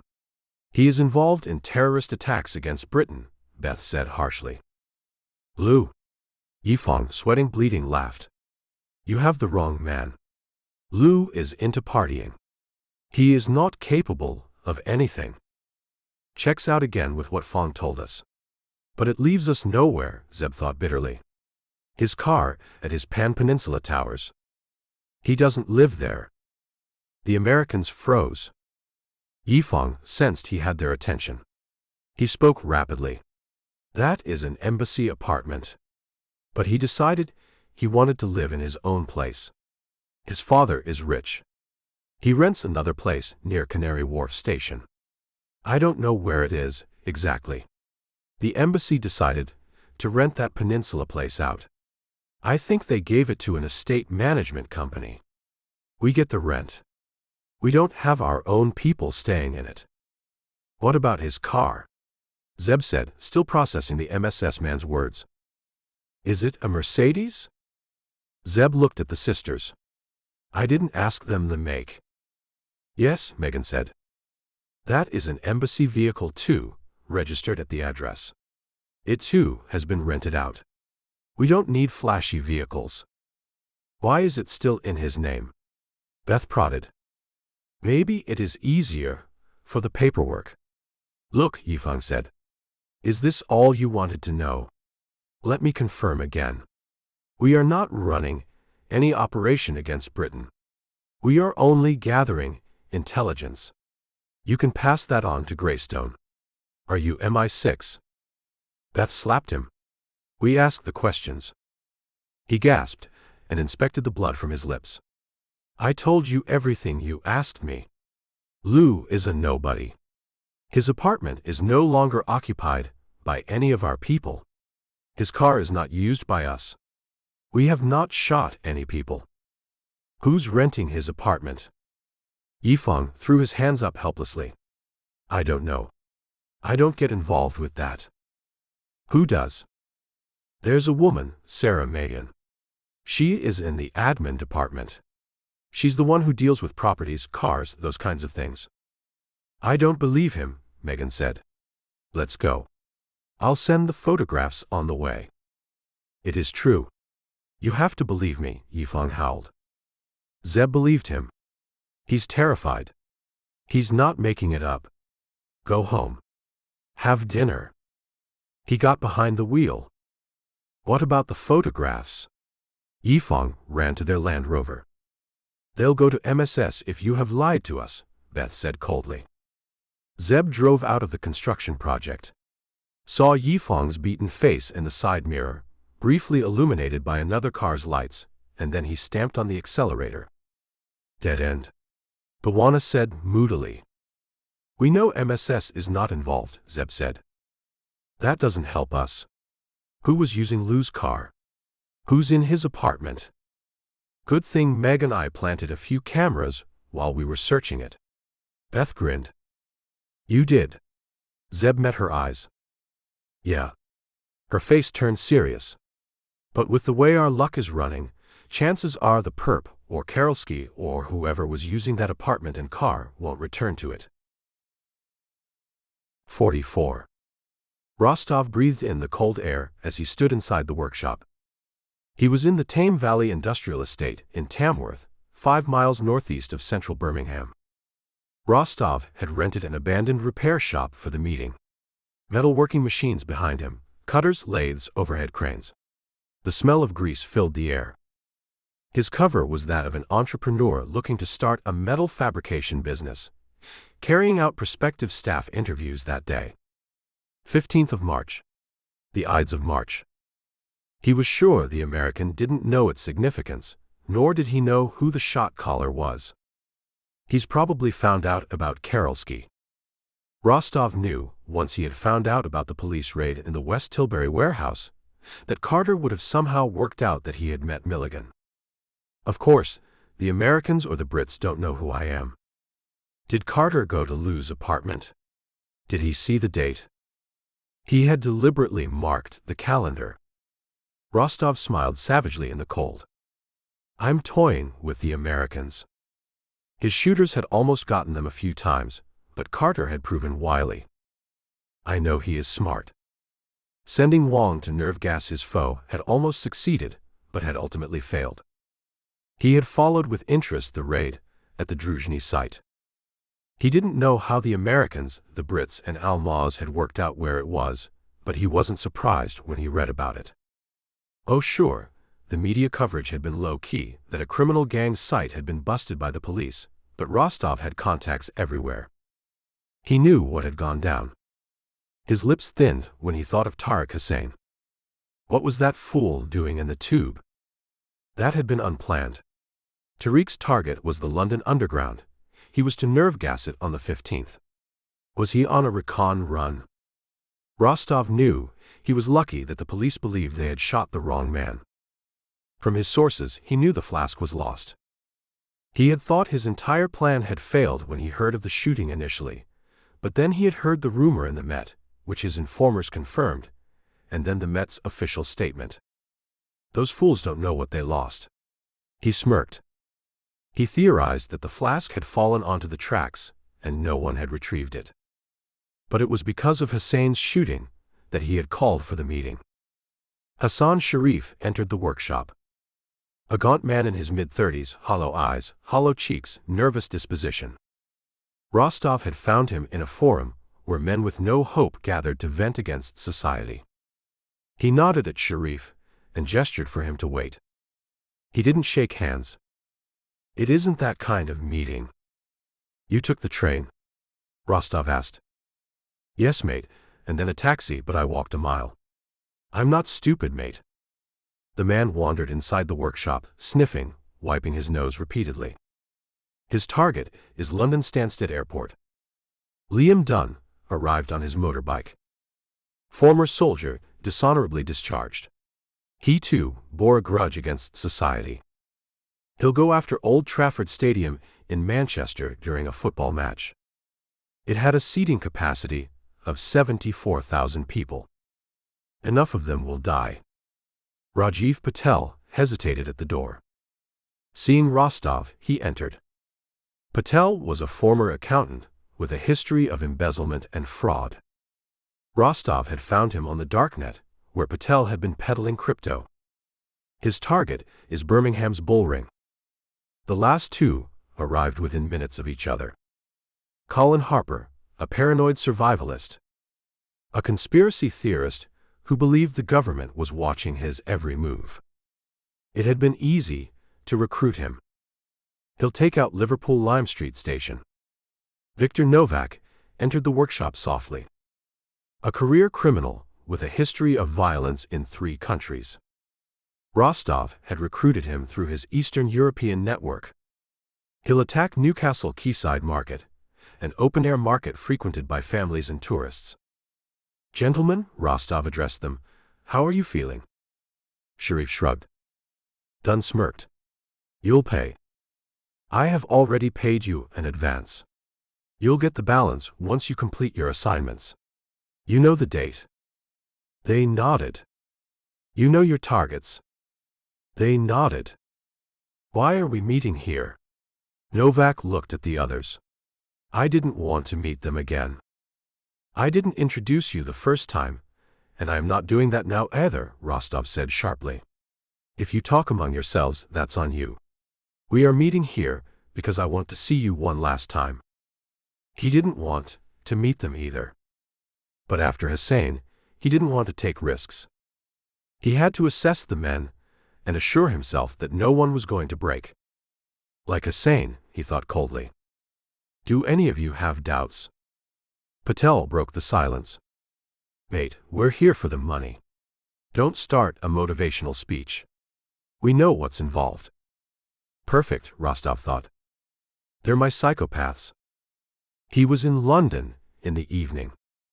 In the Ritz, a luxury hotel in Piccadilly. They were in a private corner in the lounge. He wasn't worried about being overheard or recorded on cameras. He had discreetly paid the servers to ensure no one came close, and he had his team of hackers who would scrub his presence from the security feed. Opposite him sat Donald Beauchamp and Mikhail Ivanov, 2 of the richest men in the world. His hand-picked billionaires. The 2 men often invested together and were good friends, which was why he was meeting them jointly. 15th isn't far, he reminded them. We are ready. Ivanov bit into a cookie and wiped his mouth. Funds, shell companies for the acquisitions, everything is in place. Once you give us the signal or the markets crash, Beauchamp stopped when Rosttov glared at him. Whichever comes earlier, he said in a lower tone, we will act. You remember your targets? Come on, Ivanov chuckled. You think we don't know what we're doing? Your targets. Rosttov repeated. Beauchamp rolled his eyes. Albion Power Systems, Sentinel Technologies, and Northern Freight Logistics for transport. Timing sequence. Rosttov demanded. We'll acquire Albion Power once we get your signal or the market crashes. Sentinel after that. Northern Freight might take longer. Days. Its shareholding structure is complicated. Pawns. Rich pawns who are useful to me. The men he had met in Tamworth were the ones taking real risks. These fools are just playing with their bank's money. He checked his watch. He had more meetings with other billionaires. He wasn't worried about any of them informing on him. The compromat he had on them, material that would result in their immediate arrest and long prison sentences or even the death penalty, ensured their loyalty. And if they betrayed him, he would bury them. 45. Zeb was on the trail through the woods that were part of the Hereford base. Running, feeling his lungs strain, his thighs burn, pushing himself hard, drowning his frustration at their lack of progress. 15th of March isn't far. 2 days away. He knew the entire security apparatus in the country was on high alert. A nerve gas attack seemed to be the consensus, but why? These people don't seem to be terrorists, driven by some higher motive.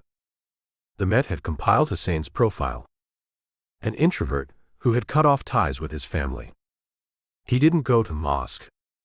His co-workers said he kept to himself. His manager acknowledged that Hussein was a mediocre performer.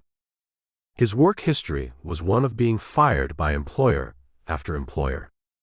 The Met report said Hussein could have a pathological hatred for society. A classic example of a nobody who suddenly morphed into a school shooter or a terrorist. Okay, that's why he had that flask. But who gave it to him? Zeb went for one last burst, sprinting at full speed, slowing to a panting, gasping stop. He doubled over, breathing harshly, trudging to their accommodation. The intense run had at least cleared his mind of negativity. He smiled wryly and went to shower. "Eat up," Mira said when he went into the lounge. "Hayes has summoned a meeting. Everyone has gone to the room." He unpeeled a banana, ate it rapidly, polished an apple against his thigh, followed her. "Winter's ending." She closed her eyes, enjoying the bright sunlight. "Carter," Hayes greeted him when they entered.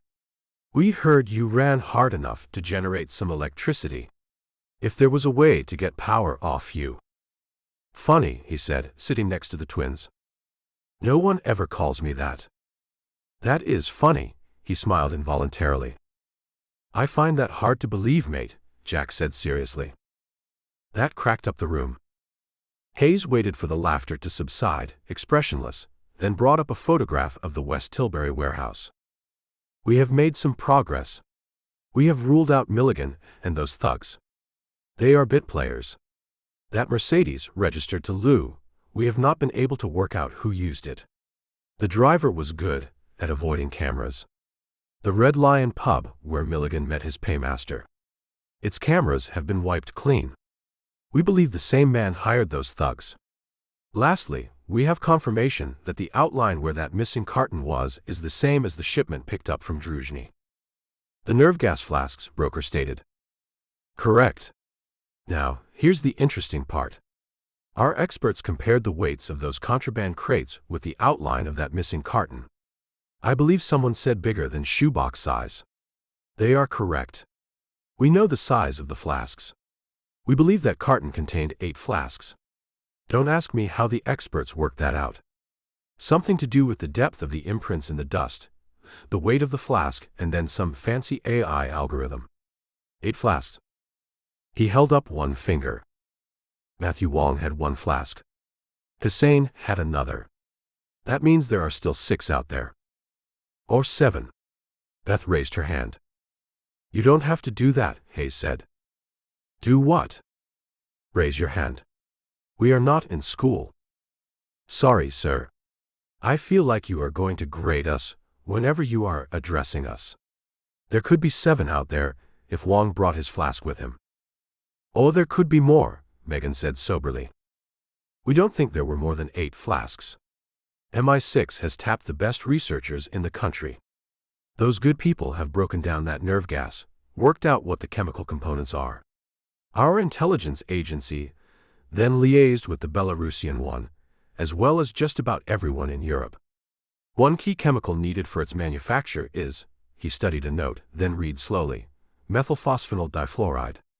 DF is what it's known as. DF is made in some research and medical laboratories. A batch was stolen from a French lab several months ago. All these batches have RFID trackers and have very strict storage and transport requirements. How they are used is also recorded and audited. The tracker on that batch stopped working shortly after it was stolen, and there was just enough in it to fill 8 flasks. Zeb sat back. This is progress. Any update on Wang? China has extensive expertise with DF. We think Wang had some knowledge of manufacturing this particular nerve gas. Karolsky hired him. But as you can imagine, the Chinese aren't going to admit that one of their nerve gas researchers is missing. Zeb glanced at the twins. They shrugged, which meant Hayes' theory made sense to them. He knew they hadn't dug deep into Wang, leaving that to the British authorities. This isn't an MSS operation, he said. Yes, word got to me. Looks like your yesterday was busy. Beth stormed in when they were having lunch. Takeout pizzas, kebabs, chicken curry. The sisters had stayed back in the morning, and now Beth entered the lounge with Megan behind her. Do you know how weather satellites work? Beth asked. They tell us if it's going to rain or not, and are usually wrong, Jack said with his mouth full. She rolled her eyes. Thank you for that brilliant insight, Captain Obvious. But I asked how, not what they do. Zeb put his fork down. They are onto something. Beth can barely control herself. We are talking about weather satellites, because... Remember how we identified Jimmy's house? He remembered. Some satellite photographs. Yeah. One of those we used was a low-orbit weather satellite. Okay, he said cautiously, unsure where she was going. Megan was looking on with an amused look. Turns out it's not just any random weather satellite, Beth said, grinning. It belongs to India. And it's got some incredible cameras. Megan stole a fry from Roger's plate and munched. Claire spoke to Anjali. Anjali spoke to whoever needed speaking to in India. We got access to its data. Mira laughed. Let me get this straight. The former colony is now coming to Britain's rescue. Oh, the irony. Beth high-fived the raw agent. All that's great, Jack said, but what did you find? We got imagery of the activity at the Tilbury warehouse. The room went quiet. Zeb leaned forward. You got pictures? Better than pictures, Beth chortled. India's satellite isn't just for weather. Its cameras are very high resolution. They use it to monitor naval traffic as well. You found out who the shot caller is and who has the other flasks. Terry shot out of his chair. Not so fast, hotshot, Megan cautioned him. There's a catch. Most of the imagery is overhead. We're looking at the tops of people's heads. So you got nothing. Terry slumped in his chair. Not so fast with that assumption either, mate. Beth mimicked an English accent. All this will fly over your head, but we used advanced biometric motion analysis. That's gait analysis on steroids. It analyzes micro-movements, posture, limb angles, and even the way they shift their weight. It's unique to every person, like a fingerprint. And that's enough to identify someone? Jack asked skeptically. Not by itself. But we cross-referenced the motion data with CCTV footage, social media videos, whatever is out there in the public domain. That gave us a short list of potential matches. If you don't tell us what you got. Bawana rose menacingly and flexed his biceps. The sisters weren't impressed. We narrowed it down further, Megan said. We were looking for a specific profile. Single, male, in his 20s or 30s, no strong family ties, no close-knit social circle, similar profile to Hussein. Because those are the kinds of people you recruit for something like this, Zeb agreed. Loners. They don't have anyone checking up on them. And if they disappear for a while, no one notices. Out of all the hits we got, Megan paused for dramatic effect, only one matched the profile perfectly. Liam Dunn. Former soldier. Dishonorably discharged. Lives in a tiny village called Ediscombe. Beth's grin eclipsed the sun. 46. Where is Ediscombe? Zeb asked. He stood up. Their lunch on the table was getting cold. That wasn't important. It's a small village near Manchester. Closer to Chester, actually. Megan brought up a map of the village. Chester, is that where all the soccer players live? Broker stroked his jaw. Football players, yeah. Megan nodded. Manchester has 2 big football clubs. You're talking about soccer. At this time? Chloe glowered at Broker. Ediscombe, Megan resumed. Not more than 500 villagers. A small church.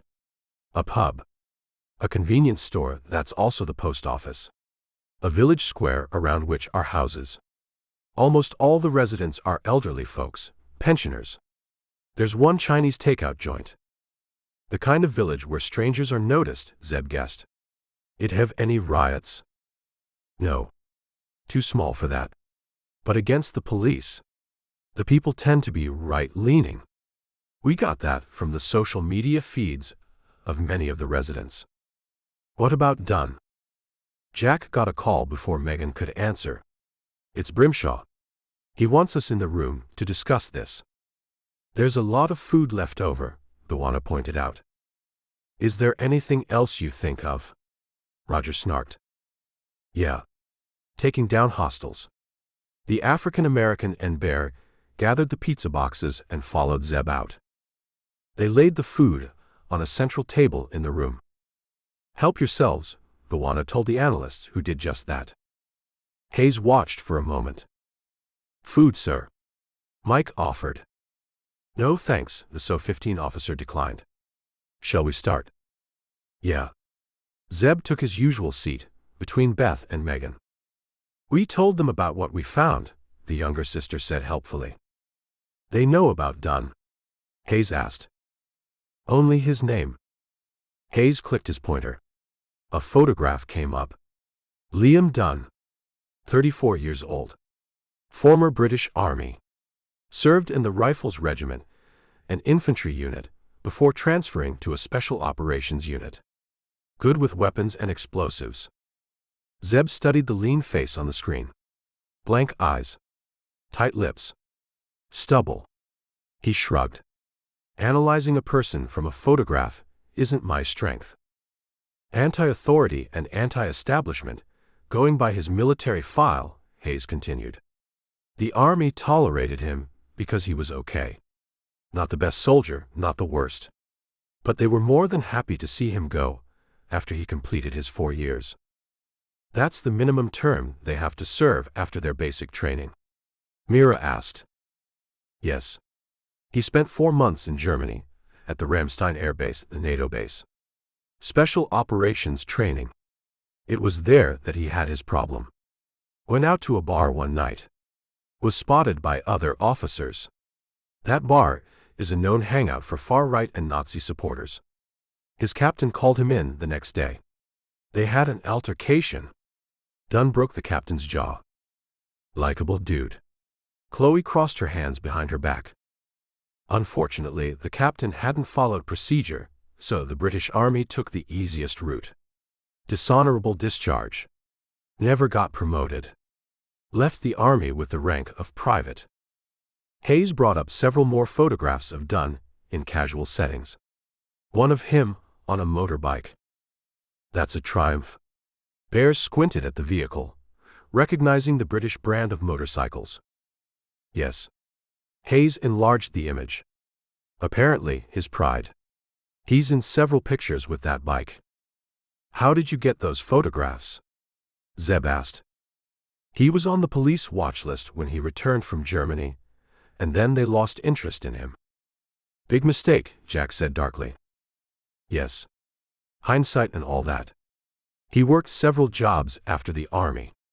Truck driver, mechanic, and now he's a bouncer at a nightclub in Manchester. He hasn't held any jobs for long. He does not have any stable relationship. His previous girlfriend accused him of harassment and abuse. That's from her social media messages.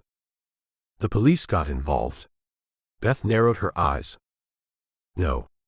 She didn't report it. Our experts have profiled him. Loner. Antisocial. Grudge against society. He's like Tariq Hussein. Except he's alive and has a flask. Zeb got to his feet. Let's get him. One problem, Roger drawled. He might be a civilian. He might have been at that warehouse to take some cigarette packs. We won't know unless we ask him, will we, mate? Curtis shot back. Hayes frowned. This will be a police. No, it won't, Jack said. Zeb's team and I will go. Call whoever you need to and make it happen.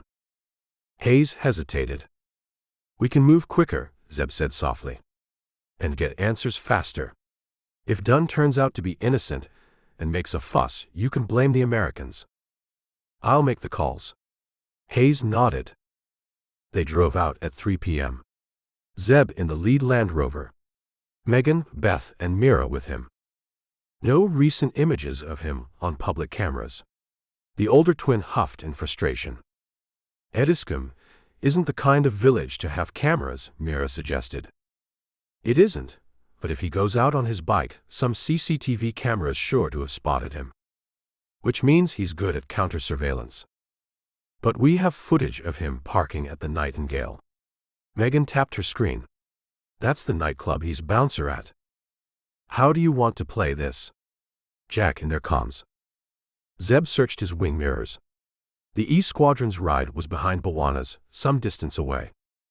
They were on the A49 to Whitchurch, after which they would take the A41 to Chester, and then a small lane to Ediscombe. We wait till he returns from work, he began. He works nights. If you hurry, he should be at home, Beth told him. I'm going as fast as we can. These are narrow roads. We should get there around 6 p.m., he calculated. What time does his shift start? 8 p.m. We'll have enough time. What if he isn't at home? Bear asked, ever the optimist. We'll lift him when he's returning from work. And maybe one team will break into his house and secure the flask if we find it, Mira suggested. Good idea. He met her eyes. They reached Ediscombe at 5:30 p.m. Still light. Stone houses, arranged around the square as Zeb had imagined. A family in the square, their kids playing with a ball. The pub was on the square as well, lit from within. Houses in concentric circles around the square. The small road they had taken to the village, passed through it, and proceeded towards Chester. Dunn's place is at the end of the village, on Chester Way, Megan directed. Zeb nodded. He drove slowly, to get a feel for the village. Places like this in the Midwest, back home. Folks who have lived there for generations. Dunn inherited his house. Hayes said something about it in his briefing. From his mom who died several years ago, Beth said. He was the only child. Father deserted them way back in time. Dunn's place was an end-of-terrace property. Overgrown front garden. The bike was parked on the street. Curtained windows. A faint crack of light from within. We can't park here, Zeb surmised. We'll be noticed instantly. He drove back to the village square. Parked in front of a stone bench. How do you want to play this? Jack asked, as he pretended to take photographs and made to look like a tourist. Zeb glanced at the twins. They'll be noticed and remembered. Mira too. I would have taken Bawana, but he'll stand out. Bear and I will go. Give us 10, Beth said. We'll run the drone. Zeb nodded and joined Mike and Terry, who went to the pub. They studied its menu, which was posted at its entrance. Those fish and chips sound good. Mike rubbed his belly. Food. Terry rolled his eyes. We are elite soldiers. We can survive for days without nourishment. But we don't have to, Mike pointed out. He's at home. Megan in their comms. We can see him through the back door. It's glass. It opens into the backyard. We call it a garden in this part of the world, Curtis said in a superior tone. Yes, mate, garden. No cameras. No surveillance at his place. Hold up. We'll raise the drone. Cars parked on the street belong to the residents. Burners instantly run DVLA checks from the drone's feed. That's how they know. Zeb jammed his hands in his pockets and pretended to argue with Mike about the menu. We're a go, he said softly. He and Bear strolled to Dunn's house. Do we look like prospective house buyers? The larger operative asked. No, mate. You look like a barn door that's torn loose and is searching for the rest of the place, Mike cracked in their comms. Zeb grinned. He and Bear were casually dressed. Jeans and shirts with jackets to cover their shoulder-holstered Glocks. That should be enough to deal with Dunn. They approached the house, walking side by side, filling the sidewalk. Neighbor's house is empty, Beth said. You won't have curious eyes on you. There were no houses on the other side of the street. Zeb moved purposefully, glanced at the Triumph, and turned inside the house. A cracked stone path to the door. He knocked on it. No response. Bear reached over his shoulder and pounded it with his fist. Barn door breaking another door, Mike commented. Zeb smiled. His grin faded when the door swung open. I heard you the first time. I was in the bathroom, Dunn said shortly. He was as tall as Zeb. Unshaven. Gray in the black of his stubble. His eyes irritated. We are from the police. Zeb held up his Met identification. Can we come inside, sir? We have a few questions. The irritation fled from Dunn's eyes. They became cautious. They searched the street behind them, and then settled on the visitors. What's this about? It will be easier to talk inside, sir. We'll talk here. Why were you in West Tilbury, sir? At a warehouse in a farm, in the middle of nowhere.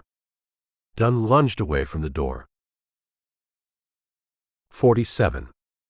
Zeb charged in behind him. The door opened into a landing area. To the left was the living room. Crowded. Couches, a table, scattered pillows and throws, and a mantelpiece against the wall. Dunn shot inside the living room. Zeb tripped over a pillow on the floor. Stumbled. Regained his balance.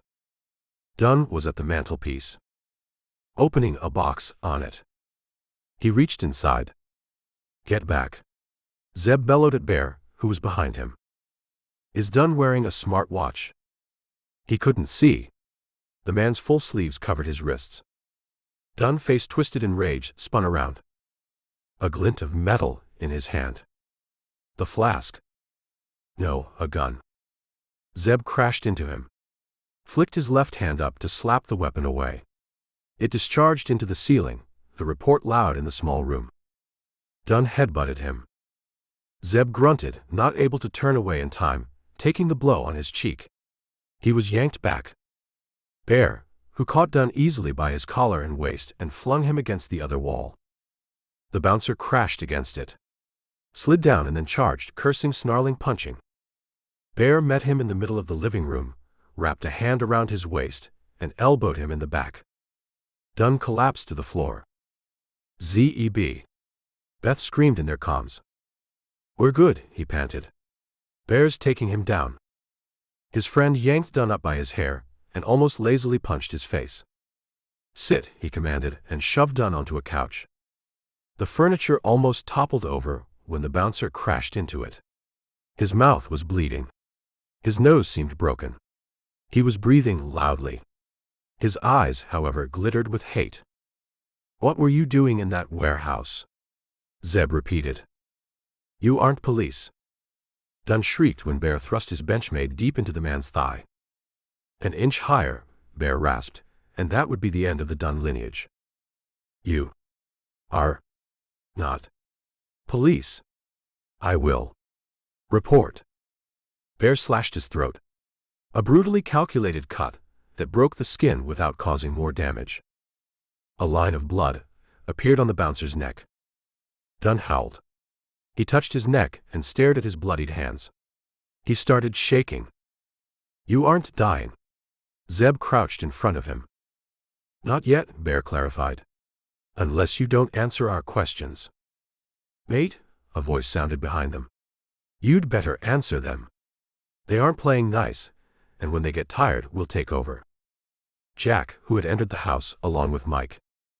Dunn shrank. "Who are you?" He screamed when Bear yanked the knife out and planted it in his other thigh. "Wrong answer," the large operative said softly. "The only acceptable words that come out of your mouth are answers to our questions.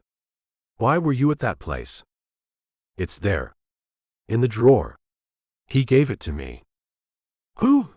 Zeb began and then stopped when he realized Dunn had answered an unasked question. Mike went to the box on the mantelpiece and came out with a flask. The E Squadron operative held it delicately and placed it carefully on top of the furniture. "Where's the watch?" Bear caught Dunn's throat and squeezed hard. The bouncer gurgled. His eyes rolled. He flailed and pointed to the same furniture. Mike searched carefully and came out with a smart watch. He placed it far from the flask. "Talk." Bear shook Dunn easily and let him go. The former Army private looked at them and touched his neck. His hands shook when he inspected the blood on them. He talked. He didn't stop even when the twins, Mira and Chloe, entered. He spoke of how he used to frequent right-wing forums online and made internet friends. One such friend recruited him. "He paid me in crypto," Dunn said gaspingly. "An advance." "What's your wallet address?" Megan asked sharply. Dunn pointed to the box and nodded when Mike brought out a notebook. Beth flicked through its pages until she came to one and showed it to their prisoner, who nodded.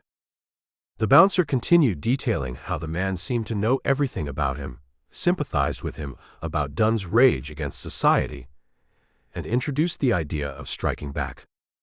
"You didn't think you were being recruited?" Zeb challenged him. Dunn's eyes flashed. "I'm not a fool. I knew he was hiring me for something. I thought he was police initially, but when he paid me in crypto, I knew he was genuine. He knew everything about me." "Fool. That's how they gain your confidence," Jack said contemptuously. "What do you gain?" "Easy for you to say that," Dunn said fiercely. "The system works for you." "It does because we work bloody hard at making it work, mate." Mike cut him off. "If you had made a go at working your behind off, doing good jobs, it would have worked for you as well. But you went down the right-wing, anti-society rabbit hole, and look where it's gotten you." "Does this man have a name?" Zeb asked. "Ivan Karolsky." Dunn licked his lips. "Of course. What was the plan? He promised you crypto in return for what?" Dunn hesitated and groaned when Bear removed the knife from his thigh and held it in front of his face. "To deliver a massive blow." "Spare us that drivel, mate," Mike snarled. "What was your target? What were you supposed to do?" "Old Trafford." "Release that." Dunn's eyes flicked to the flask. "During a football match." They froze. "When?" Zeb snapped. 15th of March. A moment of silence. "You met Karolsky?" Zeb asked. "Twice." Dunn nodded. He was broken. He was answering their questions readily. Once at that farm to take the flasks, and then yesterday. "Yesterday?" Zeb asked. "Yes." "Where?" "Talk, man," Jack said savagely, "if you want to make this somewhat easier for you." "In Tamworth, in a workshop in Tame Valley." "Did you see anyone else?" "There were 4 other men at the workshop." "Other than Karolsky?" Zeb asked sharply. "Yes." "Did he introduce them to you?" "No." "Can you describe them?" Zeb snarled. He fisted his hands to stop himself from wrapping them around Dunn's throat and squeezing the words out of the man. 2 were Asian-looking. "Pakis?" "Pakis?" Mira asked sharply. That's a hate word in Britain used against British Indians, Zeb knew. Jack slapped Dunn brutally. The bouncer rocked in the couch. Blood sprayed from his mouth. Be nice and tell us exactly what we want to know, Zeb told him. Two looked Asian. Indian, Pakistani, Sri Lankan.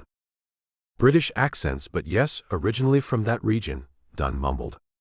The others were like me. White, Zeb guessed. Was this man there? He showed Tariq Hussein's photograph. Dunn nodded. He was at the first meeting to take the flasks. When his shooting came on the news, Karolski assured us he was killed by mistake, and there was nothing to be worried about. Why did Karolski want to meet the second time? He wanted to check if any of us had second thoughts. Did you? No one did. Do you know what's in that flask? Some kind of chemical. You were okay with killing people? No one has done anything for me, Dunn flared. Karolski paid me well. How much was the advance? £100,000 in Bitcoin. We were to get 400,000 more. Bear whistled from behind. That's £3 million of crypto. Zeb did the math, assuming the same for each person and including Hussein.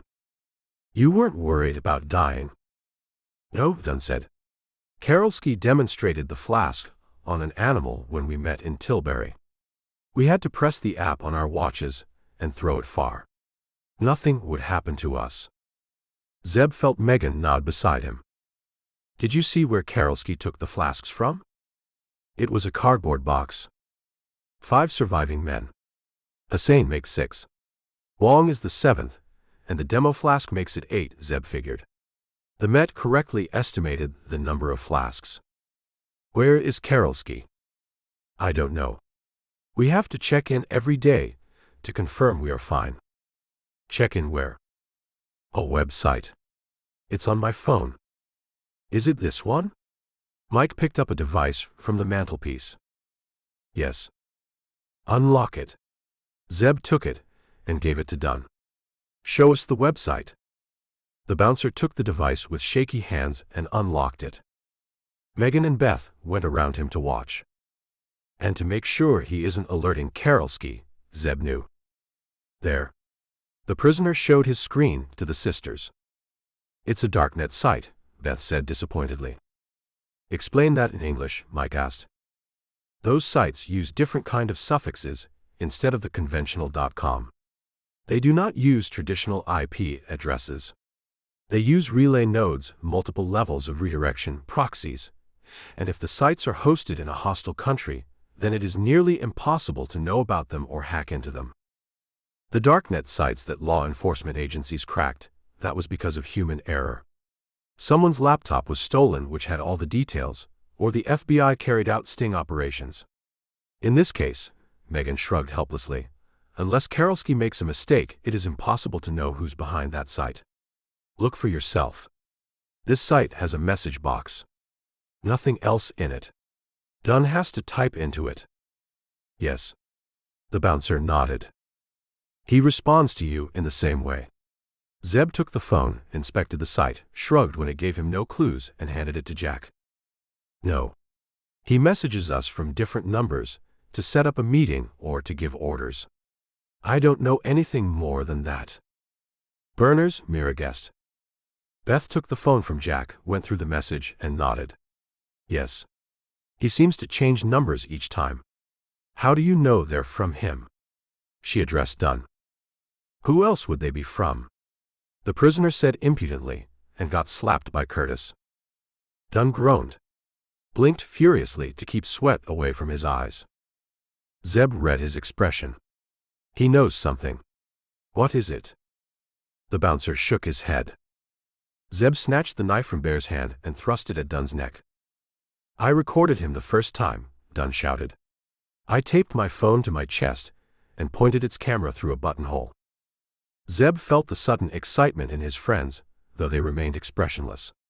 He thumbed through his own phone and brought out Karolski's photograph. Is this him? No. Zeb rose shocked. Look again. No. That's not him. He was younger. Show us the video. Beth tossed the phone to Dunn, whose fingers trembled as he worked his phone and turned its screen to show it to them. Zeb swallowed his disappointment at the video. It was just a few seconds and showed only the man's chest and captured a few words. "Is that all?"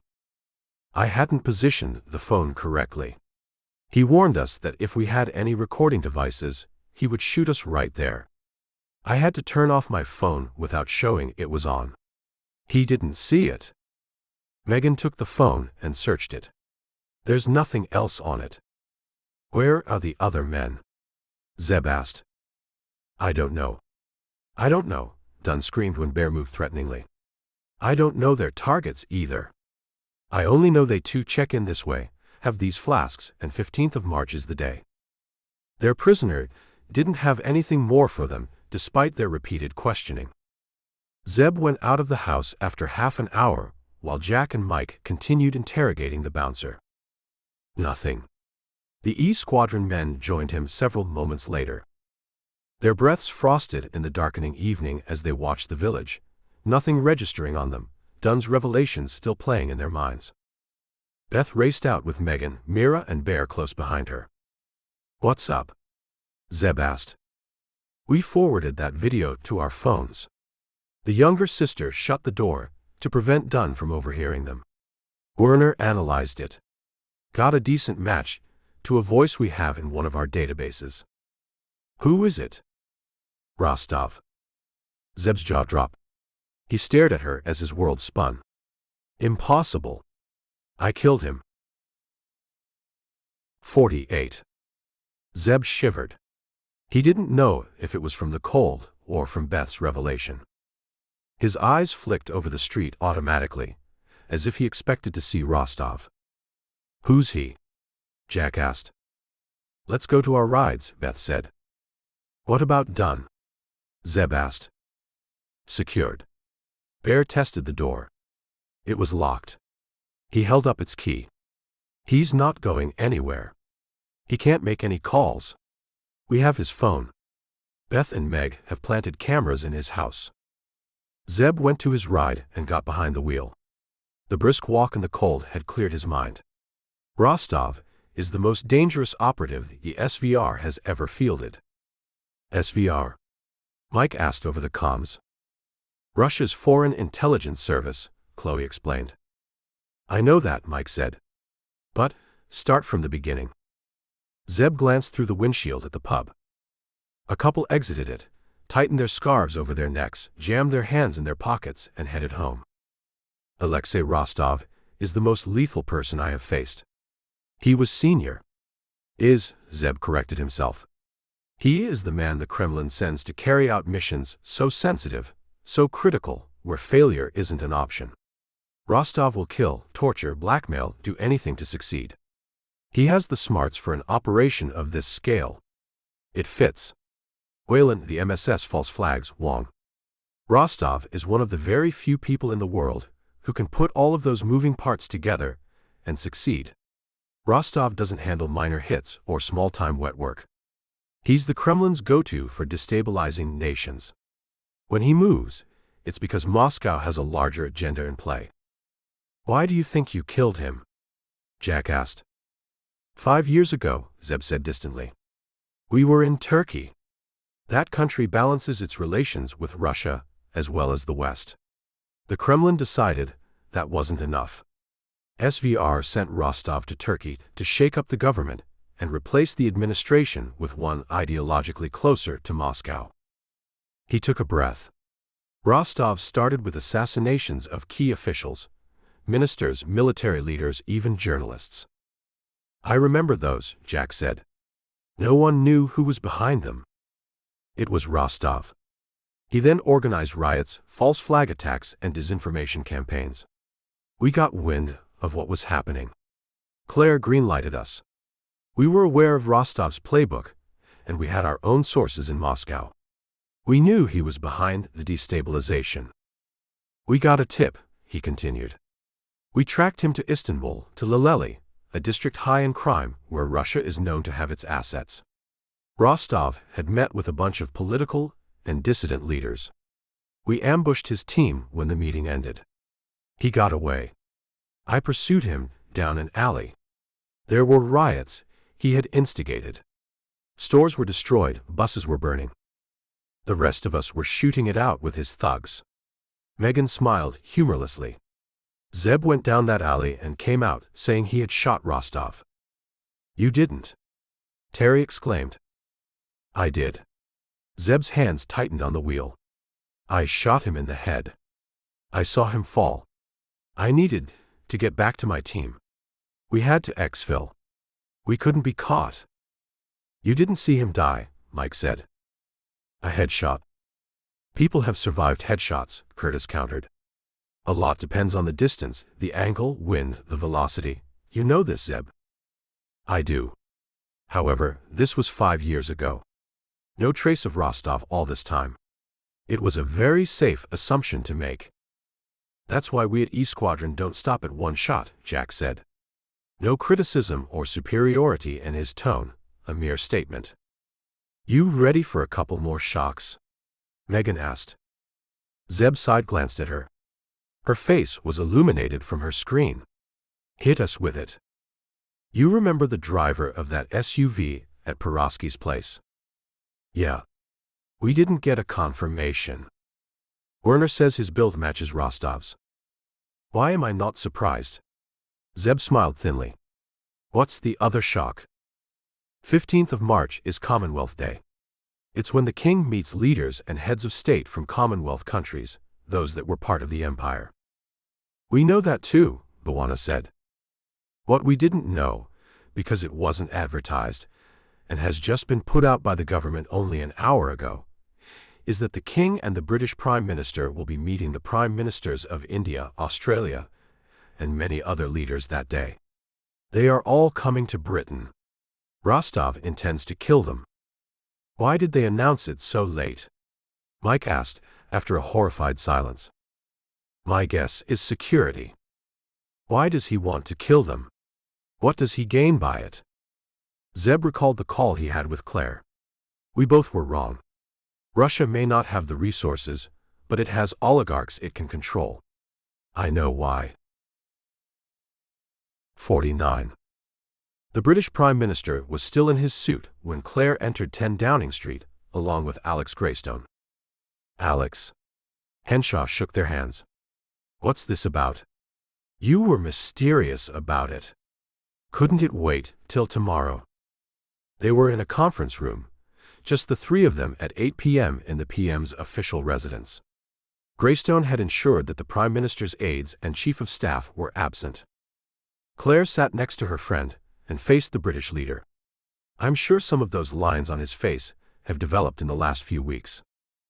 It can't, sir, Greystone started. Can we get to it? I have a call with the Australian ambassador in half an hour to finalize the Commonwealth. Sir, a Russian SVR asset plans to attack the Commonwealth events. Henshaw's head shot up. He stared at Greystone and then at Clare. Is this a joke? No, sir. The PM waited for an explanation, and when none came, he pressed the buzzer. Cancel all my appointments, he told the aide who entered the room. Get Oliver to have the call with the Australian ambassador. He looked at Clare. I didn't get your name. You're Alex's American advisor. She smiled. Clare, sir, and yes, sir. Just Clare. Clare will do, sir. Do you prefer coffee or tea? Tea, sir. Get us tea, Henshaw told the aide. Lots of it. And please tell my wife to have dinner. I won't be able to join her. The aide nodded and left. The PM leaned back and rubbed his eyes. One night, Alex. One night for me and Lucy to have dinner together. You have snatched that away from me. Oliver's his chief of staff and Lucy's his wife, Clare knew. I'm sorry, sir, Greystone said. The British leader sipped water. He smiled thinly. I allow myself a few moments of self-pity every day. That's my therapy. Now, tell me everything. Sir, we have strong reasons to believe your and the King's reception for the Commonwealth heads of state on the Thames will be attacked with nerve gas. Henshaw took it in without a flicker of emotion.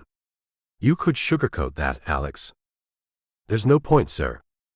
You are sure? As sure as anyone can be. That's just 2 days away. We are aware, sir. Start from the beginning. All the riots, the shootings in the country, and these nerve gas flasks have been organized by Alexei Rosttov, a very senior and highly capable SVR agent, sir. We have a flask bomber in custody. He has identified Rosttov as the man who gave him one of the flasks. There are 7 of them, aren't there? 8, sir. We have found 3. We know a 4th was used for trial. There are 4 still out there. Why? What's his purpose? There was the faintest shake in Henshaw's voice. The riots tanked the financial markets, sir. In the media coverage of the protests, not many people noticed that a lot of foreign investors bought British companies. Once the nerve gas attacks happen, the financial markets will reach rock bottom. More investors will buy companies. Defense, transportation, media, utilities. Every domain that gives them maximum influence and control will be targeted, Clare said. Once the acquisitions finish, these foreign buyers, whom Russia controls. Russia will own our country, Henshaw finished. Yes, sir. Without firing a single shot. No tanks. No soldiers. No invasions. Same outcome. I am finding this hard to believe. Please believe it, sir. We know Rosttov very well. He was behind a failed attempt to overthrow Turkey's government a few years ago. We have tracked all critical acquisitions, and in almost all cases their new owners are Russian billionaires or have connections to that country. Their tea arrived. The aide served them and left silently. Henshaw sipped his. His face seemed to regain lost color. He appraised Clare. Why am I getting the impression you really aren't Alex's advisor? She isn't, sir. She leads a U.S. covert outfit called the Agency. Greystone smiled. She and her team are very close allies to us and to other European Union nations. To many other countries as well. We wouldn't have identified Rosttov if it hadn't been for Clare's team, who are in the country. She could almost hear his brain working at superspeed. I haven't heard of the Agency, the British leader said finally. That's because we don't exist to most people, sir, she replied. Alex, shouldn't we summon a Cobra meeting? No, sir, the MI6 head said. This is just between the 3 of us for now. Because we believe Rosttov has informers in the police forces. He might even have informers in the military. The fewer who know, the better. Yes, sir. My cabinet and the opposition will not like that. I am sure you can handle them, sir. Henshaw refilled their cups. Clare was impressed.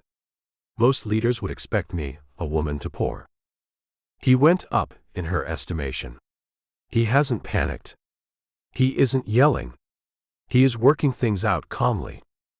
Insanely rich people with the ability to control every aspect of our society, that isn't democracy, the PM thought aloud. No, sir, Greystone said. I should summon the Russian ambassador.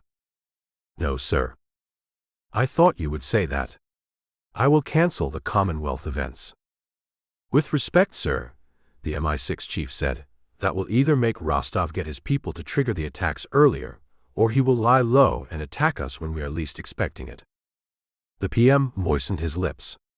Alex. His voice shook. Do you realize what you are saying? The King, the Indian Prime Minister, the Australian and Canadian leaders, African and Caribbean heads of state. You want us to risk their lives? Sir, we cannot take any action right now. A long silence, and then Henshaw's gaze sharpened. You mean we can always cancel at the last minute? Yes, sir, if we haven't found Rosttov and his bombers by then. A clock chimed softly somewhere.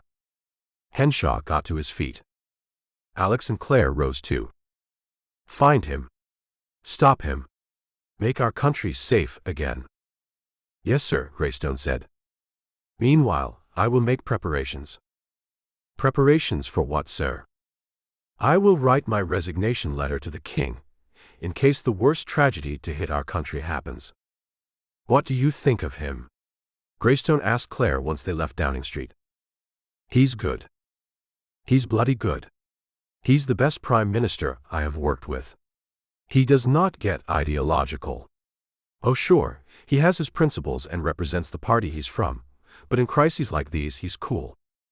Careful, Alex. Whatever happened to that stiff upper lip of yours?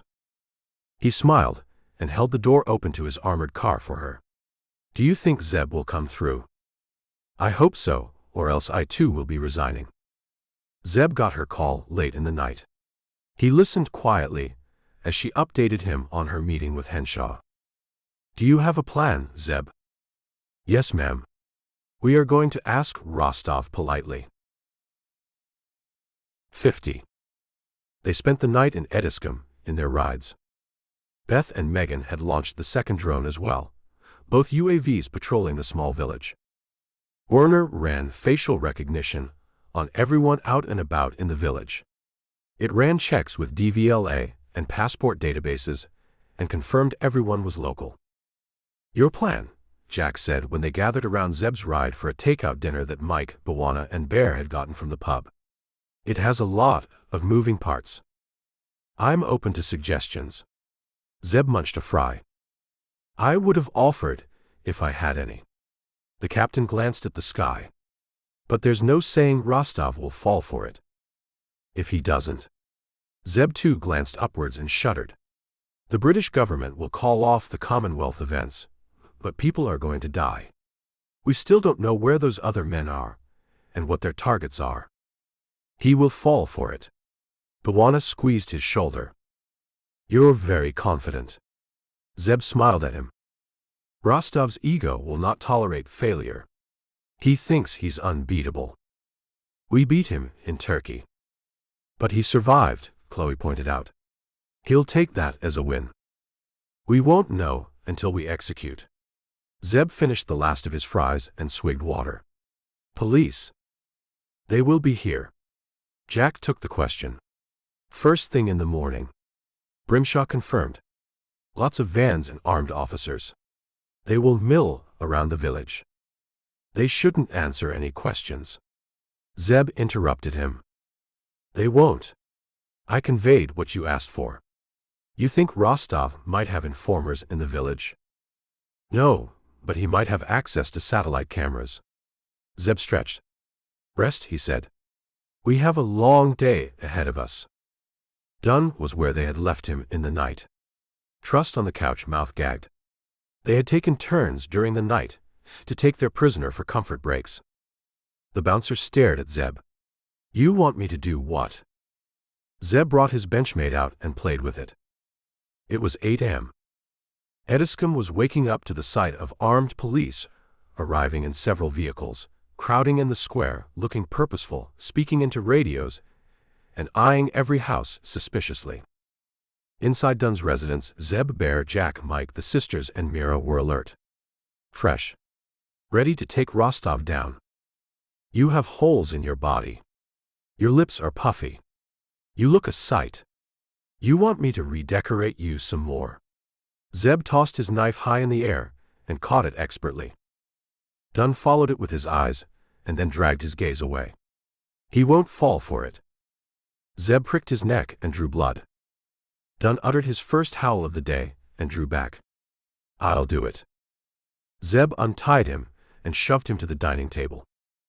Dunn settled heavily in a chair, which creaked from his weight. What should I write? Here. Beth gave him his phone. I've done the heavy lifting for you. Copy that and paste it in the message box in that site. The sisters had gotten Werner to analyze Dunn's writing from his samples on his phone. Using that as input, the AI had helped them compose a message. What have you done?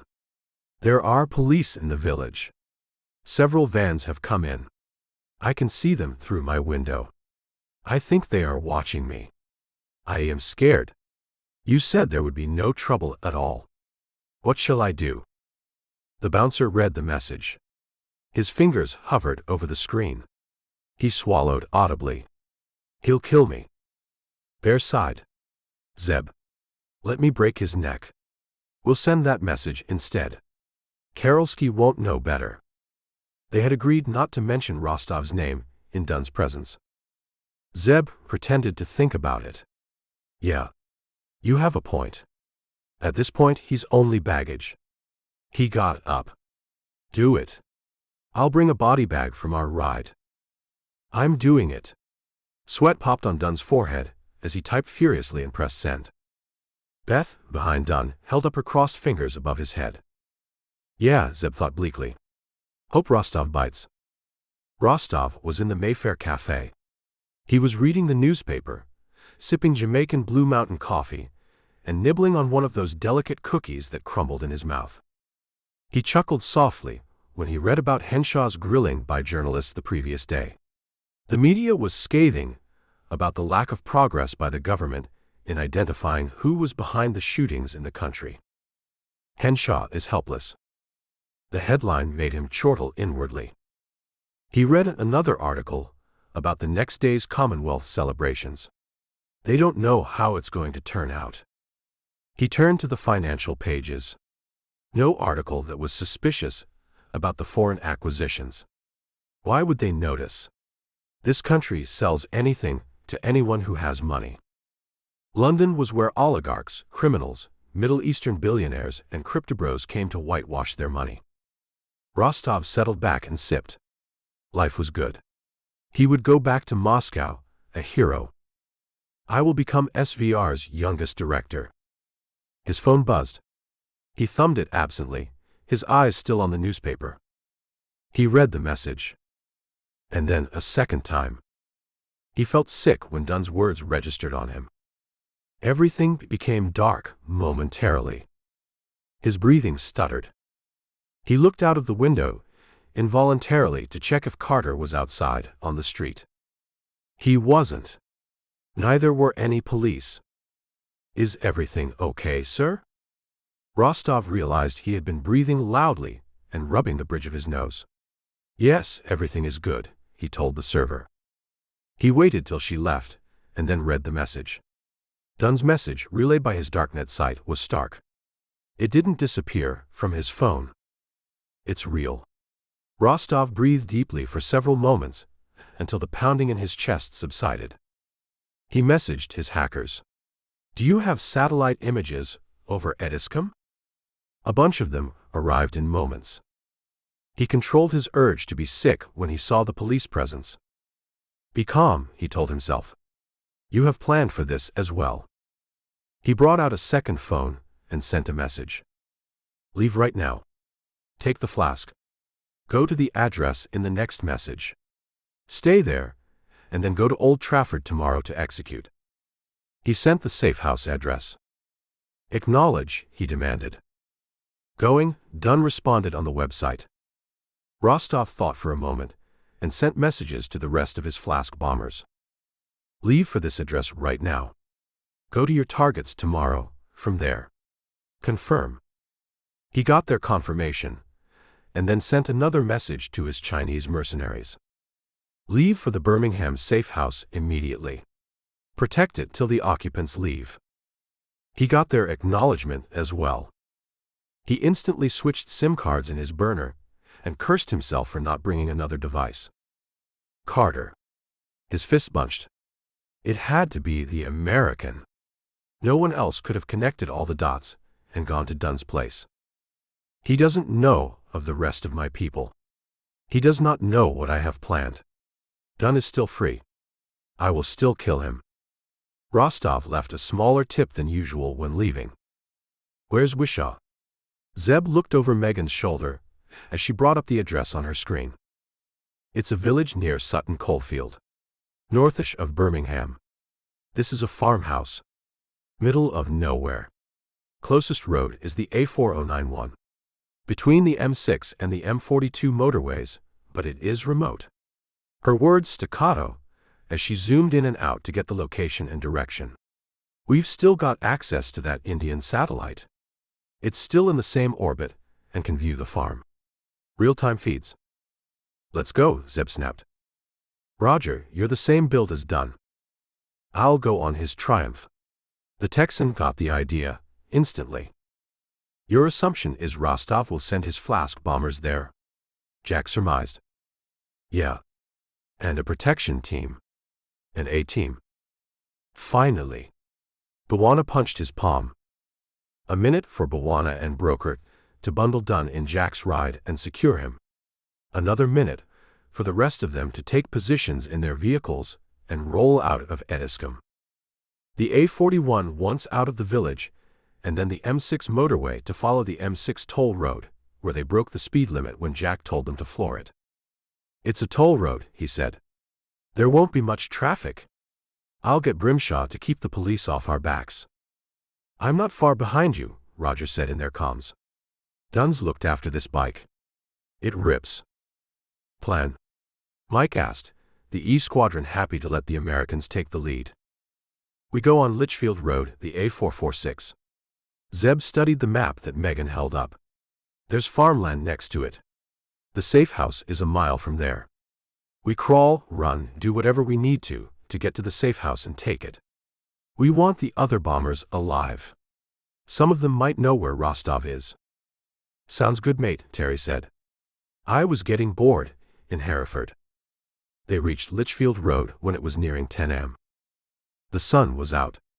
Spring had started. Birds and insects going about their business as Zeb rolled off the road, went deep into farmland and turned off his ride. Elephant grass. Beth fingered the dense growth that was close to 8 feet high. It's grown for biofuel and for forage. It protects the soil from eroding. Zeb watched the second EV roll up, and then the E Squadron arrived, flattening the undergrowth. Gear up, he said. They geared up. HKs, Glocks. Body armor. Helmets. Knives. Grenades and flashbangs. We'll launch the drones once we are closer, Megan said as she shouldered the UAV's box. Go, Zeb whispered and led the way through the elephant grass. Luck's finally our way, Jack whispered in their earpieces. How so? He asked. This elephant grass is high enough to provide us cover. It's all around that safe house too. They had to move carefully to prevent the grass from moving unnaturally. We have to use the wind's sway to hide us. Zeb spat grass from his mouth when a stalk swatted his face. Raj, how far back are you? 20 minutes out. I'll follow the tracks you made. Zeb stopped when they were 15 minutes away from the safe house. The approach road from the A4091 is to our left. It was still. No sound other than the wind and the rustling of the grass, which hid their movements. Another 50 feet, and our cover ends, Megan cautioned. I'm launching the drone. They stopped for breath and waited for the feed. They are here, she said frustratedly. I can see bodies. Hold up. 1, 2. 20 hostiles around the house. Up perimeter. They're out in the open, fully armed. 4 men in the house. 4 vehicles in the barn. Here. She turned the screen to face the operatives. See for yourself. The safe house was a long rectangle with a sloping tiled roof and a graveled approach from the dirt track that branched off from the A4091. The barn was to its right. Smaller, the shapes of SUVs visible inside it. Beth navigated the drone to aim its cameras through the house's windows. Luck's again with us. Our bird is high up, but those men are near a window in what looks like the living room. Zeb saw 2 Asians at the window, and the blurred outlines of 2 more men behind them. The men were looking out at the armed guards. He focused on the shooters. They too were fully geared up and held their AK-19s with easy familiarity. They had balaclavas over their faces and had their backs to the house. 20, he counted for himself. How did they get here so soon? They must have been closer than us. Beth thought about it. The bombers must have arrived by taxis. The shooters had their own rides. Circle around them. Zeb looped the safe house with his finger. It's flat ground around the house, but there is enough elephant grass to provide us cover. And then? Mira asked. Snipe them. Take them out at close quarters, whatever is possible. Let's take as many of them alive as possible, and we need those bombers. Copy. Jack held up a clenched fist and disappeared in the grass. You and me, bud. Beth grinned at him. Let Megan fly the drone and watch the screen.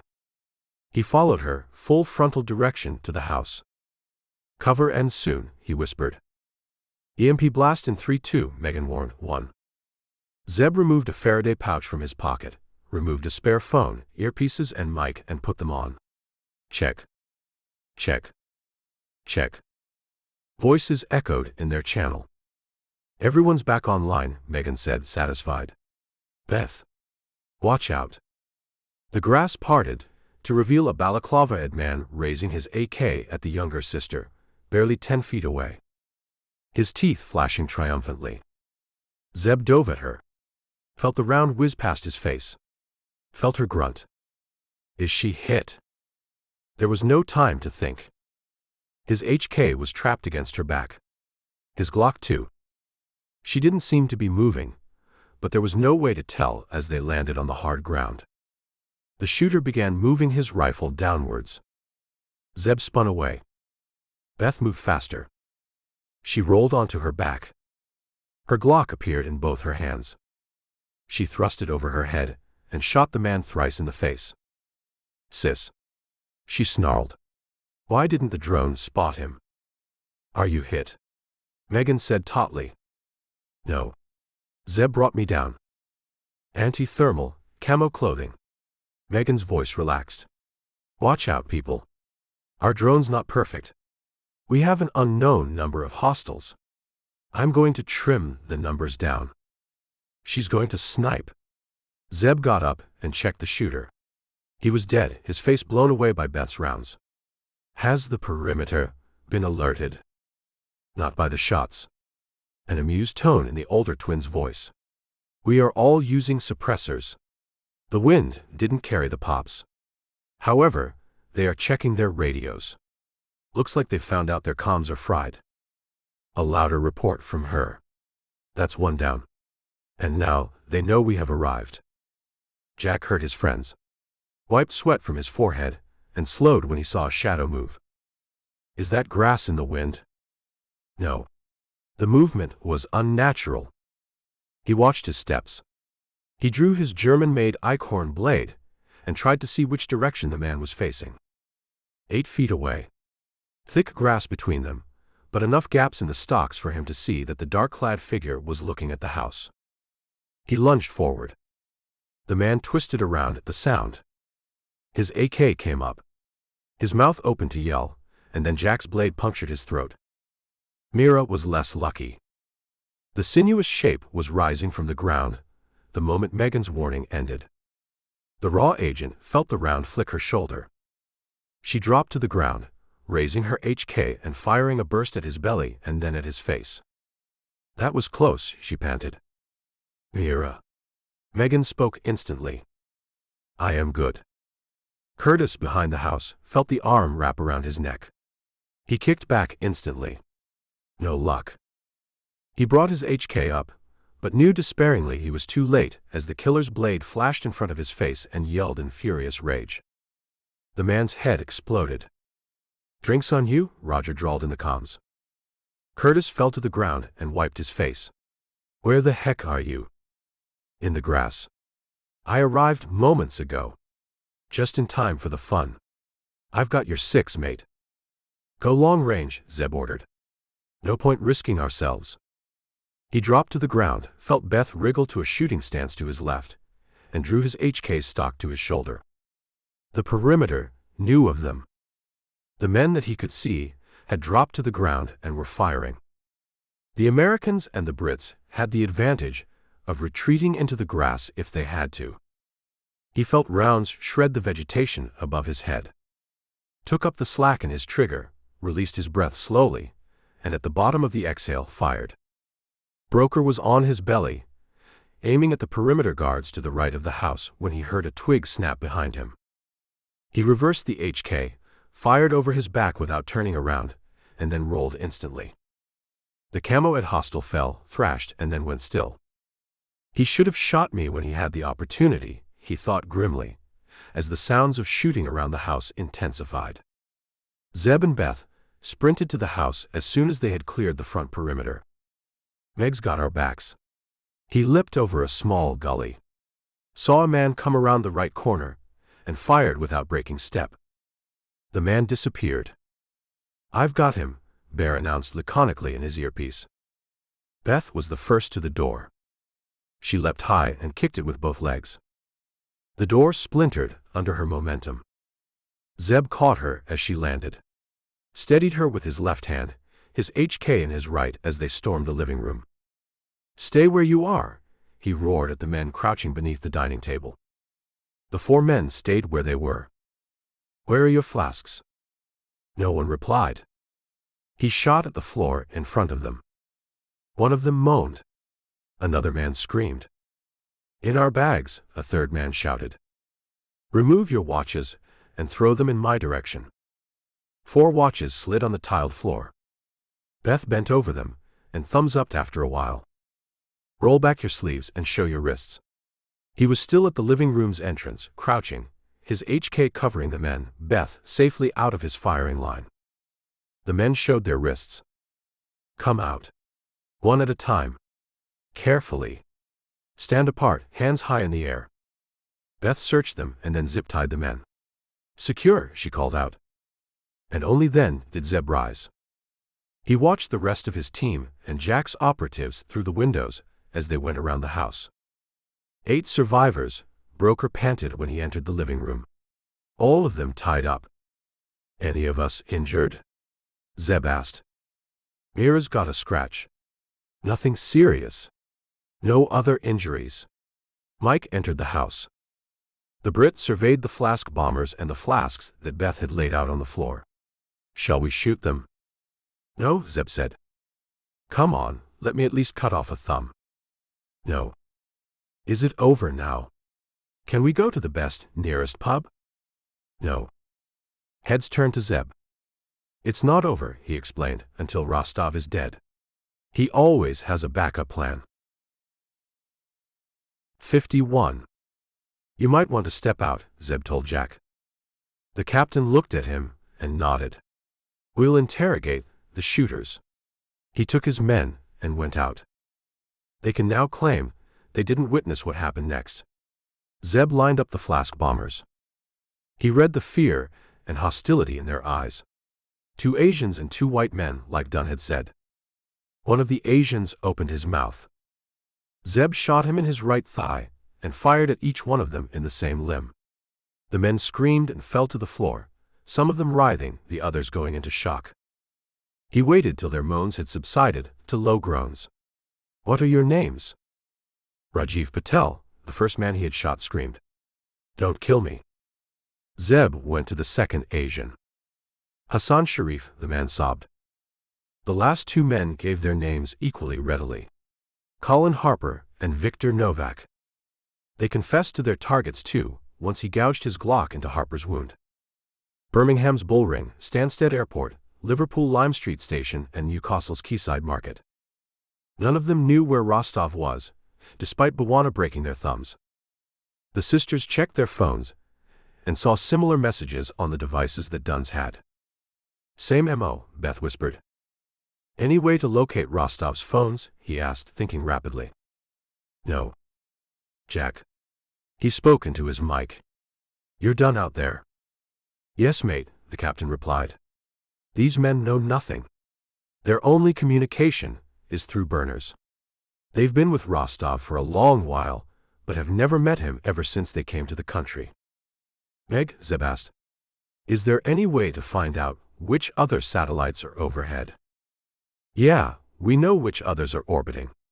She dug out her screen, her sister joining her, their heads bent. Jack and his team returned. The Brits looked on impassively at the wounded flask bombers. Bear finished dressing the men's wounds and secured them. No other birds over us other than the Indian satellite, Beth announced. What's on your mind? I know a way to get Rosttov to show himself, Zeb answered. Rosttov was calmer by evening. His mercenaries had confirmed all the flask bombers were secure, and there was no danger. The 4 designated killers had also checked in again when he had messaged them. He went to dinner in the Mayfair Cafe. It was likely to be his last night in London, and he was determined to make the most of it. His calm shattered early the next day. His phone buzzed insistently at 6 a.m. He shook off sleep and sat up when he saw it was Dunn calling his burner. "Why are you calling?" "They are all dead," Dunn yelled. "Masked men came in the morning and killed everyone. I escaped somehow and got away. What do I do?" "The police." Rosttov rushed to the windows of his Mayfair apartment. He had a view of the street. It was quiet. He checked the security cameras he had planted outside the building. No movement. "Stop. Breathe deeply," he said harshly. "Talk slowly." Dunn took audible breaths. His voice was calmer but still shaky when he resumed. "I was sleeping in the living room when I heard shooting. I got up instantly and ran out of the kitchen. I had parked my bike behind the safe house. I wheeled it away as fast as I could and went into the grass. I heard lots of shooting and shouting. I stopped when I was deep inside and crawled to see through the glass. These men were all masked. They had killed all your men." "All?" "Yes, all," Dunn shouted. "They came out after some time.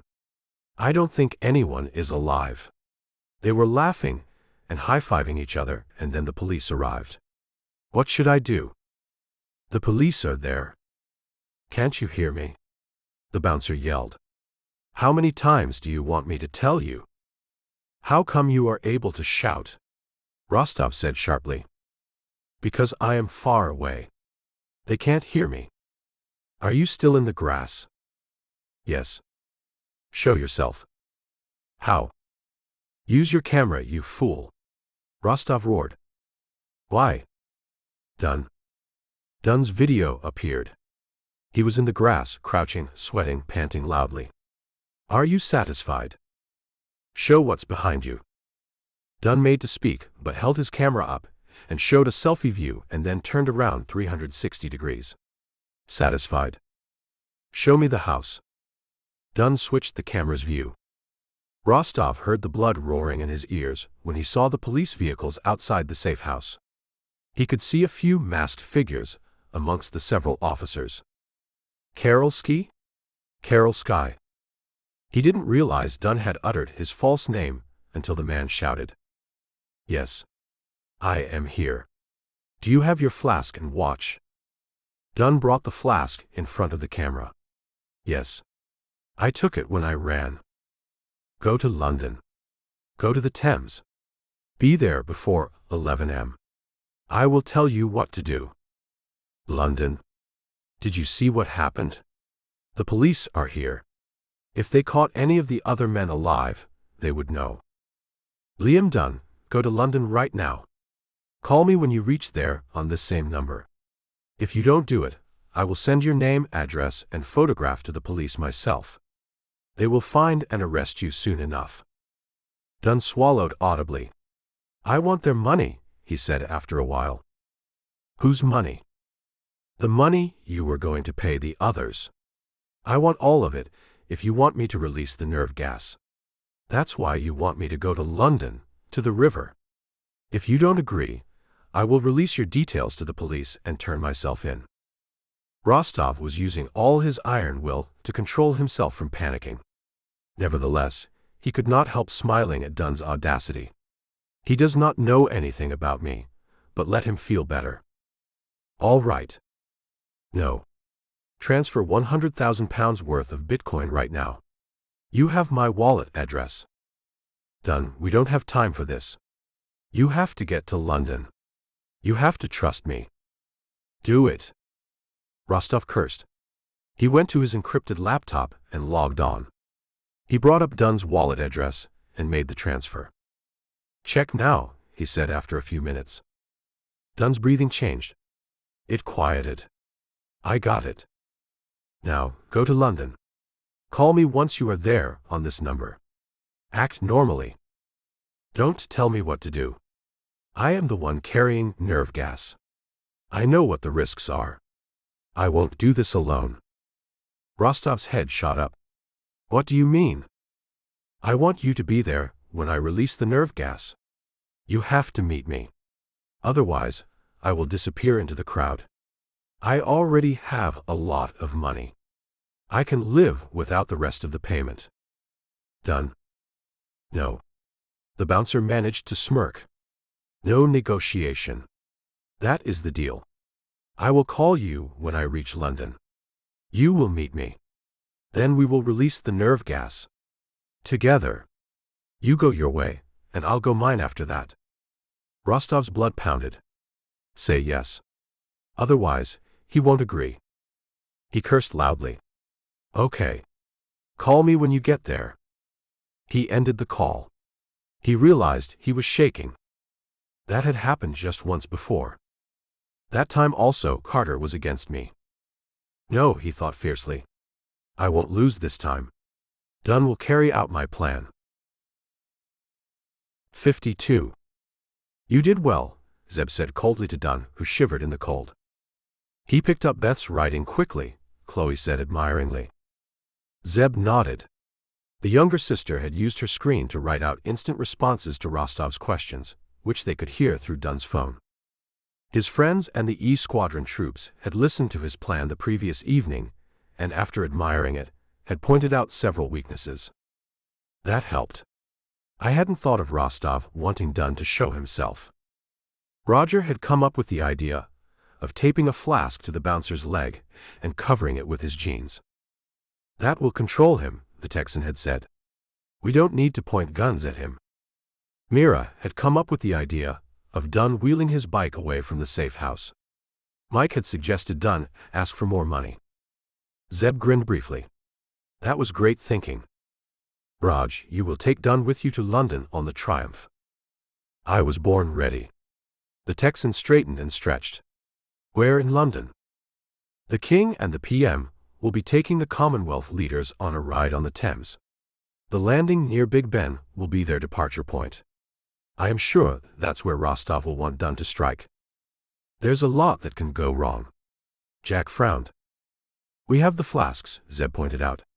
This is the only way we can catch Rosttov. What if he doesn't show up? He will. He doesn't like failure. They hurried to their rides once Roger had departed with Dunn. The latter trussed to the pillion with the flask still taped to his ankle.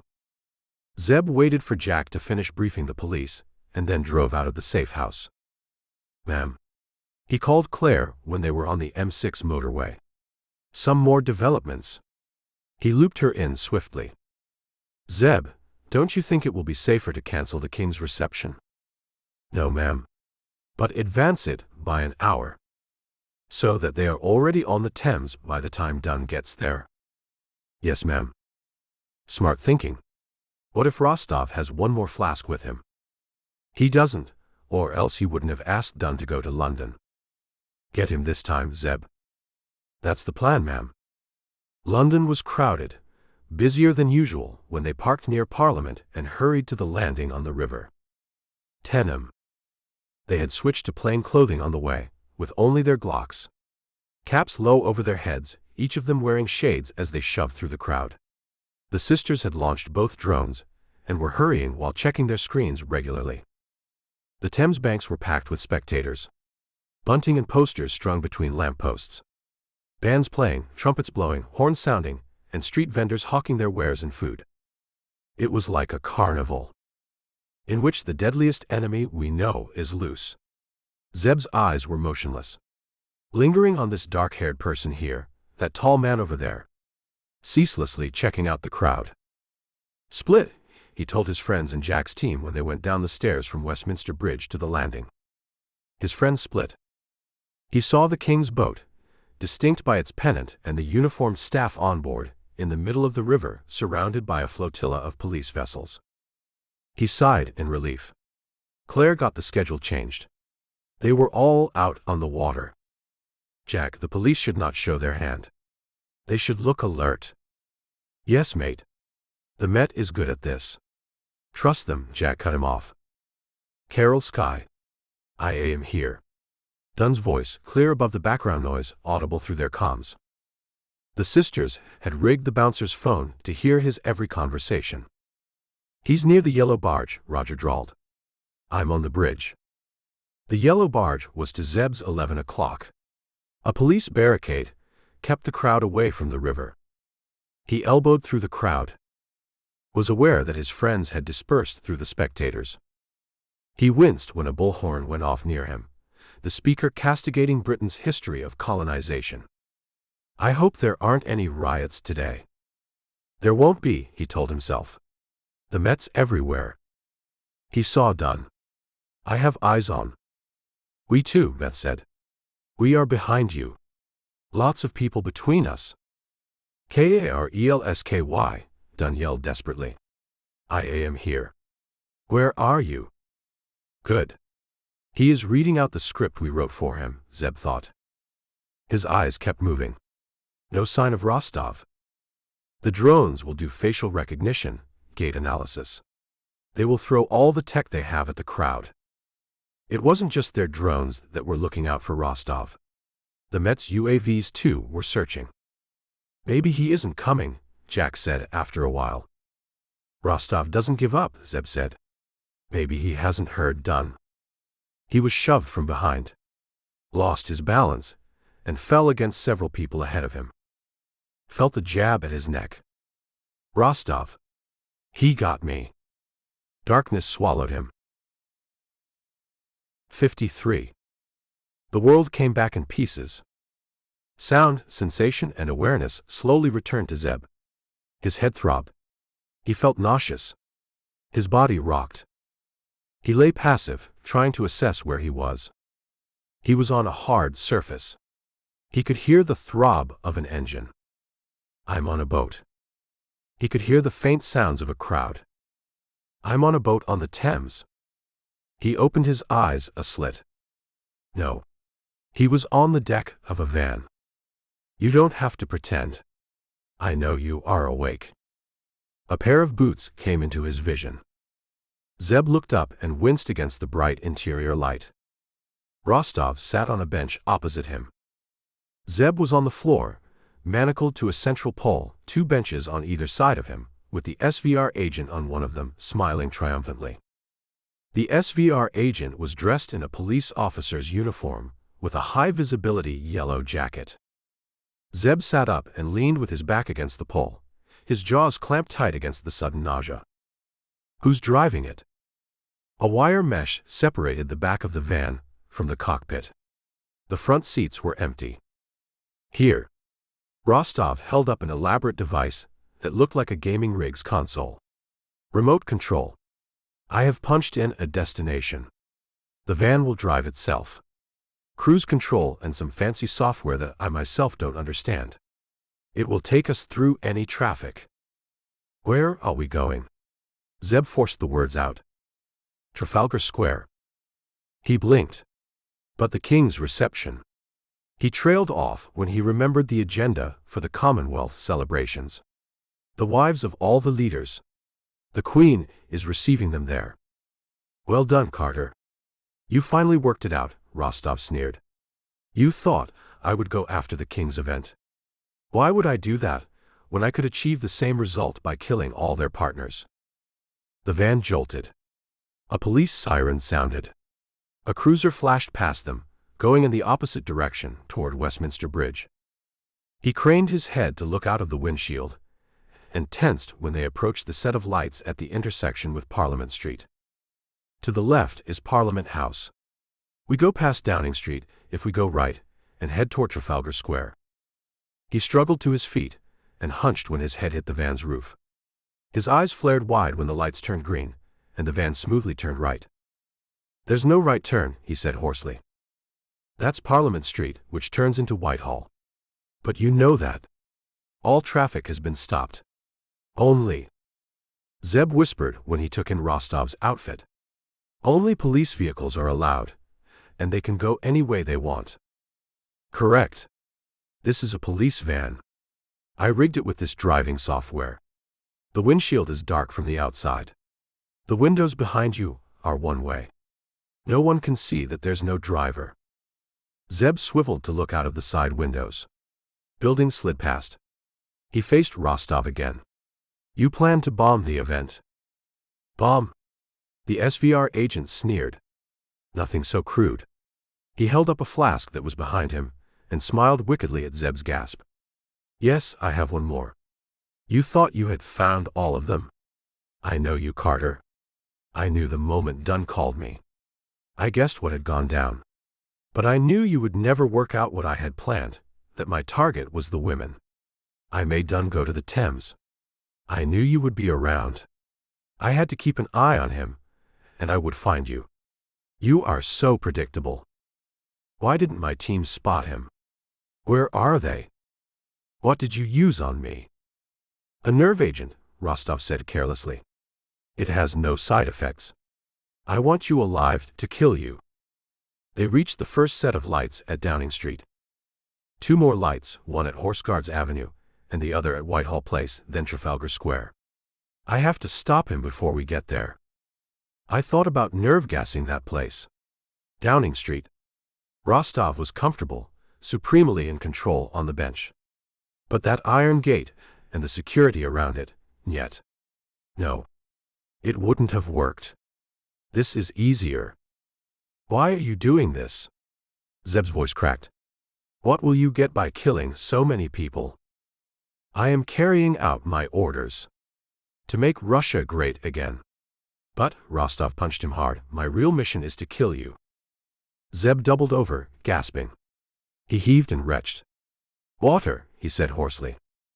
Rosttov looked at him curiously for a moment, and then tossed a water bottle at him. Zeb caught it clumsily, uncapped it and drank several gulps. He poured the rest of the water over his face and blinked the drops away. The cold liquid helped. His head still felt like it was being hammered and pricked with hot irons, but the gray fog, that mist in his mind that rolled in to block out pain and turn him into a lethal killer, was creeping in. He could feel it. He didn't let it show. He slumped against the pole, knees bent, his body rocking as the van drove slowly. There's no traffic. It's probably got flashing lights, and the police signs mean no one will stop it. Duh. Yes. Rosttov guessed his thoughts. The van has all the authorizations. I have the correct paperwork. Even Halstead will believe it. You don't have to do this. Don't tell me what to do. Rosttov screamed. He dropped the remote and punched Zeb repeatedly. The flask rolled to the floor. Do you know what you did to me? I thought I killed you, Zeb groaned from the punches. I lived. Rosttov drew back, panting, and rubbed his knuckles. He picked up the remote and the flask and sat on the bench again. Your bullet was lodged in my skull. It didn't penetrate my cortex. My team got me to a hospital in the golden hour. We had false papers. The surgeons operated on me immediately and put me in a medical coma. My people flew me to Moscow. 12 months. He lunged up and punched and kicked Zeb. 12 months, he repeated, spraying spittle. That's how long I was out of the game. He regained his breath. I was to be promoted to the director's role. My boss was retiring. He was going to recommend me. I was SVR's best agent. His eyes lit. Director of SVR. That was going to be me. He slapped Zeb. Because of you, I didn't get that. Is that what this is about? A missed promotion? Rosttov moved instantly and clubbed Zeb's head brutally. Missed promotion, he shrieked. The director of the SVR is one of the most powerful people in the world. He has a point, Zeb panted, his head still ringing from the blow. I had fogs, Rosttov continued coldly. I had seizures. I was partly paralyzed. 12 months, he repeated. It took me that long to recover and be who I am. I was out of SVR. The world thought I was dead. The Turkey operation was 5 years ago. You were out of the game for 1 year. You rejoined SVR again. Duh. Rosttov slapped him several times. I had to start all over again. I had to prove myself again. That's what you did to me. He drew back, panting. When I heard about the mission, I offered to execute it. My boss knew I was capable of it. It was my redemption. My comeback. Another opportunity to become director. But even here, you nearly stopped me again. Not now. Now, you owe me your life. You won't get away. Zeb spat blood from his mouth. The van will be stopped, and even if it isn't the nerve gas. Carter, you aren't as intelligent as I thought you were. I have a gas mask. He pointed to the space beneath the bench. I will release the nerve gas. You will be the first to die. And then I'll go out through the driver's door. The van will keep rolling toward Trafalgar Square, and there it will be stopped. The police will open the doors. They will die. The wind will blow the gas at the women. They will die too. It does not matter how many are affected. The financial markets have to sink to their lowest level for mission to work. This attack on the women will tank the markets. And then your billionaires will start buying. Rosttov cocked his head. Perovsky. You worked that out. Why did you kill him? He wasn't cooperating. He knew about me. He couldn't be left alive. You have other Russian billionaires to do your job, Zeb began. I have Americans as well. Right-wingers. Why doesn't that surprise me? Zeb eyed the remote control device, which was on the bench. It had a large, circular wheel. That must be to override the software and navigate the vehicle. A screen showed the front view. I won't be able to reach it, even if I stretch out.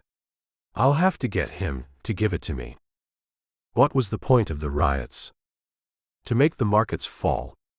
A single attack will make them crash, but they will recover quickly. I wanted a long period of daily lows, both for the stock markets and the exchange rate as well. Why did you kill Jimmy and his friends? Jimmy? Fenton. I didn't. Whalen killed them. They were a liability. Whalen was using Fenton's house to meet rioters. Fenton didn't like that. Rosttov wasn't holding back. Why should he? Zeb thought bitterly. He's in charge. Where did my team and Jack's troops disappear to? What about all those shooters? At Jimmy's place, Lorraine's, Berlin, at the military. Most of them were mine. The Russian smirked. The man at Fenton's place. He was put there by Whalen to keep an eye on the place. He wasn't mine. He didn't have to shoot you. The rest were all Chinese mercenaries. I knew you were in Hereford. I had contacts. In SAS? No. In the police. I knew an American outfit was training with SAS. When Whalen told me of your fight in the brawl, I looked up its camera images. I recognized you. How did his snitch find out about the training? He discarded the thought. It didn't matter anymore. How did you know about Fong? SVR had eyes on his daughter. In case we needed leverage. We knew you saved her. I knew you would work a deal with him. Once you were aware of my Chinese thugs. He smiled in a superior manner. I knew you would go to Fong. You are wondering why you didn't spot my surveillance. Zeb didn't reply. I had 6 rolling teams at Hereford. The SVR agent ignored his silence. They followed you. They swapped so frequently that you wouldn't have noticed. They lost you several times, though. That's why you got lucky and survived. They were B teams, Zeb goaded. Rosttov punched his neck. Zeb's head rocked back against the pole. He moved too fast, otherwise I would have caught him. I have to needle him, make him lose control. The Horse Guards Avenue lights passed. One more remaining. Even the ones at Wishaw weren't that good, he taunted through his split lips. They were the best. But you were better than them, Rosttov acknowledged. Why did you kill Brenner? Rosttov nodded slowly. You put together a lot of it. I didn't. Whalen did. We needed the software. But it wasn't complete, so you as Karolsky went to Vavra. The Russian seemed to have admiration in his eyes. Carter, I have never met someone like you. You are my equal, no, close but not equal. Or else you wouldn't be my prisoner. Why did you leave the phone on Whalen's body? Haven't you guessed it? Rosttov smirked. I wanted to bring you to Berlin. I was playing with you. Like I figured, Zeb thought bitterly. Rosttov remained seated. The third light approached. He isn't rising from the bench. Zeb grew desperate. Is that some kind of auto-driving software? We stole it from one of your companies, Rosttov smiled. He picked up the remote and held it up. Leaned forward several inches, which brought him within kicking range. 54.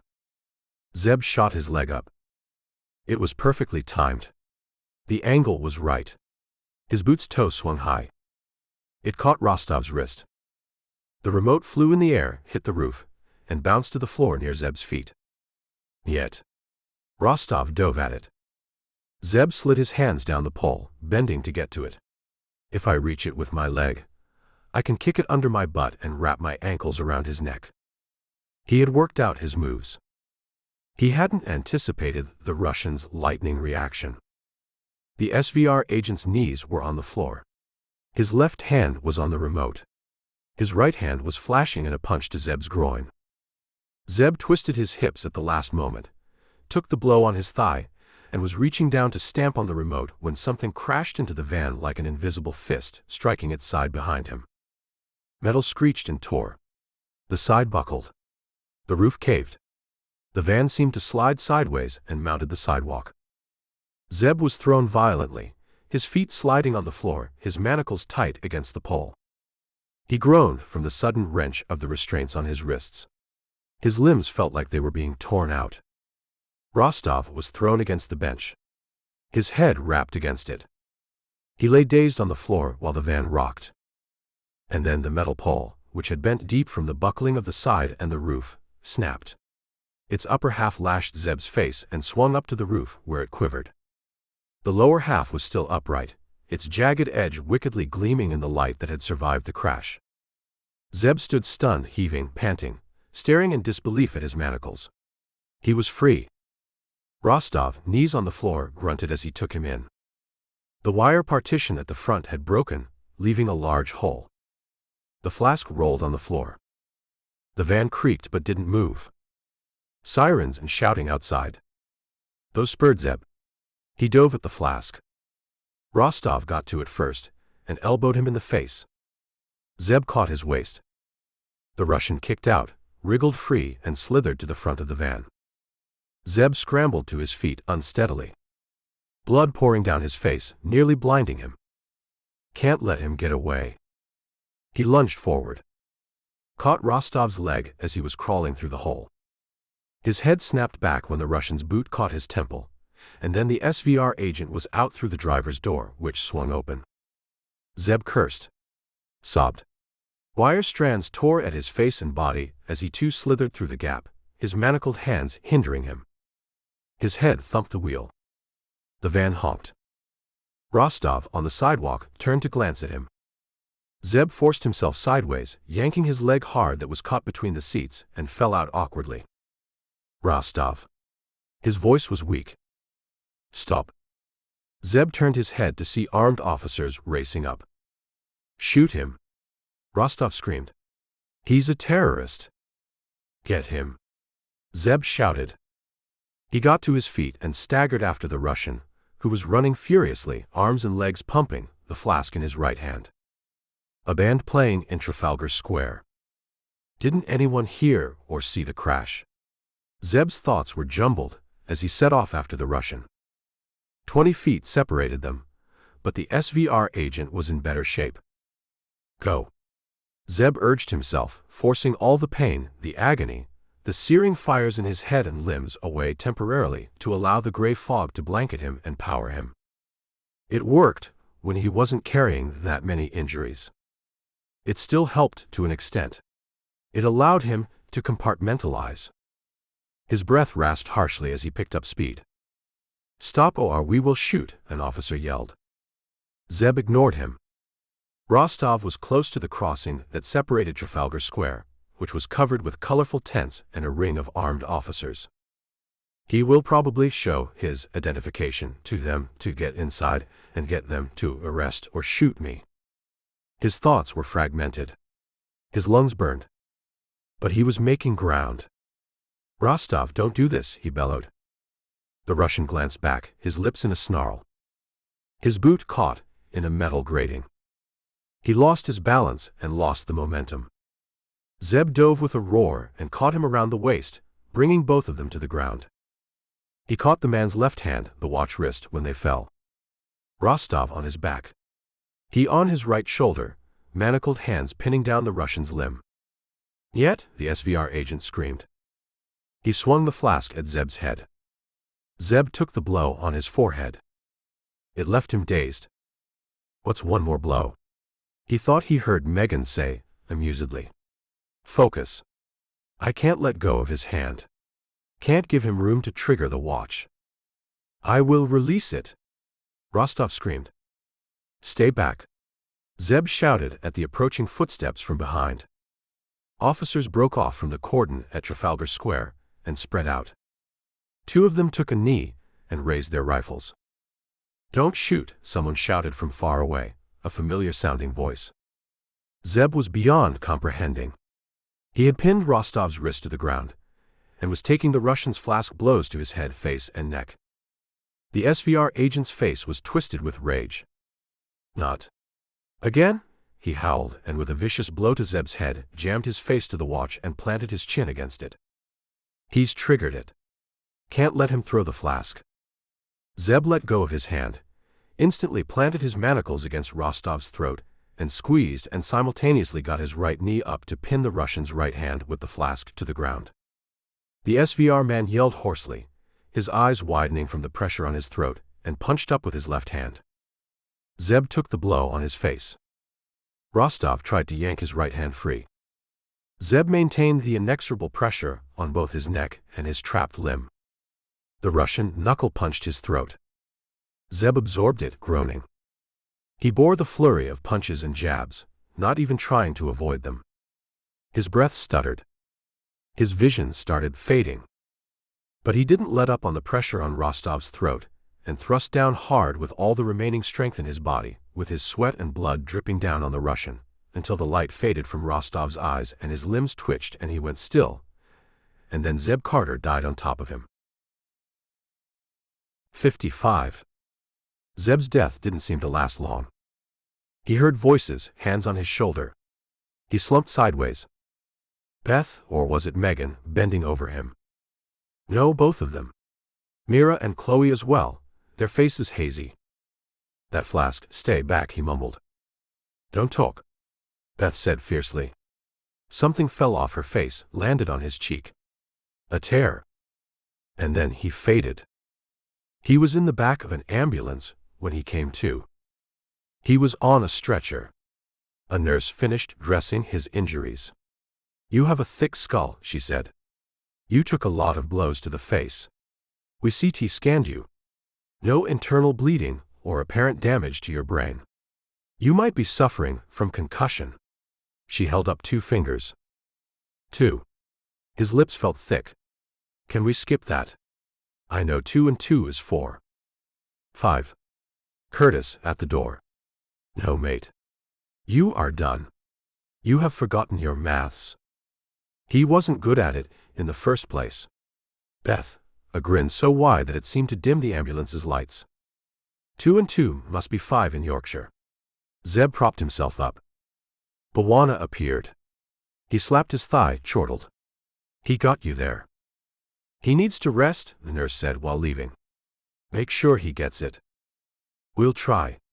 "He's stubborn." Bawana climbed in after Beth. "How are you feeling?" Beth laid a cool palm against Zeb's face. "Like I have been punched, kicked, dragged over hot coals and set on fire." He was wearing a loose shirt, unbuttoned, with a dressing over his ribs. "No, you haven't fractured any," Bawana rumbled. "That's a precaution." He was wearing jeans and socks, both looked new. "My friends must have arranged them." He felt his head. More dressing on his forehead. His cheeks felt swollen, his neck tender. "I'm not feeling any pain." "That's because you are shot up with painkillers." "Where are we?" He saw the flashing lights of police vehicles through the open door. "Whitehall." Paramedics took you to St. Thomas's Hospital across Westminster Bridge. They scanned you, and when they said there was no brain damage, we brought you back. We knew you would want to be here. How long have I been out? He saw the rest of his friends at the door, along with Jack's team. Relieved expressions on all of them. 3 hours. It's nearly 4 p.m. now. But you weren't unconscious for that long. How much do you remember? I was on top of Rosttov, and that's it. No. I told you to stay back. Yeah, and then you lost consciousness a second time. You came to in a few minutes, but were determined to keep pounding Rosttov. Remember that? Zeb shook his head slowly. It's a blur. It would be. The medics sedated you, checked you out, and here we are. Beth hugged him hard. He felt her tears on his chest, wrapped an arm around her to hold her close. Okay, that's enough, she sniffed, straightened, buried her head in Bawana's chest. How am I not dead? Zeb buttoned his shirt, got to his feet with the African-American's help. That flask. Rosttov.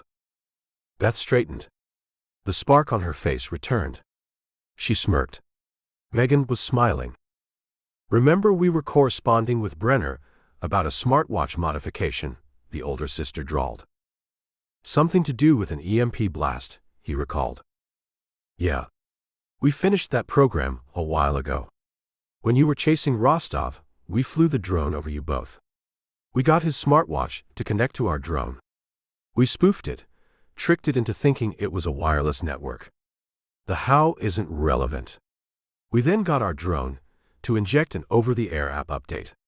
When Rosttov triggered the watch, the app EMP blasted the flask and fried its activation mechanism. No point asking her if all that can be done. Obviously, it could. Zeb searched for words. He shrugged helplessly. Thank you, he said finally. Dumbass, Beth said affectionately, helped him into his boots and off the ambulance. The King and Queen's receptions. He breathed deeply, the cold air energizing him. Whitehall was empty, except for the heavy police presence and armed military officers. There was no one near the ambulance, except for the agency and E-squadron teams. There was enough light in the day, and when he peered around the vehicle, he saw the tents still on Trafalgar Square and heard faint music. The police cordon was still present. Both went well, Jack said. They weren't aware of any disturbance. The security teams whisked away the VIPs without any of them seeing what went down. There was no disturbance on the Thames in any case, and over here on Whitehall, there were no civilians or reporters. Where were you all along? Zeb asked helplessly. Rosttov had dupes. Megan said angrily. Men who looked like you. Our drones were overhead because of the crowd, and the reflections off watches, bottles and stuff got fooled too. By the time we worked out the real you was missing, he had taken you. He stripped all comms devices off you. We got lucky. Jack noticed that police van. I called Brimshaw. He said it had the authorization and was legit, the captain said. But it was the only vehicle on the street, going the opposite direction. Towards Trafalgar Square. I got Beth and Megan to get their drones over the van, and we heard you. There was no way for us to reach you. We didn't know if Rosttov had a gun on you. The drones couldn't look through the windows or windshield. Which is where I came in. Terry raised his hand. There was this military truck on the sidewalk. I got into it and rammed you. He was too enthusiastic, Mike said ruefully. The idea was to stop you, but he crashed so hard. It saved me. Zeb raised his wrists. That pole I was fastened to broke. But why didn't you come after me? There were police officers on Whitehall. They didn't know who to believe, you or Rosttov. And then there were the rioters. Rioters? Zeb frowned. Yeah. Mira pointed at the street, and only then he took in the debris and destruction scattered on the road and sidewalks. Broken glass bottles, placards, cricket bats, and wood splinters. It was Rostov's last card, the raw operative said tightly. He had paid protesters to hide in the buildings on this street. They were to attack the police, and stopped them from moving to the van at the first sign of trouble. They stopped us, Megan said. Briefly, Bear drawled. But that's why you didn't see us, and the police officers closer to you were the nearest to respond. You didn't alert the officers at the Queen's reception? Zeb asked Jack. No. We were confident either you or we could stop Rosttov before he reached the square. Beth and Meg had already updated his watch by then. They could have shot me. What's a few more holes in you? He grinned. His smile faded. They wouldn't have, mate. I would have moved heaven or hell to get them to stand down. Where's Dunn? Enjoying the Met's hospitality. Jack fist-bumped him, and they walked slowly to Parliament House. It was dark by the time they reached Parliament Square. The world's oldest continuous Parliament building was lit up and glowed in the night. Big Ben, the iconic clock tower, beside it. Broker pointed at the clock. Big Ben is the name of the bell inside that tower, but most folks call that entire structure by that name. Broker and his facts. The fallout continued over the next couple of days. The agency and E-Squadron didn't get involved anymore, but Clare briefed Zeb regularly. MI6 cracked Rostov's phone and identified the billionaires. In addition to Beauchamp and Ivanov, the SVR agent had primed more oligarchs, oil barons, pharma magnates, and tech billionaires to commence buying when the market fell. Some buying happened even as Zeb was slugging it out with Rosttov, Clare mused, as she attended another meeting with the Prime Minister along with Greystone and Victoria Sloan, the Home Secretary. But the authorities put a stop to it and are investigating those. We've frozen their assets under the unexplained wealth order, Sloan said. They might challenge it in court, but for now their funds are locked down, and they themselves are being interrogated. Their passports have been seized. The media doesn't know about this. We are keeping it tight. Halstead and I have started a joint investigation into MI6 and the Met, Greystone said. Rosttov got his information from somewhere. His rioters even knew of the intelligence summit. We need to identify the snitches and put them away for a long time, Sloan added grimly. I understand that our country owes your team, the Prime Minister addressed Clare. Those were British officers, sir. She stopped him with a smile. No American operative was involved in any of this. Henshaw looked at her for a long moment, then smiled. I can see that the special relationship between our countries will endure for a long time. It will, sir. The PM made a show of tearing up a letter. That was my resignation letter. He brought out another sheet from his jacket pocket. I will be presenting this to the king instead. What's that, sir? Sloan asked. It is a suggestion to His Majesty that we restructure the Commonwealth. The British monarch is the head of the body. It is a symbolic role for sure, but I propose that we do away with that role entirely, or have a rotating head of body. We used to rule large parts of the world. That world is no more. We now live with the rest of the world. Yes, Clare nodded to herself. Britain is still our ally. Zeb and his friends, along with Jack and his team, were in the Westminster Working Men's Pub 2 evenings later. This is where it started. Curtis looked around the pub. Yeah, Zeb said. Feels like a lifetime ago. They ordered drinks, settled down. You'll be going home soon? Jack asked. Why? You want to see the back of us? Bear asked mock truculently. The amount you folks eat. Britain's running out of food. This is what's wrong with you Brits. You're continually moaning about something or the other. The weather. We have lots of it, Terry quipped. The food, the driving. Shame, you Americans drive on the wrong side of the road, Mike prodded. Zeb listened. Eyed his team. They were relaxed. Beth was chuckling as she looked up from her phone. She must be messaging Mark. Their jokes turned into quiet conversation until the bartender clanged a bell announcing last call. Zeb paid for the round and raised his glass in a toast. To London. To London, his friends echoed. The end. Bonus chapter from Axe Storm, Hawk's Code is its title on Amazon. That's not safe, Sayedati. Ma'am. Reem Al-Faran bent down and spoke through the lowered rear window of the car. Her Royal Highness Princess Layani Al-Fayez of the House of Al-Fayez, Jordan smiled. Reem, you know that's the surest way to motivate me to go there. Reem blew her hair out of her face. I promised your mother I'd keep you safe while you were in New York. Mama is not here. I am safe. This isn't my first visit to New York. And you are with me. Please, Reem. I want to walk the Lower East Side and see it for myself. You know how it is with us. We go from one air-conditioned place to another. From home to hotel. We are surrounded by guards. We don't get to experience real life. Reem knew. In a former life, she had been a Saudi royal guard, an elite military unit tasked with protecting the Saudi royal family. She had been its senior-most and best woman operative, assigned to Princess Haya of the House of Saud. That was a long time ago. A lot of life had happened. I live in New York now. She felt sweat trickling down her back. She was dressed in a casual shirt tucked into jeans, boots on her feet. Her licensed Glock was in her shoulder bag, which was partly open for easy access. Reem advised Middle Eastern royalty and other celebrities on security when they visited the U.S. The gig to protect Princess Layani wasn't a paid one. She knew the princess's mother, Princess Sophia, well, and when the daughter made plans to visit New York, her mother had called Reem. It's only a few days, Reem. Please be with her. I trust only you. I will pay you.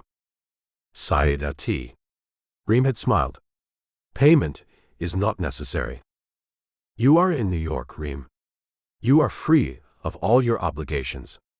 You don't need to be so formal with me or my daughter. I call you or other royalty from other families by your titles, not out of obligation, but because I want to.